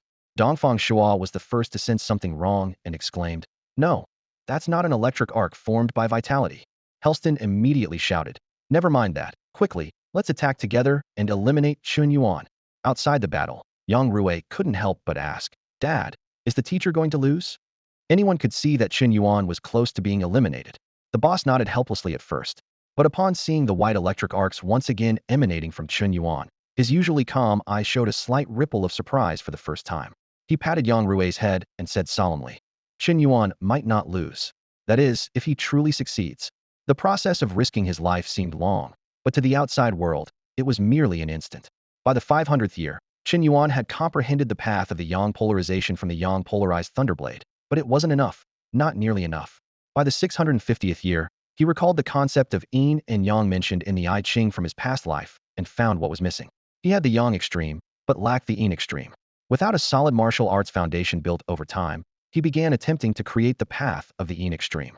By the 1100th year, borrowing from the yang polarized thunderblade, Chen Yuan independently developed the path of the yin extreme. In reality, following the sudden appearance of the white electric arc, a black electric arc burst from Chen Yuan's body in an instant. The black and white electric arcs intertwined around him, in a harmonious yet opposing dance. No matter what actually happened, They were so close. Just a bit more. Dongfang Shuo and the other two charged at Chen Yuan.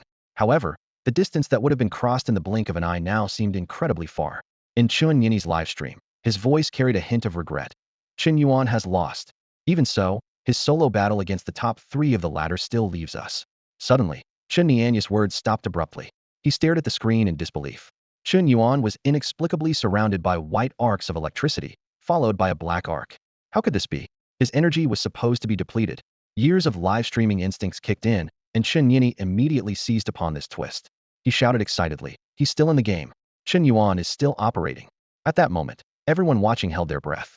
This university assessment, filled with unexpected turns, seemed to have a seemingly predetermined outcome that was now becoming uncertain again. The scene shifted, as if time had rewound. Chen Yuan's consciousness was immersed in the long years of seeking the Tao. You comprehended the polarities of yang and yin. The two elements were complete. Yet, you began to wonder, what was their purpose? 1,200 years passed, and despite spending 100 years, you remained perplexed. By the 13th century, you finally gained some insight. Yang and yin were like theories, and what you lacked was practice. In the 14th century, you pondered the I Ching's 2 elements produce 4 images, 4 images produce 8 trigrams, and finally found a clue. In the 15th century, you understood and took the first step, transforming yin and yang into all things. In the 16th century, you continued to refine the path of transforming yin and yang into all things. Finally, the derivation was complete. Back in reality, a deep and profound light flashed in Chen Yuan's eyes as 1,600 years of seeking the Tao surged through his mind like a tide. Meanwhile, the full force strikes from Dongfang Shuo, hers, and Mo Hua were already upon him in the blink of an eye. Hers roared, "Chen Yuan, just accept your elimination." He mustered the last of his energy and strength. If this strike failed, the side effects of the blizzard pill and bloodburn secret technique would inevitably erupt, leaving him with no strength to fight. Facing the strongest combined attack from the three, Chen Yuan grinned and softly said, "Now, let's begin, boss phase 2. White arcs of electricity wrapped around the blade as Chen Yuan gripped the handle and slowly pushed forward. To his slight surprise, hers did not choose to attack but instead spread his arms wide, bracing himself against the searing power saw blade. Thud sizzle, the power saw blade pierced through hers abdomen, the white tip emerging from his back.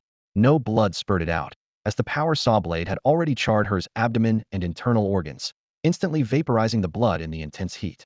Hers forehead veins bulged, his muscular arms firmly holding the long blade in his abdomen, enduring the extreme pain. He let out a deafening roar. "Dongfang Shuo, Mo Hua, no matter what trump card Chen Yuan has, I've got him pinned. You both go. If we still can't win, I'll curse your ancestors." Having joined many experts in attacking Chen Yuan alone, hers had already lost face. If they still couldn't win, he couldn't accept it. He couldn't accept it. Hers only obsession now was to defeat Chen Yuan, no matter the cost. Even if it meant sacrificing himself. Even if it meant ultimately benefiting Dongfang Shuo and Mo Hua, 2 competitors he had never met before. Everyone knew that Chen Yuan, armed with a power saw blade pushed to its limits and his mastery of top-tier swordsmanship, had virtually swept through most of the top contenders in the finals. Taking this formidable weapon from him would undoubtedly weaken his combat strength. However, the weaker opponents lacked the power to seize the blade, and even the top 3 ranked on the ladder dared not risk the attempt. At this moment, Helles unexpectedly changed his attack strategy. He suddenly exerted force, forcibly taking control of Chen Yuan's power saw blade. This move shocked everyone present, particularly Dongfang Shuo and Mo Hua. Despite their surprise, Dongfang Shuo and Mo Hua did not hesitate for a moment. They knew that any delay could allow Chen Yuan to regain control of the blade's handle, missing a golden opportunity and showing disrespect to Helles. Both Dongfang Shuo and Mo Hua launched their attacks simultaneously, unleashing their strongest skills: drunken forgetfulness, slash, and 9 shadows of the dragon. A sword and a spear, both top-tier martial arts techniques, simultaneously assaulted Chen Yuan. Yet, faced with such an unexpected situation, Chen Yuan remained as calm as ever. He smiled gently, loosened his right hand, and voluntarily relinquished the power saw blade that boosted his combat strength. "If you like the blade so much, consider it a gift." Then, with his hands free, arcs of black and white electricity, clearly distinct, appeared in his palms. This was no ordinary lightning power, but the yin-yang dual extremes that Chen Yuan had spent 1,600 years comprehending, now manifested through the arcs. The black and white arcs danced and shifted between Chen Yuan's hands, finally settling down as if they were black and white gloves. In the next instant, Chen Yuan pushed forward with his left fist and right palm in what seemed like a slow motion. This seemingly slow action instantly transformed into lightning speed. Second tier yin-yang annihilation hand. Boom. A fist and a palm met the full force attacks of Dongfang Shuo and Mo Hua. Crack. Snap. There was no earth-shattering scene, no overwhelming momentum, just a faint muffled sound. Dongfang Shuo's spear broke, and Mo Hua's sword shattered. Chen Yuan's offensive did not wane, his left fist striking heavily at Dongfang Shuo's chest, while his right palm slammed hard against Mo Hua's face. At this critical moment, 3 force fields suddenly descended. The first shielded Mo Hua, Chen Yuan's palm striking the force field, causing ripples but failing to break through. This indicated that, by intelligent assessment, Mo Hua could not withstand Chen Yuan's palm. If it landed, he would undoubtedly face death. Mo Hua eliminated. The second force field enveloped the abyssal beast, forcibly taking it away from the snowy mountain along with Mo Hua. The last force field descended over Heli's head. Despite his reluctance, Chen Yuan's blade was not something easily blocked. That he held out this long was thanks to Heli's mastery of external martial arts, with skin tough as leather. Any further delay might have truly cost him his life. Helis eliminated. As for Dongfang Shuo, he had no force field to protect him. With a sharp crack, the spear in Dongfang Shuo's hand suddenly snapped, and he stared in disbelief at the scene before him. Before he could react, Chen Yuan's fist thundered into his chest. Crack. The armor covering Dongfang Shuo's body shattered like cheap glass under the impact. He broke out in a cold sweat, realizing that without the armor protecting him, that punch could have sent him back to the space carrier. Chen Yuan withdrew his fist, marveling at the armor's resilience. He understood well that the perfect combination of armor and a warrior could elevate one's strength by several levels, even allowing for cross-border victories. This formidable synergy was what set the Star Union apart among the interstellar races. In that case, let's see if this blade can break through your shell. Chen Yuan shouted, swinging his right hand as white arcs of electricity flashed. Before the power saw blade, repelled by the force field, could hit the ground, it returned to his hand, wrapped in electric arcs. Chen Yuan raised the long blade high, with black and white electricity swirling along its sides. Narrowing his eyes, he focused all his energy and struck fiercely at Dongfang Shuo's armor. Second Grade Dean Yang Thunderblade. This move was Chen Yuan's own modified martial art, tailored to his fighting style. As the blade descended, Dongfang Shuo's armor exploded, revealing his terrified expression. Just as the blade was about to touch Dongfang Shuo's head, a force field appeared in time, stopping it half an inch away. Dongfang Shuo eliminated. With the referee's announcement, the 3 ladder champions Mo Hua, He Ersi, and Dongfang Shuo successively eliminated by Chen Yuan. The outcome was decided. In the stands, Qian Xiu rubbed his eyes hard, still finding the scene before him surreal. Wow, did the strong guy really win? Am I dreaming? This is incredible. Carl, Mo Sang, Mo Huang, and others were beside themselves with excitement, as if they were the victors. Boss Chen Yuan, from now on, I'm your diehard fan. Wang Qianjun murmured softly. Chen Yuan's trump card is second-grade martial arts, and it's at least at the subtle, if not the transcendental level. He finally understood Principal Fan Yaoxing's intentions. The principal had long been aware of Chen Yuan's strength. On the other side, Song Hao rolled his eyes at Wang Qianjuan's words. You went to the same high school as Chen Yuan, so why is there such a difference? Subtle? Transcendental? Those are the grades we learners need. Chen Yuan doesn't need them anymore. He's already on his own martial path. Creating your own martial arts? Yang Rui asked curiously, his eyes sparkling with excitement. The boss nodded slowly, a hint of admiration in his expression. Indeed, Chen Yuan actually managed to break through the bottleneck under immense external pressure at the last moment. He must have been on the verge of this breakthrough for some time, and seized this rare opportunity by intentionally creating pressure for himself to facilitate the breakthrough. It was risky, but he succeeded. Your teacher's future is limitless. Hearing this, Yang Rui felt a surge of adrenaline and confidently declared, is creating your own martial arts really that powerful? Then I want to create my own martial arts too. The boss didn't respond immediately, not wanting to dampen his son's enthusiasm for martial arts. After all, creating one's own martial arts is a necessary path for any powerful martial artist, though Yang Rui was still far from this goal. He pondered silently. Most martial arts that can be learned only reach the 6th rank. This is the threshold that distinguishes whether a martial artist can become truly powerful. Although there are many martial arts at the 7th, 8th, or even 9th rank, from the 6th rank onward, if you continue to learn martial arts created by others without forging your own path, your potential is capped. Reaching the level of a martial god of the stars, or even an earth martial saint becomes nearly impossible. Therefore, most ambitious martial artists start preparing early to explore their own martial path. What Chen Yuan demonstrated this time was uniquely his own martial path. Seeing his father in silence, Yang Rui eagerly asked, Dad, are my teacher's moves really that strong? Is it true that self-created martial arts are all this powerful? What level are those moves? Subtlety? Or mastery? Although his skills were still developing and he was learning the basic badgerly knife techniques, his exposure to various tutors gave him considerable insight. He understood the fundamental levels of martial arts: initial stage, understanding, subtlety, and mastery. The boss patiently explained. The so-called 4 levels of initial stage, understanding, subtlety, and mastery in martial arts refer to your mastery of the art. Initial stage, understanding, subtlety, and mastery represent 20, 40, 60, and 80 mastery, respectively. But no matter how hard you practice, you can never reach 100 mastery because it was created by someone else and is always best suited for them, not the learner. However, when you use your own self-created martial arts, your mastery is naturally 100, and it's perfectly suited for you like no other. After listening, Yang Rui finally understood the power of self-created martial arts, his mouth slightly agape in awe. My teacher is amazing. The boss nodded in agreement. He certainly is. Suddenly, Yang Rui stood up, hands on his hips, and declared with determination, "But I want to surpass him." The boss smiled gently, with a tone that was both encouraging and challenging. "If you can get into the same university as your teacher, I'll bring your mom over." "Really?" Yang Rui's eyes lit up. "Of course," the boss affirmed. Meanwhile, Chen Yuan's live stream was exploding once again. He was somewhat numb to it by now. This university entrance exam across 3 planets had been full of unexpected twists and turns. Especially Chen Yuan's performance in the final battle was like a roller coaster, leaving viewers on edge. "Wow, Chen Yuan actually won in the end. That's really surprising," Chen Yini murmured to himself. However, Chen Yuan's live stream was a different scene altogether. At this moment, the entire stream was flooded with comments from Chen Yuan's fans, its popularity unparalleled.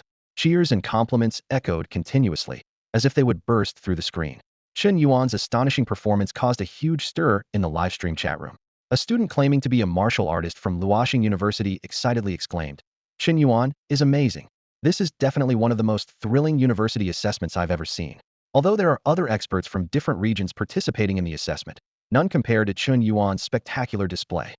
He continued with enthusiasm, "I'm certain that what Chen Yuan showed at the end was a martial art he created himself. This is exactly my current research topic. Creating your own martial art at the awakening realm? Chen Yuan truly has the potential of a great earth martial saint, maybe even a star martial god. With such terrifying talent, I've become his diehard fan. Anyone who dares to criticize Chen Yuan, I'll defend him to the end." While most viewers in the live stream were ordinary spectators, there were also genuine martial arts experts present. With their explanations, Chen Yuan's incredible talent for creating martial arts began to spread widely across Blue and White Star, Black Fragment Star, Mocha Star, and beyond. Although there were still a few dissenting voices, they were quickly drowned out by widespread acclaim. Meanwhile, at Shanxing No. 1 High School, Principal Fan Yaosheng and Director of Studies Lie Ming were overjoyed in their office. Fan Yaosheng couldn't stop smiling and repeatedly praised, "Good boy, good boy." Li Tianming paced back and forth in excitement. Chen Yuan's outstanding performance not only brought glory to the school, but also promised potential promotions for them next year. On campus, Chen Yuan's friends, Lu Qing and Lie Ming Mao, were surrounded by classmates who had watched the live stream, eager to learn more about Chen Yuan's past. Someone enthusiastically told Mao, "When Chen Yuan returns to Blue and White Star, you must take me to meet him. If that's not possible, at least get me his autograph." Another classmate told their sibling, "I knew you had a keen eye. Dad's asking when you'll bring Brother Chen over to our house. He's welcome anytime." On Shima Star, although the Shima people are generally less gifted than ordinary humans, they dominate the interstellar live streaming industry. As one of the main gathering places for Shima people, Shima Star's interstellar live streaming industry is highly developed. Huangsu recalled how he once defeated Chen Yuan in the ladder rankings and couldn't help but marvel. This guy hit it well. How did he become so strong in such a short time? I knew he had secrets, but this is terrifying. Beside him, Old Wu was watching a live stream by Chen Yini, one of the most famous interstellar streamers on Blue and White Star. Due to the Chen Yuan incident, Chen Yini's traffic, followers, and fame had all surged. Old Wu remarked, "Chen Yini, as one of the first streamers we recruited, is definitely up to the mark." Huang Su asked, "Should I go talk to him now?" Old Wu nodded in agreement. "Give it a try." Just then, a private message from the boss of Shima Star's Wolf arrived in Chen Yini's backend. The challenge of the 3 top-ranked fighters finally came to an end, and Chen Yuan was completely exhausted, with the last trace of his energy drained. He stood there, slightly panting, as sweat trickled down his face. The surrounding crowd was silent, with no one daring to make a move. They all knew that Chen Yuan was at his limit and could be easily defeated with a gentle push, gaining fame in the process. However, no one dared to act rashly. Chen Yuan surveyed his surroundings and slowly sat cross-legged. He closed his eyes and began to circulate his energy to restore his vitality. Meanwhile, he accessed his personal status panel in his mind. Name: Chen Yuan. Martial arts level, enlightenment stage. Lifespan, 0 years. Martial arts skills. Yuan magnetic breathing method 361. Primal dragon elephant true skill, 2nd level. Yin-yang thunderblade, 2nd grade. Yin-yang lightning strike hand, 2nd grade. Immovable gluttonous body, 1st grade perfection. Chen Yuan carefully examined the panel information. The Yang extreme thunderblade had been replaced by the Yin-yang thunderblade, and the Yin-yang lightning strike hand was added, with little change in other areas. Although his lifespan showed as 0, he knew it was just an integer display, and he still had a few dozen days left, which he could soon replenish. As he recuperated, Chen Yuan contemplated the gains from this challenge. Creating his own martial arts was far more difficult than he had anticipated. He had this idea ever since he obtained a lifespan of 1,600 years. However, when he attempted to risk his life, the system informed him that he lacked a catalyst, without which he could not take the first step, no matter how much lifespan he expended. Chen Yuan knew what this catalyst was. Martial artists are called so because they are born as weapons of war, unlike cultivators. The catalyst must be sought in battle. For ordinary people, this fleeting opportunity is hard to grasp and understand. They need to endure countless fierce battles, accumulating those slight opportunities between life and death, eventually achieving a breakthrough and creating their own path. Chen Yuan, however, was different. As long as he clearly sensed this catalyst, he could instantly expend hundreds or even thousands of years of lifespan to complete the path creation process.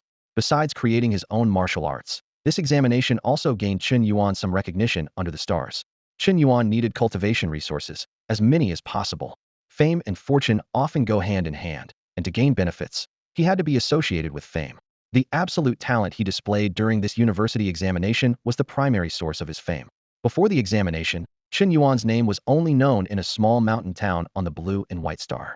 After the examination, most people under these stars, whether actively or passively, would have heard of Chen Yuan's feat of creating martial arts at the enlightenment stage. As Chen Yuan rested with his eyes closed, a voice suddenly came from afar, interrupting his thoughts. Chen Yuan, does what you said about the final ranking still stand? Chen Yuan opened his eyes and looked towards a distant rock. There, among the many experts who had remained neutral and had not taken action, someone spoke up to inquire. Chen Yuan nodded slightly, a glint of sharpness in his eyes. If you still have cultivation resources, they certainly count. However, the price for the same ranking is different now. His voice carried an undeniable authority. The surrounding candidates exchanged glances, and one bravely asked, I don't have many cultivation resources, but if I help you eliminate those who previously attacked you, can that count for something? Of course it can. Chen Yuan's lips curled into a slight smile, his eyes flashing with a cold light. He remembered clearly that among those who had attacked him before, more than 10 had escaped. Though he wasn't a forgiving person, quite the opposite, he held grudge. She didn't feel like dealing with it personally now. The strength of Qian Xiu's group was nothing to worry about. If someone was willing to handle this problem for him, Chen Yuan was more than happy to oblige. All right, it's a deal. The surrounding candidates' eyes sparkled with excitement. The final area wasn't large, covering only a few snowy mountains. The remaining experts didn't dare attack Chen Yuan, but they were eager to eliminate those who had previously ganged up on him. They energetically began combing through the mountains, searching for the candidates who had participated in the assault. In just a few minutes, the cries and explosions echoing across the snowy mountains subsided. Those who had once attacked Chen Yuan were all eliminated, turning into specks of light that vanished into the sky. Standing atop the snow-capped peak, Chen Yuan watched it all unfold. He had acquired the last batch of cultivation resources from this university assessment, all from these neutral experts. Though the quantity wasn't vast, the quality was exceptional. These individuals had discerning eyes, and the resources they kept were the best. With the infusion of this final batch of resources, Chen Yuan felt the surge of vitality within him. His lifespan extended once more, reaching a total of 800 years.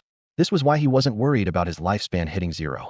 Because once this battle ended, Chen Yuan was acknowledged as the strongest, capable of deciding the fate of everyone else. To secure their final rankings, the remaining candidates naturally handed over their cultivation resources to Chen Yuan. With 800 years of life, Chen Yuan could start preparing to break through to the body-tempering realm after the university assessment concluded. Although creating his own martial arts would greatly aid future breakthroughs to Earth Martial Saint or even Star Martial God, in terms of short-term power boost, breaking through to the body-tempering realm was the most cost-effective choice. Once everything was sorted out, it was time for the final ranking battle. Unlike the fierce battles in other regions, Chen Yuan's area was unbelievably smooth. Those who had been fierce and intimidating before the finals were now standing still with clear eyes, waiting for Chen Yuan's final decision. Wang Sun, you're ranked 830. Chen Yuan's voice echoed across the snowy mountains. A tall, thin man in the crowd nodded silently upon hearing this. then connected with the intelligence system. In a blink, a blue force field descended, pulling him away. Mo sang, "Your 200th, Mo Huang. As you wished, your 201st." Mo Huang scratched his head with a silly smile, then followed his brother Mo Sang, as they were sequentially eliminated by the force field. The final rankings were determined by the contributions they had made. Some experts outwardly accepted it, but were inwardly dissatisfied. However, given Chen Yuan's strength, they didn't dare act and could only swallow their grievances. One by one, the candidates were transported away until only a few dozen remained in the final area. Wang Qianjun, you're 99th. Wang Qianjun nodded solemnly to Chen Yuan. Thank you. Ranking 99th in the university assessment was beyond Wang Qianjun's wildest dreams. He didn't blame Chen Yuan for not giving him a higher rank, because from start to finish, it was Chen Yuan helping him, and he had never helped Chen Yuan. Wang Qianjun wasn't someone ungrateful. Carl, you're 89th. Song Hao, you're 42nd. Qian Xiu, you're 18th. Song Hao smiled slightly, genuinely admiring Chen Yuan. Qian Xiu exaggeratedly exclaimed, "Chen Yuan, you're like a second parent to me." He pretended to hug Chen Yuan's leg, but the blue force field didn't care about that and still pulled him away. In the end, only Chen Yuan remained. The snowy mountains in the final area were now just a gray expanse of rocks, with the snow long swept away by the previous battles. Even the once sharp peaks of the mountains were flattened, and this was just the damage caused by a group of martial artists at the awakening stage. The awakening stage is just the beginning for a martial artist. Chen Yuan muttered to himself, his eyes shining with anticipation. I'm really looking forward to the path of martial arts ahead. Gazing at the devastated landscape, Chen Yuan allowed the force field to pull him away. With the departure of the last person, the makeshift continent beneath him finally disintegrated and vanished into the depths of space. Oriental Shua, Mo Hua, damn you both. As Chen Yuan was pulled back onto the space carrier, he was met with this thunderous roar. There was no doubt it was Hell's voice. Though Oriental Shua and Mo Hua were directly named, they merely showed a hint of embarrassment without any intention to argue back. In the final showdown, Hell's had done his best, while the two of them had underperformed. One was defeated by a single strike from Chen Yuan, and the other, despite enduring a punch in his mech, was quickly subdued with a single slash. It wasn't that they lacked strength. It was just that Chen Yuan was too powerful.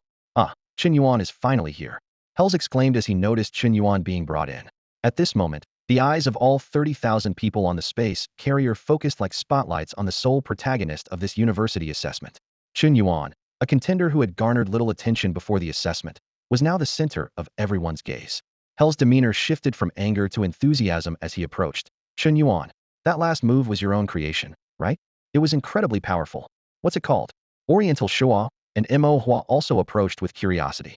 Chen Yuan replied without hesitation. Second-grade martial art yin-yang transformation hand. Oriental Shua, with a look of realization, pointed out, your martial arts talent is truly extraordinary. You must have planned to use us to hone your skills from the very start. He finally understood why Chen Yuan had seemed so arrogant before. There was a hidden agenda behind his seemingly reckless behavior.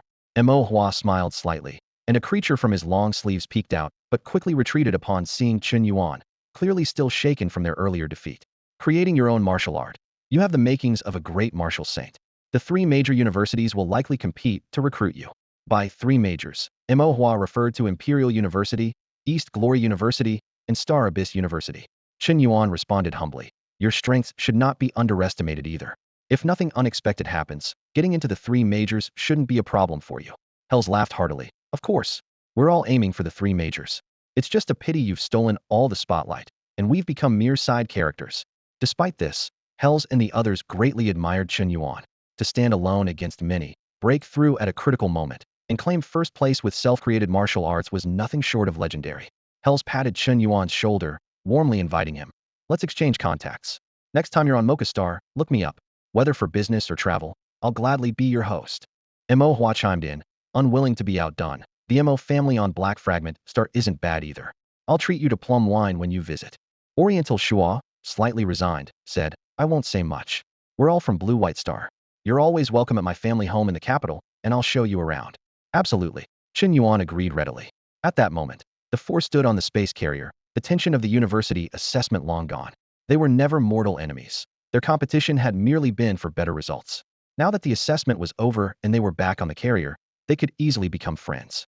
There's a mutual respect among the strong, and if they ever visit each other's planets in the future, they might even collaborate. Moreover, Chen Yuan had already demonstrated remarkable martial arts talent, and with continued improvement, he might even reach the level of a great martial saint. Although Helis and his companions were proud, They were not foolish. They understood that it was better to befriend him than to make an enemy. They engaged in a lively conversation with Chen Yuan, their eyes shining with admiration and anticipation. Subsequently, Qin Xiao, Carl, Mozong, Song Hao, and others also approached to exchange a few words with Chen Yuan. Although the topics were similar, mostly about exchanging contact information and arranging future outings, everyone wore a genuine smile. Chen Yuan politely agreed to each interaction, secretly contemplating his future network of connections. Suddenly, a slight buzzing interrupted their conversation. Everyone's attention instinctively turned to the giant screen at the center of the sky carrier. The air was thick with tension and anticipation as everyone held their breath, waiting for the final results to be revealed. The screen quickly displayed a list of names and scores. Chen Yuan, 1,000 points full score. Helis, 950 points. Dongfang Shua, 948 points. Mo Hua, 945 points. The results were unexpected yet logical. Chen Yuan's name stood at the top, astonishingly achieving a perfect score of 1,000 points. Although Helis and the others also performed well, they were still several points behind Chen Yuan. This wasn't a case of a malfunctioning system. The university's evaluation capped at 1,000 points, and no matter how outstanding Chen Yuan was, he couldn't exceed this limit. Notably, even with Chen Yuan's guaranteed entry into the finals, which could affect the final rankings, many still failed to meet the university's minimum admission standards. The scoring wasn't based solely on survival time. It also included elimination points, strength points, realm points, and other factors. A true strong contender, even if eliminated early by the top-seeded player, could still achieve a high score sufficient for university admission, albeit slightly lower than expected. Conversely, weaker candidates, even with Chen Yuan's support, couldn't reach the minimum admission standard, but their scores were higher than anticipated, providing more options upon returning to their home planet. Chen Yuan's influence was most evident among those in the middle range, hovering around the minimum admission line, such as Qin Xiao, Wang Qianjun, and Mozong. Thanks to their high final scores, their overall rating barely surpassed the minimum admission threshold. At this moment, they congratulated each other with smiles of relief. Meanwhile, Chen Yuan's personal terminal kept chiming with notifications. Looking around, many candidates began checking their terminals. This was the moment when universities started sending out admission offers. Standing beside Chen Yuan, Dongfang Shua kindly reminded him, "With your score, you can choose any university you like. If you're having trouble deciding, you can take some time to consider." Chen Yuan glanced at his personal terminal, which was filled with admission offers from various universities. Unlike in the past, most of the Star Alliance's affairs were now handled by intelligence systems, including university admissions. The system would instantly determine if a candidate met the school's standards, and those who qualified would receive admission offers to choose from. For Chen Yuan, with his perfect score, almost every university extended an offer, some with additional lucrative conditions. However, these conditions weren't particularly enticing to Chen Yuan, as they often came with stringent requirements that felt restrictive. Ultimately, Chen Yuan's attention was drawn to the invitations from the three prestigious universities. However, he didn't rush to make a decision. Instead, he planned to further investigate and weigh the pros and cons before making a final choice. After all, this decision would significantly impact his future studies and career path, and he couldn't afford to be careless. Chen Yuan looked at Hels and the others, noticing the determined glint in their eyes, clearly indicating they had already mapped out their futures. Unable to contain his curiosity, he asked, "Which universities did you choose?" Hels was the first to respond, his voice filled with pride, "Dongyao University." Following him, Mo Hua and Dongfang Shua spoke in unison, "Imperial Capital University." Two chose Imperial Capital, and one chose Dongyao. Such choices did not surprise Chen Yuan. Seeing this, Hels kindly advised, "Don't be swayed by the sweet talk of other universities. If you can choose among the top three, just go for them. Their strength is universally acknowledged as the best, without any exception." Intrigued, Chen Yuan asked, "Can you tell me the differences between the top three?" He had not been in this world for long, and was still unfamiliar with these details. Dongfang Shua took over, explaining succinctly. In simple terms, Imperial Capital has strong political resources, Dongyao has strong military resources, and Chen Yuan has strong academic resources. With Dongfang Shua's introduction, Chen Yuan developed a preliminary understanding of the three prestigious universities.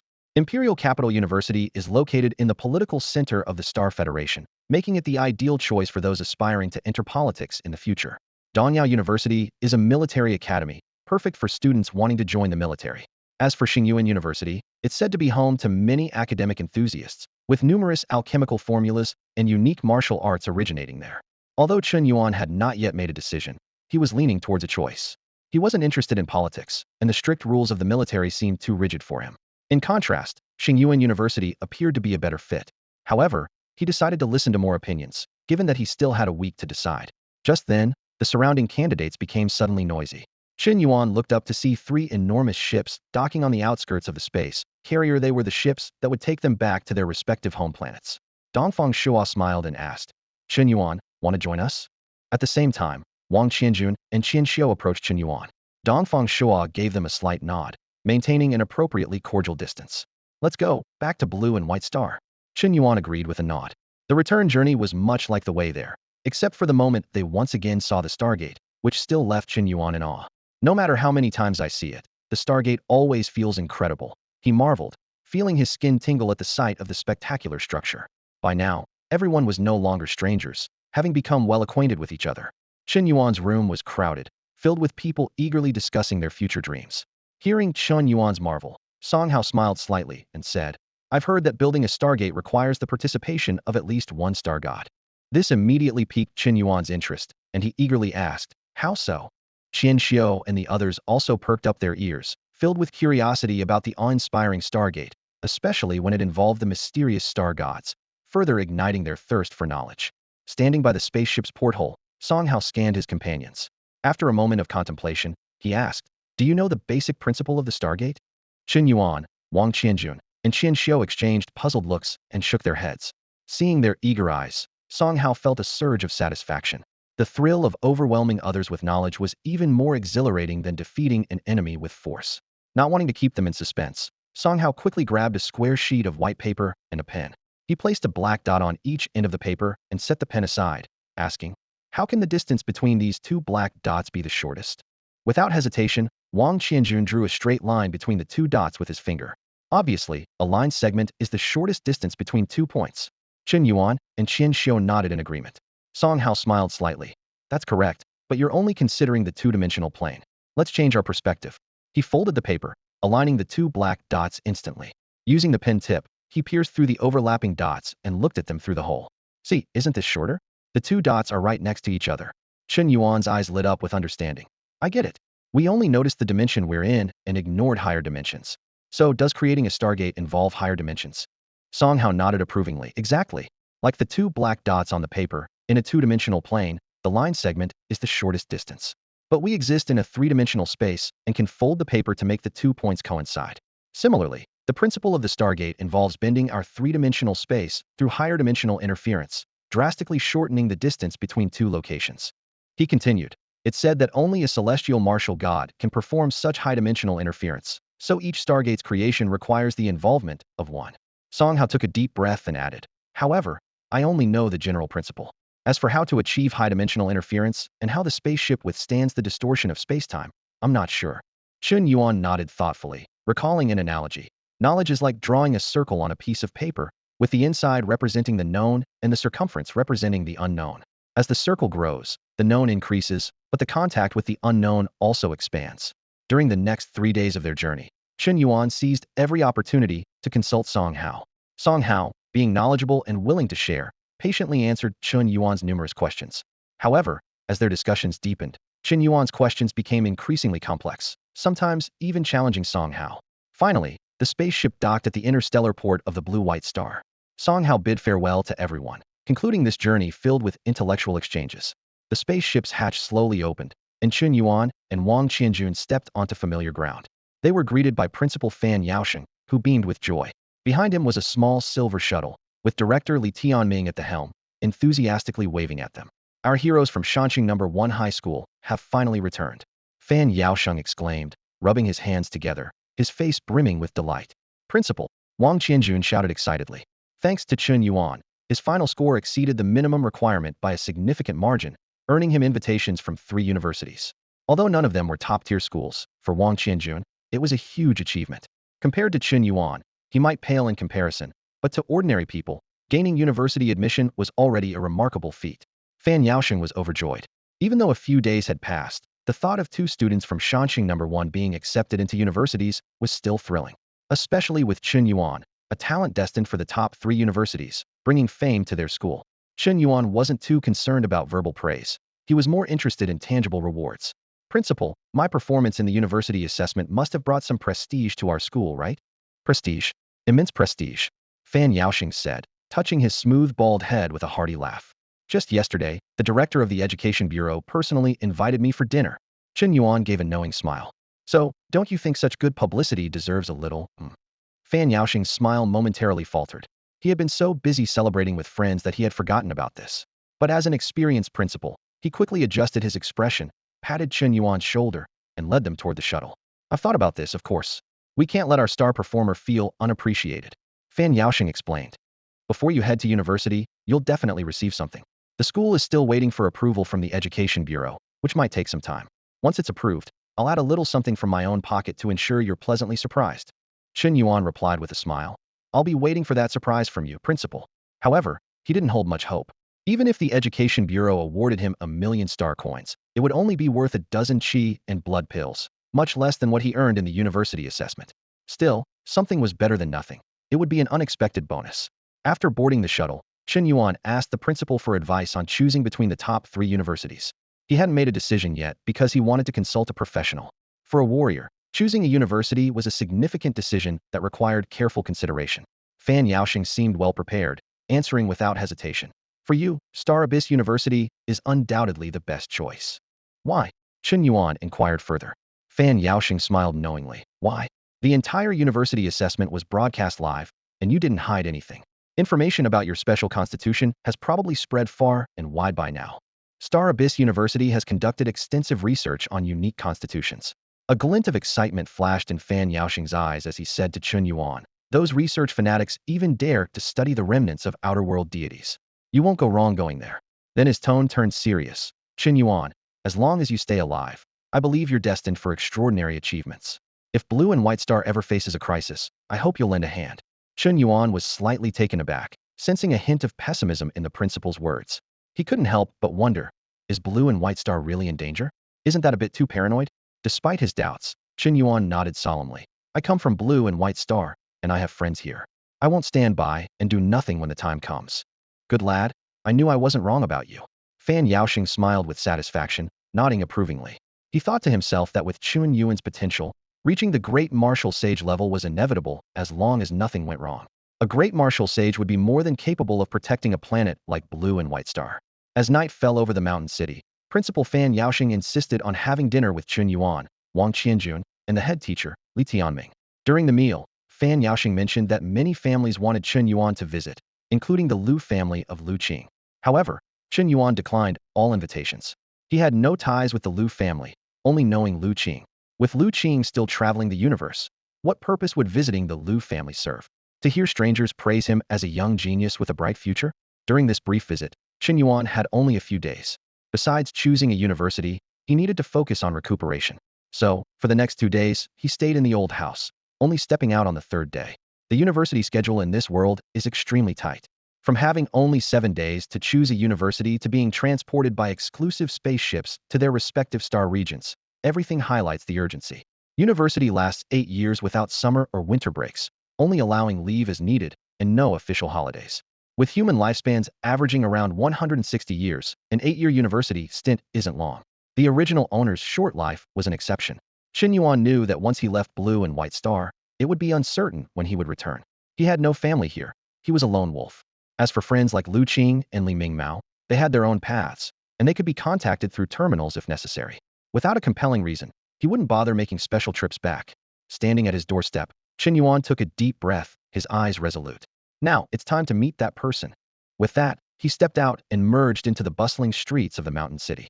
In the Hewan community, Chen Yuan followed the old butler's footsteps once more to the reception room of Yang Rui's father, the prominent businessman. Unlike last time, when he was rather reserved, this time Chen Yuan sat directly on the sofa opposite the businessman, feeling at ease. The businessman personally brewed a cup of tea for Chen Yuan, the aroma filling the room. He got straight to the point, saying, your performance in the university assessment this time truly surprised me.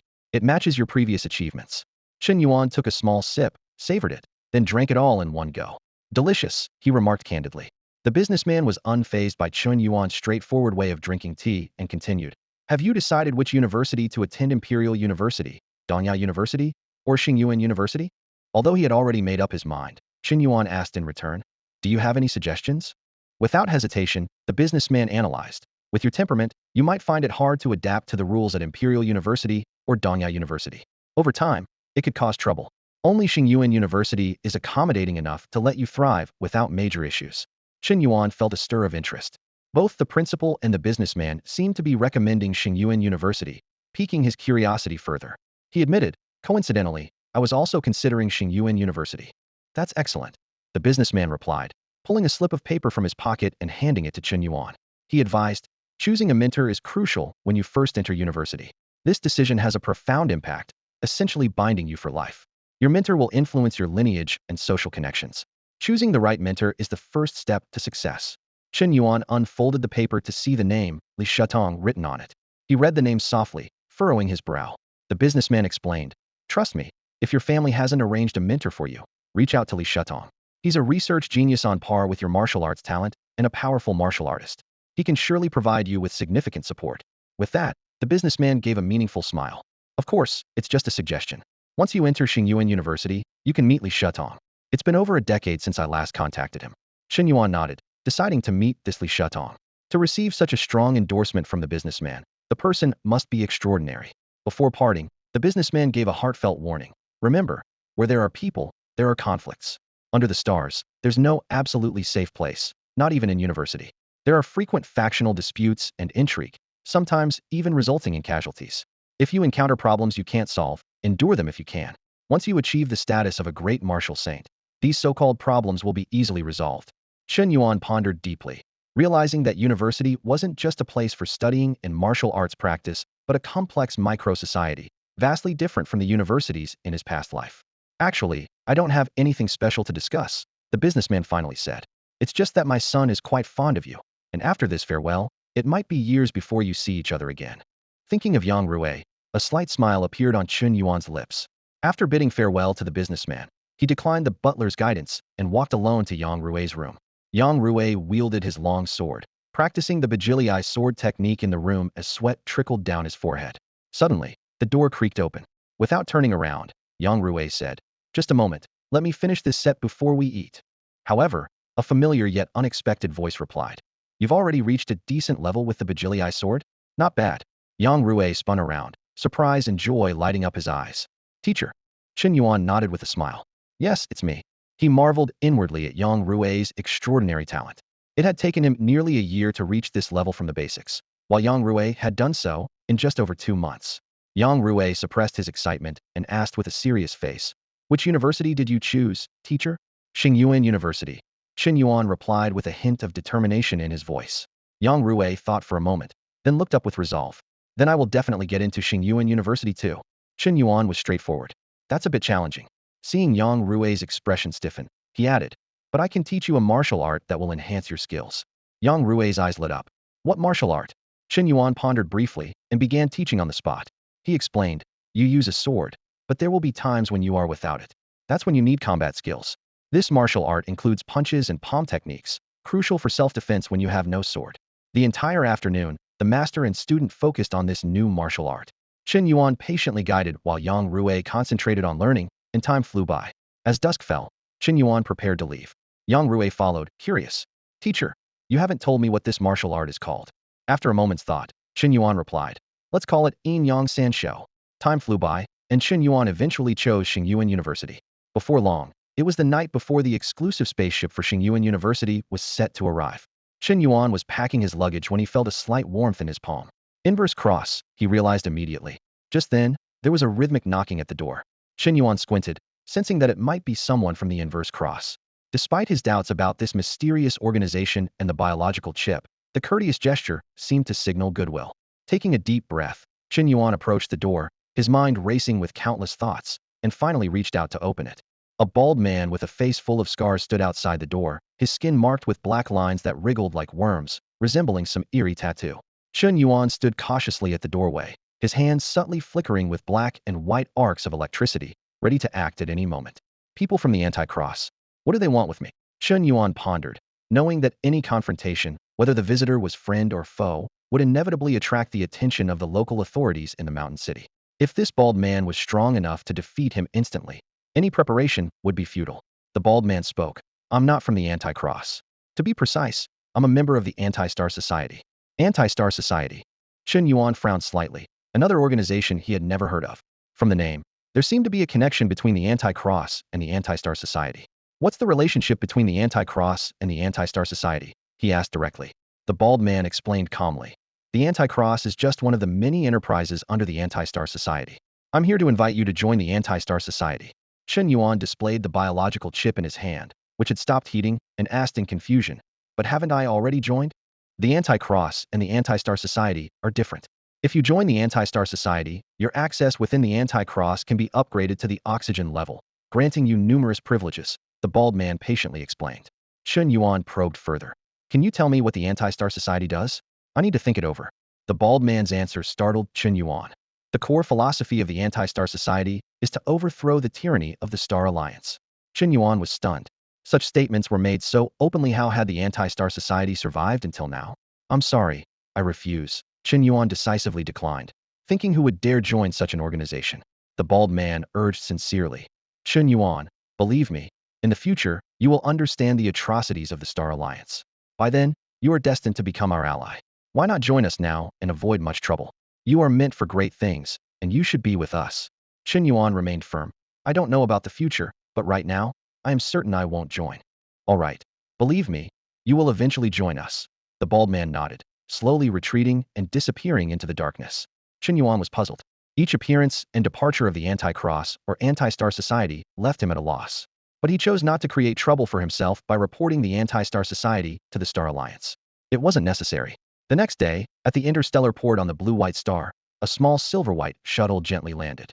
Fan Yaosheng and Chen Yuan disembarked from the ship. This time we part. Who knows when we'll meet again, Fan Yaosheng remarked wistfully. Chen Yuan didn't respond, his eyes searching the principal for the promised surprise. If it wasn't revealed soon, he would be boarding the ship. Hey, you rascal! Fan Yaosheng feigned anger but operated his personal terminal. Suddenly, a box about knee-high appeared in front of Chen Yuan. Chen Yuan stared at the box in front of him, sensing the intense energy waves emanating from it, faintly mixed with a subtle herbal fragrance. Fan Yaosheng gestured with a wave of his hand, saying, "Take it. I knew you were waiting for this." Chen Yuan furrowed his brows, his tone tinged with curiosity. "Principal, your terminal." His gaze fell on Fan Yaosheng's hand, and the casual display of technique reminded him of storage bags or sumru rings from cultivation novels. Fan Yaosheng nonchalantly explained, "It's just a personal subspace. When you get to Chen Yuan University, they'll update your terminal, and it'll definitely include this feature, so no need to envy me." Hearing this, Chen Yuan asked no further questions and directly opened the box in front of him. As expected, it was filled with various cultivation supplies, pills, herbs, nutrient paste, all clearly prepared for him by Fan Yaosheng. Although they were common items from the continent, the quantity was indeed substantial. "Thank you, Principal." After expressing his gratitude, Chen Yuan, without hesitation, began to stuff the cultivation materials from the box into his mouth, swallowing them without even chewing. In less than half a minute, he consumed the entire box of supplies, akin to swallowing dates whole in real life. Witnessing this, Fan Yaosheng couldn't help but marvel. What an enviable physique. Although he had long suspected Chen Yuan's extraordinary constitution, seeing such a terrifying absorption ability firsthand was astonishing. No wonder the legendary Taotai divine body grows at an incredible speed. With such an absorption capability, it's impossible not to advance quickly as long as there are enough cultivation resources. Hearing the term Taotai divine body, Chen Yuan showed a hint of surprise. He was secretly relieved that his disguise had worked. Even the principal mistook it for the so-called Taotai divine body. However, he didn't really know what the Taotai divine body was, so he decided to let them keep guessing. Seeing Chen Yuan's slight reaction, Fan Yaosheng assumed it was because he had uncovered his constitution, so he earnestly advised, Chen Yuan University has always been at the forefront of developing special constitutions. Choosing to go there is the right decision. You'll surely be able to maximize the potential of your Taotai divine body. You don't need to worry about your special constitution being exposed and someone capturing you for research. Such a rare Taotai divine body. The researchers at Chen Yuan University would treasure you too much to let that happen. Chen Yuan nodded. I understand, Principal. He resolved internally that from now on, he would fully embrace the identity of having a Taotai divine body. Fan Yaosheng continued to caution. Chen Yuan University is not like this small place on Lie Ming Star. Try to keep a low profile there. Focus on developing quietly. With that, he gestured for Chen Yuan to board the ship. Chen Yuan turned to ask, "So I'm leaving now?" Fan Yaosheng nodded. "Go ahead. This time, I won't expect you to amaze the world. Just focus on your training and remember that staying alive is the most important thing." Hearing, "staying alive is the most important thing," Chen Yuan felt a chill. It seemed even the big boss had concerns about this. Universities in the interstellar era weren't completely safe. With a sigh, he boarded the interstellar spacecraft that had come to pick him up. Interstellar travel remained monotonous and dull. Apart from initially admiring the myriad stars, most of the time was spent in endless darkness. Only when he caught sight of the universe-spanning phenomenon known as the Stargate did Chen Yuan feel invigorated. The spacecraft passed through two stargates in succession. In the boundless darkness of deep space, a dazzling cluster of stars suddenly appeared. Inside the room of the interstellar spacecraft, a gentle female voice from the intelligence system announced, "Attention all passengers, we have arrived in the Shang Yuan starfield." The Shang Yuan star domain is renowned for Shang Yuan University, which is considered one of the three most prestigious higher education institutions in the Star Union, alongside Imperial Capital University and East Radiance University. Unlike conventional planetary establishments, Shang Yuan University is uniquely located in a vast subspace specially developed by the Star Union. Chen Yuan gazed at the extraordinary sight before him, a dark purple halo floating in the depths of space, dazzling and magnificent. Countless interstellar ships and shuttles darted back and forth, resembling a miniature stargate. The ship he was on entered the halo directly, instantly traversing two distinct worlds. Upon emerging from the halo, Chen Yuan was awestruck by the scene before him. Behind him, the dark purple halo spanned the sky like a giant sunrise. Ahead lay a bustling metropolis with towering skyscrapers and swarming shuttles, while massive commercial spacecraft roared as they landed and took off. This was Shang Yuan University, a self-contained microcosm. Chen Yuan's heart surged with excitement. This was the interstellar world he had dreamed of. In comparison, although Blue White Star had novel technology, it was still not far removed from Earth. Shang Yuan University, however, truly exuded a strong interstellar atmosphere. As he set foot on solid ground, a slightly nervous voice sounded behind him. "Hello, are you the new student of the Martial Arts Institute, Chen Yuan?" Turning around, Chen Yuan saw a thin boy with black hair and eyes staring intently at him. Although phrased as a question, the tone was quite certain. Chen Yuan nodded in confirmation. "That's me, and you are?" "My name is Meng Xinghan, a sophomore in the mecha manufacturing department. I'm your guide, here to show you around Shang Yuan University," Meng Xinghan explained. Chen Yuan couldn't help but compare this to his previous life, where senior students would welcome newcomers at university. He asked, "Why have upperclassmen like you handle the welcoming instead of using AI? Wouldn't that be more convenient?" Meng Xinghan seemed to anticipate this question and patiently explained. "First, welcoming new students earns credit, which promotes the internal circulation of campus credits. If everything was handed over to AI, the internal circulation of credits would be severely hindered. More importantly, our school strictly prohibits the overuse of AI. Our principal even proposed an AI strict control ordinance at the Star Union conference 3 years ago, calling for stringent control over AI usage, though it was ultimately rejected." Chen Yuan suddenly understood and proceeded to follow Meng Xinghan on a tour of Shang Yuan University. Meng Xinghan mentioned that the university has a permanent population of about 8 million, half of whom are students, with the remainder comprising faculty and their families, public servants, and other related personnel. This enormous number once again made Chen Yuan appreciate the scale and significance of the university. At Shang Yuan University alone, there are 4 million students. Upon hearing this number, Chen Yuan couldn't help but gasp in surprise. His eyes widened slightly, reflecting disbelief. "How many students are there in the Martial Arts Academy?" Chen Yuan asked curiously, with a hint of anticipation in his voice. Meng Xinghan almost reflexively replied, "Each cohort in the Martial Arts Academy maintains around 10,000 students, so altogether there should be about 80,000. "Only 80,000, Chen Yuan repeated in astonishment, frowning slightly. The drastic change from 4 million to 80,000 was a bit hard for him to grasp initially. But soon, his expression turned thoughtful. 80,000 geniuses like hers and Dongfang Shuo were indeed not a small number. Sensing Chen Yuan's confusion, Meng Xinghan explained, "Of course, the Martial Arts Academy has fewer talents and is also very costly. Furthermore, Shang Yuan University is not just about the Martial Arts Academy. It boasts a plethora of talents across various fields. Take our mecha manufacturing major. For instance, there are nearly 50,000 students in just one grade." His tone carried a hint of pride. Then, Meng Xinghan began to describe the scale of Shang Yuan University. Aside from the population, Shang Yuan University now covers an area of 10 million square kilometers. However, this is not the limit of the subspace. As the population increases, the school will gradually expand the continent. He made a vivid analogy. It's like land reclamation, using force field machinery to capture free-floating matter from the universe for filling.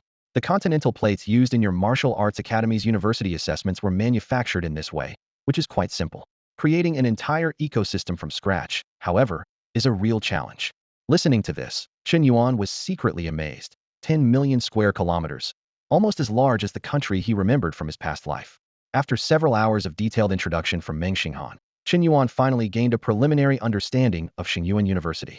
Suddenly, Meng Xinghan noticed something and said with a smile, "By the way, your terminal looks a bit outdated, so you probably come from a more remote star region. Remember to update it at the Martial Arts Academy. After the update, you'll not only gain access to 100 cubic meters of personal subspace, but also be able to connect to the Starlink network, making everything more convenient." Is this the newcomer package from Yuan University? Chen Yuan looked down at the terminal on his wrist, pleasantly surprised. That's one way to put it. Meng Xinghan nodded. Let's go. There's one last place to visit. The two continued forward, entering the territory of the Martial Arts Academy. Everywhere they went, powerful martial artists were coming and going, exuding a commanding presence. Meng Xinghan looked at these martial artists with a trace of envy in his eyes.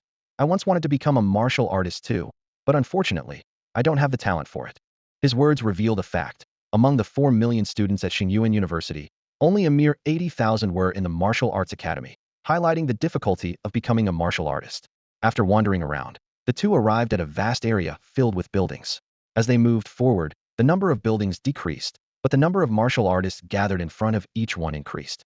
They even saw some martial artists fighting right on the spot, exchanging blows with energy radiating around them. Meng Xinghan stopped and pointed ahead, saying, "Chen Yuan, from here on, it's all up to you." What do you mean? Chen Yuan asked, puzzled. Meng Xinghan looked Chen Yuan in the eyes, his tone turning serious. The Martial Arts Academy's rule is that everything is determined by strength, even when it comes to choosing dormitories. The new students should have mostly arrived by now, and they are likely all competing for dorms. From the best small estates in the front area to the worst double rooms, everything is for the martial artists to fight for and claim. That's the Martial Arts Academy. That's what it means to be a martial artist. Even the dormitory requires competition? Chen Yuan pondered, his brow slightly furrowed. The rivalry at Yuan University's Martial Arts Academy was much fiercer than he had anticipated. But then he smiled. This was exactly what he wanted. Chen Yuan had always believed that to attract investment from others, one must showcase their talent and strength. The philosophy of Yuan University's Martial Arts Academy matched his perfectly. If you want something, you must strive for it yourself, rather than waiting for others to hand it to you. Let's check out the front area, Chen Yuan said decisively, his eyes gleaming with eagerness. Meng Xinghan hesitated for a moment, but eventually nodded in agreement. All right. When the two arrived at the front area of the dormitory at Yuan University's Martial Arts Academy, it was already bustling with people. Warriors and ordinary students mingled together, and the air was thick with tension and excitement. Suddenly, a dull thud broke the clamor. Boom! A figure, coughing up blood, flew backwards and hit the ground with a thud, kicking up a cloud of dust. The one who defeated him was a muscular woman, her hands wrapped in white cloth, eyebrows furrowed, and eyes sharp as daggers. "Who's next?" she challenged coldly, scanning the crowd. The on-looking senior students whispered among themselves, offering comments. This year's freshmen are pretty impressive. That warrior at the peak of the enlightenment stage has mastered 2 first-tier martial arts, one in boxing and one in body conditioning, complementing each other perfectly. Her name is Song Jiasen, right? She's got a strong presence and solid foundation. With her peak enlightenment stage skills and 2 perfected martial arts, she's definitely a standout among the freshmen. She might have a shot at the #1 dorm among the freshmen. Meng Xinghan turned to Chen Yuan, his expression serious. "Chen Yuan, I'm not sure about your abilities, but I must warn you, under this starry sky, the geniuses among warriors are as numerous as the stars. You may be proud now, but every year there's no shortage of martial arts prodigies among the freshmen. The academy has a quota for casualties each year, and it's not uncommon for warriors to perish in disputes. They were all undisputed geniuses on their home planets." Chen Yuan countered, "Have you ever met a true genius? The Martial Arts Academy of Yuan University is full of geniuses." Meng Xinghan answered firmly. Chen Yuan's lips curved confidently. "But none of them are as good as me." Arrogant, was Meng Xinghan's first impression of Chen Yuan. The Martial Arts Academy of Yuan University was teeming with talent, yet Chen Yuan dared to claim he surpassed them all. The surrounding warriors, with their keen hearing, quickly picked up on Chen Yuan's boastful words, causing a stir. A mocking voice called out, "Hey kid, are you a freshman too? You sure talk big. If you've got guts, don't just talk from the back, step up and take down all the freshmen. Then I'll respect you as a real man." Most of those present were either new or senior students at the Martial Arts Academy, each with their own pride, and they couldn't tolerate an unknown freshman making such bold claims. However, Chen Yuan ignored the jeers. He pushed through the crowd, walking straight ahead, his eyes shining with determination, as if ready to face a challenge meant just for him. Song Jiasen stood proudly in the center of the arena, her presence commanding and her aura formidable. Having just defeated 3 opponents in a row, she was in peak condition. Suddenly, a figure approached her, catching her attention. You want to challenge me? Song Jiasin raised an eyebrow, her tone carrying a hint of arrogance. Yes, Chen Yuan nodded slightly, his simple response exuding immense confidence. Just as Song Jiasin was about to issue a warning, Chen Yuan interrupted her. No need to waste time. Let's get started. With those words, the atmosphere turned tense. The onlooking students collectively thought of one word: bold. Song Jiasin narrowed her eyes slightly, a trace of anger rising within her. However, she remained composed and cautious. Anyone who could enter Yuan University wasn't a fool. This person before her was either bluffing or truly skilled. Either way, he was not to be underestimated. Have it your way, let's fight. Song Jiasin positioned her fists in front of her, adopting a defensive stance. All right, Chen Yuan responded as he moved, his left foot stepping forward forcefully. In an instant, the ground trembled, cracks spreading out from under Chen Yuan's foot. Even the fine dust on the ground slightly lifted. Meng Xinghan was inwardly shocked, thinking, such powerful strength. This guy must have trained in a specialized martial art focusing on strength, or perhaps he possesses innate strength or a special physique. It was known that the ground of Yuan University's martial arts courtyard had been specially reinforced, its strength comparable to that of an alloy. The power Chen Yuan displayed with that step was on par with a body-refining stage martial artist. The onlooking students began to murmur among themselves, and even those who had initially underestimated Chen Yuan now wore serious expressions. Song Jiasin felt a strong sense of danger, but was glad she hadn't been careless. She quickly channeled her energy, her skin instantly covered with a layer of material as gray as lime. This was her prized first-grade martial art, providing formidable physical defense. No matter what comes next, I will definitely withstand it, Song Jiasin assured herself. However, Chen Yuan's attack came swiftly and forcefully. Power surged from his legs, coursing through his body, culminating in a straightforward but devastating punch. Hun Yuan Dragon Elephant True Power. This punch, harnessing 823 years of power, shattered Song Jiasin's proud defense in an instant. Her confidence vanished, and her body flew backward like a kite with a broken string, knocking over several students along the way. Chen Yuan did not feel any joy from his easy victory. He tried clenching and unclenching his fist, finally admitting, my physical strength still limits the full power of the second level of Hun Yuan Dragon Elephant True Power. Though the issue was apparent, it wasn't the right moment to address it. Chen Yuan surveyed the surroundings and declared, next. Chen Yuan effortlessly defeated Song Jiasin with a single punch, leaving the surrounding crowd in stunned silence. Song Jiasin was no ordinary opponent. With peak-level Kaiqiao realm cultivation and mastery of two complementary first-grade martial arts, he was considered one of the top freshmen at Yuan University.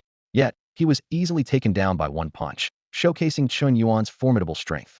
The freshmen present were all taken aback, and none dared to claim they could defeat him. Chen Yuan glanced around, raising his voice deliberately. No one else? Then dorm number 1 is mine. You can all disperse. His intentions were clear, aimed to make a name for himself. Instead of competing for minor gains with other freshmen, he sought to establish himself as the top freshman, catching the attention of the university's higher-ups and paving the way for more cultivation resources in the future. Just as everyone thought no one would step up to challenge him, a man with a crew cut emerged from the crowd. He had an ordinary appearance and a dark complexion, but he carried a nearly tumter-long black staff on his back. Despite his unassuming look, no one present dared to underestimate him. Chen Yuan, you're underestimating people. Let me, Jiang Jin, take you on, the crew-cut man declared in a deep voice. Someone in the crowd recognized him, exclaiming, it's Jiang Jin, the top of the Mayun star ladder. A body-tempering realm martial artist with a perfect score in the university assessment his strength is terrifying. I fought him and lost in 10 moves. He's indeed formidable. To reach the body-tempering realm at such a young age, his martial aptitude is exceptional. He's definitely one of the standouts among this year's freshmen. Jiang Jin's appearance stirred quite a commotion among the new students. Chen Yuan's eyes lit up. A body-tempering realm martial artist? Interesting. The two exchanged brief signals before launching into action. Chen Yuan once again used his seemingly simple punch, yet it was imbued with the inscrutable power of dragon and elephant. Jiang Jin, confident in his body-tempering realm strength, met the punch heat-in. Boom! Their fists collided. Chen Yuan remained unmoved, while Jiang Jin, astonished by the immense force, was pushed back several steps. Chen Yuan withdrew his hand, a hint of disappointment flashing in his eyes. Just entered the body-tempering realm? Jiang Jin nodded solemnly, then drew the black staff from his back. After the initial exchange, he acknowledged that in terms of sheer strength, he, as a newcomer to the body-tempering realm, was indeed no match for Chen Yuan. However, the advantage of the body-tempering realm over the Kaiqiao realm lay not just in strength, but in a comprehensive superiority. At this moment, Jiang Jin regarded Chen Yuan as a formidable opponent and prepared to give his all. Meanwhile, Chen Yuan, having confirmed his suspicions, sighed lightly, seemingly less enthusiastic about the upcoming battle. The initial strength of the body-tempering realm is still not enough. In that case, I'll defeat you with one strike. Chen Yuan drew the power saw blade that had accompanied him in the finals of his university entrance exams. The blade showed signs of wear and tear, indicating its limited lifespan. Its edge reflected a pure white sheen, radiating intense heat into the surroundings, as the weapon approached its performance limit, teetering on the edge of overclocking. The two clashed once more. First-grade mastery, cage staff. Zhang Jin's hand bulged with veins, and a dark red aura emanated from his black long staff, which he then swung towards Chen Yuan's head with overwhelming force. First-grade mastery, not even second-grade. Chen Yuan's expression remained calm. If it were second-grade martial arts, he might have taken it more seriously. But with first-grade mastery, even with the support of the body-tempering realm, it couldn't compel him to go all out. A warrior's strength isn't solely dependent on their realm. Otherwise, why would warriors fight so fiercely if it were just about comparing realms? Whoosh! White arcs of electricity quietly appeared on Chen Yuan's body, propelling his long blade in a horizontal slash. He struck later, but arrived first. Boom! Clang, clang, clang. A sharp pain surged in Zhang Jin's abdomen, causing him to drop his long staff to the ground. His face slightly contorted as he couldn't help but cough a few times. I lost, Zhang Jin said hoarsely. He knew that Chen Yuan had held back with that strike. Otherwise, it could have severed him in half. Losing to me isn't shameful. Chen Yuan sheathed his blade, his gaze sweeping over the crowd once more. It's still not enough. Zhang Jin's strength isn't enough. However, this time, no one stepped forward. Even Zhang Jin, in the body-tempering realm, had lost, so how could those in the awakening realm dare to challenge him? The scene was unexpectedly quiet, with no one making a sound. Is there anyone stronger? Someone stronger than Zhang Jin? Chen Yuan asked slowly. No response. Seeing this, Chen Yuan shook his head. I come from a rather remote planet, and I've long heard of the great reputation of the Star Alliance's top universities. I've always admired them. But now that I'm actually here at Chen Yuan University, it seems a bit overrated. In such a large university, with nearly 10,000 new martial arts students, is there really not a single decent opponent? Upon hearing this, both new and old students present looked indignant. But strength is respected in the world of martial arts, and the new students in the awakening realm were no match for Chen Yuan. The older students had decent strength, but fighting a freshman like Chen Yuan had no benefits for them, and losing would be even more embarrassing. As everyone hesitated, a burly man with piercing eyes, arms crossed, stepped forward. Chen Yuan, I've heard of your exploits in the university exam, where you fought against many on your own, and I'm aware of your renowned self-created martial arts. I even know you're aiming for the top spot among the freshmen. I originally didn't want to compete or fight with you, but your words are a bit too much. An invisible aura slowly emanated from this man, unmistakably revealing the presence of the body-tempering realm. Chen Yuan's interest was piqued. He could sense that this person was indeed a formidable opponent, much stronger than Zhang Jin, yet not as strong as him. From the Imperial Star region, Zhou Yuan, second level of the body-tempering realm. Without waiting for Chen Yuan to ask, Zhou Yuan introduced himself. Using the name of a star region for an introduction, Chen Yuan realized that Zhou Yuan must have a significant background. Most people would introduce themselves by their home planet, but using a star region's name indicated a prestigious family within the Star Alliance. Defeat me, and you become the top freshman, Zhou Yuan said confidently. This statement clearly indicated that he was the strongest among the freshmen, and defeating him would make Chen Yuan the undeniable first. And no one disputed this. All right, let's fight then.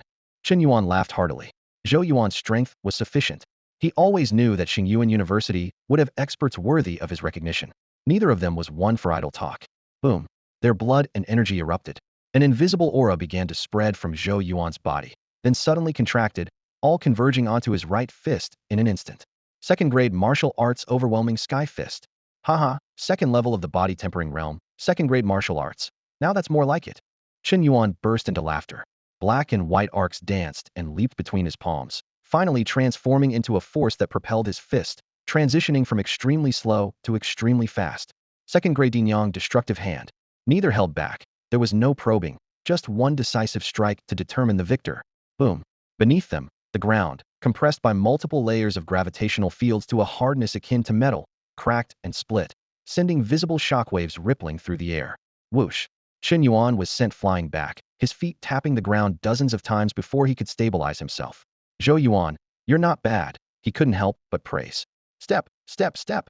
Zhou Yuan, with blood at the corner of his mouth, retreated 3 steps, leaving a dent with each step. He had lost. Good move. Zhou Yuan wiped the blood from his mouth and asked excitedly. Is that your self-created martial art? What's it called? Enyang destructive hand. Chen Yuan nodded. Zhou Yuan wasn't one to take defeat poorly. He immediately cupped his hands and said, "Now, you are the undisputed top freshman. Chen Yuan, you are undoubtedly the top freshman at Yuan University now," Zhou Yuan said, clasping his hands with a tone of admiration. Hearing this, Chen Yuan's lips curled into a slight smile. "Are you so sure? There might be hidden talents among the freshmen who are stronger than me." Zhou Yuan stood tall and confident, responding, "Besides you, there's no one among the freshmen who can match me." Their exchange was as swift as lightning, lasting merely 10 seconds from start to finish. The surrounding audience hadn't even reacted before everything was over. Meng Xinghan stared intently at Zhou Yuan. As an ordinary person, he couldn't discern the details of their fight, nor understand why Zhou Yuan was suddenly defeated. However, he had long heard of Zhou Yuan's reputation. "Zhou Yuan," Meng Xinghan exclaimed in his heart. "Zhou Yuan from the Imperial Star region. At the second level of the body refining realm, mastering the second-grade martial art, the dominating fist, he shone brilliantly in the university entrance exams, defeating many young experts in the Imperial Star region, never once losing. And yet, he was defeated by Chen Yuan." As a martial arts enthusiast, Meng Xinghan was well-versed in the information about experts from the Imperial Star region, especially his idol, Zhou Yuan. This made him even more shocked by Zhou Yuan's defeat, and the fact that he was beaten by a fellow freshman, Chen Yuan, was beyond belief. At this moment, Meng Xinghan recalled a statement Chen Yuan made when he surveyed the crowd earlier. "None of them can match me." Initially, he thought it was just the arrogance of a new university student. But now, with even Zhou Yuan from the Imperial Star region defeated by Chen Yuan, Meng Xinghan truly grasped the weight of those words. Given that Chen Yuan came from a relatively remote star region, the audience at the university entrance exams was mainly from Blue-White Star, Black Fragment Star, and Mocha Star, so it was the university's higher-ups who actually knew more about Chen Yuan. The students present knew almost nothing about him. However, from Zhou Yuan's words, they were surprised to learn a critical piece of information. Chen Yuan showcased self-created martial arts in his battle with Zhou Yuan. Creating one's own martial arts at the enlightened realm? What kind of extraordinary martial arts talent is this? Someone exclaimed. No wonder Yuan University is one of the top 3 in the Star Union. Back home, I was at the top of the ranking ladder and hailed as a genius. But after entering Yuan University, I realized that being a genius is just the entry ticket to meet someone like Chen Yuan. Another voice sighed. To chart one's own path so early, and if he continues to refine it, wouldn't he be on a direct path to becoming a martial saint? This talent is truly terrifying. Not only was Meng Xinghan astonished, but the news from Zhou Yuan about Chen Yuan's self-created martial arts made everyone who understood martial arts realize the significance of the term self-created martial arts. Jiang Jin and Song Jiasin watched this scene, both thinking to themselves, Chen Yuan indeed held back.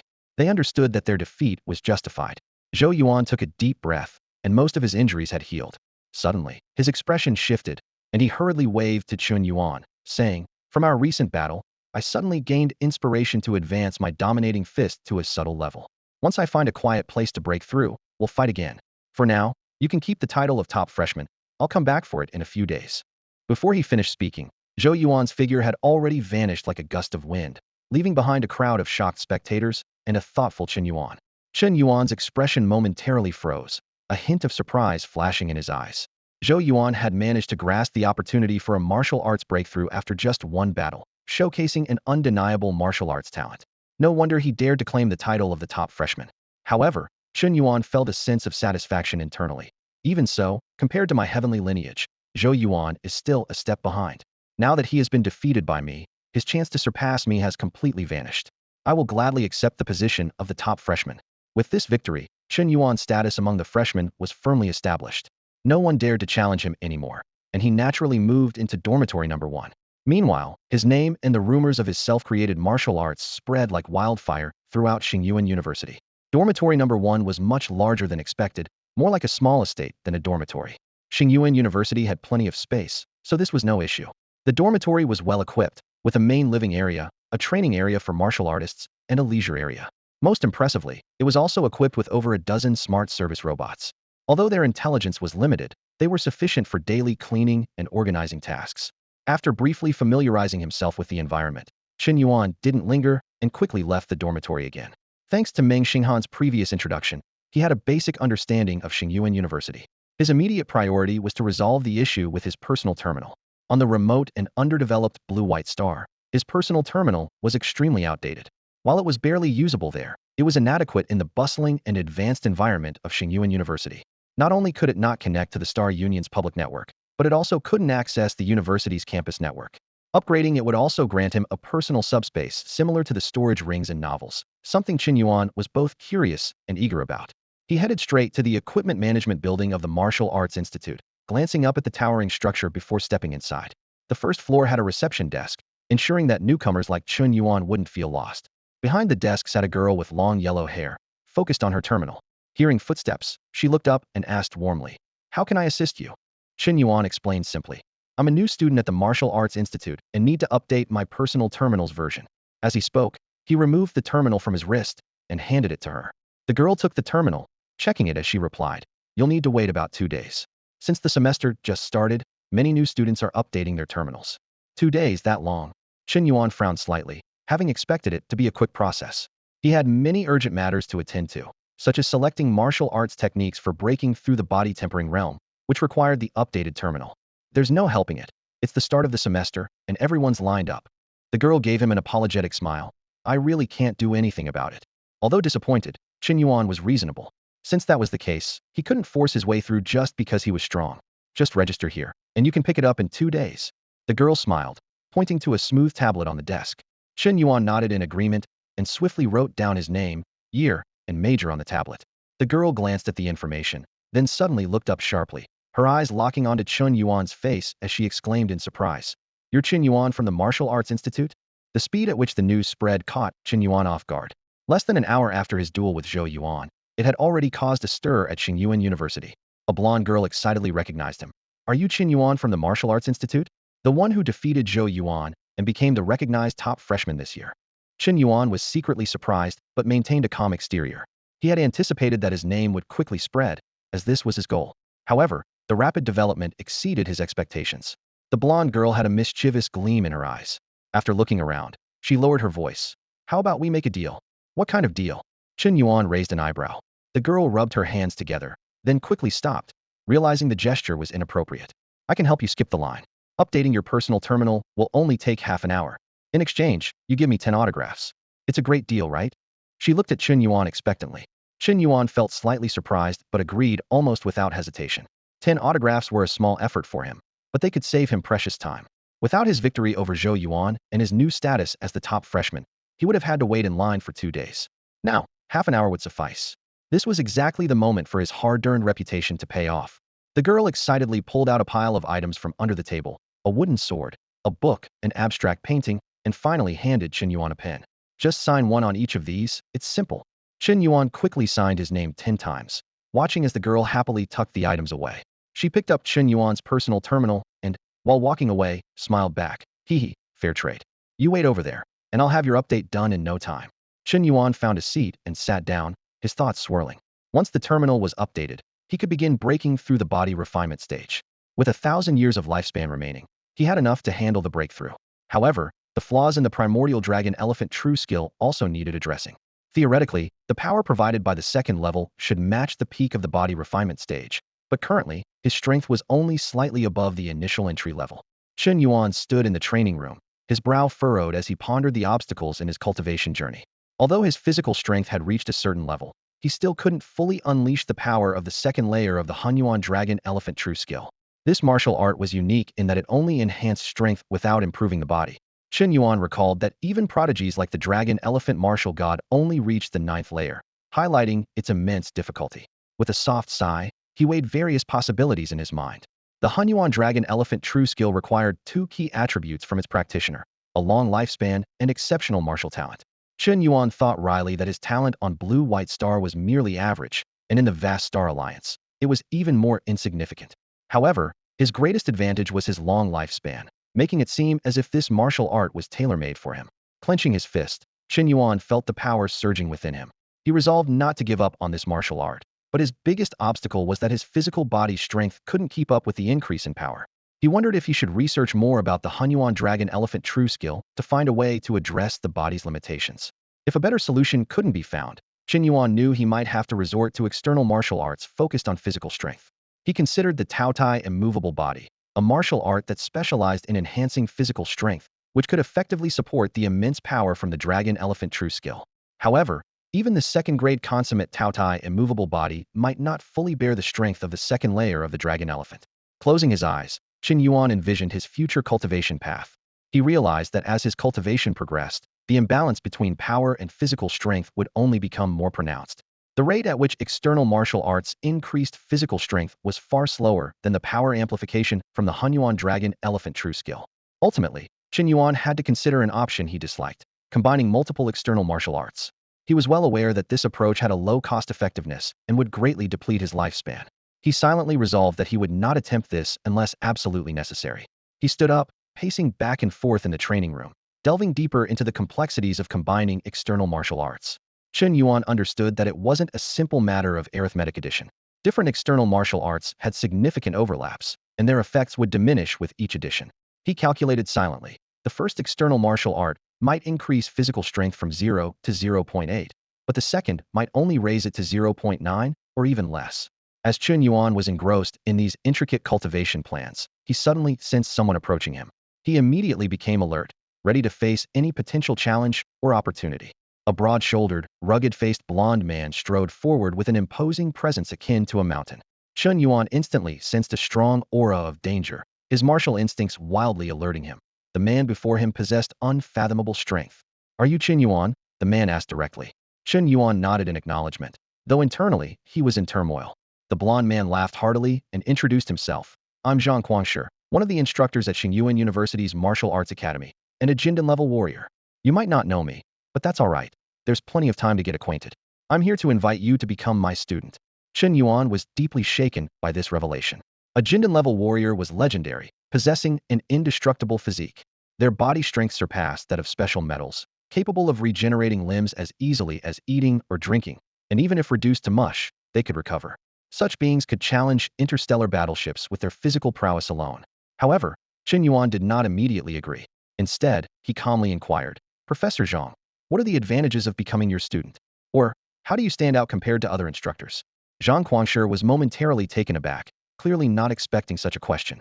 He cleared his throat and confidently replied, "Firstly, there are only 6 Jindan-level instructors in the academy, and I am one of them, with unparalleled combat skills. Secondly, I have countless successful students and extensive teaching experience, particularly in practical combat techniques. Lastly, I am generous. My department receives substantial funding every year, and you can be sure you won't be shortchanged." Chen Yuan's eyes lit up as he summarized. "Generous? No loss." Eagerly, he asked, "So, Professor Zhang, how many credits can you provide me annually?"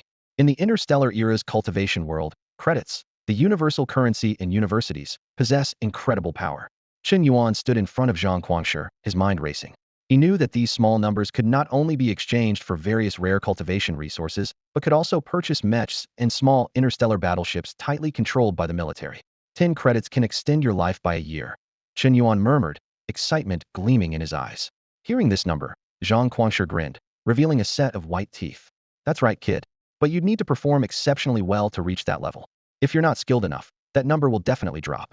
Chen Yuan took a deep breath and gathered his courage to speak. 50,000 credits? As soon as the words left his mouth, Zhang Guangshi's expression froze before he burst into laughter. 50,000? Kid, your appetite is bigger than this old lion's mouth.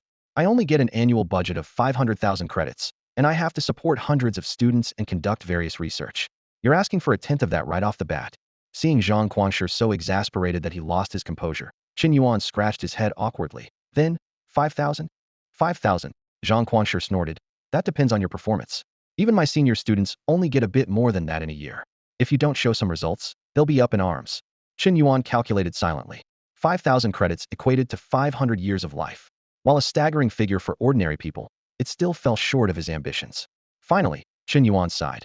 "Professor Zhang, let me think it over for a few days and get back to you, okay?"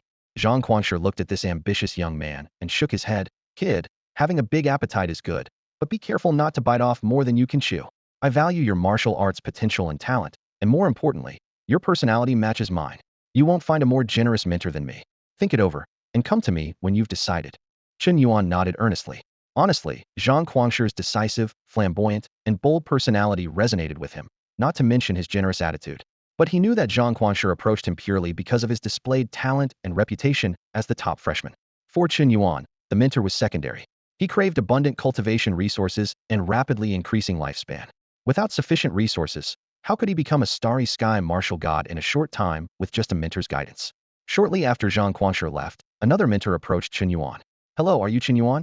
Are you interested in becoming my student? Without hesitation, Chen Yuan asked, what are the benefits? What are the advantages? The new mentor was taken aback, his face full of disbelief. Are all students this audacious nowadays? During the half-hour wait, Chen Yuan's personal terminal was undergoing an update. During this time, he surprisingly encountered 5 mentors, including Zhang Quanshi, who all expressed their willingness to take him as a student. However, only Zhang Quanshi was at the Jindan level, while the other mentors were relatively weaker, and their offers were not as enticing as Zhang Quanshi's. Chen Yuan thought to himself, out of the 6 Jindan mentors, only Mr. Zhang approached me. It seems what he said before wasn't just empty words. He's interested not only in my talent, but also in my personality. He shook his head slightly, deciding not to dwell on it for now. A notification sounded, indicating the terminal update was complete, and Chen Yuan immediately checked it out. The new version of the terminal didn't look much different, but it had significantly more features and was already connected to Shang Yuan University's campus network. His attention was quickly drawn to popular posts on the campus forum. Pinned at the top was, shocking. Martial Arts Department's Chen Yuan defeats Zhou Yuan, officially crowned as the top freshman. Other slightly less popular posts included, Chen Yuan creates his own martial arts in the enlightenment stage, paving his own path, an unknown secret about Chen Yuan, and Chen Yuan's other identity, the illegitimate son of the starry sky martial god. Seeing these posts, Chen Yuan realized why his reputation had spread so quickly. These speculative rumors played a significant role. He didn't waste time on these baseless guesses and instead began testing another important feature of the terminal, a personal subspace of 100 cubic meters. Chen Yuan casually picked up a stone from the roadside and repeatedly tossed it into and retrieved it from the subspace. After a few times, the novelty wore off.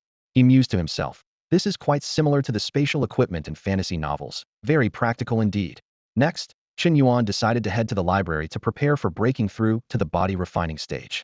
Shang Yuan University's library was renowned for its extensive collection, so vast that not all could be physically stored. Much relied on digital storage and auxiliary intelligence for searching. Standing at the library entrance, watching students come and go, Chen Yuan softly remarked, digital replicas are indeed more convenient. Then, he stepped into the library. With the terminal update, Chen Yuan could finally select martial arts suitable for breaking through to the body refining stage. Back at Blue and White Star Mountain City High School, there was only one martial art for breaking through to body refining, the principal's copper skin body refining method, which was entirely unsuitable for Chen Yuan. This was why he waited until entering Shang Yuan University to begin preparing for the body refining stage. Chen Yuan's personal terminal connected directly to the library's auxiliary intelligence, and he immediately started filtering martial arts options. Heart Ape Body Refining Method. Achieving mastery can transform one into a heart ape physique, with surging blood and a comprehensive increase in physical attributes. Southern Wood Body Refining Method. Achieving mastery can transform one into a wood flexibility physique, prolonging life and preserving appearance. Chen Yuan carefully read the descriptions of each body refining method, hoping to find the one that best suited him. At Shang Yuan University, there was a dazzling array of body refinement techniques that left Chen Yuan overwhelmed. The body refinement realm is divided into 6 stages: skin polishing, meat refining, bone forging, tendon transformation, organ nurturing, and marrow cleansing. Reaching the pinnacle of these stages grants a warrior the status of a small golden body, which is crucial for reshaping one's physique according to different martial arts techniques. Chen Yuan quickly browsed through various physiques. The Mind Ape physique could enhance overall physical strength, while the Wood Resilience physique promised longevity. However, these didn't appeal to him. He had already set his sights on a specific goal and soon focused on the Thunder Glory Martial God's Body Refinement Technique. The Thunder Refinement Body Technique, once mastered, can forge a Thunder Extreme physique with explosive power and speed as swift as lightning. Chen Yuan decisively chose this technique. Thanks to the university's copyright policy, he could learn the signature martial arts of various starry sky martial gods and earth martial saints without spending a single credit. After selecting his technique, Chen Yuan quickly returned to dormitory number 1. He checked his status. Name: Chen Yuan. Martial path: Aperture Opening Realm. Lifespan: 1,000 years. Martial arts: Yuan Magnetic Breathing Technique 361361. Primal Chaos Dragon Elephant Skill 2nd level. Yin-Yang Thunder Blade 2nd grade. Yin-Yang Thunder Strike Hand 2nd grade. Gluttonous Immovable Body 1st grade perfection. With a lifespan of 1,000 years, let's see what realm I can reach. Chen Yuan murmured to himself as he sat cross-legged on the floor. Let's begin the life-burning process. Tomzi. Break through the bottleneck of the body refinement realm for me. The simulation began. In the first year, his attempt to break through failed, causing injuries that required recovery. By the 13th year, he failed again, leading to another period of recuperation. 50 years passed, and the successive failures gave Chen Yuan insights. Breaking through realms was a true test of a warrior's talent. But he remained untroubled, as his long lifespan provided ample opportunity for trial and error. 120 years later, after 10 failed attempts, Chen Yuan was still full of determination. Each failure deepened his understanding of breaking through, and he was confident that perseverance would eventually lead to success. Finally, in the 150th year, a quantitative change led to a qualitative breakthrough. Chen Yuan successfully advanced in the body refinement realm. However, this was only the beginning. Keep burning life, Tongzi, Chen Yuan shouted internally. A mere 150 years was just an appetizer for him. The remaining 850 years of his lifespan were more than enough to push him all the way through. The Thunder Refinement Body Technique is a mystical martial art that strengthens the body by absorbing the energy of thunder and lightning from the universe, enhancing muscles and bones. Unlike those martial arts that require a qualitative breakthrough, the process of the 6 stages of body refinement only requires a quantitative accumulation. With persistence, success is inevitable. Chen Yuan understood that this journey would be a long one, but he was mentally prepared for it. In the first year, Chen Yuan began attempting the skin refining stage. He practiced diligently every day, but found his progress slow and the effects minimal. However, he was not discouraged and devoted himself even more to his training. Time flew by, and in the blink of an eye, 180 years had passed. Finally, he completed the skin refining stage. Feeling the change in his skin, he was overjoyed and immediately began training for the flesh refining stage. Another long 295 years passed, and the flesh refining stage was finally a success. Chen Yuan's muscles were like cast steel, filled with incredible power. Not daring to slack off, he immediately moved on to the even more challenging bone refining stage. After another 370 years, the bone refining stage was complete.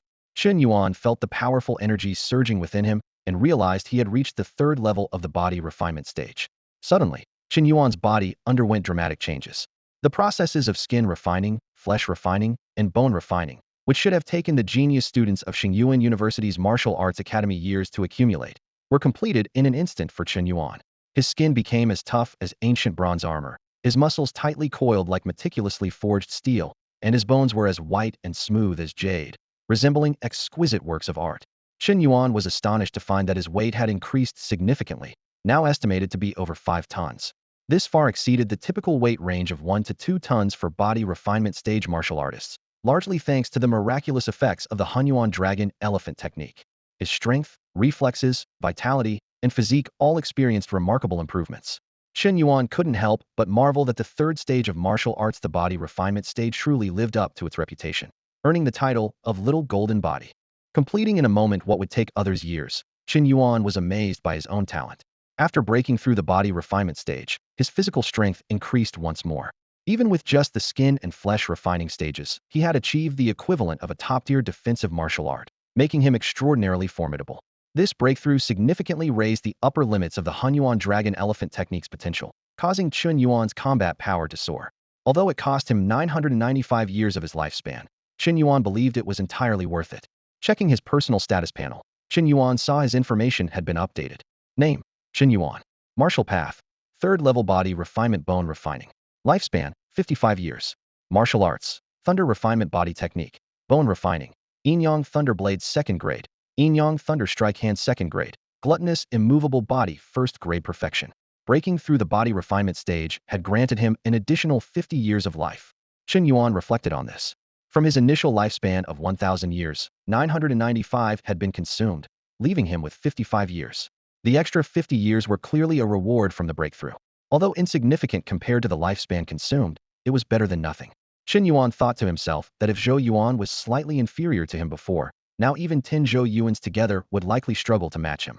However, Chen Yuan was not content with merely dominating among the newcomers. With such astounding talent, his ambitions naturally extended much further.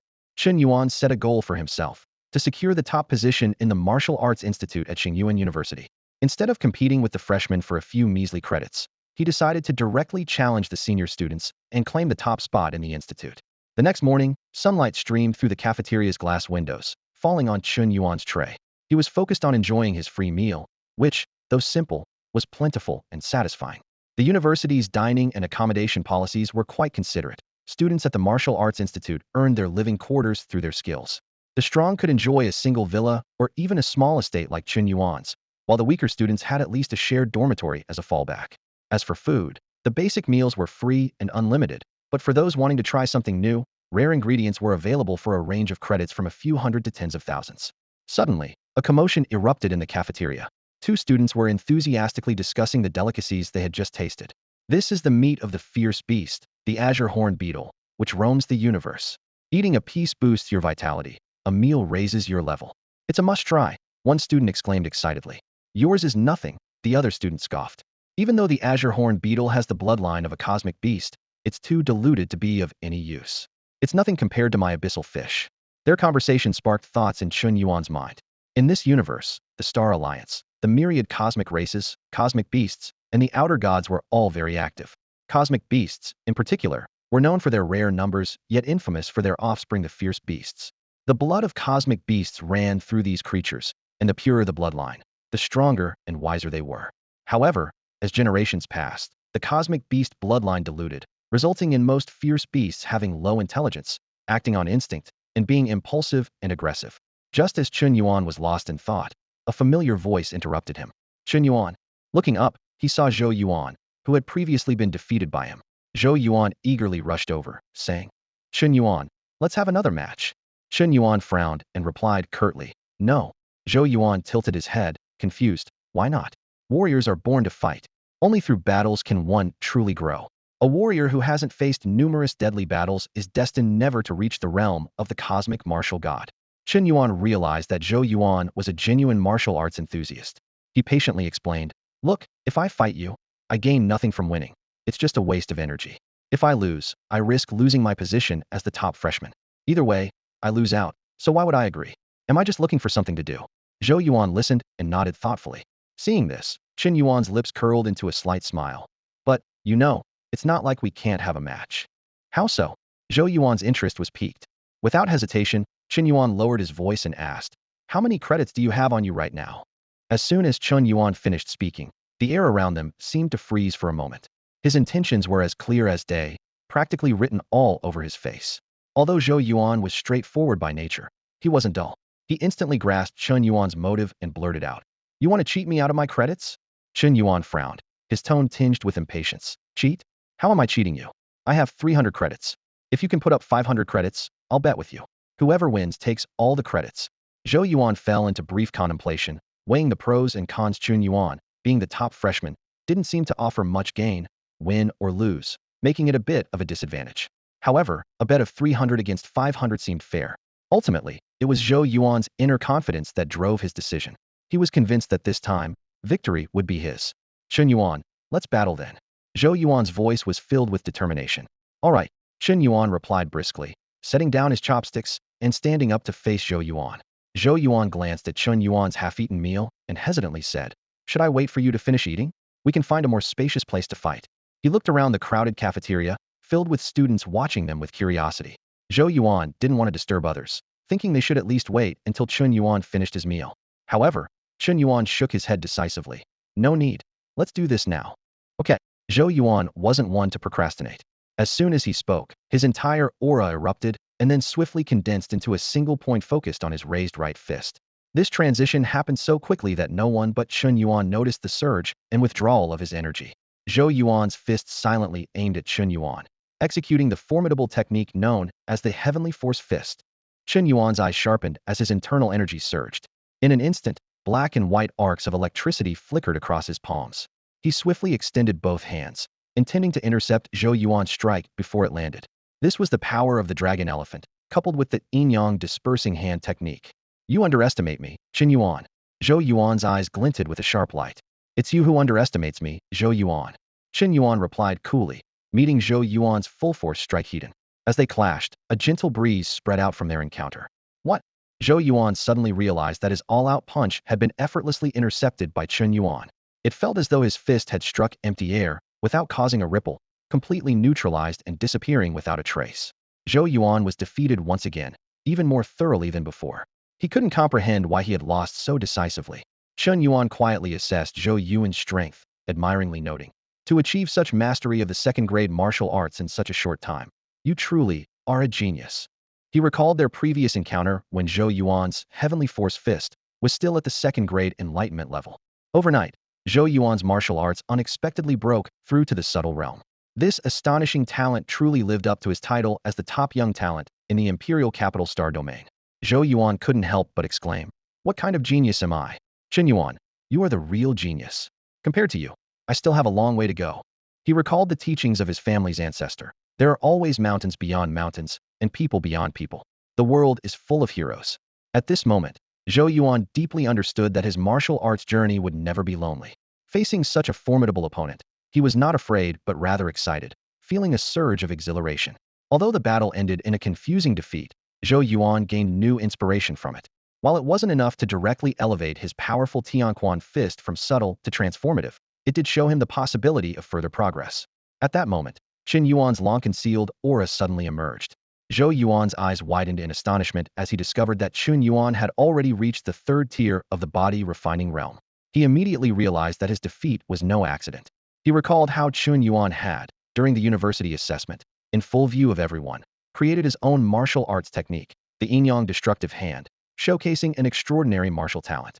Now, his martial arts level had reached the third tier of the body refining realm, his terrifying potential leaving others in awe. Zhou Yuan had to admit, this loss was not undeserved. However, a question arose in his mind. Chen Yuan was just at the peak of the enlightenment realm yesterday, so how did he break through to the third tier of the body refining realm overnight? Was he deliberately hiding his strength, or did he truly break through continuously in just one day? After pondering for a moment, Zhou Yuan leaned towards the former. After all, even if his talent were 100 times greater, it was hard to imagine crossing from the peak of the enlightenment realm to the third tier of the body refining realm in a single day. Even young martial gods of the starry sky might struggle to achieve this level. A bet is a bet, Zhou Yuan said decisively. Chen Yuan, add me as a friend on the terminal, and I'll transfer the 500 credits to you right away. Chen Yuan cheerfully accepted the friend request, joking, "Thanks for your patronage. If you want another match, you can always find me." Feeling secretly pleased, Chen Yuan marveled at how this battle, lasting less than 3 seconds, had earned him credits equivalent to 50 years of life, like manna from heaven. The notification of a successful transfer of 500 credits sounded, and Chen Yuan, smiling broadly, said, "You're welcome to challenge me anytime." It was then that Zhou Yuan, belatedly realizing, asked Chen Yuan sulkily, "Do you really have 300 credits?" Chen Yuan replied mysteriously, "Who knows? Maybe I do, maybe I don't." In truth, he didn't have a single credit. Shang Yuan University offers no starter package, and new students start with 0 credits. As for why Zhou Yuan had credits, it involved a rule at Shang Yuan University, allowing the exchange of star coins for credits. However, this exchange rate increases exponentially. Initially, it's 1 tun, but after 100 credits, the ratio skyrockets to 1 tun, and for every additional 100 credits, the rate doubles exponentially, reaching 1 to 10 sand. No matter how deep one's pockets, such an exchange is unsustainable. Therefore, few would exchange star coins for credits, as the value for money is too low. Of course, Zhou Yuan might not have used star coins to get his credits. With his backing, acquiring some credits at Shang Yuan University wasn't difficult. Only then did Zhou Yuan realize he'd been tricked. Although Chen Yuan didn't say it outright, he could tell this guy had no credits at all and was essentially getting something for nothing. Losing and being defeated was something Zhou Yuan could accept, but being deceived left him a bit frustrated. Unfortunately, his lack of strength meant he could only stew in his annoyance. "Chen Yuan, once I break through, we'll fight again." Zhou Yuan resolved that once he reached the third tier of the bone refining realm and his powerful Tianquan fist reached transformative mastery, he would challenge Chen Yuan again to reclaim those 500 credits. Chen Yuan responded with feigned seriousness, "I'll be waiting for you. Among all the new students at Shang Yuan University, only you are worthy of being my opponent." Inwardly, he thought, better keep him sweet. Free credits are not to be missed. Deal. It's a promise. This scene, reminiscent of a fateful showdown, made Zhou Yuan's blood boil. This was the battle he craved, a pinnacle duel with his fated opponent. Countless ideas sparked in his mind, making him eager to face Chen Yuan again. But reason told him it wasn't the right time. "Chen Yuan, see you next time." Zhou Yuan left this message and hurried away. Watching Zhou Yuan's rapidly retreating figure, Chen Yuan scratched his head, feeling a twinge of guilt. "I feel a bit bad about this." After defeating Zhou Yuan, Chen Yuan didn't feel overly proud. Winning was expected, losing would have been a shock.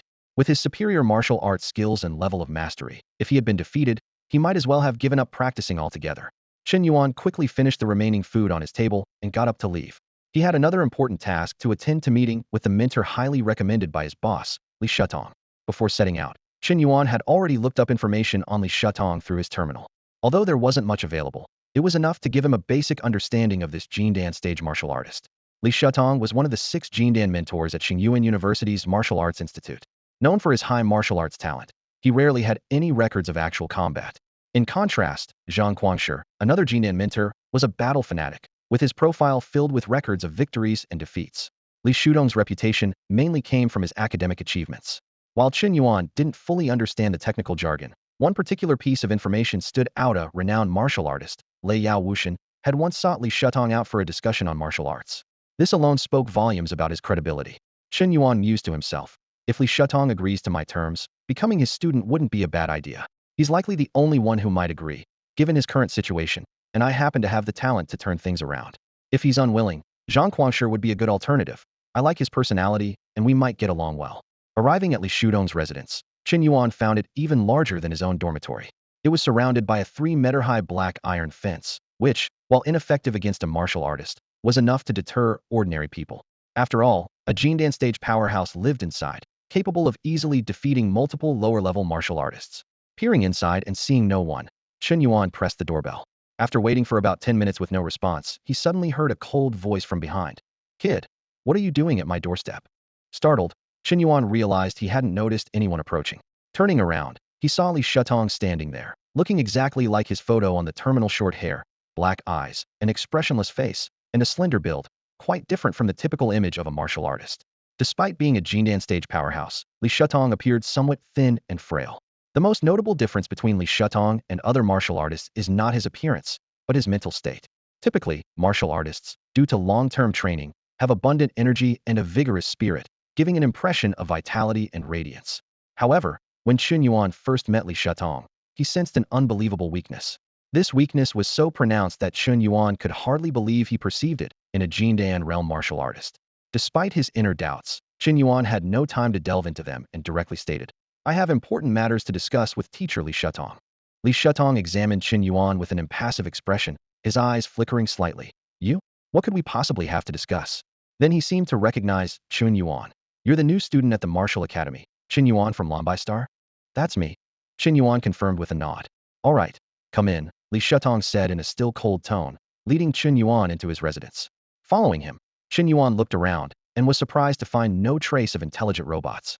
He couldn't help but wonder if Li Shatong handled chores and cleaning by himself.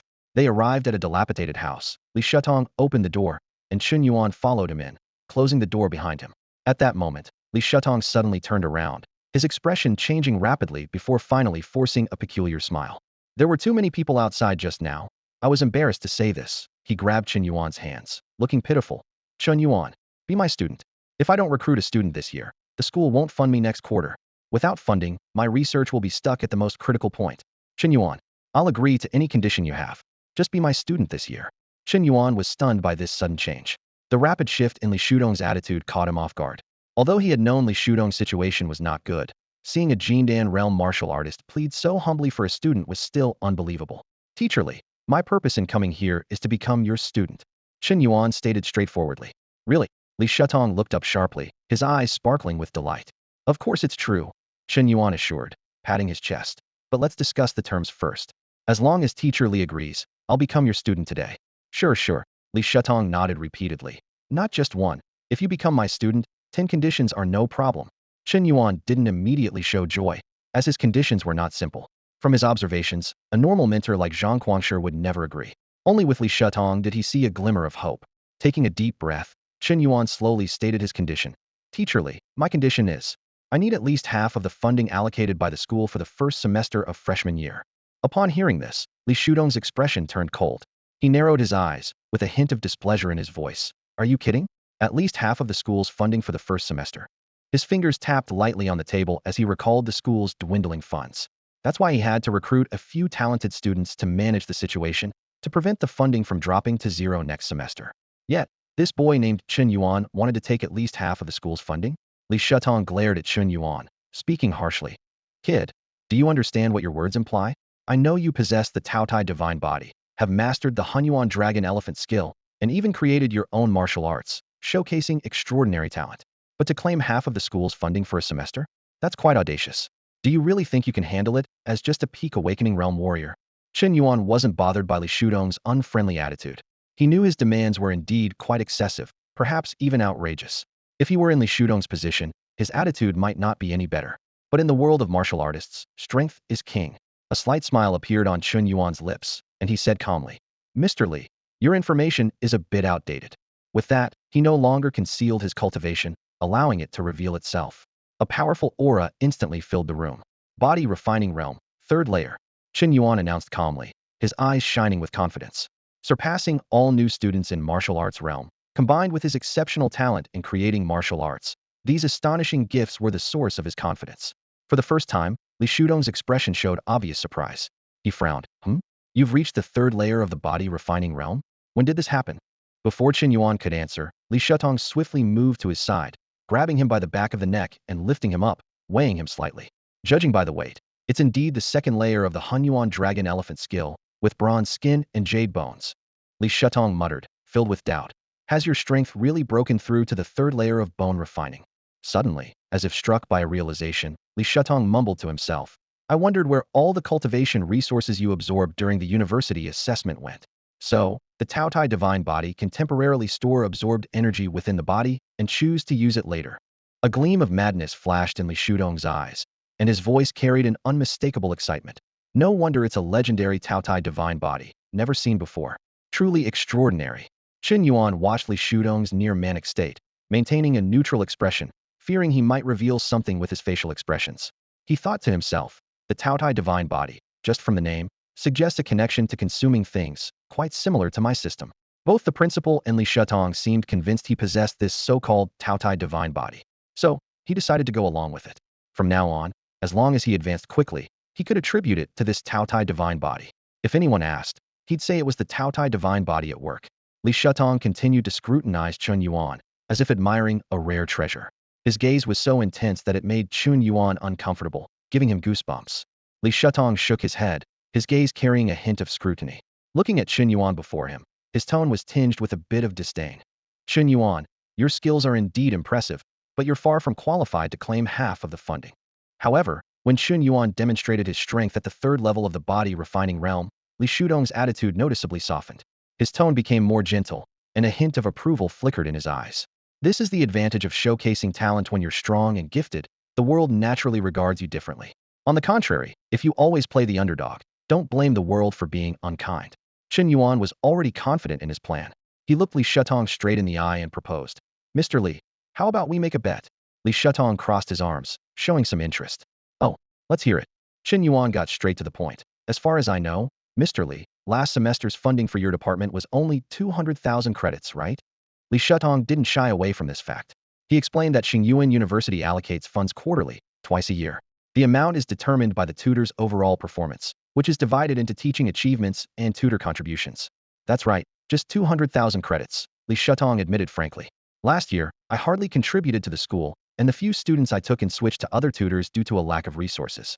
Both my teaching achievements and tutor contributions were zero, resulting in a pitifully low funding amount. This explained why Li Shatong was so eager to recruit students this year.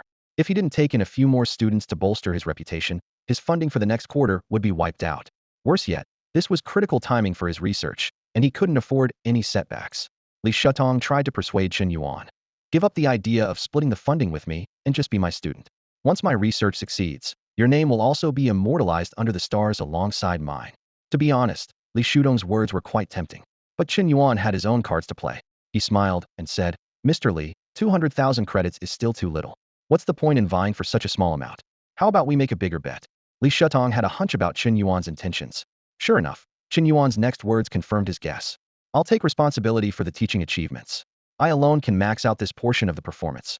As for the tutor contributions, I'll leave that to you, Mr. Li. Chen Yuan said confidently. 2.5 million credits per semester, split between us, that's 1,250,000 each. Isn't that far better than those 200,000 credits? If I can't achieve it, I won't take a single credit. But if I do, we both share the big win.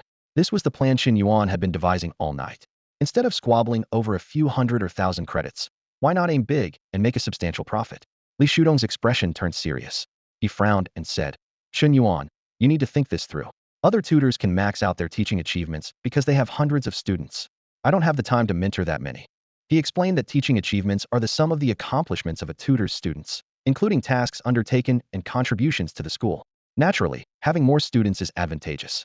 Li Shatong found it hard to believe that Chen Yuan alone could accomplish the workload of hundreds of students. After all, talent is just potential. It takes time to convert it into actual combat power. However, Chen Yuan remained full of confidence. Just me is enough. Li Shatong eventually nodded in agreement with Chen Yuan's proposal. A shrewd glint flashed in his eyes as he thought to himself that regardless of the outcome, he stood to gain from this deal. If Chen Yuan failed to fulfill his promise, Li would gain a gifted student for free. If Chen succeeded, even splitting the credits would result in 1.25 million credits per semester, which was much better than the previous quarter. All right, I'll take a gamble with you. From now on, you are my student, Li Shatong said with a slightly stiff smile. He was secretly pleased, as teaching one Chen Yuan was far easier than managing a group of students. Chen Yuan also smiled. From now on, you are my mentor. He was thrilled, thinking that only someone like Li Shatong would accept such an unreasonable condition. 125,000 credits, equivalent to 125,000 years of life. Such an opportunity was irresistible, even for a star martial god. At that moment, Li Shatong rubbed his hands together, his eyes gleaming with curiosity. Chen Yuan, now that you're my student, could I study your Taotai divine body? Chen Yuan raised an eyebrow. Study? You don't mean to cut off a piece of my flesh, do you? Though he said this, he didn't think it was a big deal, just a bit of flesh. No, nothing that drastic. Li Shatong quickly reassured him. A few drops of blood and some hair will suffice. I've never seen a true Taotai divine body before, and now that I've encountered one, I must study it thoroughly. That's easy, Chen Yuan said, squeezing out 9 drops of blood from his finger and pulling 3 hairs from his head. As he handed them to Li Shatong, he asked, Teacher, do you know much about the Taotai divine body? Could you tell me about it? Since everyone believed he had the Taotai divine body, he figured he might as well learn more to better disguise himself in the future. Li Shatong carefully collected the blood and hair with an invisible force before explaining. The Taotai divine body is a constitution that can absorb most substances in the world and convert them into unique energy. This constitution first appeared with the dragon elephant martial god. It said that only the Taotai divine body can cultivate the Hunyuan dragon elephant true skill to its ultimate level. Therefore, many speculate that the dragon elephant martial god was indeed the Taotai divine body, as he was the only one to reach the 9th level of this skill. Was the dragon elephant martial god really the Taotai divine body? Chen Yuan asked curiously. Li Shatong shook his head. I can't be sure. But the Hunyuan dragon elephant true skill is such a mysterious martial art that, if not for what the dragon elephant martial god claimed, it would be nearly impossible for an ordinary person to master it. Even if you have high martial talent, without the extraordinary martial foundation of the Taotai divine body, mastering this skill would be unthinkable. This mystical martial art was never designed for ordinary people. Chen Yuan suddenly froze, unable to process it all at once. Martial foundation, martial talent. Aren't these the same thing? Aren't they both used to describe martial aptitude? Li Shatong glanced at Chen Yuan and said slowly, martial foundation and martial talent aren't exactly the same, especially in the early stages of a martial artist's journey. They aren't even closely related.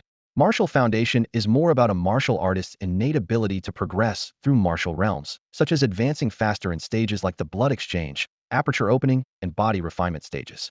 Mastery in martial arts is a profound understanding of martial techniques and philosophies.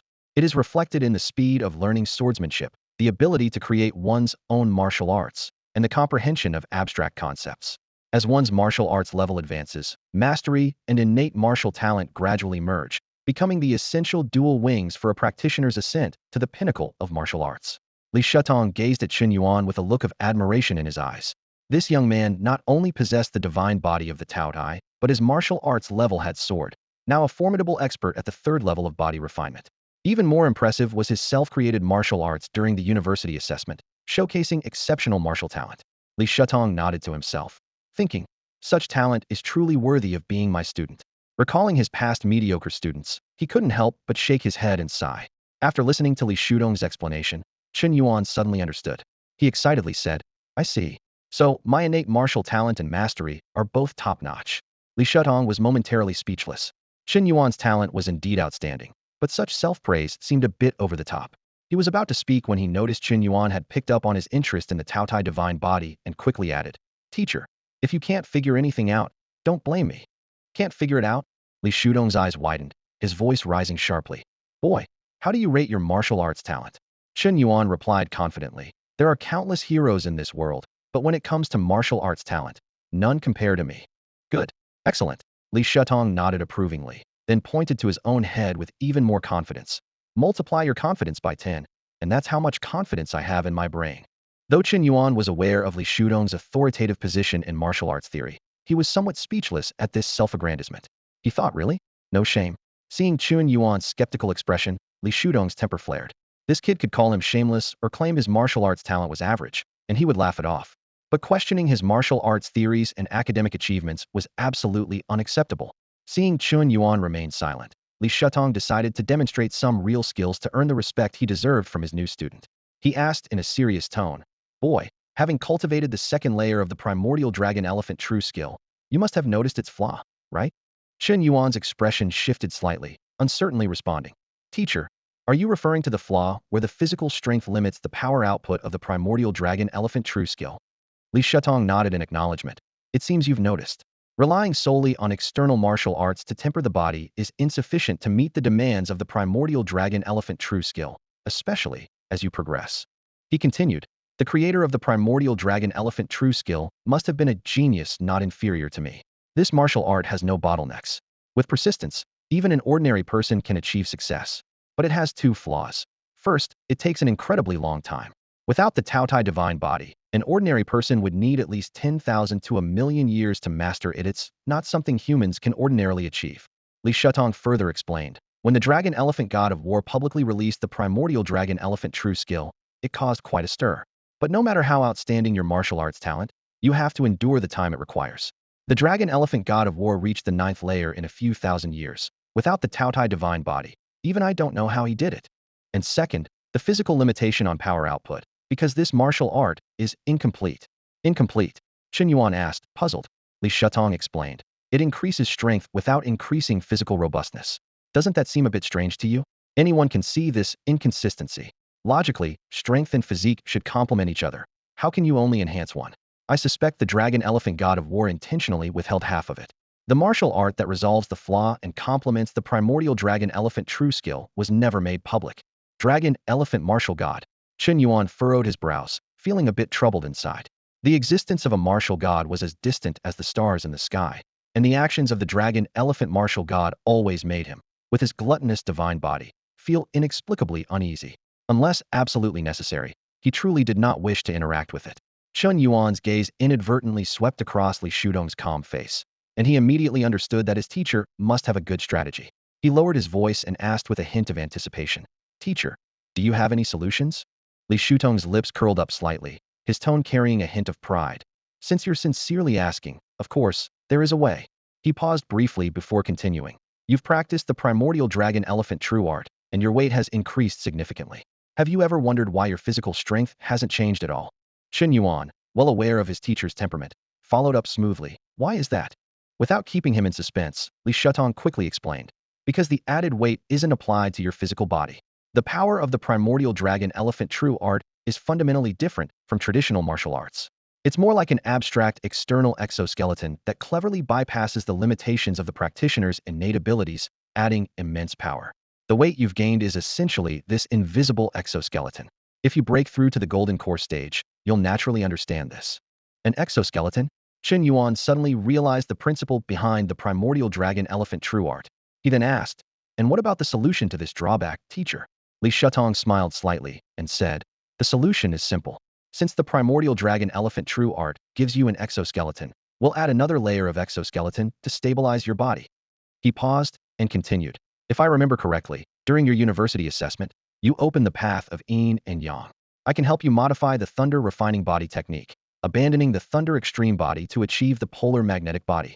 By using the yin and yang poles as a stable core and the magnetic force to constrain it, you'll surely be able to unleash the full power of the primordial dragon elephant true art." Chen Yuan was exhilarated, as this was like a tailor-made body refinement method for him. He couldn't help but ask, "Teacher, how long will this process take?" If it took too long, and by the time he reached the body refinement stage and achieved the thunder extreme body, preparing to break through to the blood furnace stage, the effectiveness of this method would still be uncertain. Li Shatong, composed and confident, replied, "It's a minor task. I'll send it to your terminal in 2 days. If it weren't for my ongoing research, I could get it done in a few hours." Mentioning his research, a hint of fervor flashed in Li Shudong's eyes. Although Chen Yuan was unaware of what his teacher was researching, he wouldn't rashly inquire. There was plenty of time, and given their teacher-student relationship, there would come a day when Li Shatong would feel he should know. Seeing the evident fatigue on Li Shudong's face, Chen Yuan couldn't help but remind him, "Teacher, your health is quite frail, you should rest more." For a golden core stage martial artist to show such obvious fatigue, Chen Yuan couldn't help but wonder how long it had been since Li Shatong had a proper rest. A year? 2? Probably even longer. Li Shatong waved his hand casually and said, "I'm a Jin Dan realm martial artist, with an indestructible golden body. How could I possibly exhaust myself to death?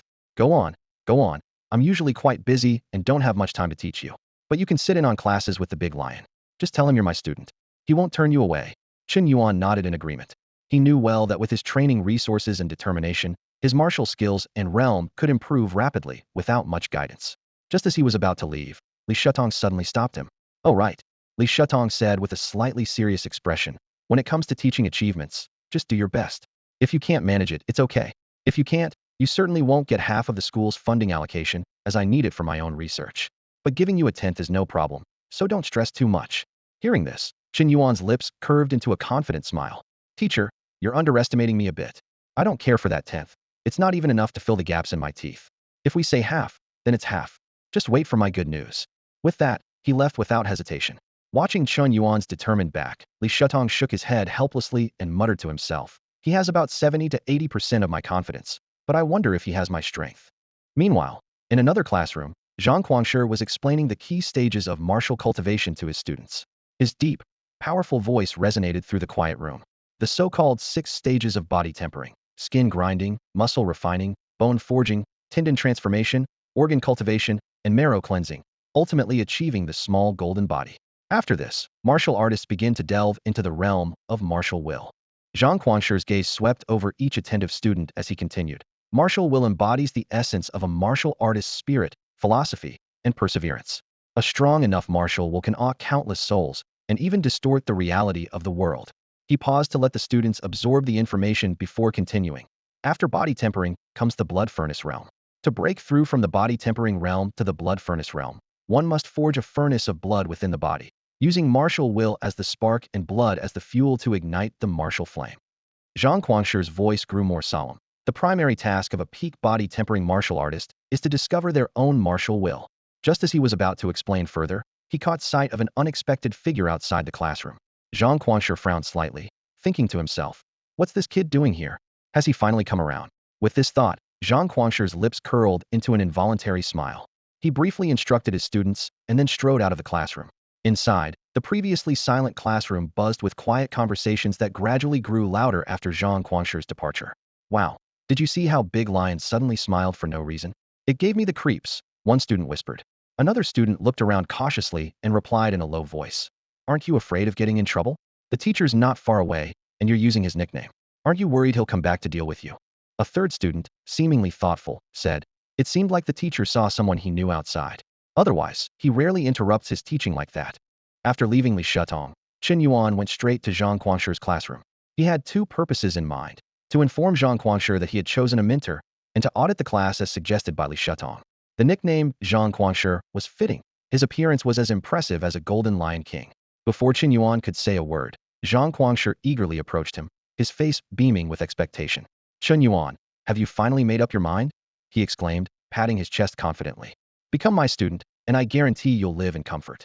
Your senior classmates will look out for you, and you'll have free reign at Shang Yuan University. No one will dare to mess with you."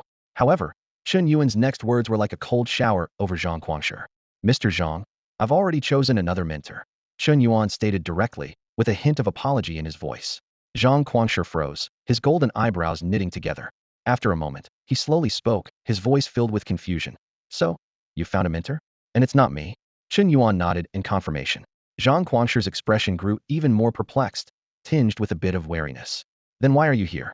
Are you looking for trouble?" He couldn't understand why Chen Yuan would specifically come to him just to say, "I've chosen a mentor, but it's not you." Was he just trying to annoy him? "I'm here to audit your class," Chen Yuan replied honestly, with a touch of anticipation in his tone. Zhang Guangshi's expression became a blend of emotions, his eyes flashing with suspicion. He thought to himself, "Is this kid here to deliberately get beaten up and then extort me?" After all, Chen Yuan's so-called gluttonous divine body is like a bottomless pit. and his hunger for cultivation resources is probably reaching a maddening level. If I accidentally injure him in anger, he might extort a fortune from me. With this suspicion in mind, Zhang Quanshi cautiously asked, "So you chose someone else as your mentor, but you're here to audit my class?" Seeing Chen Yuan nod, Zhang Quangshi's expression grew even more complex, his hair almost standing on end with agitation. Seeing this, Chen Yuan quickly added, "My mentor is Li Shatong. He suggested I come to your class." Hearing Li Shutong's name, Zhang Quangshi's demeanor slightly softened. He frowned and asked, "Li Shatong? Even with just one student, he doesn't have time to teach." Chen Yuan explained on behalf of his mentor. He said he's very busy, at a critical point in his research. The word research seemed to strike a nerve with Zhang Quangshi. He furrowed his brow, scrutinizing Chen Yuan, before proposing, "Chen Yuan, what did Li Shatong offer you to make you his student? I can double it, come be my student instead. After all, chances are I'll be the one teaching you most of the time anyway." This offer showed Zhang Quangshi's fondness for Chen Yuan, as he was even willing to poach him from Li Shatong. However, Chen Yuan knew that this double offer was impossible to fulfill. "Mr. Zhang, you wouldn't agree to my terms." Chen Yuan shook his head, then explained the betting agreement he had with Li Shatong in detail. After listening, Zhang Quangshi's eyes widened in surprise. "A betting agreement? You actually want a share of next quarter's school funding? Asking for half, 1.25 million credits. You've got some nerve." Unexpectedly, Zhang Quangshi didn't scold Chen Yuan for being audacious or unrealistic. His reaction seemed to imply that while the demand was astonishing, it wasn't entirely out of the realm of possibility. In contrast, Zhang Quangshi's eyes shone with admiration. He gave Chen Yuan a firm pat on the shoulder and said in a booming voice, "Kid, I like your courage and audacity. Even though you didn't choose me as your mentor, from today on, you're half my student." With a bold gesture, he added, "Feel free to attend my classes anytime. No one will dare to kick you out." As for Li Shatong, Zhang Quangshi's tone softened. "Don't blame him for not being involved with you. That guy has a heavier burden than I do, with decades of dedication, ambition, and future prospects tied to one significant matter. It's understandable that he's preoccupied." Chen Yuan listened without much emotional reaction. For him, cultivation resources were the key. As long as those were sufficient, everything else would fall into place. Besides, although Li Shatong was busy, he hadn't entirely neglected him. The polar magnetic true body technique, which Chen Yuan was set to learn in 2 days, was precisely one of the skills he most desired. This gift outweighed any verbal guidance. "Great." Zhang Quangshi laughed heartily. "In that case, let's start with the class today." With that, he led Chen Yuan into the classroom. Standing on the platform, Zhang Quangshi loudly introduced, "This is Chen Yuan, and from now on, he's your junior brother. Make sure to remember him. Don't hit the wrong person." A flurry of murmurs erupted from the students below. "Another junior brother? Wait, Chen Yuan, why does that name sound so familiar? Oh, come on, you don't know him? He's the one who created his own martial arts during the university assessment, the top newcomer of this year. I knew the teacher would take him in. I was right." Zhang Quangshi didn't explain that Chen Yuan was actually Li Shudong's student, and Chen Yuan tactfully remained silent. Many senior students eagerly approached Chen Yuan, clearly wanting to establish a good rapport with the talented new junior brother. Seeing Zhang Quangshi's attitude towards Chen Yuan, some of the longtime followers couldn't help but feel a twinge of jealousy.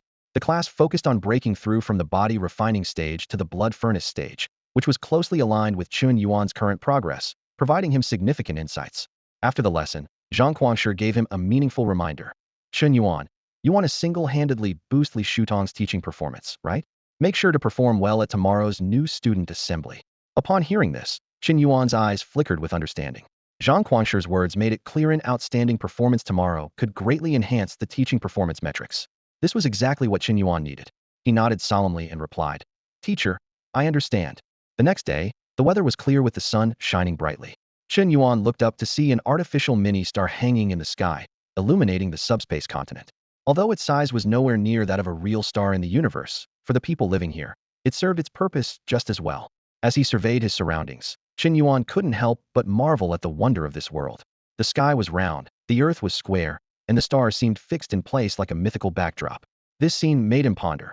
Could it be that the gods of ancient myths were actually aliens with advanced technology? Reflecting on his current level of physical cultivation, Chen Yuan smiled to himself. Being impervious to harm from ordinary fire and water was trivial to him now. If he were to descend upon a civilization that had not yet encountered the Star Alliance, he might indeed be regarded as a deity. Conventional firearms and artillery posed no threat to a warrior of his level, and with the right mech suit, he would be a walking weapon of destruction, enough to intimidate any ordinary civilization. Immortals? Eternal life? Chen Yuan scoffed internally. If I wished, those immortals seeking longevity probably wouldn't live as long as I would. He shook his head, but longevity isn't my goal. The path of a warrior is to harness all power within oneself and firmly control one's destiny. Chen Yuan gathered his thoughts, recalling what Zhang Guangshi had mentioned the previous day. Sure enough, he had received a notification from the academy this morning, summoning the new martial arts students to a gathering. The venue was the Grand Hall at the center of the Martial Arts Academy district. Even from several kilometers away, Chen Yuan could clearly see the outline of the academy's Grand Hall. It wasn't just a building, it was an artificial mountain, towering and majestic. It pierced the sky, pyramid-shaped and constructed entirely from a special silver-white alloy. Under the artificial star's light, it shimmered brilliantly, a breathtaking sight. Chen Yuan estimated that the Grand Hall could easily accommodate not just 10,000 new students, but all 80,000 students across the academy's 8 grades. By now, many new students had arrived early and were curiously observing their surroundings. Chen Yuan overheard someone nearby exclaim, "Is this really the academy's Grand Hall? It's so magnificent. Fitting all 10,000 of us new students is a breeze." I was worried it might be crowded, but clearly, I was overthinking. By the way, I'm from a remote planet. What exactly is this new student gathering about? Are we just going to listen to speeches from the Chen Yuan University leaders? That sounds a bit dull. There are so many geniuses at Chen Yuan University. I barely managed to secure a single-room dormitory. Only the new students at the physical cultivation level get to stay in the top-tier luxury dorms. At the edge of the Grand Hall, Chen Yuan noticed a number of senior students from the academy gathered, chatting quietly in small groups, their faces alight with the excitement of anticipating a spectacle. Looking at the group of rebellious, yet somewhat naive freshmen below, several senior students couldn't help but feel nostalgic. Their eyes swept over the crowd, as if seeing their younger selves from last year equally arrogant and with the same defiant expressions. "These freshmen are quite strong," one senior quietly remarked. "There are 32 at the body tempering stage, 5 more than our year. This is going to be interesting." Among the seniors, a tall, broad-shouldered, long-legged man with short hair seemed to be at the center. This was Zhou, and those around him clearly held him in special regard. Suddenly, a spiky-haired boy to Zhou's right chuckled. "Zhou, I heard your brother also joined Chen Yuan University? Which one is he? Point him out to me." No sooner had he spoken than a short-haired girl on Zhou's left sarcastically said, "Wang Chuanfeng, what are you planning to do? Beat him up in a few days? Can't beat the president, so you're going after his brother? Aren't you ashamed of your martial spirit?" Wang Chuanfeng immediately protested. "Tang Yuxiao, I don't care if you want to flatter Zhou, but don't drag me into it. Do you think I'm that kind of person?" Zhou crossed his arms and said calmly, "Actually, you kind of are." "Damn," Wang Chuanfeng shouted with his hands raised. "You two are teaming up to frame me. I'll report you to the principal for embezzling the martial arts student council funds. Your conscience is rotten." The other seniors just shook their heads, knowing Wang Chuanfeng's antics could be annoying, but feeling helpless. In the world of martial artists, strength is the ultimate rule. Zhou sighed. "Calm down. You wanted to know which one is my brother, right? He's the one at the front." Wang Chuanfeng immediately fell silent and looked in the direction Zhou pointed. Among the 10,000 freshmen, the stratification of strength was apparent. At the very front sat a young man with closed eyes, seemingly meditating and oblivious to the surrounding noise. This was Zhou Yuan. Wang Chuanfeng's playful demeanor shifted to a serious one as he praised. "To maintain such a pure martial spirit in this environment, your brother's talent surpasses even yours." Zhou smiled proudly. "Of course, even our family elder praised his martial arts aptitude." Unconvinced by Zhou's pride, Wang Chuanfeng couldn't resist provoking. "Why are both geniuses from the famous Zhou family of the Imperial Star region coming to Chen Yuan University? Especially your brother. The Imperial University must be crying in the restroom for missing him. In the upcoming University League, your brother will probably sweep all the freshmen, right? How will the other 2 universities compete this year? Your brother's talent is terrifying. There can't be anyone stronger among the freshmen, can there?" "There is, Chuanfeng, there is," Zhou replied, his gaze indicating the entrance of the martial arts auditorium. "There's another freshman stronger than my brother. Look, here he comes." Chen Yuan walked into the auditorium. Some seniors might not know him, but among the freshmen, his name was already legendary. That's Chen Yuan, the one who defeated Zhou Yuan. At the peak of the enlightenment stage, created his own martial arts during the university entrance exam. His martial arts talent is extraordinary. Without any prompting, the freshman made way for Chen Yuan. This is the world of martial artists, where raw strength commands respect. At the end of the path, Zhou Yuan slowly opened his eyes. His gaze crossed over the crowd, landing directly on Chen Yuan, as if the entire world had narrowed down to just the 2 of them. "Chen Yuan, you finally came." Zhou Yuan's voice was calm, but the battle intent it carried made the surrounding air tremble. Zhou Yuan stood at the gathering point for freshmen at Chen Yuan University, his gaze sharp as he surveyed his peers. His heart brimmed with confidence and pride, as he had never encountered a peer who could surpass him in his past experiences. Those who were stronger than him had merely lived a few more years. Zhou Yuan was convinced that given the same amount of time, he would surpass them and perhaps become a martial god of the stars. However, in this moment of self-assuredness, his gaze suddenly fixed on someone Chen Yuan. This was his rival at Yuan University and the first peer who had ever defeated him. This defeat did not discourage Zhou Yuan. Instead, it ignited his inner fighting spirit. Chen Yuan's presence became a target for him to pursue, strengthening his resolve in martial arts. Chen Yuan, you finally arrived. Zhou Yuan's voice carried a hint of excitement. In his eyes, the other freshmen were just a blurry background, while Chen Yuan's figure stood out distinctly. Chen Yuan was momentarily speechless, responding simply, "Yes, I'm here." He wondered to himself if he had somehow inadvertently fooled Zhou Yuan. The Zhou Yuan he remembered wasn't this dramatic. Although Chen Yuan felt a bit awkward, to onlookers, it appeared to be a mutual respect between two equally matched opponents. After a brief exchange, Zhou Yuan closed his eyes and resumed his training. The surrounding freshmen began to whisper among themselves, their voices buzzing like insects. Suddenly, a middle-aged man with graying hair and a slightly aged appearance stepped slowly onto the stage. Instantly, all eyes were on him, and the chatter ceased. This was Dai Wuxing, the president of Yuan University. Dai Wuxing surveyed the crowd and spoke in a powerful voice. "I'm pleased that you have all chosen Yuan University. Whatever the future holds, this is your choice." He didn't use any amplification equipment, as his voice as a martial artist was strong enough to be heard throughout the venue. The president continued, "Every advancement for a martial artist is a leap in the level of life. But remember, no matter your strength, a martial artist is still human. I've seen too many who forget their humanity, treating ordinary people like ants, slaughtering at will. Some powerful individuals can even destroy entire planets with a wave of their hand, treating life as a mere plaything." Dai Wuxing's tone turned serious. "We are all martial artists and understand the allure of power. But I do not wish, nor does the Star Union wish, to see such things happen. This is the purpose of a martial arts university, not only to teach you martial skills, but to anchor your humanity firmly. This is the most important mission of the university." Dai Wuxing's speech was brief and powerful, conveying its core message in just 3 minutes. Then, a familiar figure to Chen Yuan stepped onto the stage to take the president's place. It was Zhang Quangshe. Zhang Quangshe's voice thundered through the assembly hall of the Martial Academy, striking awe into every newcomer present. His gaze was sharp and sweeping as he surveyed the young faces before him, his tone stern yet authoritative. "Remember the principal's words. If you make mistakes in the future, don't blame us teachers for being harsh. I know you are all geniuses, but the Star Union is never short of geniuses. Even if you are one in a billion, there are still countless others like you in the Star Union." He paused, a knowing smile playing at the corners of his mouth. "Now, let's begin your first lesson as warriors. It's time to temper the sharpness of you geniuses." As Zhang Quangshe finished speaking, 300 senior students emerged in unison from the edges of the hall, each exuding a powerful aura of physical cultivation. They surrounded the 10,000 freshmen, eager and ready, excitement gleaming in their eyes. Zhou Yuan's expression turned serious. Despite his strong martial spirit, he couldn't continue his meditation in this tense atmosphere. He sprang to his feet and looked at Chen Yuan. Without a word, they both understood the situation at hand. The scene resembled an ancient battlefield, where 10,000 unarmed civilians faced 300 heavily armored cavalry on the plains. Although the freshmen outnumbered them, the overwhelming strength of the seniors threatened to crush them with a single charge. The seniors shouted eagerly, "Don't blame us. We went through the same thing. Just endure it, and it will pass. One freshman at the Qi opening stage is worth 5 credits. I barely managed to seize this chance.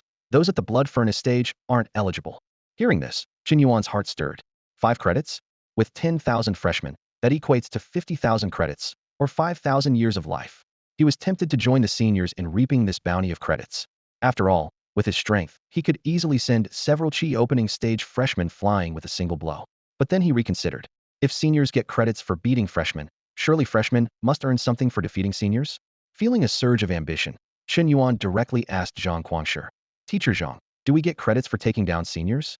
Zhang Quangshe grinned, flashing his white teeth. "Of course. The more you defeat, the more credits you earn. Go for it. I have high hopes for you." Chen Yuan's words caused a stir among the crowd. Everyone recognized his intent to challenge authority. Such challenges occurred every year, as there were always some talented newcomers unwilling to bow down. However, the outcomes were rarely favorable. A senior student sneered, "Kid, you want to earn credits from us? It's not that easy. Chen Yuan, we know your background, this year's Rookie King, peak of the Qi opening stage, self-created martial arts. Your skills are indeed impressive, but we won't play fair onion-owned duels with you." The seniors remained vigilant. knowing that the top freshmen could potentially defeat them. A group of senior experts focused their attention on Chen Yuan alone, underscoring the importance they placed on this rookie king. No one underestimated a true prodigy like Chen Yuan. To do so would be to diminish their own standing. The seniors prepared their formation, ready to give this audacious newcomer a lesson he wouldn't forget. Upon hearing Chen Yuan's bold declaration, Zhou Yuan, who stood beside him, felt his blood boil with excitement and his fighting spirit soar. His eyes sparkled with enthusiasm as he shouted, "Chen Yuan, that's the kind of confidence you should have. Let's see who can take down more senior students. I'll wager 100 credits." Before Zhou Yuan's words even finished echoing, he burst forth with a surge of energy, charging towards the group of senior students like a bolt of lightning, disappearing into the crowd in an instant. The seniors, already prepared, quickly dispatched some of their own to intercept Zhou Yuan. The battle was on the verge of erupting. The seniors, like a pack of ravenous wolves with eyes gleaming green, lunged at the freshman army. They plowed through the dense crowd like massive trucks, immediately eliminating dozens of unprepared freshmen. Around 10 seniors swiftly encircled Chen Yuan, launching attacks from all directions. Directly in front of Chen Yuan, a senior with slightly yellow hair suddenly swelled in size, his muscles tearing through his clothes to reveal an astonishingly strong upper body. He unleashed his cultivation power of the second level of the body refining realm, exuding an intimidating aura. "Chen Yuan, let me show you my Thunder Fist, remember my name." But before he could finish, Chen Yuan's fist had already landed squarely on his face, cutting off his words mid-sentence. "Mixed Yuan Dragon Elephant True Power," Chen Yuan muttered under his breath. Despite the limitations of physical strength, the power of this punch was only slightly weaker than that of a peak body refining realm expert. The senior at the second level of the body refining realm was instantly sent flying over 10 meters, losing his ability to fight. Chen Yuan smirked, blabbering on, "Now you didn't even get to say your name." Meanwhile, Chen Yuan seemed rooted to the spot, his body spinning swiftly. The energy around him surged violently, and the wind howled between his fists and palms, with white streams of air swirling around. Two of the closest seniors were struck instantly. Though they were prepared, they were still blown away by the immense force, unable to continue fighting. Damn it, Chen Yuan is at the third level of the body refining realm. Whose idiotic intelligence was this? Retreat! Retreat! The besieging seniors shouted in panic, feeling the overwhelming force of Chen Yuan's energy. What they thought was an opponent at the peak of the Qi opening realm had suddenly turned into a third-level body refining realm powerhouse, instantly crushing their will to fight. But it was too late to flee. There was no way Chen Yuan would let this walking bag of credits escape.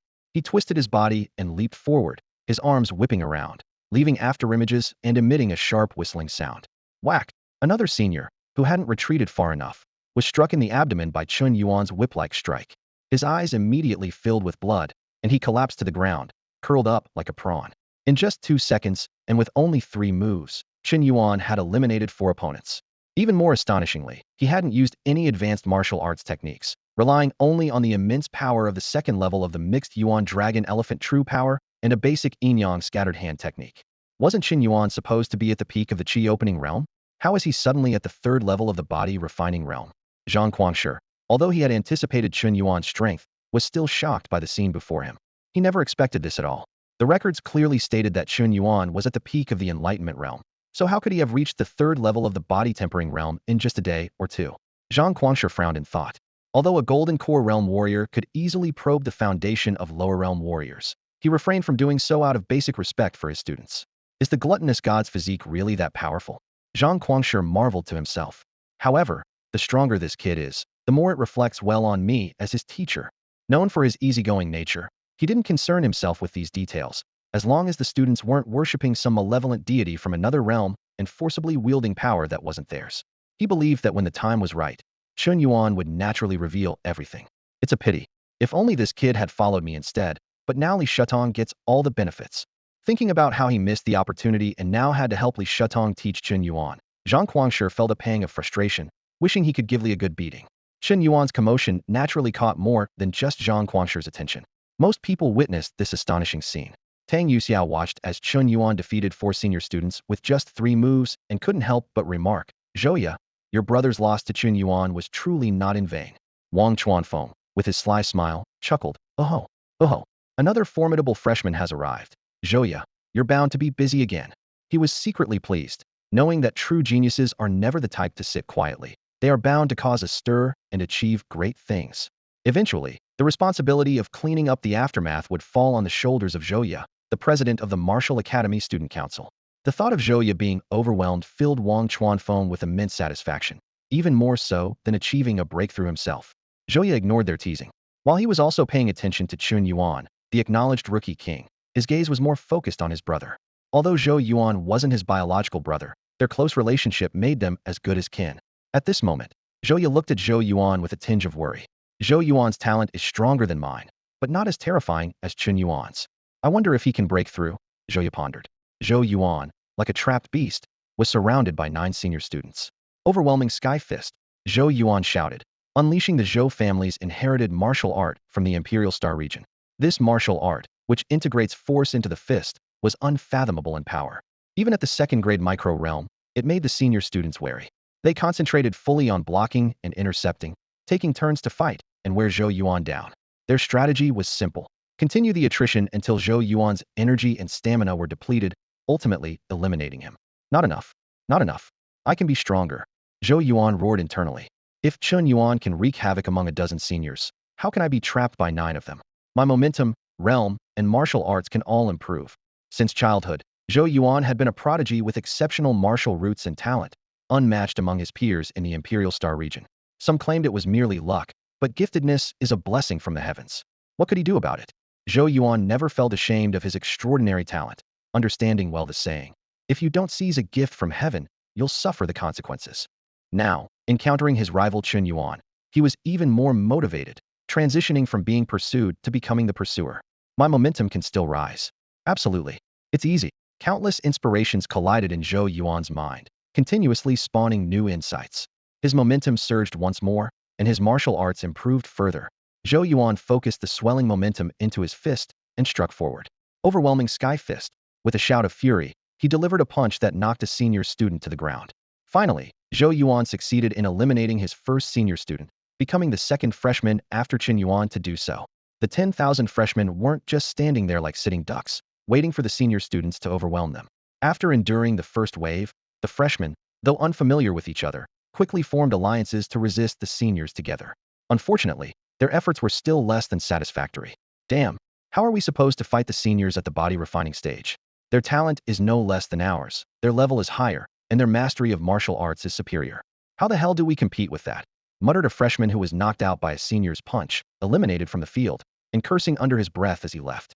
The battlefield was clear to see a single senior at the second or third level of the body refining stage could suppress dozens of freshmen at the chi opening stage. Almost every moment, a freshman was being eliminated. However, the situation in Chen Yuan's area was completely different. While freshmen in other areas struggled to hold on with their numbers, in Chen Yuan's area, it was the seniors using their numerical advantage to barely manage against him. The chaos on the battlefield was extreme. Damn, isn't this year's freshman king a bit too fierce? What's with that power? Just a touch and you're defeated. A graze and you're injured?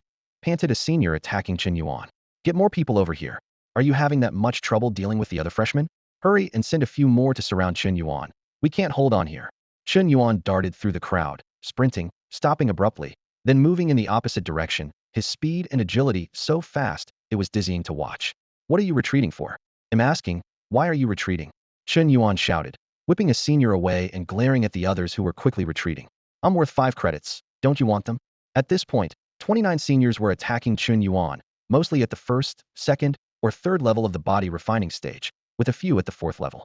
Seniors below the 3rd level dared not engage Chen Yuan directly, as over 10 of their peers had already been eliminated, proving painfully that they couldn't match him heated.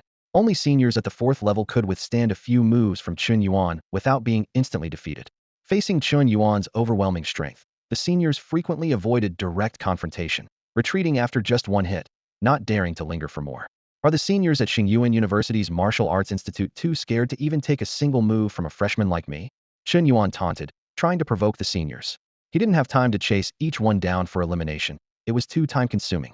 It was better to let them attack him in a group, making it easier to handle them all at once. Just then, a bald, muscular man who had been aggressively eliminating freshmen on the other side noticed the situation and immediately abandoned his current target to head straight for Chen Yuan. It's Brother Guantian. We're saved, a senior exclaimed with delight. Brother Guantian is at the 5th level of the body refining stage and has 2nd-grade hardening martial arts. He can definitely suppress Chen Yuan's monstrous strength. Let's see how arrogant he can be now. Brother Guantian will lead the attack, and we'll feign attacks to harass him. Chen Yuan is doomed. With a commanding presence, Guan Tian moved with fierce momentum, wasting no words as he aimed a powerful punch at Chen Yuan's head. Chen Yuan, try taking my punch. Why not? Bring it on. Chen Yuan laughed heartily, standing his ground and fully unleashing the power of the dragon elephant. His fingers spread wide, white energy gathering in his right palm, then slowly clenched into a fist as if to crush the air itself, causing an explosive sound out of thin air. Facing off against Guan Tian, Chen Yuan unleashed a powerful force that spread outward like an invisible tidal wave. The new students quickly retreated, fearing the overwhelming energy might affect them. The clash of pure strength between Chen Yuan and Guan Tian was awe-inspiring. As the shockwave dissipated, both fighters stepped back. Guan Tian felt a tingling in his arm, surprised by the encounter. He had underestimated Chen Yuan, but now realized the immense power he possessed. Is it a special training technique? Or the legendary Hunyuan dragon elephant skill? Guan Tian wondered. He had attempted to learn this martial art, but was stalled at the first level and eventually gave up. Having experienced its difficulty, he doubted if Chen Yuan had truly mastered it. Why waste time on such a cumbersome skill when there are more efficient options for the talented? Guan Tian thought. Only those with mediocre potential would persist with it because it has no bottlenecks. However, Chen Yuan's performance was startling. His right arm was covered in scars, as if slashed by countless blades.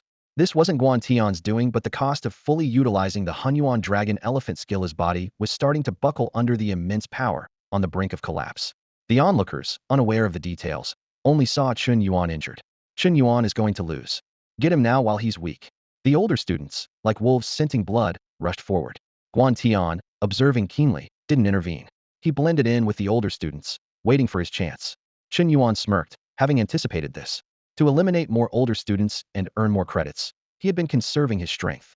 In an instant, black and white arcs of electricity danced at Chen Yuan's fingertips, quickly converging in his hands.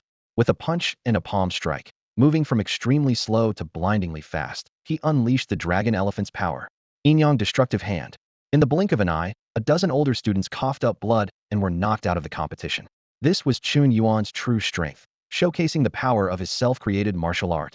Even Guan Tian was overpowered by this attack. Despite reaching the 5th level of the body refinement stage and possessing second-grade martial arts for defense, he couldn't withstand Chen Yuan's full-force strike. He realized that only by reaching the 6th level, achieving a small golden body, could he contend with Chen Yuan. However, a peak body refinement stage warrior wouldn't appear here. That would be an overwhelming advantage against new students. Guan Tian weighed his options and decided not to confront Chen Yuan directly, turning instead to the remaining new students to gain more credits. Without a 5th-level opponent to hinder him, Chen Yuan swept through the remaining older students effortlessly. In this contest, he now faced no competition. At this moment, a peculiar melee was unfolding in the Martial Arts Academy's main hall. The freshmen were like lambs to the slaughter, being chased and beaten by a group of seniors. Meanwhile, Chen Yuan was like a fierce tiger, charging through the seniors. He had already eliminated nearly 60 seniors, but the remaining ones were as slippery as eels, always skillfully avoiding direct confrontation with him. Whenever Chen Yuan pursued a senior, the others would seize the opportunity to bypass him and continue eliminating the remaining freshmen. The scene was akin to cutting down weeds, as 1,000 freshmen fell one after another, leaving less than 500 still standing. The ease with which the seniors dealt with the freshmen far exceeded Chen Yuan's efforts against them. All right, time's up. Stop now. Zhang Quangshi's roar echoed throughout the hall. The seniors being pursued by Chen Yuan immediately collapsed on the ground, gasping for breath. Chen Yuan also stopped in time, his energy and stamina nearly depleted. After all, these seniors were experts at the body refining stage, with considerable martial arts skills, and even Chen Yuan felt exhausted after eliminating 5 or 6 dozen of them. Looking around, only a few hundred freshmen were still standing, while most lay on the ground, some even having fainted. Fortunately, they only suffered minor injuries and would recover after a few days of rest. This was partly because the seniors knew their limits and partly because Zhang Quangshi and dozens of martial arts instructors were present to supervise, ensuring no serious injuries occurred. Zhang Quangshi nodded with satisfaction. Not bad, to have a few hundred freshmen left. The overall quality of you warriors this year is better than I expected. Those who haven't been eliminated will each be rewarded with 200 credits from the school, which will be transferred to your personal terminals shortly. Your teachers should also have some rewards, so go ask them for it. Although Chen Yuan eliminating many seniors was a factor, the fact that the freshmen were not completely overwhelmed also demonstrated the strong quality of this year's new entrants. Of all the freshmen, Zhang Quangshi was most impressed by Chen Yuan, followed by Zhou Yuan. Chen Yuan's performance was beyond words, almost single-handedly turning the tide and leaving the seniors in disarray. Zhou Yuan, on the other hand, showcased remarkable martial arts talent, continuously improving under pressure. with each move more formidable than the last. Zhang Guangshi felt a twinge of regret. Ah, I didn't get Chen Yuan as a student, but Zhou Yuan is also quite good. Although he's a bit stubborn, he would still make a suitable student for me. Unfortunately, he's from the Zhou family of the Imperial Star region. Even though the two most promising students of this batch did not choose him as their mentor, Zhang Guangshi did not leave empty-handed. He consoled himself. It's not all lost. At least Chen Yuan can be considered half my student. Although Zhang Guangshi did not explicitly mention the number of credits Chen Yuan received, everyone present knew it must be an impressive figure. In the Martial Arts Academy's main hall, a storm was brewing. The older students who had been eliminated by Chen Yuan gathered together, their faces full of frustration and anger. They had arrived confidently, intending to teach the newcomers a lesson, only to find themselves schooled by a new champion. Why only 100 credits? One disgruntled senior complained. We agreed on 100 credits for stopping Chen Yuan, but that was when he was at the peak of the awakening stage. Now he's at the third tier of the body refinement stage. Exactly, another senior echoed. You haven't faced Chen Yuan, so you don't know how formidable this year's rookie king is. We got thoroughly beaten. We deserve more credits, at least 300. The seniors' emotions grew increasingly agitated, with some even shouting, no more credits. No leaving the hall. Someone calmly interjected. If you're not satisfied, go challenge Chen Yuan to a fight. If you win, I'll accept it. This silenced the room momentarily, but soon the clamor resumed. For these seniors, the credits weren't the main issue. They had joined the event to bully the freshmen, yet ended up being thrashed by them. Without more credits, they couldn't swallow their pride. At that moment, Chen Yuan and Zhou Yuan walked through the crowd. Zhou Yuan looked worse for wear, with his energy depleted, strength nearly gone, and several injuries visible. Chen Yuan, how many seniors did you defeat? Zhou Yuan asked curiously. Chen Yuan scratched his head, unsure. Didn't count, maybe 50 or 60? Zhou Yuan laughed heartily. I only took out 9 seniors, can't compare to you. The 100 credits have already been added to your account. Seeing Zhou Yuan's nonchalant demeanor, Chen Yuan couldn't help but take notice. This was someone truly carefree with wealth, a worthy rival with such talent. No problem, feel free to spar with me anytime. Chen Yuan replied with a smile, thinking to himself about the easy credits he was earning. Just then, 2 men and a woman approached Chen Yuan and Zhou Yuan. Zhou Yuan's eyes lit up, and he waved to the leading man. Big brother, I saw you earlier. He was about to introduce Chen Yuan when he was interrupted. The man, addressed as Big Brother, smiled and extended his hand to Chen Yuan. I'm Zhou Yu, president of the student council. Chen Yuan, I've heard a lot about you. My brother hasn't caused you any trouble, has he? Chen Yuan shook hands politely. Not at all. I'm Wang Chuanfeng. A lively-looking young man interjected. Next time, I'll take you out. Show you the void land. Lastly, the cool, elegant woman simply stated, Tang Yuxiao, vice president of the student council. After a brief exchange, Zhou Yu gave Zhou Yuan a few words of advice and left with Wang Chuanfeng and Tang Yuxiao. Zhou Yu was aware of his brother's bet with Chen Yuan, but he understood that lacking strength was no one's fault. Having an opponent like Chen Yuan could actually push Zhou Yuan to improve faster. In comparison, a few hundred credits were insignificant. Chen Yuan, I'm off too, Zhou Yuan said hurriedly. I'll come find you after I break through. With that, he left in a rush, eager not to miss the inspiration in his mind. Meanwhile, Zhang Guangshi signaled to Chen Yuan with a look, indicating for him to follow. Understanding, Chen Yuan left the noisy main hall of the Martial Arts Academy with him. Chen Yuan followed closely behind Zhang Guangshi, his steps light yet cautious. Throughout the journey, Zhang Guangshi remained silent, which made Chen Yuan feel a bit uneasy. Finally, he couldn't resist asking, Teacher, did I perform well this time? Zhang Guangshi nodded slightly, a hint of approval appearing on his face. Very well. The strength you displayed truly surprised me. Hearing his teacher's affirmation, Chen Yuan beamed with joy and eagerly asked, So, how many credits will the school give me? Zhang Guangshi's lips curled into a subtle, meaningful smile. Can't wait, huh? Don't worry, I've already calculated it for you. He paused, seemingly savoring Chen Yuan's expectant expression, then slowly revealed the details. You eliminated 58 senior students this time. Among them, 12 were in the first stage of the body tempering realm, 21 in the second stage, 18 in the third stage, and 7 in the fourth stage. All in all, the school can award you a total of 3,800 credits. At this point, Zhang Guangshi gave a knowing smile. I'll add a little extra to round it up, making it a total of 4,000 credits. Satisfied? 4,000 credits. Chen Yuan quickly calculated in his mind, averaging about 68 credits per senior student. Although he knew the value of seniors varied with different martial arts realms, he didn't bother to ask further. He nodded enthusiastically, satisfied. Very satisfied. Indeed, just by spending some time dealing with the seniors, he easily earned 4,000 credits, which made Chen Yuan very content. He even secretly hoped for such opportunities to arise regularly. However, He was well aware that opportunities like university assessments were rare and not easily replicated. After all, most of the resources from university assessments were meant to compensate those who didn't make it to the university, but he managed to pocket a large share himself. The phrase, benefiting oneself at the expense of others, aptly described Chen Yuan's actions during the university assessment. Seeing Chen Yuan so pleased, Zhang Quanshi nodded and added, "Actually, aside from the school's reward, your performance this time also earned Li Shatong a significant amount of teaching achievement credits, and he should rightfully reward you with a portion. After all, part of the school's funding is intended to give back to the students." Zhang Quanshi's tone carried a hint of helplessness. "But you know his situation. He's practically broke, so he probably doesn't have much left to give you." Chen Yuan shrugged, showing indifference. "It's okay, I understand." He knew that if Li Shatong wasn't truly in such dire straits, their wager wouldn't have been so easily agreed upon. Compared to this small reward, the 1.25 million credits were the real prize. However, Chen Yuan still had some doubts. Since Zhang Quanshi was right there, he decided to seize the opportunity to ask, "You've always mentioned that my teacher is working on a very important research project. If it's truly important, why doesn't the school invest some credits in it?" Last quarter, the school's funding was only 200,000 credits. Zhang Quanshi seemed to have anticipated Chen Yuan's question and explained without hesitation. If Li Shatong could actually complete his research, or even just show a glimmer of success, there would be no shortage of investment. His tone carried a hint of resignation. But ideals are one thing, reality is another. His research began 17 years ago. At that time, the school and many influential people in the Star League placed their bets on Li Shatong because they believed in his intellect. Zhang Quanshi's voice lowered, as if recounting a regrettable truth, but reality proved them wrong. In 17 years, Li Shatong hasn't produced any results. All the investment turned out to be for nothing, without even a ripple. For 17 relentless years, Li Shatong persisted, even fabricating results to deceive many. Although he secured substantial investments, his reputation was thoroughly tarnished, leaving him unable to even step out of the subspace gates of Shang Yuan University.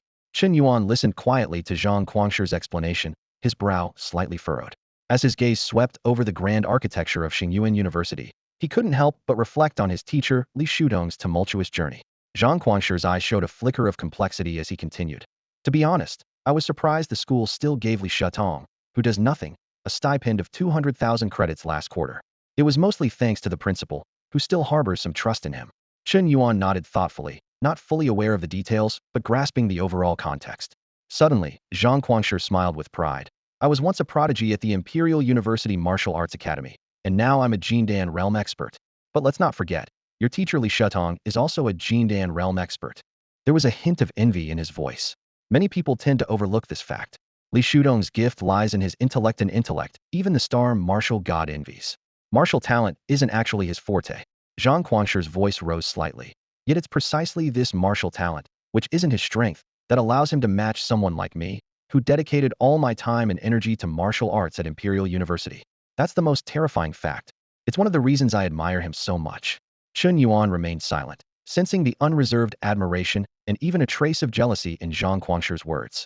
This was from a Shang Yuan University mentor, a formidable Jindan realm expert, whose future achievements were limitless. Such a martial arts expert would be highly respected on any planet. This reminded Chen Yuan of Li Shudong's previous boastful words, giving him an insight into the source of his confidence. He had to admit, Li Shudong's confidence back then could indeed rival his own extraordinary talent. He then recalled Li Shudong's mention of the dual-pole magnetic true body, which excited him greatly. Solving the issue of physical strength limitations would allow him to enhance his combat power further. Moreover, it would offer numerous benefits for his continued practice of the Hun Yuan Dragon Elephant True skill. With these thoughts, Chen Yuan arrived at the Resource Exchange Center. He exchanged all his credits for a cultivation resource called Cheonjiang Liquid. It was something he had tested for its high cost effectiveness, reportedly sourced from a planet called Arid Wilderness, where locals used it to temper their bodies. For Chen Yuan, the effect and origin of Cheonjiang Liquid were not important, as he did not intend to use it directly. Instead, he planned to convert it all into lifespan. The conversion rate between Cheonjiang Liquid, credits, and lifespan was approximately stable at 10:1. What? You're exchanging 4,500 credits all for Cheonjiang Liquid? The resource exchange officer's eyes widened in disbelief. Who on earth uses that much Cheonjiang Liquid at once? Are you a beast? Exchange it all. Chen Yuan replied confidently. Of the 4,500 credits, the extra 500 came from a bet he won against Zhou Yuan. Chen Yuan chose to use up 4,000 credits in one go, while saving the 100 credits Zhou Yuan lost for unforeseen needs. Amidst the astonished and bewildered gazes of onlookers, Chen Yuan collected nearly half a ton of Cheongjiang liquid and swiftly left. With this, his lifespan increased by another 450 years, reaching a total of 505 years. In recent days, Chen Yuan's life has been fulfilling and busy. Sometimes, he attends lectures at Zhang Quangshi's place, but most of his time is spent in the Martial Arts Academy library. Surrounded by towering bookshelves and an ocean of books, Chen Yuan eagerly absorbs knowledge. He is preparing for the future, aiming to advance his Tao of Yin-Yang transformation to the third rank. His eyes gleam with wisdom, knowing that success would elevate both his Yin-Yang transformation strike and Yin-Yang transformation thunderblade to third-rank martial arts, significantly enhancing their power. More importantly, these self-created martial arts would reach their full potential, achieving 100 effectiveness. Chen Yuan understands that powerful martial arts perform differently depending on the practitioner. Only those that are tailor-made and fully executable are truly the strongest. As he gently runs his fingers over the book spines, he reflects. Creating martial arts isn't about imagination alone. It requires deep accumulation. With a solid foundation, combined with some sacrifices, he could greatly reduce the lifespan consumed. One by one, Chen Yuan meticulously reads through martial arts created by others. From basic techniques to first and second-rank martial arts, he misses nothing. With each piece of knowledge gained, he feels his perspective broadening and his martial arts talent steadily improving. Just like a high school student solving math problems more easily than an elementary student, Chen Yuan now learns martial arts like the Eight Extremities Thunderblade in just a few days, from proficiency to mastery. Since understanding the Tao of Yin-Yang transformation, Chen Yuan has noticed a significant improvement in his martial arts talent. When learning others' martial arts now, he doesn't aim for complete mastery, but instead seeks to integrate the strengths into his own knowledge. Picking up a book on the second-rank Yang Extreme Thunderblade, Chen Yuan quickly schemes through it. This martial art mainly enhances the values based on the first rank and increases the explosive speed of the blade. Chen Yuan ponders that the Thunder Glorious martial god initially intended to pursue the path of magnetic force, but ultimately chose the path of extreme thunder, taking the name Thunder Glorious Martial God. In just 2 days, Chen Yuan grasped the essence of the Yang Extreme Thunderblade. Although he hasn't fully mastered it, he has understood its advantages and incorporated them into his own knowledge. Chen Yuan realizes that fully mastering the second-rank Yang Extreme Thunderblade will require more time, but it's not urgent.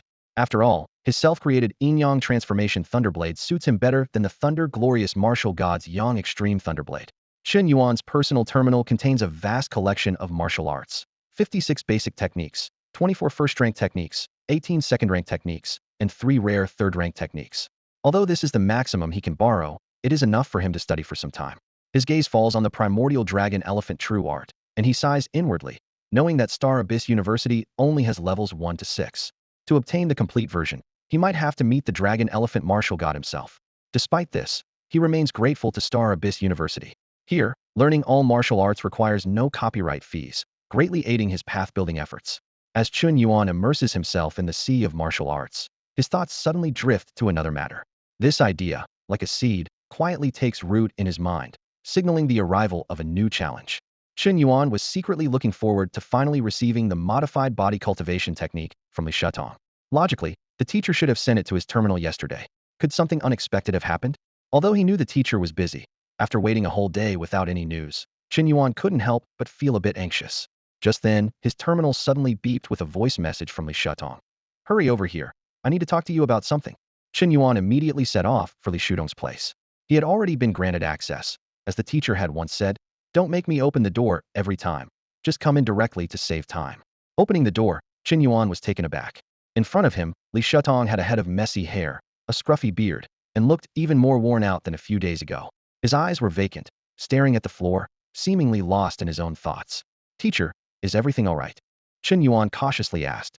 Shatong snapped back to reality, blinking his dry eyes and muttering, "Something's not right. Something's off. Teacher, is there an issue with the body cultivation technique modification? Take your time, it's okay." Chen Yuan tried to reassure him. "The body cultivation technique? What body cultivation technique?" Shatong paused, then suddenly remembered. "Oh, the one I modified for you, to achieve the polar magnetic body. That's a minor task, finished in 2 hours. Didn't I send it to you?" "I definitely haven't received it." Chen Yuan shrugged helplessly. "I'll send it to you later, but now we need to discuss something more important." Shatong waved his hand dismissively, suddenly slapped himself in the face as if trying to wake up. He paced around Chen Yuan, his eyes filled with suspicion. "Something's not right. I've been studying your Tao Tai divine body for days and haven't found a thing. Not a single issue. You're just like a normal person, and that's the biggest problem." Li Shatong suspiciously eyed Chen Yuan. You aren't tricking me, are you? There's no Taotai divine body at all. Faced with this sudden doubt, Chen Yuan remained unfazed, even nodding in agreement. Oh yes, yes. I'm not a Taotai divine body, just an ordinary person. I never claimed to be a Taotai divine body. That was your own conclusion. Before this, I didn't even know what a Taotai divine body was. Chen Yuan's confident demeanor made Li Shatong start doubting himself. Could it really be that my abilities are limited and I missed the signs of a Taotai divine body? For the first time, he questioned his own skills. But soon, Li Shatong reaffirmed his conviction. No, there's no way my abilities are limited. It must be Chen Yuan who's the problem. Yes, it has to be Chen Yuan who's the problem. Chen Yuan stood in the center of the laboratory, his eyes gleaming with anticipation. Li Shatong, already confident in his understanding, had decided to have Chen Yuan demonstrate the abilities of the Taotai divine body on the spot, so he could closely observe its mechanisms. As a self-assured scientist, Li Shatong was convinced he would uncover some clues from the demonstration. Chen Yuan glanced around and casually said, Teacher, could you find some valuable cultivation resources? The more precious, the better. The effect should be more pronounced that way. Li Shatong pondered for a moment and agreed with Chen Yuan's suggestion. He understood that the richer the energy, the longer the Taotai divine body could function, giving him ample time to observe the details. Hold on, I'll find something good for you. Li Shatong gestured for Chen Yuan to wait, and quickly walked to the corner of the laboratory. He rummaged through the shelves and finally found a small, white, dice-like object. This is a perception pill, Li Shatong explained. It's made from tianyi stone as the main ingredient, combined with various precious herbs that calm the mind. It effectively enhances concentration. I used to take one before every research session, and it worked quite well. He handed the perception pill to Chen Yuan and continued. Back then, the people from the Coast Group sent me over 10 boxes when they heard I needed them, about 1,000 pills in total. Now there's only this one left, just for you to try. Chen Yuan accepted the perception pill, secretly amazed. He recalled the tianyi stone he obtained during a university assessment, which had converted a full 100 years of life. Clearly, this perception pill was no ordinary item either. Under Li Shudong's wide-eyed gaze, Chen Yuan unhesitatingly put the perception pill in his mouth, swallowed it with a few gulps, and sent it straight down. Li Shatong exclaimed excitedly, Let me take a closer look. I can't believe this Taotai divine body is truly that mysterious. As soon as he spoke, an invisible will penetrated and enveloped Chen Yuan's body. Chen Yuan immediately felt as though he was being thoroughly examined inside and out, which was the effect of Li Shudong's martial will. Martial will is a force akin to spiritual power, embodying a martial artist's insights, spirit, will, and philosophy, and is one of the key conditions for breaking through the blood furnace realm. However, Chen Yuan wasn't worried at all, because the moment the perception pill reached his stomach, he had already converted it into lifespan. 200 years. Chen Yuan was utterly shocked. A small perception pill had increased his lifespan by a full 200 years. Thinking of how Li Shatong used to take one before each research session, consuming over 1,000 in total, Chen Yuan couldn't help but marvel. This was sheer wastefulness. If he had all those perception pills, he'd have over 20,000 years of life, enough to live recklessly. Meanwhile, Li Shatong was intently observing. Under his martial will's monitoring, the perception pill disappeared as soon as it passed through Chen Yuan's stomach. He couldn't even react before the perception pill vanished right before his eyes, as if transported to another dimension. This phenomenon left no trace detectable even to him, causing Li Shatong to furrow his brow in deep confusion. Seeing Li Shudong's puzzled expression, Chen Yuan chuckled and said, Teacher, was the process too fast? Why don't you give me a few more perception pills, and I'll demonstrate it to you a few more times. Li Shatong saw through Chen Yuan's scheme in an instant and shook his head helplessly. You're trying to trick me into giving you a perception pill? I only have one left, no more, he explained with a wry smile. After that, the Coast Group hasn't really bothered with me. Last time I tried to get some investment from them, they wouldn't even let me pass the planet's atmosphere. Reflecting on the past, Li Shudong's expression turned slightly melancholic. If he had any to spare, he wouldn't be stingy. Giving Chen Yuan 100 or 80 perception pills wouldn't be a problem. In his youth, they were as common as candy to him, something to consume based on his mood. Sadly, now he was truly broke. Seeing this, Chen Yuan tactfully changed the subject. If you don't have any, never mind. Have you made any progress in your research, teacher? Although it was a question, Chen Yuan knew his teacher was likely still in the dark. He wasn't worried about revealing anything because no matter how he asked, Li Shatong wouldn't be able to explain it clearly. Don't ask. If you ask, it's all thanks to the gluttonous divine body. Li Shatong waved his hand dismissively, then looked at Chen Yuan thoughtfully. Chen Yuan, can you sense where the perception pills go? Of course, if it's inconvenient, you don't have to say. Chen Yuan openly explained, I don't know. I just know the more cultivation resources I consume, the more benefits I receive in return. He then voiced his own doubts. Teacher, has there ever been a gluttonous divine body before? You seem unfamiliar with it. Li Shudong's face turned from surprise to anger and helplessness. He chuckled coldly. When the dragon elephant martial god first mentioned the gluttonous divine body, many people claimed to have it.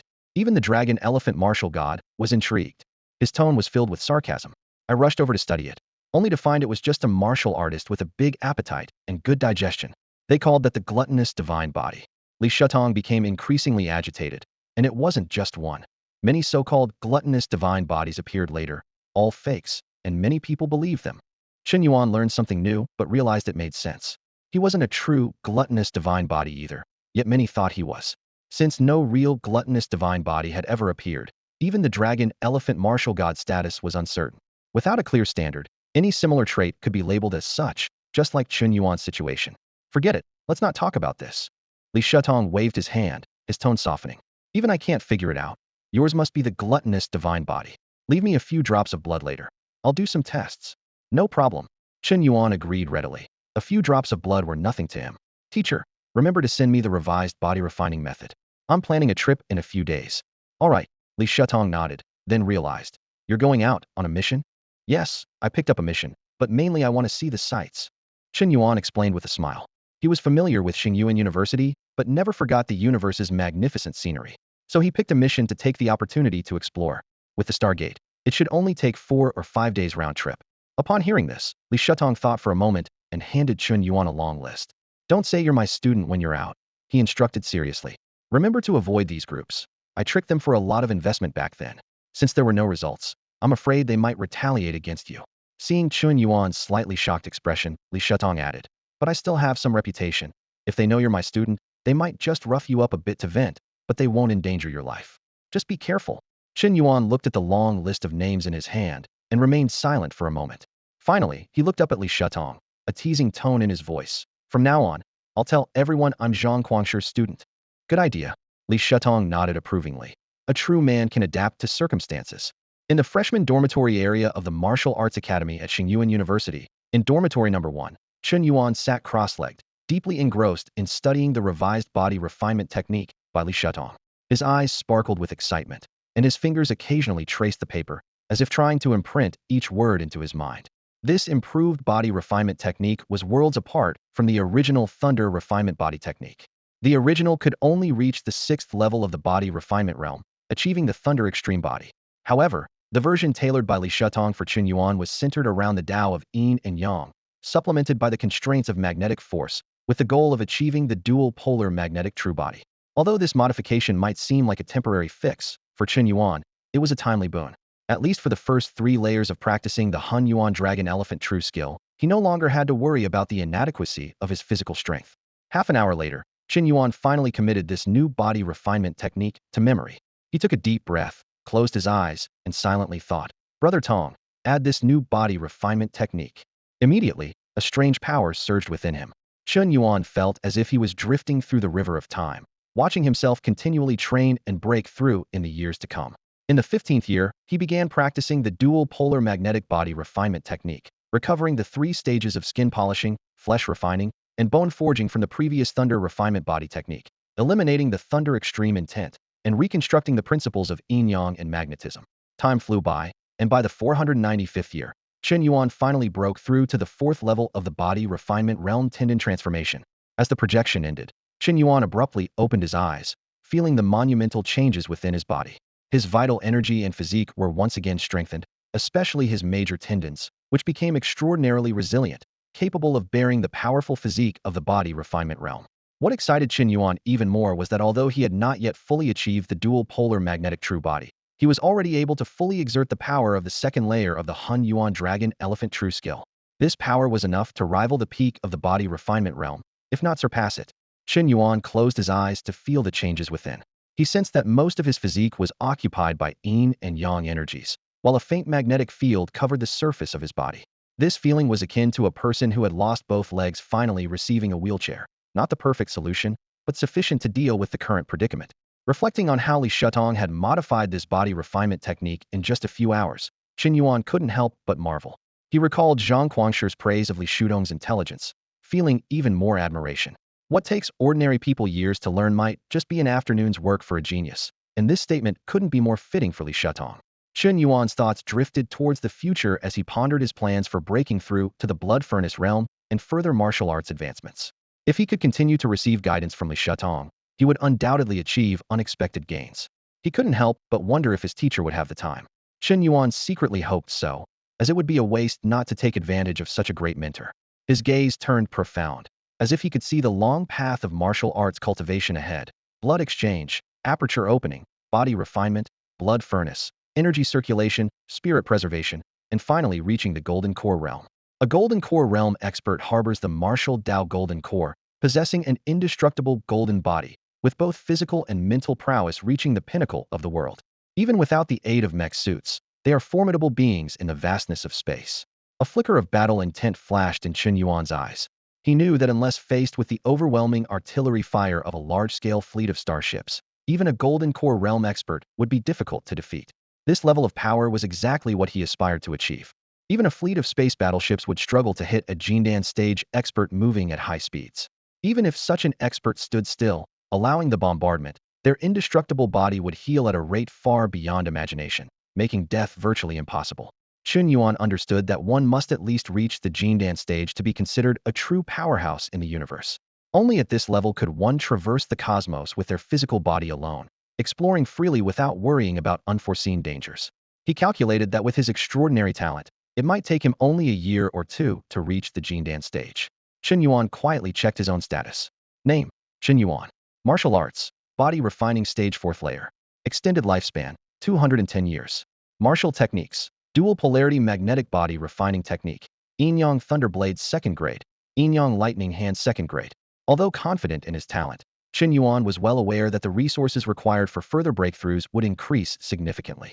His rate of improving his strength was ultimately limited by the speed at which he could acquire these resources. This made him even more eager for the next quarter's substantial funding of 1.25 million credits from Yuan University. Enough. Time to prepare for the mission, Chen Yuan decided silently. After all, completing missions also boosts my teaching performance. Chen Yuan took on a mission to escort a scientific expedition team. The destination was a planet at the edge of the Yuan starfield, and they also needed to transport a considerable amount of supplies. The round trip would take only about 4 to 5 days, which wasn't too long. Just as Chen Yuan was stepping out, he heard a familiar voice. Chen Yuan. He didn't need to look to know who it was. Zhou Yuan. Turning around, Chen Yuan noticed a slight change in Zhou Yuan's aura compared to before. Surprised, he asked, "You've broken through to the 3rd layer of the body refining stage?" Zhou Yuan, who hadn't been hiding it, laughed heartily. "I was already on the verge of a breakthrough, and after these few days of battle, it was only natural." He struck a pose, eager to fight. "Chen Yuan, let's spar again. This time, you'll enjoy it for sure." Though quite busy, Chen Yuan figured it would only take a single move, not much time at all. Besides, he had recently been rather relentless, having already taken Zhou Yuan's last 100 credits, so he didn't bother betting this time. "Sure, let's fight, but no bets this time. Let's take it easy for a bit." "All right," Zhou Yuan nodded happily. To him, it seemed that money-minded Chen Yuan wasn't confident of winning this time, hence no bet. He felt he had a chance to win. "Let's get started. I'm in a hurry." Chen Yuan slowly raised his right fist. With the dual polarity magnetic body refining technique, his body could now harness the power of the 2nd layer of the dragon elephant strength. "Bring it on." Zhou Yuan's martial instincts suddenly warned him, hinting at impending danger, but he never shied away from a fight. Clenching his right fist, he gathered all his energy into it. Sky-crushing fist. This was Zhou Yuan's signature move, his go-to attack. Then, their fists collided. Zhou Yuan was floored. "I lost again." Despite yet another defeat, he wasn't too disheartened. Losing was just part of life. As long as he got up one more time than he fell, he hadn't truly lost. "When did you break through to the 4th layer of the body refining stage?" Chen Yuan chuckled. "Just recently. You came at the right time for some practice." Zhou Yuan couldn't help but marvel. "You didn't even use your own martial arts this time, did you?" That immense strength must be from the primal dragon elephant true power, and at least the 2nd layer to have such might comparable to a peak body refining stage warrior. He had once trained in that technique himself, but found the 1st layer alone required years, with diminishing returns as he progressed, so he abandoned it. Chen Yuan didn't hide anything and nodded, confirming Zhou Yuan's guess. The power boost from the 2nd layer of the primal dragon elephant true power was too obvious. Anyone could deduce he had trained in it. Besides, as long as he improved fast enough, others' information on him would always be outdated. Such is the nature of information's timeliness. "I'll find you for another match in a few days. I need some time to refine my martial arts," Zhou Yuan said, his eyes gleaming with determination. He knew that his martial arts level couldn't be improved overnight, but there was still room for innovation in his techniques. He already had the beginnings of his own martial style in mind, but it needed time to be perfected. He was determined to surprise Chen Yuan the next time they faced off. Chen Yuan smiled slightly and reminded him, I might be hard to find in the next 5 days. I've taken on a task. Zhou Yuan raised an eyebrow, curious. You've taken a task? Are you that short on credits? I could lend you some if you need. I've got plenty, he said, pulling out his credits card with a generous grin. Chen Yuan was warmed by Zhou Yuan's gesture, but shook his head. No need, credits are just part of it. I also want to see the sights of the universe. You know, I come from a small place. Sightseeing, huh? Zhou Yuan's eyes lit up. Well, after some time, I'll take you to the capital star region. It's the center of the Star Federation and definitely worth a visit. A hint of anticipation flashed in Chen Yuan's eyes, and he agreed readily. Sounds great. I've always wanted to see the famous capital star region. After parting ways with Zhou Yuan, Chen Yuan went to meet up with the research team. As soon as he arrived at the meeting point, a middle-aged man with graying hair warmly greeted him. You must be Chen Yuan, the new prodigy from Shang Yuan University. I've heard so much about you. The man said with a friendly smile and a touch of respect in his voice. I'm Mu Shu, the leader of this research team. Chen Yuan nodded slightly and said directly, I'm Chen Yuan. No need for formalities or compliments. Let's keep things straightforward. Mu Shu nodded with a smile and explained the task. We're heading to a primitive planet. All you need to do is escort us there, and then you can return with the ship. The agreed payment was 500 credits, but since it's you taking the task, I've decided to double it to 1,000 credits. Recognizing Mu Shu's gesture of goodwill, Chen Yuan accepted without hesitation. No problem. Let's get ready to depart then. Mu Shu's smile grew even more genuine as he led the research team and Chen Yuan onto the spaceship docked nearby. Though the spaceship was smaller than the ones used for transporting exam candidates, its interior was far more luxurious. As he entered the lounge area, Chen Yuan noticed a circular bar surrounded by several floating chairs, with soothing music filling the air. The ambience felt more like an upscale gaming hotel than a typical school dormitory. Chen Yuan couldn't help but be impressed by the perks of this task. Chen Yuan's gaze swept past the luxurious amenities of the front cabin and focused directly on the spacious observation deck. The transparent dome seemed almost non-existent, making it feel as if one were standing on the deck of a starship. This ship was a stark contrast to the one he had taken during his university assessment. The former was purely functional, while this one emphasized comfort and enjoyment. Mu Shu walked over to Chen Yuan and softly explained. After the initial excitement of interstellar travel wears off, there's mostly endless monotony. Proper stress relief facilities can help maintain the mental health of ordinary people. After all, most people in the Star Alliance don't have the extraordinary mental fortitude of warriors. Chen Yuan nodded in understanding. He was well aware that warriors were far superior to ordinary people in both physique and spirit, with the difference being akin to that between different species. Just then, there was a commotion behind him. Chen Yuan turned to see 7 fully armed personnel boarding the ship. He couldn't help but ask, did you also hire interstellar mercenaries? Realizing his tone might have sounded slightly reproachful, he quickly added, I don't mind. I'm just curious why not recruit more seniors from Shang Yuan University? Their strength should rival these mercenaries, right? Mu Shu looked a bit embarrassed and explained, mercenaries are more cost-effective, and they might have more experience dealing with interstellar pirates. To be honest, we didn't expect any students from Shang Yuan University to take on this mission. Chen Yuan suddenly understood. Mu Shu didn't linger and turned to converse with the newly arrived interstellar mercenaries. Soon, a faint humming sound was heard, the sound of the ship's engine starting. The scene outside the transparent dome began to rapidly blur past as the ship headed into the vast expanse of space. Chen Yuan's attention remained on the group of interstellar mercenaries. With just a glance, he roughly gauged the strength levels of the 7. 2 were at the Kaiqiao stage, and 5 were at the Duani stage. As for the specific level within the Duani stage, Chen Yuan couldn't precisely determine it without a real battle. He reminded himself not to underestimate Duani stage warriors. On ordinary planets, such strength would be enough to serve as the principal of a university. He thought of his former school, Shansheng High School, where Principal Fan Yaosheng was only a Duanti second-stage warrior. Just a month or two ago, he had marveled at the principal's strength during a battle with Shang Wanji, yet now he could handle hundreds of opponents at that level simultaneously. Chen Yuan felt somewhat reassured. Most small, roving interstellar pirates were ordinary people with guns, with only a few warriors among them, and those were generally at a low level. With these Duani stage warriors providing escort, they should be well equipped to handle any threats. Mu Shu briefly introduced the identity of Chen Yuan to the interstellar mercenaries. His tone was calm, and his eyes darted between both parties, clearly trying to avoid any potential conflict.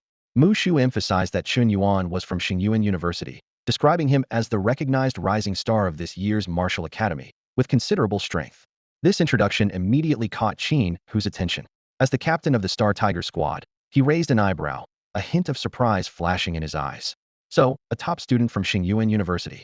Chen Yuan thought to himself, his attitude towards Chen Yuan noticeably more respectful. However, a young team member with flamboyant yellow hair beside Chen Yuan was unimpressed. He sneered, his tone dripping with disdain. Boss, so what if he's a top student from Shang Yuan University? Didn't you hear the old man? That guy's just a freshman, a greenhorn. It'll be good enough if he doesn't cause us any trouble. Interstellar pirates vanish after a hit. They couldn't care less which university you're from. Hearing this, Chen Yuan frowned and turned to reprimand him in a low voice. Keep your voice down. Chen Yuan is a top student from Shang Yuan University and the rising star of this year's martial academy.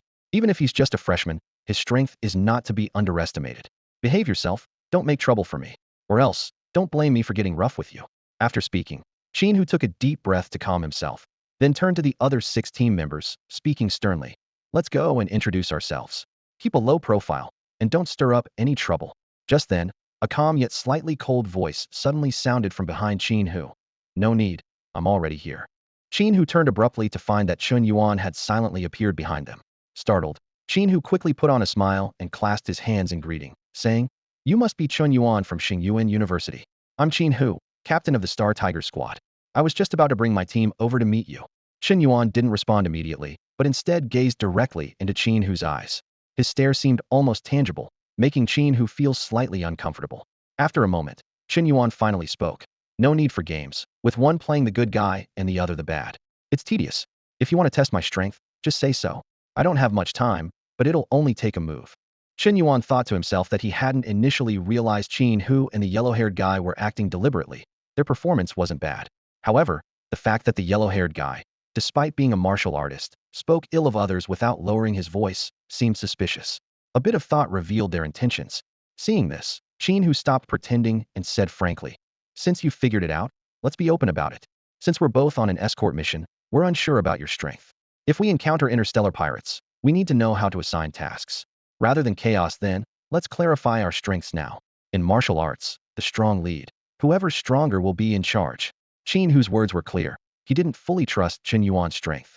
Being the rising star of Shang Yuan University's martial academy was one thing. Potential was potential, but strength is strength, and martial artists speak through strength. While he could be friendly or even accommodating to Chen Yuan because of his prestigious background, he needed to verify Chen Yuan's capability to handle critical tasks. However, he deeply understood the risks of having incompetent teammates, so when it came to matters of life and death, Chen Yuan never let his guard down or compromised. This was the main reason why his Star Tiger squad hadn't lost a single member so far. Chen Yuan's eyes were sharp as he looked directly at Chen Yuan and said, You're the captain, so you must be the strongest, right? Chen Yuan puffed out his chest confidently and replied, Of course. Chen Yuan's lips curled into a slight smirk, his tone arrogant. Then I'll have to beat you. I also hate unexpected incidents. If there's any dissatisfaction or discontent, let's resolve it before anything happens. Chen Yuan immediately became alert, sensing the powerful aura of the 4th level of the body refinement realm emanating from Chen Yuan. He was shocked. No wonder he's the new king of Shang Yuan University, reaching such a level at such a young age. Are all the new kings of the Star Union's top 3 universities this formidable? A sense of defeat quietly arose. Chen Yuan recalled how he was once considered a genius, though he eventually didn't make it to college. Yet, through sheer effort, he carved out a path in martial arts. He not only broke through the body refinement realm, but also fought for years in the interstellar space, forming his own mercenary squad. However, at this moment, he acutely realized the chasm-like gap between himself and the top talents of the Star Union. But Chen Yuan didn't get discouraged. He silently encouraged himself. These 100 years weren't in vain. Who's stronger or weaker will only be known after a fight. Chen Yuan's energy surged within him, revealing his martial arts level, also the 4th level of the body refinement realm. He growled, Chen Yuan, one move to decide the winner. Show me the strength of a top student from Shang Yuan University. With that, Chen Yuan launched his punch. He didn't use any weapons because his fists were his strongest weapon. His energy surged around him like crashing waves, each wave stronger than the last, instantly stacking to its peak wave triple strike. Chen Yuan's best 2nd-grade martial art. Bring it on. Chen Yuan, feeling Chen Yuan's intense fighting spirit, became excited too. He didn't use any martial arts, merely employing 50% of his dragon elephant strength, and clenched his right fist to clash directly with Chen Yuan. Bang! The fists collided with a barely audible thud, without even a hint of wind leaking. Both of them deliberately controlled their strength to avoid affecting the spacecraft they were on. At the moment their fists met, Chen Yuan felt the full force of Chen Hu's strike, and his expression changed. How could this fourth-level body refinement opponent be so weak? In the next moment, Chen Hu, unable to resist, was sent flying by Chen Yuan's punch, crashing into several floating chairs along the way. Boss, are you okay? Boss, the members of the Star Tiger squad cried out as they rushed forward to help up the bewildered Chen Hu. The commotion drew the attention of the researchers on the ship, who began to whisper about what had happened. Mu Shu quickly approached, ready to inquire about the situation. Such unexpected incidents were his greatest concern. Chen Hu suppressed the discomfort in his chest, forcing a smile as he explained, "It's nothing. Nothing at all. Just a simple sparring session with Chen Yuan. It's no big deal. As long as it's nothing." Mu Shu nodded slightly, asking no more. Chen Yuan was also surprised. Even though he had held back, he almost sent Chen Hu flying with one punch. He wondered to himself, are interstellar mercenaries really this weak? Chen Yuan felt a flicker of doubt. Was it reasonable for a martial artist at the fourth level of the body refining stage to only master second-grade basic martial arts? He recalled Zhou Yuan, a genius who had already mastered the second-grade advanced martial art, the Qingshi Tianquan, at the second level of the body refining stage, showcasing exceptional combat prowess. In comparison, Chen Hu's waves of 3 layers was not a high-level martial art, and his mastery was only at the second-grade basic level, surprisingly weak. However, Chen Yuan quickly realized his mistake. He had spent too much time at Chen Yuan University, surrounded by the top talents of the Star Alliance, which made him overlook the true level of ordinary martial artists outside the university. Chen Hu's performance was likely the norm for regular martial artists. Even the least talented students at Chen Yuan University's Martial Arts Academy could easily outclass others outside. Chen Yuan looked at the still somewhat bewildered Chen Hu and couldn't help but feel relieved that he had only used half his strength. Otherwise, the consequences could have been dire. At this moment, Chen Hu finally regained his composure, broke free from his companion's support, and staggered towards Chen Yuan. "Brother Chen Yuan, you truly live up to being a distinguished student of Chen Yuan University. A rookie king. Your strength is indeed unmatched in this era." Chen Hu's voice trembled slightly. "I admit my defeat wholeheartedly. For this escort mission, our Xinghu squad will follow your lead." He then called his companions over to repeat his words. Chen Yuan quickly waved his hand. "Brother Chen, you're too kind. When it comes to escorting and dealing with space pirates, how can I compare to your experience? I should be the one following your arrangements." He admitted honestly, "I only showed my strength to avoid unnecessary trouble. I hope Brother Chen and everyone else won't mind." Chen, who was taken aback by his words, then broke into a wide smile. "Haha, Brother Chen Yuan, you're too modest. It's just that I've wasted 100 years, unlike a Star Alliance prodigy like you." He had initially thought Chen Yuan would be arrogant and difficult, but was pleasantly surprised by his amiability, which instantly lifted his spirits. "If you have any questions or doubts, just ask me, and I'll tell you everything I know." "I do have many questions that need your help, Brother Chen." Chen Yuan agreed happily. In the vast universe, countless stars scattered like tiny diamonds across the dark sky, shimmering with cold light. Purple, blue, and pink gaseous nebulae intertwined into swirling bands of light, slowly unfolding in the boundless darkness. Inside the transparent dome, Chen Hu sat beside Chen Yuan. Although he was long accustomed to the magnificent view of the starry sky, he was happy to keep Chen Yuan company since he was so fascinated. "Space pirates actually come in various types," Chen Hu began explaining. "There are small roaming bands, small, medium, large, and extra-large space pirates, each with varying levels of strength. Large and super-large space pirates are often backed by various powerful factions within the Star Alliance, handling their dirty work in the shadows. However, for ordinary people, these massive entities don't warrant much concern, as the likelihood of encountering them is negligible." Chen Hu's voice echoed through the ship's cabin as he explained the potential threats of the escort mission to Chen Yuan in detail. "What we really need to watch out for are those small groups of rogue space pirates," Chen Hu said, his eyes gleaming with caution. "They pilot small shuttles, incredibly fast and exceptionally agile. Ordinary merchant ships often struggle to effectively target these nimble foes, which could ultimately lead to a dangerous boarding action." Chen Yuan listened quietly, a slight frown on his face as a question formed in his mind. He couldn't help but interrupt. "So why don't merchant ships just increase their firepower? Wouldn't that solve the problem of insufficient firepower from the root?" Hearing this, Chen Hu gave a wry smile. "That's a good question," he replied. "But it's not that simple. First of all, the Star Alliance has strict regulations on modifying merchant ships. Overarming them can lead to severe penalties. Military-grade equipment like railguns and star-destroying cannons are out of the question. Not only can't they be installed, but it's not even something you dare to consider." He paused before continuing. "Secondly, don't forget these are merchant ships. From the outset, these interstellar vessels weren't designed for combat. Think about a merchant ship loaded with cargo. If it were armed to the teeth, could you still call it a merchant ship? It would be a disguised warship, wouldn't it? Chen Hu's tone carried a hint of sarcasm. That's why, in situations like these, interstellar mercenaries, especially warriors like us, are in high demand. Chen Yuan nodded thoughtfully, then asked, do you think we'll encounter space pirates this time, Chen? Chen Hu pondered for a moment before replying. That's hard to say. However, once the warp engine is engaged, we can be relatively at ease. The real risk comes when the warp engine is shut down. That's when space pirates are most likely to strike. But there will be alarms to alert us, so there's no need for you to worry too much, Chen Yuan. His tone lightened somewhat. Besides, most space pirates aren't that formidable. Among them are ordinary people and warriors. But even if they're warriors, having one or two at the body refinement stage is rare. For us, dealing with them isn't too difficult.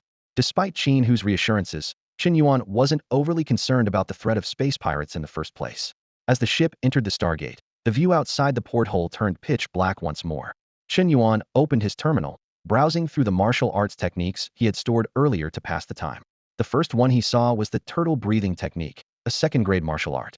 This technique not only allowed one to conceal their biological presence, but could also put the body into a state of suspended animation at critical moments, buying more survival time when mortally wounded. Chen Yuan mused. The control over breath in this martial art is worth referencing. It might help reduce the energy leakage of the yin-yang destruction hand. But as for learning it, I'll pass. I, Chen Yuan, stand upright and proud, too dignified to resort to such unorthodox methods. Next, his attention was drawn to the 8-step collapse fist. This martial art accumulated power in 8 steps within the body, culminating in a concentrated burst, capable of causing both external and internal damage. The combination of external and internal force made it quite powerful. Chen Yuan nodded to himself. The way this technique channels power is worth learning. While Chen Yuan was engrossed in studying martial arts, the ship quietly passed through another Stargate. He remained oblivious until a piercing alarm suddenly shattered the silence. Immediately following, Chen Hu's voice, tinged with excitement, came from outside the door. Hey, Chen Yuan, weren't you curious about space pirates? Well, lucky us, we've just encountered some space pirates. Upon hearing the news, Chen Yuan immediately perked up, quickly shut down his personal terminal, and followed closely behind Chen Hu to the dome. Through the clear dome, Chen Yuan's gaze pierced through the inky blackness of space, watching as hundreds of purple beams shot from the merchant ship beneath them, streaking across the night sky, like meteors before disappearing at the edge of sight. Noticing Chen Yuan's confusion, Chen Hu explained, the space pirates are still at a distance, but our optical radar has picked them up. This is an attempt at long-range attack, but don't get your hopes up. It looks impressive, but it's just a drop in the ocean. Prepare for close combat, and follow my lead when the time comes. Chen Yuan nodded silently, his eyes once again fixed on the deep space beyond the dome. The ship's cannons hummed lowly as hundreds of beams dissipated into the darkness, leaving no trace. A few minutes later, Chen Yuan noticed a change in the scene. 5 small black and white shuttles, like arrows released from a bow, were rapidly closing in on their ship. Looks like it didn't work, Chen Hu sighed. A ping, take the researchers to the back to hide. I'll try to negotiate with the pirates. If we can avoid a fight, we will. The young man with yellow hair, known as a ping, was the one who had previously acted alongside Chen Hu. Chen Yuan realized that a ping was actually quite introverted and wouldn't have spoken up if not for Chen Hu's insistence. Now, a ping quickly organized the researchers to retreat to a safe area, avoiding becoming a burden if a fight broke out. Outside the dome, the 5 shuttles clung to the ship's outer hull like the tentacles of an octopus. Suddenly, a series of deafening explosions occurred, and a group of flamboyantly dressed space pirates poured in. Chen Yuan quickly scanned the intruders, mentally calculating. 21 in total, 11 ordinary people in life suits carrying guns, not much of a threat, 10 martial artists, including 3 at the Kaiqiao level and 5 at the Tuanti level. If he were alone, the opposition might have already lost a third of their men. But Chen Hu had advised him not to act rashly, so Chen Yuan restrained his impulse to engage and watch the situation unfold. Chen Hu stepped forward, bowing slightly to the bald leader. I am Chen Hu, captain of the Star Tiger squad. May I ask which path you hail from, brother? The bald man eyed Chen Hu up and down, grinning. Did you bring enough money? Chen Hu gestured a number with his hand, but the bald man shook his head. Chen Hu frowned slightly and offered a new number. This time, the bald man seemed a bit dissatisfied but nodded slightly. That's good, Chen Hu said, kicking a nearby box towards the bald man. The bald man's subordinate checked the contents and nodded to their leader. At this point, a ping whispered to Chen Yuan. We're not the ones paying, don't worry. Chen Yuan remained silent, giving a slight nod. He thought to himself that they could have simply fought the pirates, as they were just space pirates, and killing them wouldn't be an issue. But he quickly realized that for Chen Hu, a space mercenary, survival came first and making money second. Why risk their lives when a little money could solve the problem? Seeing the bald man accept the items, Chen Hu's smile grew even wider. However, instead of leaving, the bald man grinned and made a disturbing request. We need a few women over there. Let us capture some. Chen Hu immediately sensed something was wrong, and anger began to brew inside him. But before he could react, a flash of black and white lightning arced through the air. It was the Yin-Yang lightning blade. The smile had not yet faded from the bald man's face before his head flew into the air. With a couple of thuds, the head hit the ground, making a crisp sound. Chen Yuan stood holding a power saw blade, the blood on its edge evaporating instantly from the terrifying heat. From the moment the bald man mentioned needing women, Chen Yuan knew he had to act. Despite the bald man's strength, equivalent to Chen Hu's, he didn't even have time to utter his name before he met his end. Damn it, there's an expert. Retreat. A shout of alarm was followed by a sudden barrage of gunfire. Bullets rained down like a storm, but Chen Yuan remained unmoved. The bullets striking him sounded like metal clashing. A black object traced a parabola and landed in front of Chen Yuan, who caught it effortlessly. With a bang, white smoke slowly rose from his fingers. In this day and age, still playing with traditional firearms? Chen Yuan's gaze was chilling as his figure flickered. In the next instant, the heads of 5 armed interstellar pirates flew into the air, their eyes filled with confusion, as if they hadn't realized what had happened. The entire encounter lasted no more than a blink of an eye. Go. Slaughter them all. Don't let a single one escape. Chen, who was not to be outdone, and charged forward. With a move called Wave Triple Stack, he exploded an enemy's head in an instant, and then engaged another martial artist of similar strength. Compared to the Star Tiger squad, Chen Yuan's side was a one-sided massacre. None of the interstellar pirates could withstand a single strike from Chen Yuan. Whether they dodged, attacked, or fled, wherever the black and white arcs flickered, heads fell. A gaunt-faced interstellar pirate was driven to desperation. He grabbed a nearby comrade and threatened, "Don't move, or I'll kill her." Chen Yuan frowned slightly. Threatening the enemy with your own comrade.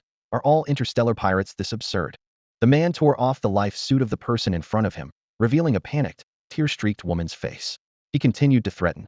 This one's not an interstellar pirate. We captured her on the way. She's a Star Union citizen. Let me go, and I'll spare her. Tisk. Chen, who came to Chen Yuan's side, ready to intervene. But Chen Yuan was faster and didn't hesitate. Yin-Yang lightning blade. Chen Yuan's strike was unreserved, aiming to kill both the pirate and the hostage. He had no time or inclination to negotiate a hostage rescue, especially since the woman's identity was uncertain. Better to end it swiftly and cleanly. Damn. The interstellar pirate, hair standing on end, threw the woman towards Chen Yuan's blade and retreated towards a small shuttle behind him. He thought that if he could just reach it. However, Chen Yuan seamlessly transitioned from blade to fist, the movement fluid and uninterrupted, as if he had intended to punch from the start. This was the mastery of perfected martial arts, his own creation, fully realized. Yin-Yang lightning fist. With a bang, like a watermelon hitting the ground, the pirate's head exploded, spraying red and white matter everywhere. Now, with the exception of the unidentified woman, all the interstellar pirates lay dead, most of them at Chen Yuan's hands. As everything came to an end, Chen Yuan eagerly began searching for loot, his eyes shining with anticipation. He started with the bodies of the interstellar pirates at the body refinement level, deftly searching through them, then moved on to those at the aperture opening level, and finally to the ordinary interstellar pirates. However, when he finished searching the last body, Chen Yuan was incredulous, his eyes wide, and his hands empty. These interstellar pirates are so poor, there's nothing at all. Chen Yuan murmured, his voice filled with disappointment and confusion. Huang Mao aping slowly approached, bending down to lift the bodies and stack them neatly in a corner, preparing for later disposal. Hearing Chen Yuan's complaint, he looked up in surprise and asked, "Chen, what were you hoping to find? Pills? Martial arts manuals? Or star coins?" As he continued moving the bodies, Aping explained, "Pills are either consumed or hidden in unknown places. They wouldn't have them on them. As for martial arts manuals, I've heard the university has already paid most of the royalties for those. Shang Yuan University shouldn't lack them, right? As for star coins, interstellar pirates aren't considered citizens of the Star Union, so they can't use them. They have their own currency system or trade goods with other interstellar pirates. Even if we got their currency, it wouldn't be of any use to us." Chen Yuan listened and nodded thoughtfully. He knew in his heart that the profession of an interstellar pirate always carried the risk of death. Anything valuable would have been used or hidden long ago, not carried around. But he couldn't help complaining. "But we defeated a bunch of small fries, gained almost no experience, and didn't get any equipment. It feels like a total loss." Chen Yuan's gaze swept across the battlefield and finally landed on a small shuttle outside the ship, his eyes lighting up. "This thing should be worth some money, right?" Aping saw what Chen Yuan was thinking and quickly shook his head to stop him. "Don't even think about it, Chen. Small shuttles come with identity verification, and every interstellar pirate sets a self-destruct program before departing. If they aren't reconnected to the verification system for a while, the shuttle will self-destruct. We can't take it. All right, let's just consider it a waste of effort. Chen Yuan shrugged helplessly, giving up on the idea of scavenging cultivation resources from these wandering interstellar pirates. He quietly remarked, from head to toe, completely clean, these interstellar pirates are truly poor. Meanwhile, Chen Hu and others were interrogating the female interstellar pirate. As Chen Yuan approached, he quietly asked, Chen, what's the story with this woman? Chen Hu replied directly, we can basically confirm that this woman, named Jean Hesse, is indeed a citizen of the Star Union, not an interstellar pirate. Apparently, she was captured by those interstellar pirates along the way and forced to join them. Not long after, they ended up here, and the rest you know. Chen Yuan frowned, pondering for a moment, and asked, so how do we handle this situation? He wasn't skilled in such matters and wanted to hear the opinion of a professional. Chen Hu quickly provided an answer. Generally, we just notify the Star Union people. They'll figure out how to verify her identity and send her back to where she came from. But let's hear Mu Shu's suggestion first. At the rear of the spaceship, Mu Shu and the others watched Chen Yuan's impressive performance on the monitors and excitedly stepped out of the cabin. They couldn't stop praising him. Mr. Chen Yuan truly deserves the title of the new king of the Martial Arts Academy at Shang Yuan University. His strength is incredible. He dealt with those space pirates in just a few breaths, like slicing through melons. Hiring such a master for 1,000 credits is definitely a bargain. Mu Shu's gaze then fell on the blonde woman. He had already understood the situation through the surveillance. Turning to Chen Hu, he suggested, the spaceship is not far from the destination planet. Once we land, Brother Chen Hu can take her on a return flight and contact the officials to handle the situation. Chen Hu nodded in agreement, not feeling bothered at all. The journey from departure to nearing the destination took about a day, even faster than Chen Yuan had anticipated. Through the dome, a snow-white planet came into view. The silver spaceship cut through the silent, deep space, slowly approaching this pure, snow-like celestial body. As they entered the atmosphere, the ship's hull fiercely rubbed against the air, glowing with a fiery, orange-red light, resembling a falling meteor. With a rapid decrease in altitude, Chen Yuan finally saw the full view of the planet, a vast expanse of white, entirely covered in thick snow and solid ice, cold and desolate, showing no signs of life. Chen Yuan had initially entertained thoughts of treasure hunting, but those hopes were completely extinguished. This planet didn't seem to hold any cultivation resources and might not even have evolved single-celled organisms. Mu Shu's explanation confirmed Chen Yuan's suspicions. This planet is located at the far edge of the lower left corner of the Shang Yuan star region, an extremely remote and lifeless planet. It has never been explored by the Star Alliance, merely included in the star maps. The entire planet is covered in heavy snow, with daytime average temperatures of -50°C and nighttime temperatures plummeting to -80 to 100 degrees. We've been here a few times before and set up a simple life support station. We'll head there to settle in. The spaceship slowly descended, stirring up a blinding snowstorm. The researchers donned heavy life support suits and slowly disembarked. Even Jean Hesse, temporarily a captive, was given a life support suit and followed the group. Meanwhile, Chen Yuan, Chen Hu, and the other martial artists, thanks to their robust physiques, easily adapted to the cold environment without the need for protective suits. Mu Shu looked at Chen Yuan and the others, who wore only light clothing but remained unfazed, and couldn't help but express his envy. Sometimes I really envy you martial artists. If I had such a strong physique, I could go to all sorts of harsh environments, and conducting research would be much easier. Chen Hu laughed heartily. Martial artists are still working for you guys, so there's not much difference. Mu Shu nodded in agreement. The life support station was about 200 meters from the spaceship. For ordinary people, this journey was quite challenging, with the snow reaching up to an adult's waist. Chen Yuan, Chen Hu, and the other martial artists each carried a large supply box, following closely behind Mu Shu. Suddenly, a Ping's startled shout rang out. Whoa, oh no. The group turned around, only to find that Ah Ping's figure had disappeared into the vast snowfield. Down here, I'm down here. There's a hole. I fell in. Aping's voice echoed from beneath the snow layer. Suddenly, he sprang up like a coil, only to have his lower half sink back into the snow. Everyone's attention was drawn to a black hole, about a meter in diameter and nearly 3 meters deep, that had appeared before them. Looking a bit disgruntled, Aping brushed the snow off his face. There are more caves connected below, with a turn somewhere. I have no idea where they lead. Mu Shu suddenly realized and quickly explained. Sorry, I forgot to warn you. The terrain on this planet is like this, full of natural pits. Chen, who was unfazed, and said to Mu Shu and the researchers, what's this depth? We're all fighters. Falling in wouldn't be a big deal. Even 30 meters wouldn't be more than a scratch. But you ordinary folks should be careful. You might get hurt. This little incident made everyone more vigilant. As they continued their journey, each person cautiously checked the ground with every step. The 200-meter distance took over 10 minutes, making Chen Yuan want to just carry them all and sprint across. Finally, the life support station came into view.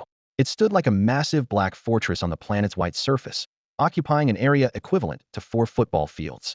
Once inside the life support station, the environment changed dramatically. The warm temperature and suitable oxygen levels were a relief to everyone. They eagerly shed their heavy survival suits, feeling reborn. Although the suits protected them in the harsh environment, wearing them for extended periods was uncomfortable. Chen Yuan set down the supply box and curiously looked around. Mu Shu began methodically organizing tasks. Go check the central control tower, then take 2 people to inspect the eco-garden. The warehouse is out of supplies, so we can restock. He then apologetically turned to Chen Yuan and Qin Hu. Could you help move the supply boxes to the warehouse? We really can't manage it. No problem. Chen Yuan readily agreed. He and Qin Hu followed a researcher and quickly moved all the supply boxes into the warehouse. After finishing the task, Chen Yuan said to Qin Hu, "This is my first time seeing a life support station. I'd like to explore the area." "Go ahead," Qin Hu replied with a smile. "We're heading back in an hour, so don't be late, or you'll have to wait for the next trip." He understood Chen Yuan's curiosity, recalling how he was once fascinated by everything on his first venture into space. Over time, though, Qin Hu's experiences had broadened, and the novelty of such things had long faded. Declining an offer from a researcher to accompany him, Chen Yuan wandered alone in the life support module. He paused occasionally to observe and reach out to touch, carefully taking in the unfamiliar and wondrous environment. The central control tower soared into the clouds, surrounded by residential pods, laboratories, and small ecological gardens arranged in an orderly fashion. Standing in front of the life support station, Chen Yuan couldn't help but marvel at this small but fully equipped base. His gaze swept over the icy expanse, this human oasis in a frozen world, and he speculated that Mu Shu and the others must have a comprehensive automated construction plan. Without the extraordinary powers of warriors, establishing a life support station in such extreme conditions seemed like a pipe dream with mere human effort. Chen Yuan's spirits lifted with this sight. As an explorer always eager to embrace the unknown, he understood that the unknown might bring discomfort or even fear, but it never halted the steps of a true explorer. In fact, witnessing the vast starry universe and the icebound expanse of this planet was one of the main reasons for his journey. However, as Chen Yuan was immersed in the grandeur of the scene, an unexpected figure interrupted his thoughts. Jin Hesse. Chen Yuan immediately wiped the smile off his face and asked expressionlessly, "What do you want?" He had deliberately sent Qin Hu and the others away to explore the life support station alone, partly out of interest, but more importantly, to respond to Jin Hesse's earlier covert signal. At this moment, they stood in a spot perfectly avoiding all surveillance, undetected by anyone. Noticing Chen Yuan's guarded stance, Jin Hesse sighed. "Believe it or not, I didn't come specifically to find you. I escaped from that place under the guidance of the Inverse Star Society, but was unfortunately captured by space pirates along the way. Later, the Inverse Star Society reconnected with me, gave me the coordinates of your ship, and used the pirates as a means for my escape. To be honest, at first, I didn't understand their intentions until I heard your name and arrived on this planet. Then I began to have an inkling." Chen Yuan's right hand instinctively tightened around the hilt of his knife, his tone laced with impatience. "What place? What was your previous identity? And what is it now? Stop speaking in riddles, or don't blame me if I finish what I started with that knife." He had long suspected that the Inverse Star Society could track his movements, given the biological chip still implanted in him. While he was at Chen Yuan University, the Inverse Star Society had shown no hostility, and both sides had tacitly pretended ignorance.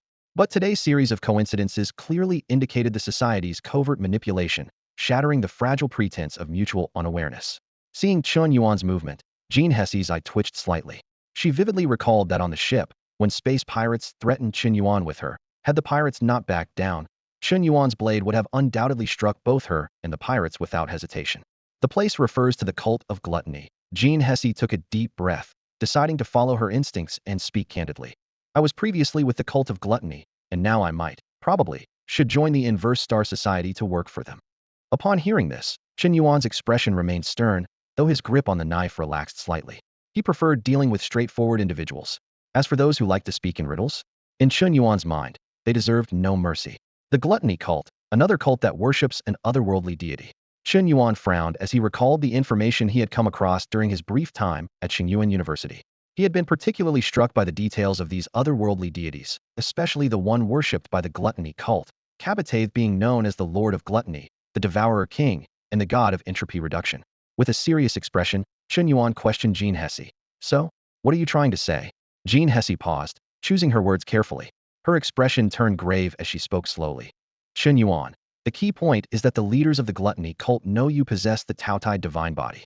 Recently, they held a council meeting where the cult leader formally acknowledged you as the Holy Son, claiming you are the gluttonous child foretold in their scriptures. Her voice carried a warning. You're now a prize target for them, and could be sacrificed to their so-called Great Lord of Gluttony at any moment. Chen Yuan was taken aback, his mind in turmoil. He had initially assumed that pretending to have the Taotai divine body was just a way to accelerate his cultivation, not anticipating that this identity would bring him such trouble. After a long silence, he finally asked, "Since I'm the gluttony cult's holy son, can I request cultivation resources from them?" Jean Hesse glanced at Chen Yuan with a look that suggested she thought he was being naive, shaking her head. "Don't count on that. They only care about the title of holy son, not you as a person. If they capture you, your mind and will would be twisted, turning you into their puppet. You wouldn't be yourself anymore." She cautioned, "Be careful." Chen Yuan nodded thoughtfully, then shifted the topic, pointing to the ground beneath their feet. "That's enough about me. What about this planet you mentioned? Is there something special about it?" Jean Hesse sighed, her expression serious. "That brings us to the gluttony cult's long-standing plan." She was about to elaborate when an unexpected voice interrupted her. "Chen Yuan, are you not planning to return with us?" Jean Hu asked in surprise. "And Jean Hesse, your status still hasn't been recognized by the Star Union." He and his teammates had been expecting Chen Yuan to return, but were surprised by his and Jean Hesse's sudden change of plans. Chen Yuan smiled and explained, "Brother Chen, you know I come from a small place. I took on this escort mission to see more of the world. Now, I find this planet's environment quite intriguing, so I plan to stay for another day or two." Jean Hesse's citizenship with the Star Union has been almost confirmed, pending official recognition and re-registration. She casually made up an excuse to brush things off. Mu Shu cheerfully remarked, "If Chen Yuan wants to stay, let him. It's good to have a top student from Shang Yuan University around in case of emergencies. It adds an extra layer of security for us." Mu Shu was secretly relieved, knowing that keeping Chen Yuan around a bit longer wouldn't cost any extra credits. Qin, who gave the two a deep look, said a simple farewell, and boarded the spaceship to leave. The ship would make a round trip to the nearest transfer station within a few hours. After bidding farewell to Mu Shu, Chen Yuan left the life support station alone, intending to verify Jean Hesse's claims. As the sky darkened, a biting cold wind swept through, carrying snow pellets the size of beans. However, before the snow could touch Chen Yuan, the heat radiating from him melted it instantly. He ran across the meter-thick snow as if it were flat ground, stopping only after sprinting 10 kilometers. He drew a long knife, and with a fierce force, cleared the snow within a 10-meter radius, revealing a hard, ice-like black-brown earth. After 8 attempts, Chen Yuan finally discovered a massive, bottomless pit. Without hesitation, he jumped in, landing with both feet on the ground about 3 seconds later. Chen Yuan estimated the cave to be about 40 meters deep. He dimmed the light on his personal terminal strapped to his wrist, barely making out his surroundings. At the bottom, a dark tunnel extended downward, starting narrow but gradually widening. Eventually, the tunnel opened up into a vast cavern spanning several hundred square meters. What met his eyes was an abundance of gold. Casually, Chen Yuan pulled a large chunk of dirt-covered gold from the hard clay and tossed it aside without a second thought. In this era, gold had lost its scarcity, retaining only its utility as a metal. Clearly, Chen Yuan had other objectives for his venture. The planet's crust had an exceptionally high concentration of gold, making it almost as common as typical minerals on other planets. For civilizations that hadn't ventured beyond their home planet, gold might still hold immense value. However, within the Star Union, it had become commonplace, stripped of any additional value. The cave resembled a massive crossroads. Behind Chen Yuan lay the tunnel he had come from, and in front of him were 3 branching paths, 2 sloping downward and 1 ascending. Without hesitation, he chose one of the downward paths, continuing his exploration of the underground world. Navigating through one grand underground chamber after another, Chen Yuan roughly estimated that he had descended 1 to 2 kilometers beneath the Earth's surface. Each step brought him closer to uncovering unknown secrets, making his heart race with anticipation. Finally, in the 5th cavern, he discovered the object of his search. This cave was far more expansive than any he had seen before. The towering rock ceiling vanished into the darkness, seemingly endless. The air was thick with a nauseating stench, reminiscent of countless decaying corpses over the years. The terminal on Chen Yuan's wrist emitted a faint glow, illuminating his surroundings. In this dim light, Chen Yuan was horrified to see the walls covered with countless protrusions. As he cautiously approached, the true nature of these bumps gradually revealed itself. Countless massive eggs littered the ground, walls, and even the ceiling of the cave. These eggs were semi-transparent, their surfaces slick with a viscous liquid, and faint shadows could be seen writhing inside. Chen Yuan reached out to touch one, feeling a cold, elastic sensation at his fingertips, as if he were touching a giant rubber ball. Jean Hesse was right. Chen Yuan muttered to himself. This planet's underground is indeed teeming with the Zerg. He glanced around, noting that this single cave contained at least tens of thousands of eggs, which was likely just the tip of the iceberg. If, as Gene Hesse mentioned, the entire planet was overrun by the Zerg, turning it into their breeding ground, the total number of Zerg would be unimaginable. Even though Gene Hesse had mentioned that these Zerg were currently dormant, Chen Yuan couldn't shake off the feeling of unease. He decided not to delve further and carefully retraced his steps back to the surface, following the markers he had set beforehand. Night fell, and countless stars dotted the vast sky like scattered stardust. Gene Hesse was already waiting outside, eager to hear what Chen Yuan had discovered. Recalling the scenes from the cave, Chen Yuan nodded in acknowledgement. You were right. The number of Zerg is indeed staggering, probably in the billions. Gene Hesse shrugged, adding, the Zerg on this planet were only spawned by a single level 1 Zerg mother. The real original Zerg mother is still in the hands of the gluttony cult, and that's the real trouble. Chen Yuan remained noncommittal. In his view, even if the sky were to fall, there were higher-ups to worry about it. The Interstellar Alliance was powerful and would find a way to deal with it. At the moment, he was more concerned about something else. Turning to Gene Hesse, Chen Yuan asked directly, so, have you contacted the Reverse Star Society? If they want me to do something, they need to offer the right terms. Gene Hesse nodded slightly at the words, a complex expression flickering in her eyes. She took a deep breath and slowly revealed the changes over the past period. While you were away, the Anti-Star Alliance contacted me. Now, I've officially joined them and become one of their members. Chen Yuan frowned, impatiently interrupting her. I'm not interested in your identity. His voice carried a hint of urgency. Don't bother with that. Just tell me two things. What needs to be done? And what's the benefit? Gene Hesse sighed helplessly and briefly explained. The Anti-Star Alliance needs the original genetic code of this level 1 queen insect. The task is for you to help me acquire it. She paused, then continued. In return, the Anti-Star Alliance's Star God of War can assist you once. Star God of War. Chen Yuan's spirit lifted at the term, his eyes flashing with surprise and excitement. He was secretly astonished. The Anti-Star Alliance actually has a Star God of War? Seeing Chen Yuan's reaction, Gene Hesse quickly gestured to explain. Don't ask me. I just joined the Anti-Star Alliance, and I might not be as familiar with them as you are. She shrugged. Anyway, that's what they said. I'm just repeating it. Without any hesitation, Chen Yuan immediately replied, all right, I'll take on this commission. His eyes sparkled with excitement, though he was rapidly thinking, a Star God of War, the strongest individual combat power in the Star Union. Such a golden opportunity, he could hardly find a reason to refuse. However, Chen Yuan couldn't help but feel a hint of doubt. The disparity between the task's difficulty and the reward seemed too great. Could it be that the Anti-Star Alliance was showcasing their resources and strength to entice him to join? How could a mere freshman king from Star Abyss University, with a fourth-tier, gluttonous divine body, possibly trade for the aid of a Star God of War? But Chen Yuan quickly dismissed these doubts. Whether true or false, he couldn't refuse this mission. The allure of a Star God of War was too compelling to ignore. Even if he got tricked, he could settle the score with them later. Chen Yuan glanced at Gene Hesse beside him, calculating in his mind. For some reason, Gene Hesse suddenly felt a pang of unease. She recalled her journey, narrowly escaping the gluttony cult, being captured by interstellar pirates, and now tasked with obtaining the queen insect's original genetic code. She couldn't help but wonder if she had jumped from one pit, the gluttony cult, into another, the Anti-Star Alliance. But Gene Hesse had no choice. She was merely an ordinary researcher from the gluttony cult, albeit part of the Elder Council, with insights into certain aspects. Without the support of the Anti-Star Alliance, she had nowhere to go. Chen Yuan didn't dwell on it. Having made his decision, he immediately stood up and said to Gene Hesse, let's go. Let's get that queen insect's genetic code right away. Gene Hesse was a bit surprised. So soon? The sooner, the better. Chen Yuan replied decisively. He was always a man of action. He might hesitate before making a decision, but once made, he would pursue his goal without delay. Chen Yuan helped Gene Hesse put on her life support suit, and the two left the life support station. Meanwhile, his mind was pondering another matter. Among the thousands of Star Gods of War in the Star Union, each one was registered with a name. You could easily find out by checking the terminal. Which one could the Anti-Star Alliance's Star God of War be? As Chen Yuan and Gene Hesse stepped out of the life station, the wind howled and snowflakes whirled around them.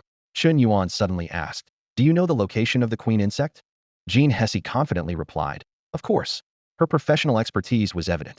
Chen Yuan took decisive action, tucking Gene Hesse under his arm, and began running through the waist-deep snow. Clad in a bulky life suit, Gene Hesse would have been slower than a turtle if she had tried to move on her own. Head to the cave you discovered earlier. Gene Hesse's voice came through the life suit, slightly muffled. You found insect eggs there, which means it must lead to the queen's nest. Upon hearing this, Chen Yuan adjusted his direction and reached the destination in just over a minute. Without hesitation, he plunged into the cave, navigating through several narrow passages until he arrived at a large, eerie chamber. Its walls were densely covered with countless insect eggs. The cave's edge had over 20 exits, resembling a labyrinth. Chen Yuan couldn't immediately determine which path led to the queen. Jean Hesse, braver than Chen Yuan, examined the surroundings in the dim light and even picked up an egg to study it closely. Their structure is quite similar to an ant colony, Jean Hesse explained while observing. Even the nest design is similar, just on a larger scale. She seemed to make a discovery, leading Chen Yuan to one of the exits with a serious expression. Let's go this way. There might be a few non-dormant insects patrolling ahead. Avoid them if you can, and act quickly if necessary. We must not wake the swarm, or the consequences could be disastrous. Chen Yuan was surprised. There are still insects patrolling? He had assumed all the insects were asleep. Jean Hesse patiently explained. You can't look at the insects individually. You have to see them as a whole. The queen is the brain, and the other insects have their roles. Even if the queen is dormant, it still has defense mechanisms. Simply put, we're like invading bacteria, triggering the body's automatic immune response. But don't worry, the individual insects aren't very strong. With your physical strength, just be careful, and you'll be fine. Chen Yuan said no more, once again tucking Jean Hesse under his arm and proceeding deeper as she directed. As they advanced, the temperature rose, and a strong, foul odor filled the air. The walls were so densely packed with eggs that anyone with a fear of crowds would be overwhelmed, struggling to find a place to step. Suddenly, Chen Yuan halted abruptly, quickly tossing Jean Hesse aside.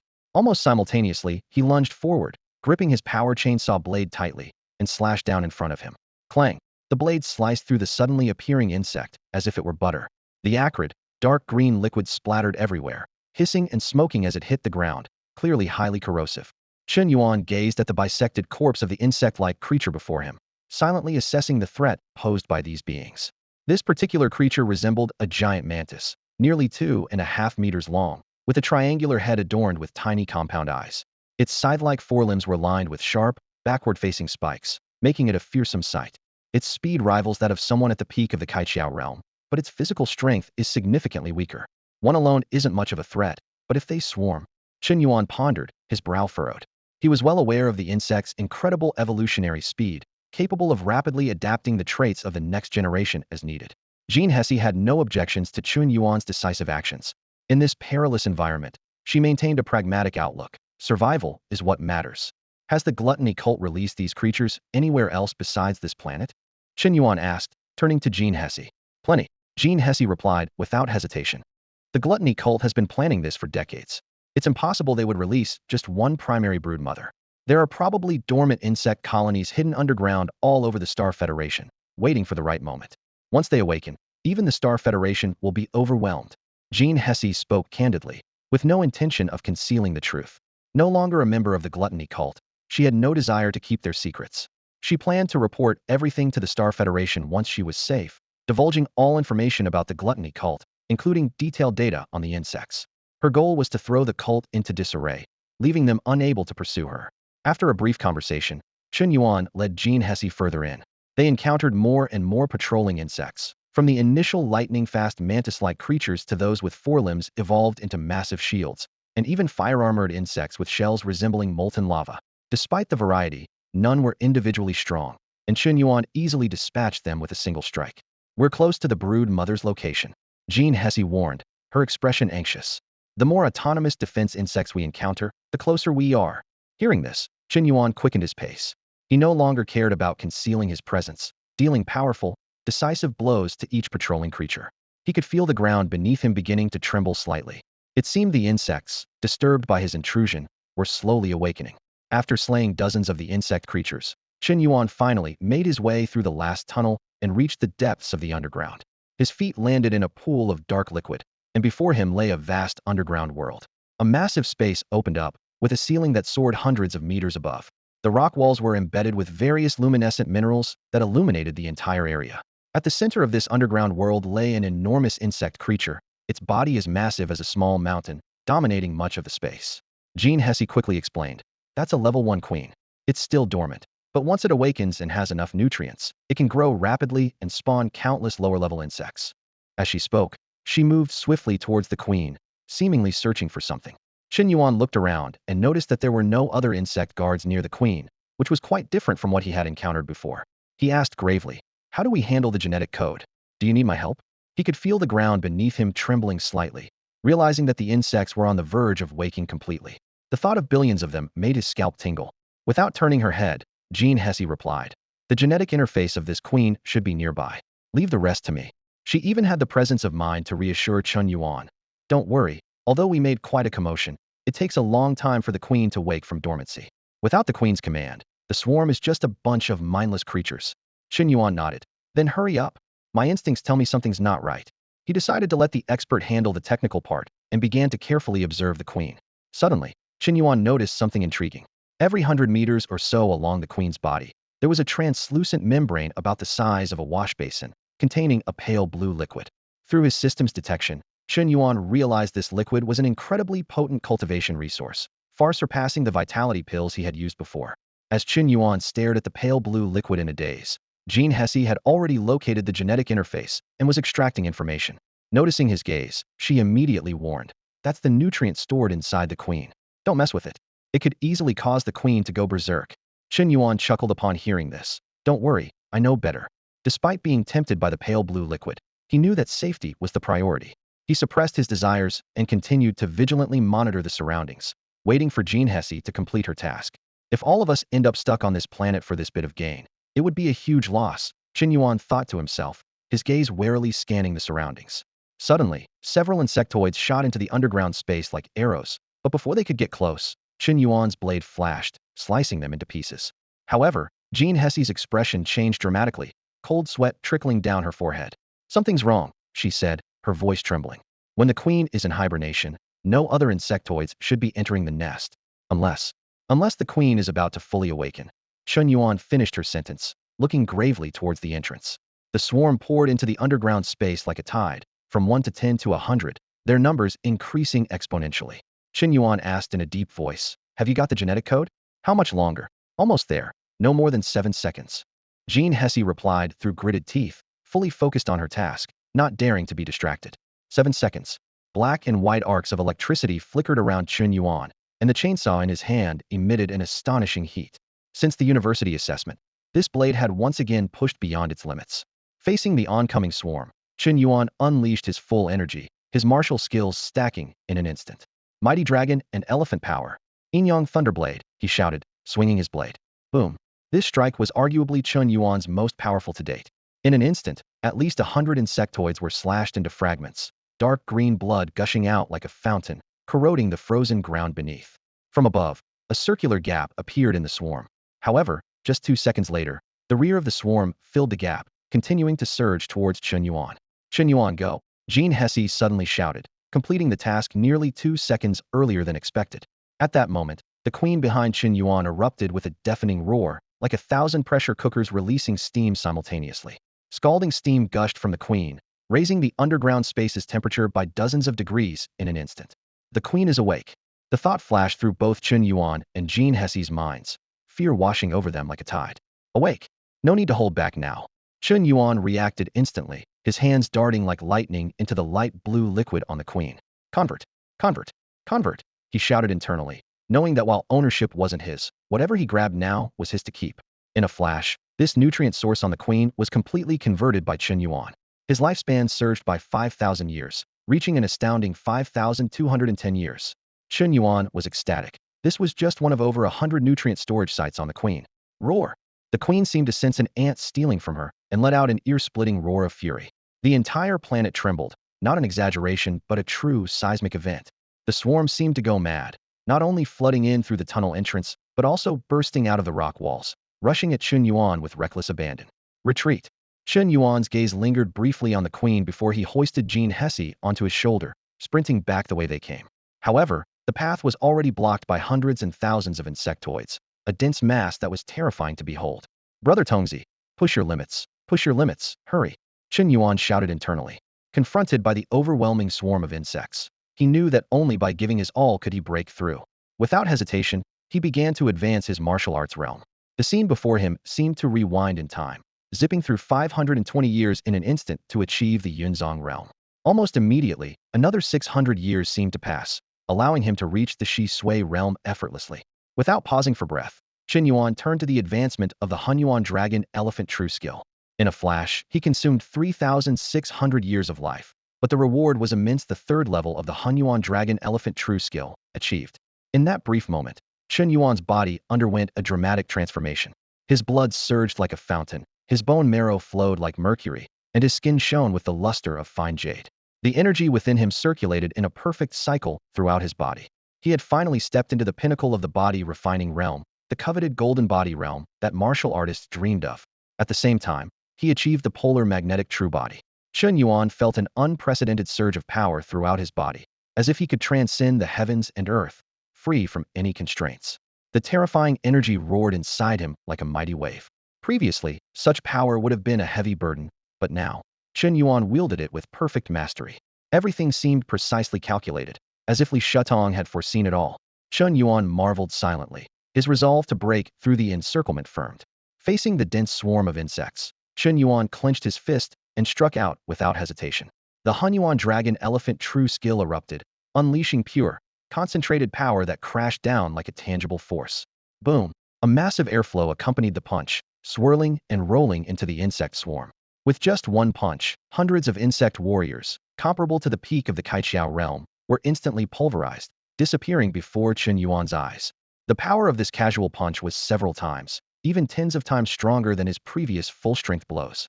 Chen Yuan was astounded, but he didn't stop moving. Jean Hesse, carried on Chen Yuan's shoulder, witnessed everything with equal astonishment. Though not a martial artist herself, she understood some martial arts fundamentals. How had this martial artist, still in the body refining realm, suddenly become so powerful? Then she recalled how Chen Yuan had absorbed the nutrients from the mother insect and the emphasis the veracity cult had placed on the Taotai divine body. No wonder the cult leader spoke so seriously about it. This was the terrifying entity highlighted on the first page of the sacred text. Truly a son of gluttony, terrifying beyond measure. Her thoughts racing, Jean Hesse became excited. In this situation, she hoped Chen Yuan would break through to become a star martial god and sweep away the entire insect horde. After all, the stronger Chen Yuan was, the safer she would be. Yet, despite Chen Yuan's increased strength, the number of insects remained staggering. The gap created by his punch was quickly filled by more insects. They surrounded him from every direction, and some individuals appeared as strong as body refining realm martial artists. Chen Yuan knew he had to press on and break through the encirclement. Black and white arcs of electricity flickered around him once more, and a peculiar force field enveloped him within a 10-meter radius. This was the magnetic field granted by achieving the polar magnetic true body. Although still weak, it served as a valuable tool for Chen Yuan to navigate the underground space. The Yin-Yang Thunderblade. Arcs of black and white lightning swept across in front of Chen Yuan like the scythe of the Grim Reaper. Hundreds of bugs were instantly sliced into pieces, and the residual waves of electricity spread out, knocking more of them to the ground. Seizing this fleeting opportunity, Chen Yuan exerted a sudden force with his feet, causing the ground beneath him to crack. Like a cannonball, he shot directly into the tunnel. However, the scene before him was suffocating. The narrow tunnel was packed with swarms of various insects, so dense it made his skin crawl. Chen Yuan gritted his teeth, saying nothing as he swung his blade once more. Each swing claimed the lives of dozens of bugs, sending blood and pieces of flesh flying everywhere. As he slashed his way forward, he tread on the bodies of the fallen insects, his ears filled with the nauseating sound of flesh tearing apart. Chen Yuan had lost track of how many bugs he had slain, at least tens of thousands. Yet, the swarm ahead seemed endless, not diminishing in the slightest, but rather increasing with the tremors of the earth. With the complete awakening of the queen bug, the swarm lurking beneath the planet had finally revealed its menacing fangs. Suddenly, a terrifying realization hit Chen Yuan. He was still several hundred meters from the surface, and the path ahead was completely blocked. With the queen bug awakened, the swarm was overwhelming, impossible to kill them all. Despite his unprecedented strength, he was far from being able to contend with such vast numbers. Chen Yuan's gaze quickly fixed on the rock ceiling above him, and a bold idea flashed through his mind. Make a new path here. He immediately put his plan into action, punching upward. The force of a dragon and elephant surged like a flood. His fist became a super-powered piling machine, relentlessly pounding the rock ceiling above. At that moment, Chen Yuan was like a frenzied drilling machine, madly tunneling upwards. This method of advancing was much simpler than carving a bloody path through the swarm. Though insects occasionally emerged from the rock, they posed no threat to Chen Yuan. He cut his way forward, slaying the pursuing swarm, while remaining vigilant for any bugs suddenly appearing from the rock around him. Open! Open! Open! With both fists and blade, Chen Yuan pressed on. His power saw blade, due to excessive use, was now on the verge of breaking down, no more than a fire poker in his hands. Yet, under his immense strength, the hard rock crumbled like fragile tofu, shattering with a touch. Countless stone fragments splintered around him, falling diagonally downward due to gravity. After initially drilling upward, Chen Yuan continued chiseling at an upward angle. His every move was precise and efficient, wasting no energy. The swarm pursued relentlessly, but only ended up as casualties beneath his blade. Chen Yuan had never felt so busy, wishing he had more arms to handle everything at once. Just as he felt his energy and stamina nearing their limits, a powerful punch broke through, scattering snowflakes before his eyes.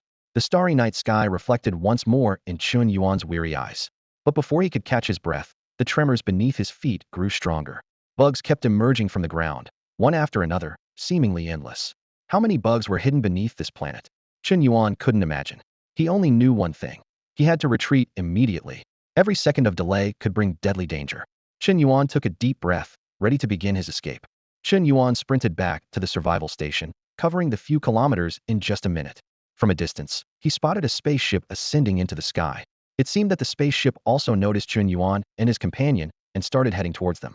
Not daring to waste a moment, Chen Yuan unleashed his yin-yang thunderstrike. In an instant, black and white arcs of electricity spread like a web, causing the surrounding insect creatures to explode into pieces. After clearing the immediate area, Chen Yuan propelled himself with tremendous force, breaking the ground beneath him as he shot towards the spaceship like an arrow. Below, countless insect creatures rapidly regrouped, forming a living tower that rose higher and higher. However, they could not catch up with Chen Yuan. In the blink of an eye, he was aboard the spaceship, looking down, panting, at the relentless swarm below. Mushu appeared before them, sounding puzzled. Where did you two go? The planet suddenly experienced an earthquake, and a swarm of insects emerged from the ground. I was searching for you everywhere, but there were too many of them, so I had to launch the spaceship. Luckily, I found you in the end. Otherwise, with that many insects, you might not have made it. Mushu scrutinized them, suspicious. What were you doing out there in the middle of the night? Jin Hisi remained silent, while Chen Yuan sighed and said, Mushu, is there really any need to keep pretending? We have what we came for. Continuing this act would be underestimating me. Chen Yuan understood that the entire mission had been orchestrated by the Reverse Star Society. To ensure the plan's success, having an insider was the safest choice. How could they guarantee Chen Yuan would arrive on this planet? How could they ensure he would meet Jin Hisi? Mushu played a crucial role. With him, the navigation plan and final destination were under control. Mushu laughed upon hearing this. So you figured it out? Jin Hisi must have guessed too? This is my first time playing this kind of role, and I didn't expect to be exposed so quickly. It's quite dull. Seeing neither of them respond, he continued. You must have the Queen's genetic code by now. Hand it over. Jin Hisi spoke up. I'll only hand over the Queen's genetic code once I'm sure it's truly safe. She remained cautious of the Reverse Star Society, as her previous commitment was merely verbal. Chen Yuan, however, paid no heed to their conversation. Despite the spaceship slowly ascending, his gaze remained fixed on the planet below. The danger was far from over. The ground began to crack, glaciers melted rapidly, and a blizzard spiraled into a screeching storm. In just a few breaths, countless insect creatures surged from the ground like a tidal wave, completely overtaking the planet's surface. What was once a snow-white planet was now covered in an endless, unsettling sea of dark brown insects. Billions? Hundreds of billions? Trillions? Or even more.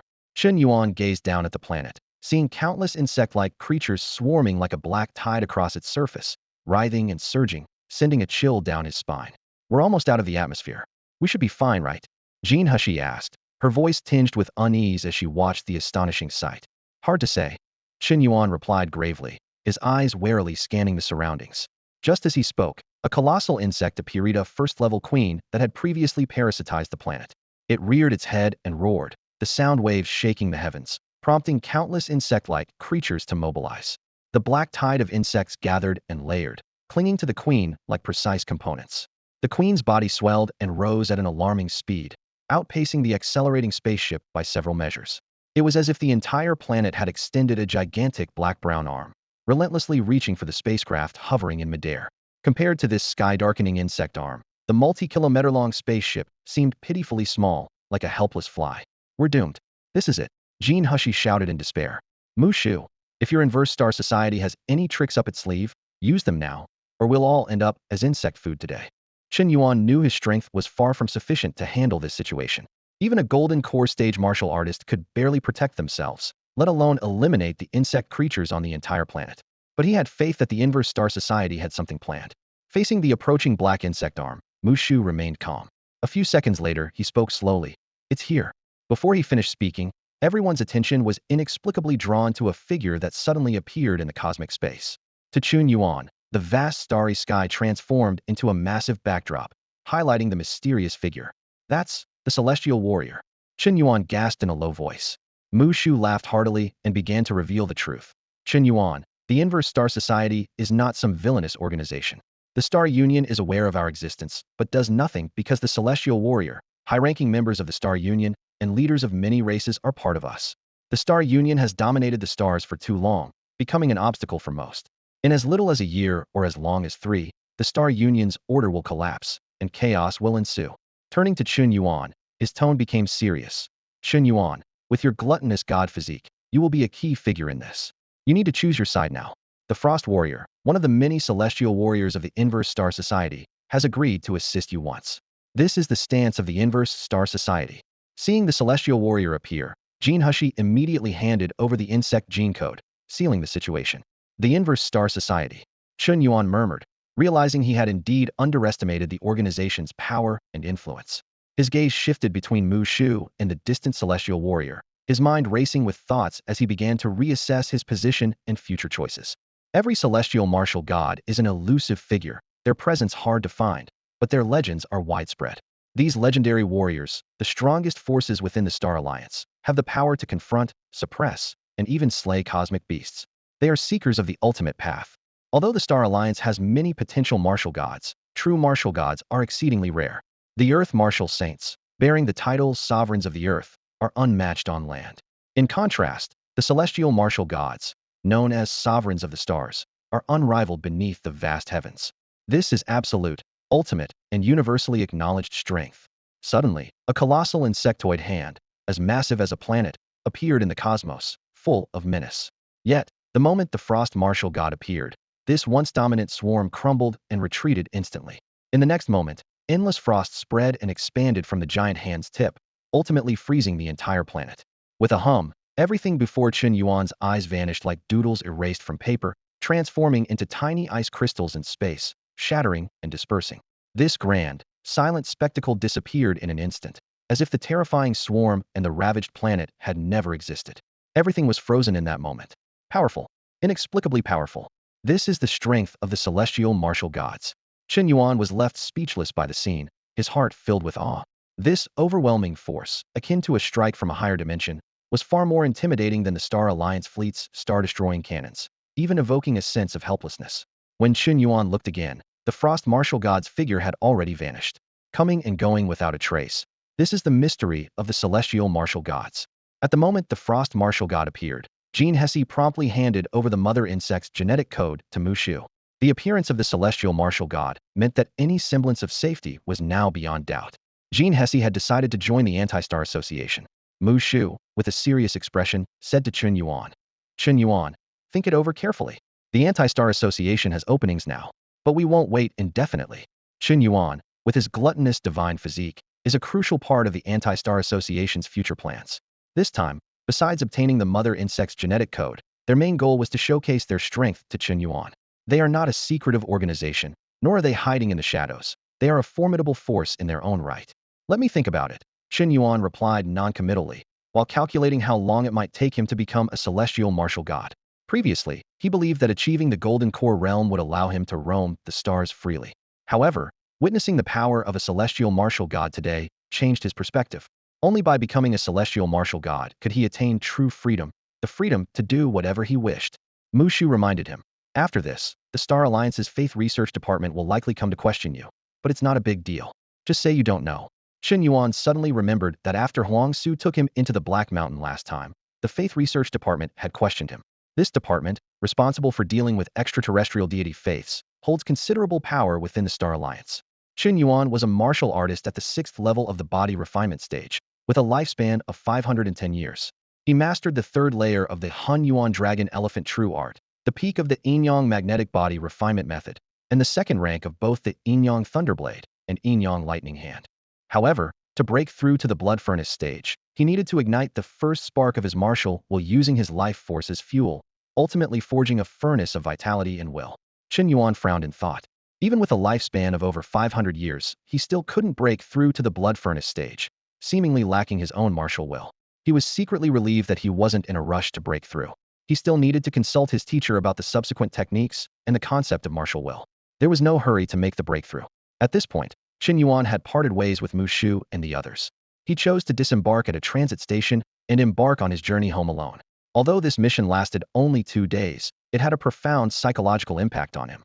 The terrifying insect race that bored through the entire planet, the sudden appearance of the celestial martial god, and the chaotic era predicted by the inverse star society all planted a seed of urgency in Chen Yuan's heart, driving him to continuously grow stronger to secure a place in the impending turmoil.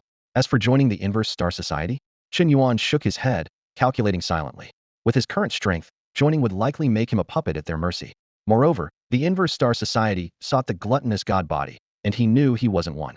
If he rashly agreed and was exposed later, it would surely spell disaster. Although the inverse star society was powerful, they didn't seem eager to force him.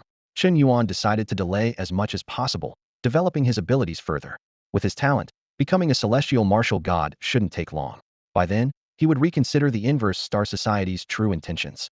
Despite the perils of this mission, the rewards were substantial. The 5,000-year lifespan boost allowed Chen Yuan to reach the peak of the body refinement stage, and even the Han Yuan Dragon Elephant True Art advanced to the 3rd layer. Thinking of the nutrient solution from the queen insect, Chen Yuan couldn't help but gulp. He had only converted a portion of it. If he absorbed it all, wouldn't he gain hundreds of thousands of years of life? Unfortunately, he wasn't sure if he would have another opportunity. The resources from the queen insect lingered in his mind, and he secretly vowed to seize a chance to convert them all into lifespan if possible. Taking a spaceship from the transit station, Chen Yuan returned for free using his identity as a Chen Yuan University student. After a day's journey, he once again set foot on the university grounds. As soon as he landed, he spotted a familiar figure, Meng Xinghan, the person who had initially guided him. Meng Xinghan was accompanied by a group of people heading towards the Martial Arts Academy. At that moment, Chen Yuan overheard people around him discussing. Meng Xinghan, you know the Martial Arts Academy best. Who among the new students is the strongest? Of course, it's Chen Yuan. Really? Him. Can he beat those senior students? I heard the seniors have gathered many experts and set up an arena. They clearly want to give the newcomers a hard time. Chen Yuan raised an eyebrow, realizing he had returned just in time for a showdown between new and senior students. An intriguing piece of news hit Chen Yuan as soon as he stepped into Chen Yuan University, interrupting his original plan to visit his teacher, Shatong. Word had it that senior students were setting up a challenge to intimidate the newcomers. Frowning in thought, Chen Yuan recalled that the seniors had already attempted to intimidate the freshmen during the Martial Arts Institute's orientation. What was behind this new act? He was filled with questions and couldn't help but think. Are these seniors so bored that they have to target the freshmen for training? Just as these thoughts raced through his mind, a familiar face appeared, Meng Xinghan. Chen Yuan quickly approached him and asked directly. Can you tell me more about the seniors setting up this challenge? Meng Xinghan was initially taken aback, but he soon recognized Chen Yuan, surprise evident on his face. Chen Yuan, what are you doing here? The seniors specifically want to challenge you. Chen Yuan looked at Meng Xinghan with a mix of amusement and exasperation. Where else would I be? Realizing how silly his question was, Meng Xinghan explained, I'm not entirely sure about the details. Apparently, the seniors set up the challenge in the arena after the last orientation incident, inviting all freshmen to challenge them. They even announced beforehand that they were waiting for you specifically. The fight's probably been going on for a while now, and my classmates and I were just about to check it out. So, they're still upset about getting beaten last time. Chen Yuan thought, seeing through the seniors' intentions. They must have felt humiliated after being chased by him during the orientation and were now looking to regain their pride. Chen Yuan mused to himself. Last time, even those at the 5th level of body refinement weren't a match for me. They must have gathered some experts this time, probably even those at the peak of body refinement. Too bad their intel is outdated. Chen Yuan's skills had improved at a rapid pace. This was why he didn't bother hiding his strength. It was more beneficial to earn resources for further cultivation. The outside world couldn't accurately assess his power because by the time they received information, he had already advanced several levels.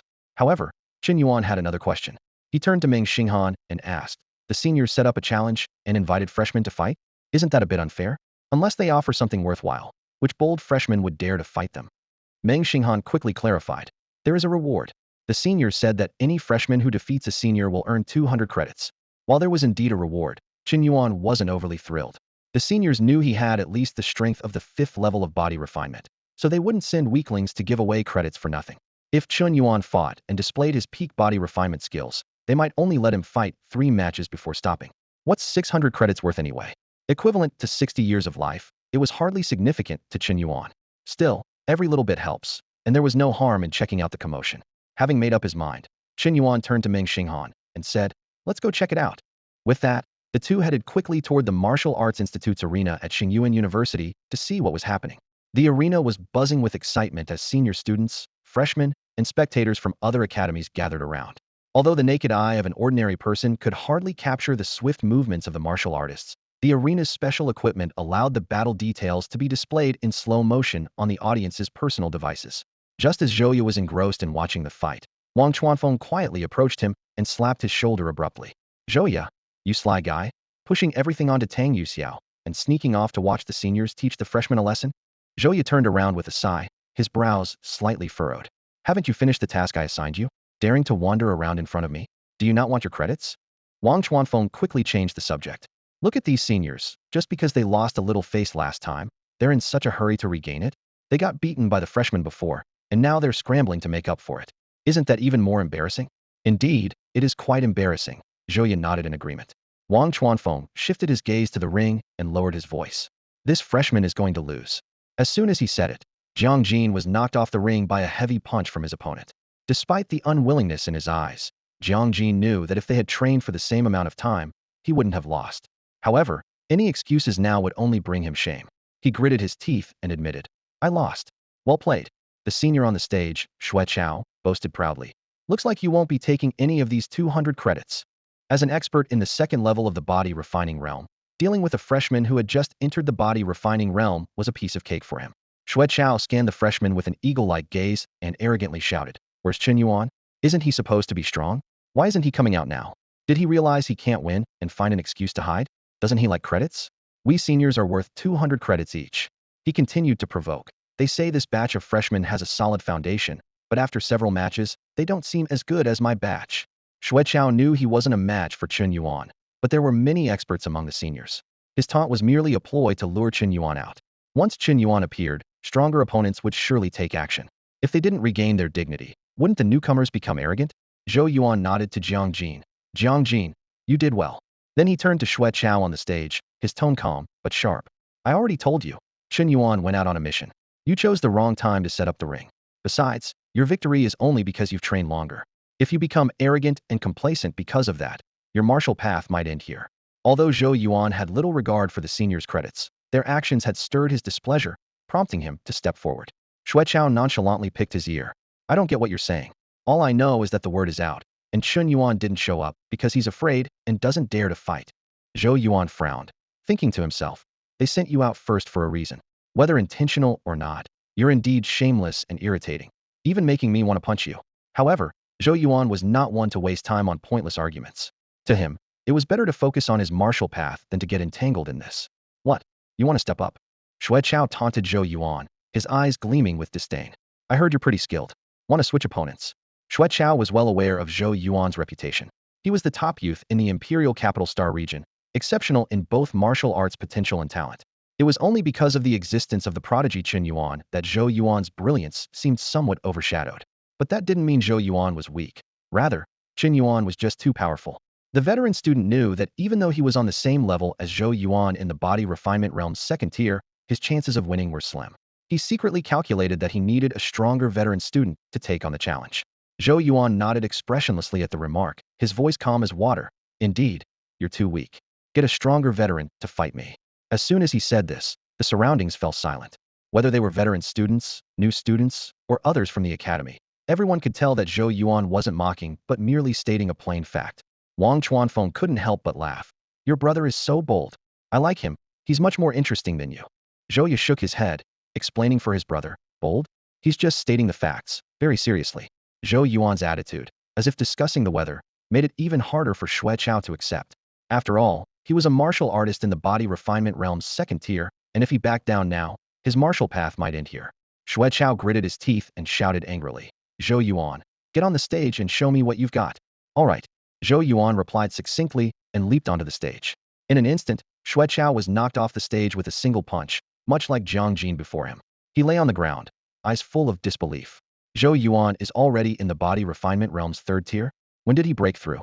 Xue Chao was shocked. Even though he had anticipated losing, he hadn't expected the gap to be so vast. He was a third-year student, having practiced martial arts for 2 years longer than Zhou Yuan. Yet he was defeated by the freshman with just one punch, utterly and completely. Zhou Yuan ignored Xue Chao's shock and turned to the veteran students present, his tone still calm. Send someone stronger, otherwise it won't even count as a warm-up. This time, Wang Chuanfeng didn't laugh. His expression was serious. Your brother has improved a lot since the freshman tournament. He could genuinely feel Zhou Yuan's formidable martial arts talent. In just a few days, Zhou Yuan's strength had visibly increased. Zhou Yu smiled. I remember telling you before that Zhou Yuan's martial arts talent far surpasses mine, didn't I? You didn't believe me. Wang Chuanfeng dropped his carefree demeanor and nodded earnestly. I didn't believe it before, but now I do. Previously, he didn't believe it because Zhou Yu, as the top student at Yuan University, was a pinnacle martial artist, and even Wang Chuanfeng felt inferior. But Zhou Yuan's martial arts talent displayed now was even more terrifying than Zhou Yu's. Zhou Yu gave a mysterious smile. No need to rush. Once the veterans put on some pressure, you'll understand why Zhou Yuan can grow so strong so quickly. On the stage, after some discussion, the veteran students sent out another formidable opponent. It was Guan Tian, who had faced Chen Yuan at the Martial Academy's freshman tournament. He was in the 5th tier of the body refinement realm and possessed 2nd-grade martial arts mastery, with extraordinary combat prowess. As soon as Guan Tian got on stage, he eagerly asked, "Where's Chen Yuan? Let Chen Yuan come up. I want to fight him again." After much contemplation, he finally figured out how to counter Chen Yuan's moves. Confidently preparing to execute it perfectly in the next match, he was surprised to face an unexpected opponent. On the stage, Zhou Yuan raised his right fist high, with an aura surging around him like a tide. His eyes were sharp as he stared at his opponent, loudly declaring, "Now, your opponent is me, Chen Yuan's nemesis Zhou Yuan." Before his words had even finished, Zhou Yuan had already started channeling his energy, his aura controlled with perfect ease. Heavenly Force Fist, Zhou Yuan shouted, his punch carrying the force of thunder. Guan Tian sneered. Just a mere 3rd level of body refinement. Though not careless, he didn't take his opponent seriously. With his reinforced martial arts, every strike he made was immensely powerful. In his view, how could a freshman at the 3rd level of body refinement be his match? The two clashed in an instant, fists and feet colliding, producing dull thuds. Initially, Zhou Yuan was forced back step by step, completely overpowered by Guan Tian. He seemed like a lone boat in a storm, teetering on the brink. Guan Tian's 2nd-grade physical refinement, combined with his 5th level of body refinement, gave him a clear advantage in this close combat, nearly overwhelming Zhou Yuan. However, instead of feeling pleased, Guan Tian grew increasingly alarmed. He keenly sensed that Zhou Yuan was growing stronger during the fight. The fist technique that contained his aura was subtly changing. Guan Tian wasn't sure what this change signified, but he was certain Zhou Yuan was advancing at an astonishing pace. Outside the ring, only those with keen insight could discern what Zhou Yuan's transformation signified. Wang Chuanfeng, with a serious expression, said to Zhou Yu beside him, "Zhou Yu, your little brother is something else. He's trying to carve his own path through combat, not just content with your family's heavenly force fist, but adding his own flair." Zhou Yu nodded in agreement. This step came much earlier than I expected. Back then, both you and I only found our own paths at the blood furnace stage. It seems Chen Yuan put a lot of pressure on him. But Zhou Yuan trying to forge his path in one battle is ultimately impossible. However, if he can glimpse that opportunity, the road ahead will be much smoother, just a matter of time. Wang Chuanfeng immediately countered, "Why not? Didn't Chen Yuan carve his path under pressure at the peak of the enlightenment stage?" Zhou Yu was left speechless, but knew that not everyone could be a prodigy like Chen Yuan. On the stage, as Guan Tian's relentless attacks came like a storm, Zhou Yuan's mind kept shouting, "Not enough. Not enough. Far from enough." Indeed, he wanted to use the pressure from the senior students, emulating Chen Yuan, to forge his own path. He had grasped a glimpse of the opportunity, but still had a long way to go to truly carve his path. Zhou Yuan's mind raced, constantly integrating new ideas, thoughts, and inspirations into his heavenly force fist. Each punch he threw carried more power and momentum than the last, with its strength continuously rising. Guan Tian inwardly cursed. Damn it! What's with this batch of freshmen? First Chen Yuan, now Zhou Yuan, each one more monstrous than the last. He realized that if Zhou Yuan truly broke through during the fight, he might end up being humiliated. I can't drag this out any longer. I must finish this quickly, Guan Tian resolved, preparing to use his trump card. His physical refinement martial arts allowed him to compress and unleash immense power in a short time.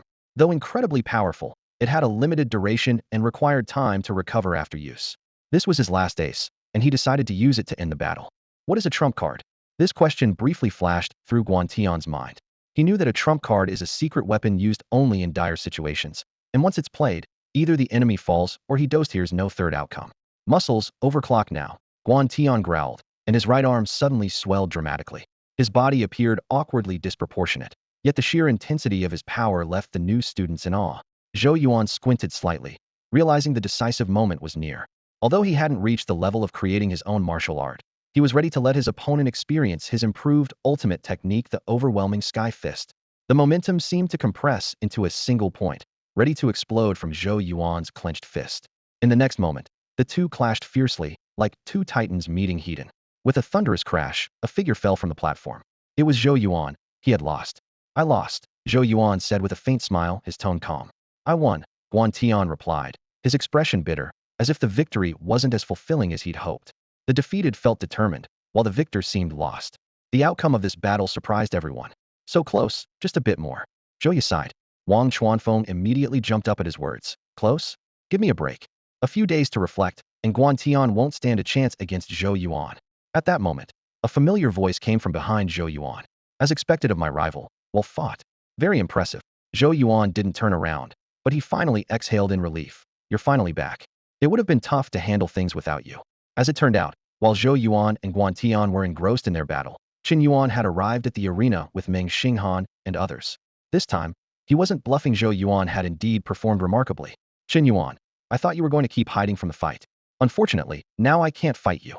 Guan Tian's right arm hung limply by his side. Though he had won against Zhou Yuan, it was a hard-fought victory, and just a little more, Zhou Yuan could have turned the tables. Chen Yuan shook his head. No worries. I'll give you time to recover. How long until you're back to full strength? Half an hour is enough. Guan Tian replied confidently. All right. Half an hour later, Guan Tian slowly opened his eyes. Not only had he fully recovered, but after the fierce battle, his condition was even better than before. His focus and concentration were unmatched, and the spirit of a warrior burned brightly within him. Guan Tian felt a surge of joy. In this perfect state, combined with the insights he'd gained from studying Chen Yuan for days, he was sure he could win. He shouted excitedly. Chen Yuan, let's fight. All right. Chen Yuan jumped onto the platform without further ado. As soon as the timer ended, Guan Tian's right arm muscles swelled once more, using his trump card right from the start. But this was just a feint. Following this move, he had a true killer technique prepared for Chen Yuan. Haha. Chen Yuan, try my specially prepared combo attack. Guan Tian shouted triumphantly.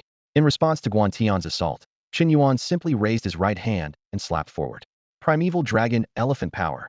In the next instant, Guan Tian was sent flying off the platform like a fly, losing consciousness in the blink of an eye. The arena fell into a deathly silence. Everyone was speechless. Although they anticipated Guan Tian might lose, they never imagined it would be so effortless and inexplicable, leaving them unsure of what to say. Chen Yuan paid no mind to this, his gaze sweeping over the senior students as he calmly said, Next. Chen Yuan defeated Guan Tian with a single move, leaving everyone in shock. However, what was even more astonishing was the level of martial arts mastery he displayed. Wang Chuanfeng rubbed his eyes and stared at Chen Yuan in disbelief. The unmistakable aura of someone at the peak of the body refining stage was undeniable. He muttered to himself, something's not right. Something's definitely off. Just a few days ago, at the Martial Academy's freshman assembly, Chen Yuan was only at the third level of the body refining stage. Now, he had rapidly advanced through the tendon transformation, organ nourishing, and marrow cleansing stages, reaching the pinnacle. Wang Chuanfeng couldn't help but exclaim to himself, this kid must be cheating. Zhou Yu's expression was no better, his brows furrowed in deep thought. He always considered himself a genius, only viewing the top fighters from Imperial University and Dongyao University as his rivals. Yet, Chen Yuan had traversed a path in days that took Zhou Yu nearly a year, leaving him utterly baffled. As Chen Yuan showcased his prowess, the senior students were in an uproar. Someone angrily shouted, who spread the false news? Step forward and take responsibility. We were told he was at the third level of body refining. Another chimed in. Exactly, we were told he just had a bit more strength. This isn't just about strength. Guan Tian was knocked out with a single slap. Someone else worriedly asked, who dares to step into the ring next? Not me. I'm only at the fifth level of body refining. I'd just be giving away points. However, those senior students who had witnessed Chen Yuan's strength at the freshman assembly were now puzzled. A red-haired senior stepped forward, his expression serious as he addressed his peers. I saw it with my own eyes. Chen Yuan was indeed only at the third level of body refining during the freshman assembly.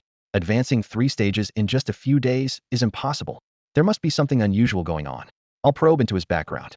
You all observe carefully and find out what's going on. With that, the red-haired senior slowly walked up to the ring. The crowd held their breath, eyes wide open, ready to scrutinize every detail of Chen Yuan.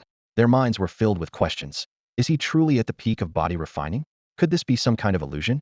Or a special martial art that alters the aura of one's martial arts level? Such suspicion wasn't unfounded. For martial artists who train normally, Chen Yuan's rapid breakthroughs were simply incredible. It was like ordinary people laboriously hauling water up a mountain every day, while Chen Yuan had directly connected to a water supply. This speed of advancement was beyond normal comprehension. The red-haired senior stood before Chen Yuan, his expression grave. At this moment, the roles of the senior students seemed reversed, from confident ringmasters to anxious challengers. Taking a deep breath, the red-haired senior spoke first. Sun Bai, 5th level of body refining, 3rd-year student at the martial academy. Please enlighten me. Chen Yuan nodded slightly, responding calmly. All right. Sun Bai faced Chen Yuan's nonchalant attitude without anger, fully aware that in the martial world, strength is everything. As the countdown hit 0, he struck without hesitation. Sun Bai's sword pierced like lightning, giving it his all, not daring to be careless. His intention was clear to gauge Chen Yuan's strength for the senior students.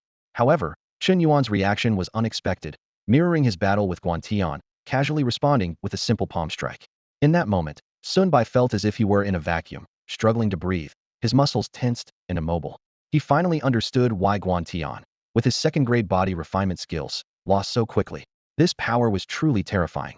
Before he could think further, Sun Bai was sent flying off the platform by the palm strike. Compared to Guantian, who had mastered horizontal practice, his plight was even more miserable.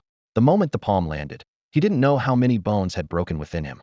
This scene starkly illustrated the vast gap between the peak of the body refinement stage and the 5th level of the body refinement stage. It was not just a small leap in realm. It was akin to a novice facing a seasoned master. A practitioner at the peak of the body refinement stage has achieved a minor golden body, forming an independent internal circulation system, almost independent of the external environment. Such a powerful individual can even survive in the vacuum of space for extended periods. Chen Yuan had cultivated the Hunyuan Dragon Elephant true power to the 3rd level, surpassing the ordinary peak of the body refinement stage, so much so that even he couldn't fully gauge his own strength. After effortlessly dealing with Sun Bai, Chen Yuan scanned the senior students with eyes like lightning and calmly said, "Next."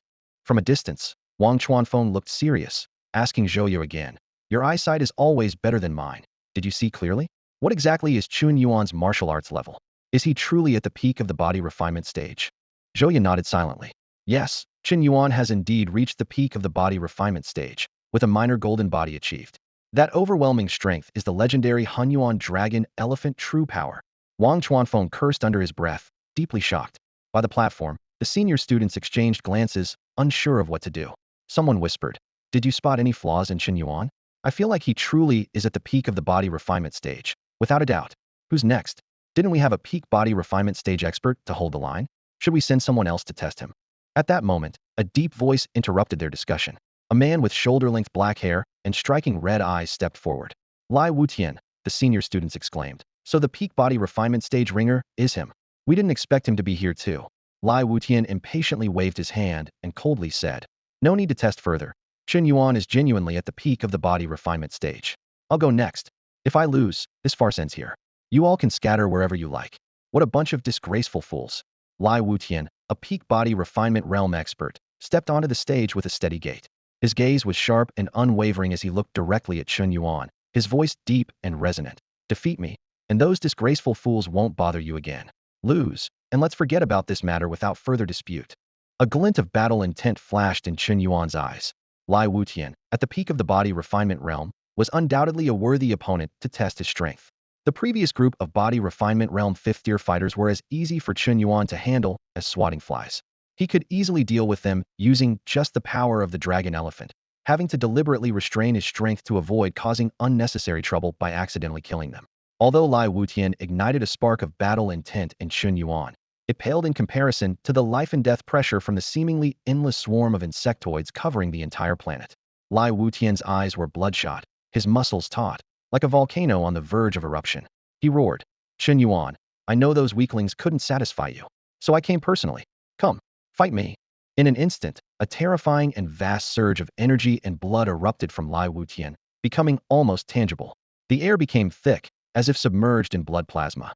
To Chen Yuan, it seemed as if a fierce blood beast appeared, its gaping maw lunging towards him. Zhouya explained in a low voice. Second-grade martial art blood sea red whale technique. This is a functional martial art for refining and storing energy and blood. Once mastered, not only is the energy and blood extremely pure, but it also forms blood pouches within the body to store it. At the second-grade level, the blood sea red whale technique should have 12 blood pouches stored in the body, all opened at once to boost energy and blood by 1.2 times for a short period. Wang Chuanfeng, with a piercing gaze, analyzed the situation. Judging by the situation, all 12 blood pouches in Lie Wutian's body have been opened. It seems Chen Yuan is putting considerable pressure on him. Shrouded in the dense energy and blood, Lie Wutian growled. Chen Yuan, my strength is not limited to this. Also, second-grade martial arts subduing demon Vajra body. Before he finished speaking, Lie Wutian's body instantly swelled, his form expanding in tandem with the overwhelming energy and blood, resembling a menacing blood beast descending upon the world. 2 second-grade martial arts, not bad. Chen Yuan laughed heartily, a layer of star-like pale blue radiance enveloping him, with fine arcs of black, white, and blue electricity flickering across his skin. This was the sign of the full activation of the polar magnetic true body, indicating Chen Yuan was about to unleash the full power of the dragon elephant. Come, Lie Wutian let out a low growl, charging like a tiger released from its cage, his form resembling a dragon, bringing with him a fierce gust as he lunged at Chen Yuan. In the next moment, the two collided with a thunderous impact. Lie Wutian demonstrated exceptional hand-to-hand combat skills, unleashing a barrage of punches, palms, and kicks, pouring his most formidable finishing moves onto Chen Yuan. Yet another second-grade martial art technique. Lie Wutian has mastered a total of 3 second-grade martial arts, the spectators exclaimed. Countless fist shadows bombarded Chen Yuan like cannonballs, but each one was effortlessly deflected by Chen Yuan, the seemingly powerful attacks dissipating into nothingness. Chen Yuan's fists came whistling through the air, each strike causing Lie Wutian's blood and energy to churn within him, as if he could barely hold on. Known for his brute strength as a second-rank expert in physical cultivation, he found it hard to believe he was being overpowered by a newcomer. After taking another heavy punch from Chen Yuan Hedon, Lie Wutian's face flushed, and he was forced to retreat 100 meters. Panting, he asked, "Have you mastered the Hun Yuan Dragon Elephant True skill?" Chen Yuan nodded calmly. Yes. Surprise and excitement flashed in Lie Wutian's eyes. Good. Let me see just how powerful your Hun Yuan Dragon Elephant True skill really is. Before the words were fully out, an inexplicable force erupted from Lie Wutian's body, enveloping the entire arena. This was not merely an aura or killing intent, but a mental force strong enough to affect reality. Martial will. Chen Yuan murmured, narrowing his eyes. Below the arena, Zhouya exclaimed, no wonder he's the most talented among last year's newcomers, mastering 3 second-rank martial arts and comprehending martial will. He could break through to the blood furnace realm at any moment.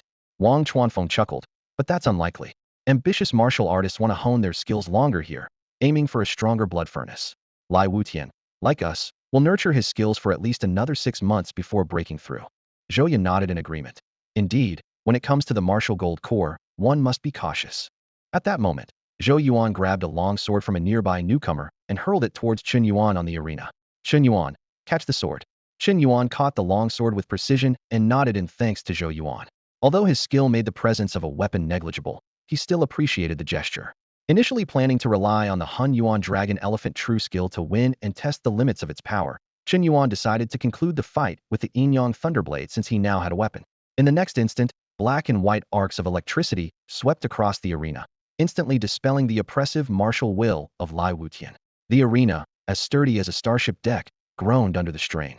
With a deafening burst of air, Chen Yuan broke the sound barrier, slashing towards Lie Wutian. Bring it on!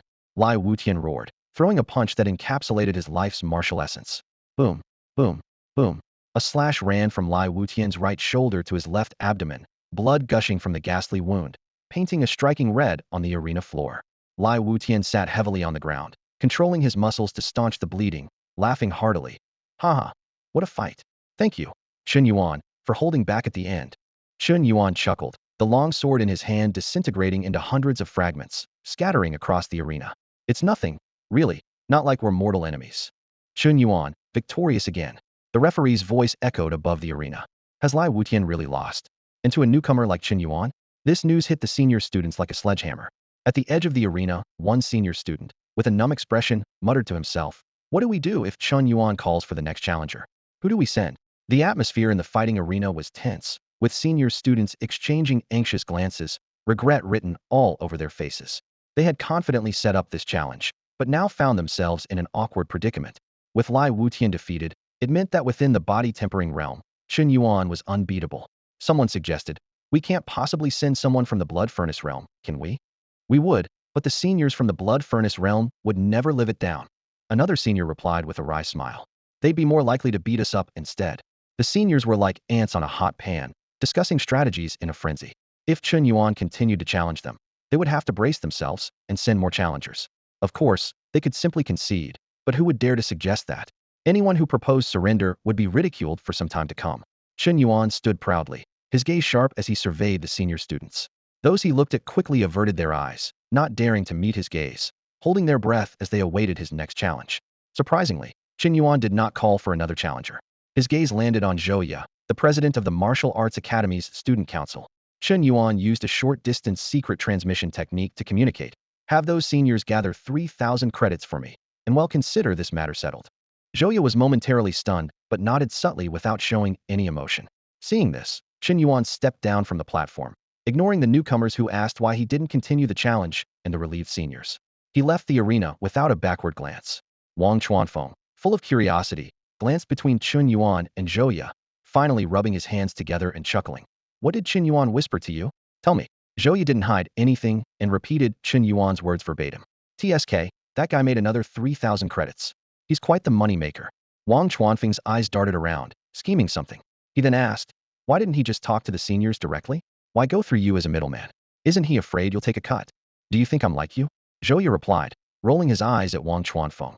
As the student council president, Zhou Ye had come to the event specifically to mediate between the seniors and newcomers, to prevent the situation from spiraling out of control. Regardless of the outcome, he was ready to step in as a peacemaker. Unexpectedly, what seemed to be a domineering Chen Yuan chose to stop while ahead, sparing Zhou Ye a lot of trouble. Zhou Ye's lips curled into a confident smile, a hint of disdain flashing in his eyes. He glanced contemptuously at Wang Chuanfeng and said, "Not giving it? Huh, you underestimate me." Zhou Ye straightened his back, exuding a powerful aura.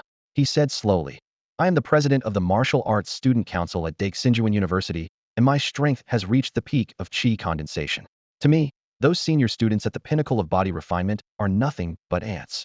His voice was deep and filled with intimidation. In the world of martial artists, strength is paramount. If senior students can bully freshmen, then as a soon-to-graduate senior, what's wrong with educating the younger students a bit? A sharp glint flashed in Zhou Ye's eyes, and his tone turned icy. "If they won't give it, then I'll beat them until they do."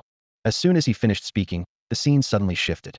Chen Yuan didn't return to his dormitory directly, but quickly made his way to Li Shudong's place. He stood at the door and knocked.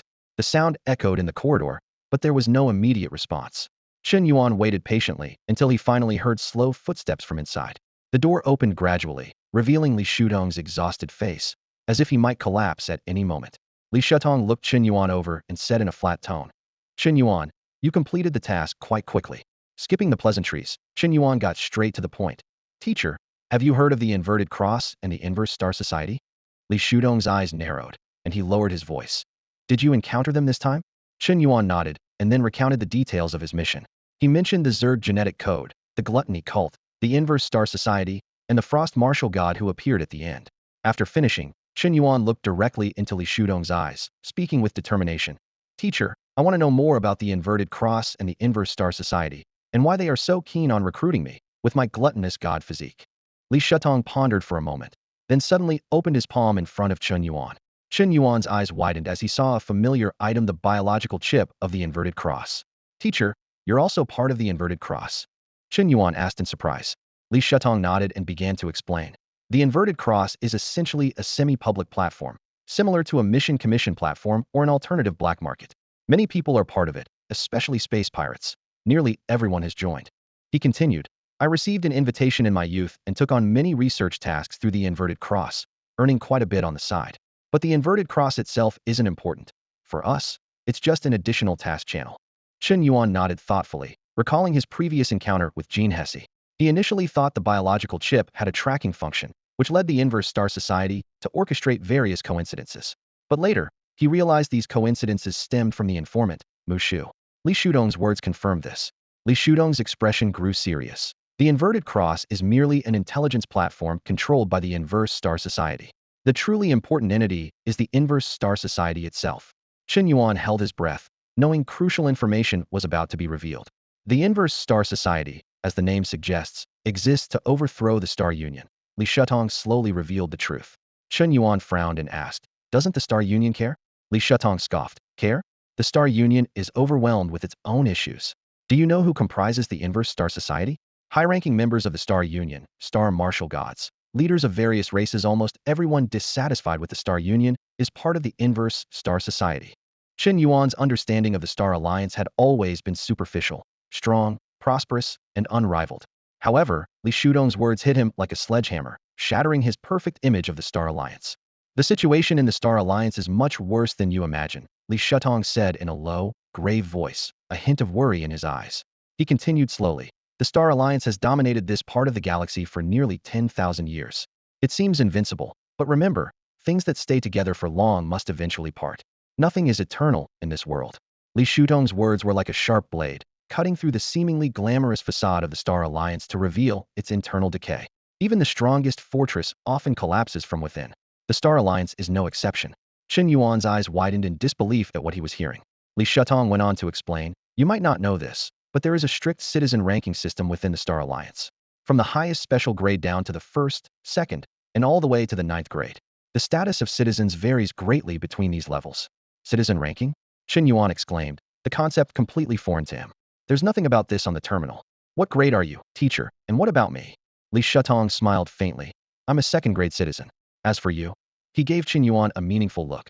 "Before you were admitted to Shang Yuan University, you were probably an 8th-grade citizen. Now you're about a 5th. Chen Yuan felt a wave of disappointment. "I was only 8th grade before. Isn't that almost at the bottom?" Li Shatong shook his head. 8th grade is already quite good. The Star Alliance is primarily made up of humans, including the Shirin, but you've never seen the 9th grade interstellar races. They don't even have the right to apply to the Star Alliance universities." Li Shudong's words revealed the deep-seated conflicts within the Star Alliance. The Star Alliance has blocked too many people's paths, and internal conflicts are rife. It might disband one day. That's also why the organization Ni Xinghui was born. He then encouraged Chen Yuan. "But as a warrior, you should focus on becoming stronger. If you can break through to the realm of the starry sky martial god, who cares about Ni Xinghui or special grade citizens? You can crush them all. If you can't solve the problem, you can at least deal with the people causing it." Chen Yuan, enlightened by this, thought to himself, "Yes, why worry about things so far out of reach? With his extraordinary talent, as long as he trains hard, in a few years, he might become a martial saint of the earth, or even a starry sky martial god." However, a lingering question remained in Chen Yuan's mind.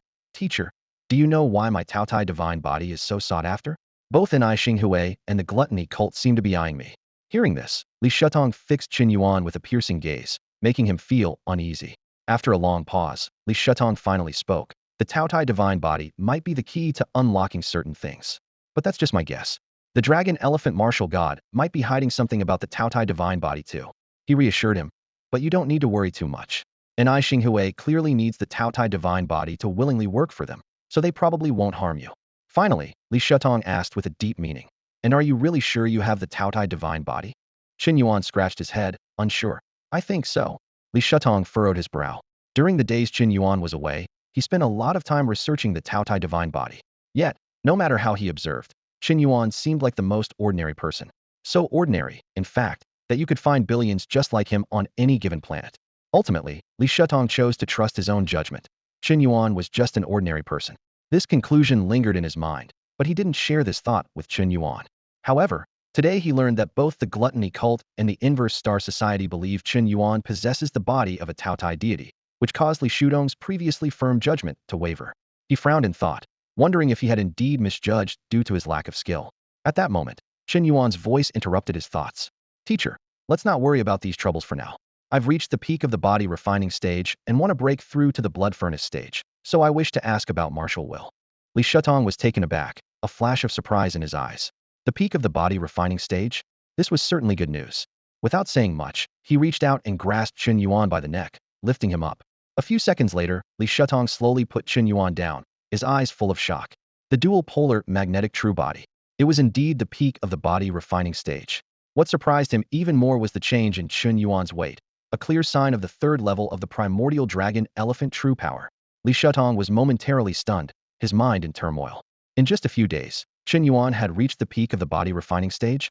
This completely overturned his understanding. Could the Taotai deity body truly be so extraordinary? With all the evidence before him, Li Shatong had to admit that Chen Yuan was no ordinary person. How could an ordinary person break through 3 stages in just a few days? Realizing his lapse, Li Shatong cleared his throat, feigning calmness. The peak of the body refining stage, not bad. Back in the day, the Thunder Martial God had similar fortuitous encounters. Breaking through several stages at once wasn't unheard of. He then decisively changed the subject. Martial will, you're asking the right person. A gleam appeared in Li Shudong's eyes. Martial will is the process of embodying a warrior's belief, the first step in the transformation of a warrior's spirit. From there, martial will interferes with and distorts reality, becoming an indispensable aid to the warrior. Generally speaking, this process takes a long time, as it relates to the ultimate achievement of the martial golden core. Chen Yuan keenly caught the deeper meaning in Li Shudong's words, pressing further. And what about the uncommon way? Li Shatong beamed, countering with a question. Why are warriors born? Born to fight. Chen Yuan responded instinctively. This was almost the first lesson for all warriors. Li Shatong nodded approvingly. Exactly. Warriors are born to fight, and almost all questions can be answered through battle. Martial will also varies in strength. Spending time nurturing it is merely to make one's martial will stronger and more robust. But that's just the path for ordinary people. For true geniuses, they can completely comprehend their martial will through battle. The true invincible will. How to fight. Chen Yuan pursued, his eyes shining with the light of inquiry. Simple. Li Shatong laughed heartily. Defeat every opponent at the same level. Walk the path of invincibility, and the invincible momentum will naturally find you. Chen Yuan seemed thoughtful, a glimmer of understanding in his eyes. So comprehending martial will was this straightforward? Seeing this, Li Shatong further explained. At Star Abyss University, Imperial Capital University, and Eastern Glory University, all you need to do is challenge the strongest body refining stage experts from these 3 universities, and it will be enough to cultivate the strongest martial will. Thus, the blood furnace can be achieved. That's all for today. Thank you so much for watching. I hope you guys enjoyed. If you wish to have another part of this recap, please give us at least 1,000 likes. Please don't forget to comment and subscribe to our channel for more content like this. Until next time.